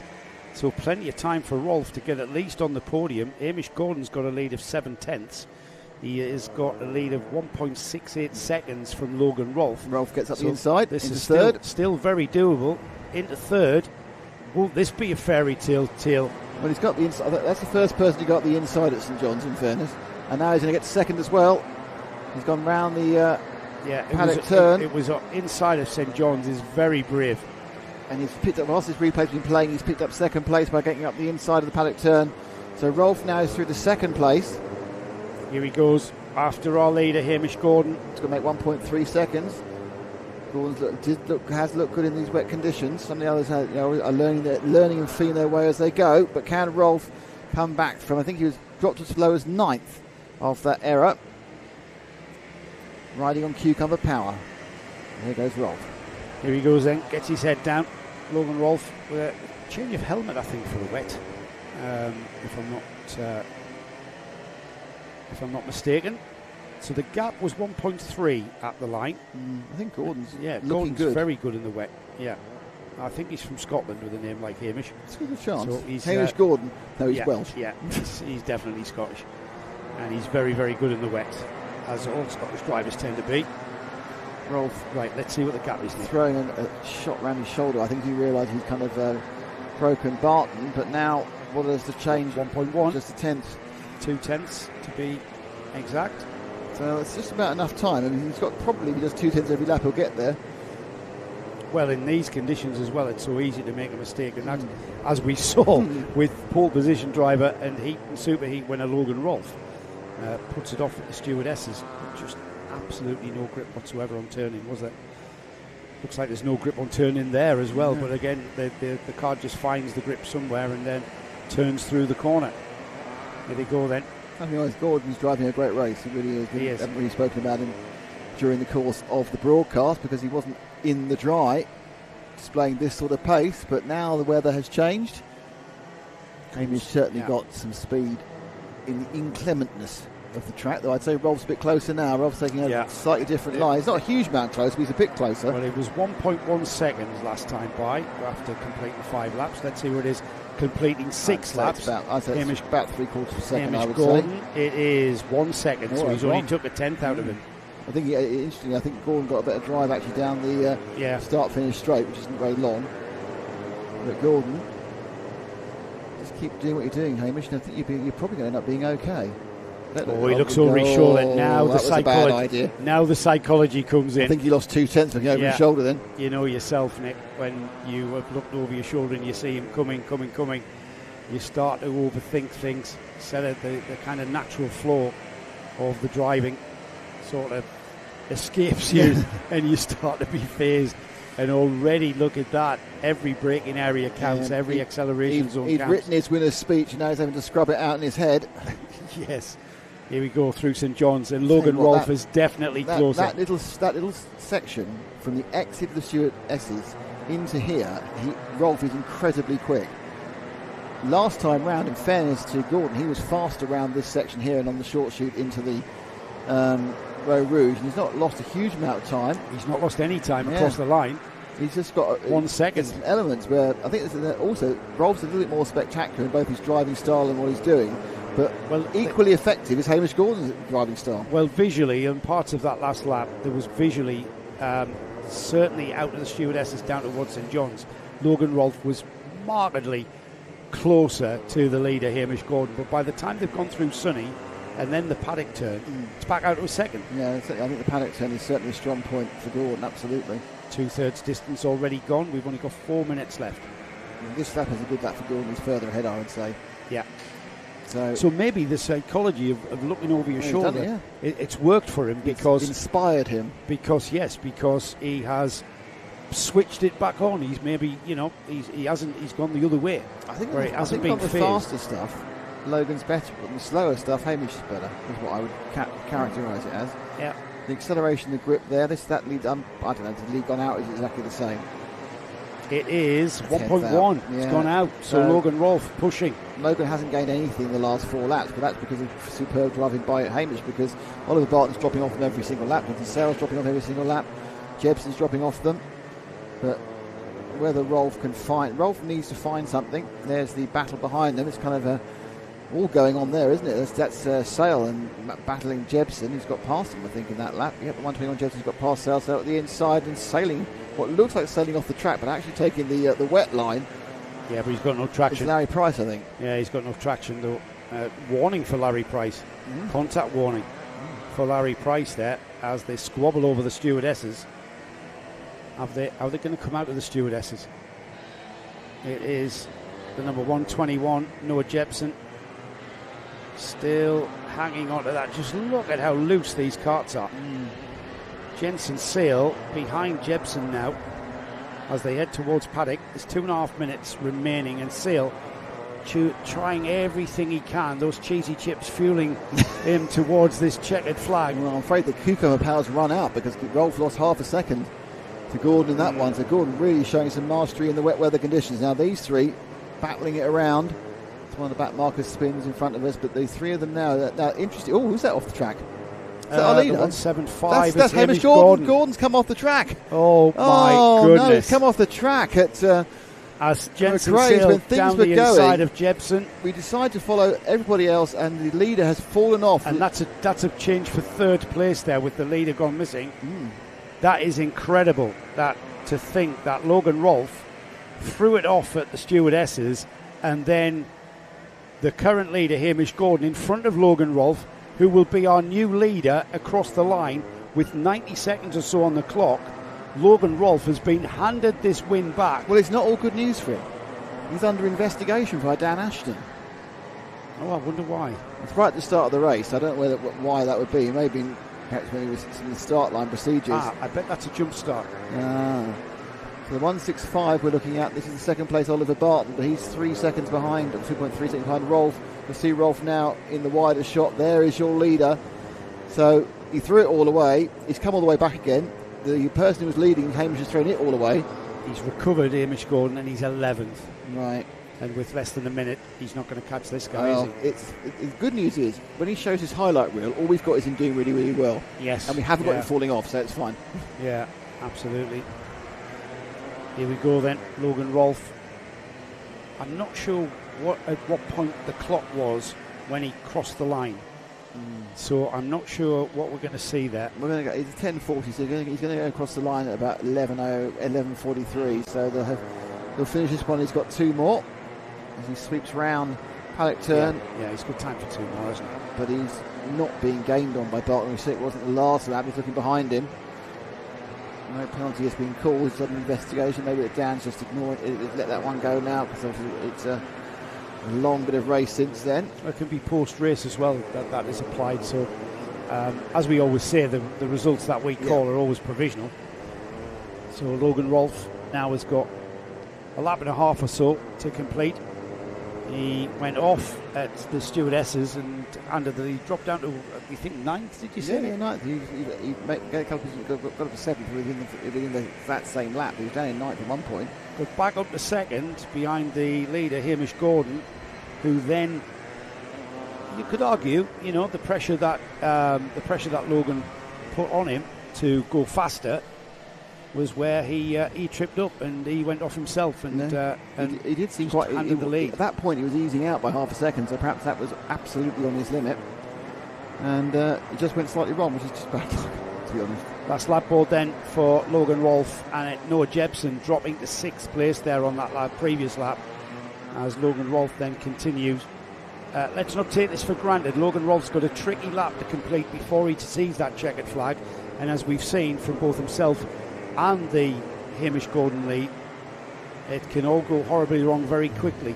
2.5 seconds, he's got the lead, wiping his visor. He should get a whirly visor, but need to do that.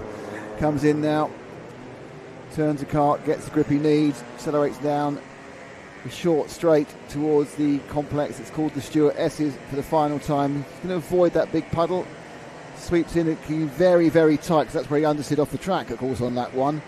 Exiting the S's now and up that no-name straight. Need to name this straight, Joe, before he comes into comes into McRae's for the final time. Well, this is St John's, and this is Sunny. Yep. McRae's one of the hairpins. My brain's died. Yeah. Paddock Hill is the last corner for Logan Rolfe, I should say. No, where'd I get that from? We're doing well. Paris doing well here, aren't we? Logan wrong Rolfe. Corner, wrong name. Yeah, Logan Rolfe. Showing off on her line. Celebrates by showboating across the line to take the final checkered flag of the weekend. Oliver Barton through in 2nd, Larry Price 3rd, Jensen Seal 4th, Noah Jepson 5th, Hugo McCluskey in 6th, Drew Davidson, Luke Millward through and made his way up to 8th. Magris Kvekis was 9th, and rounding off the top 10 was our erstwhile leader, Hamish Gordon, who, as we have said, we don't need to press that home any further. There's the rest of your finishers. That concludes round 5 of the 2025 Kart Championship. All results provisional. All the results are provisional, of course.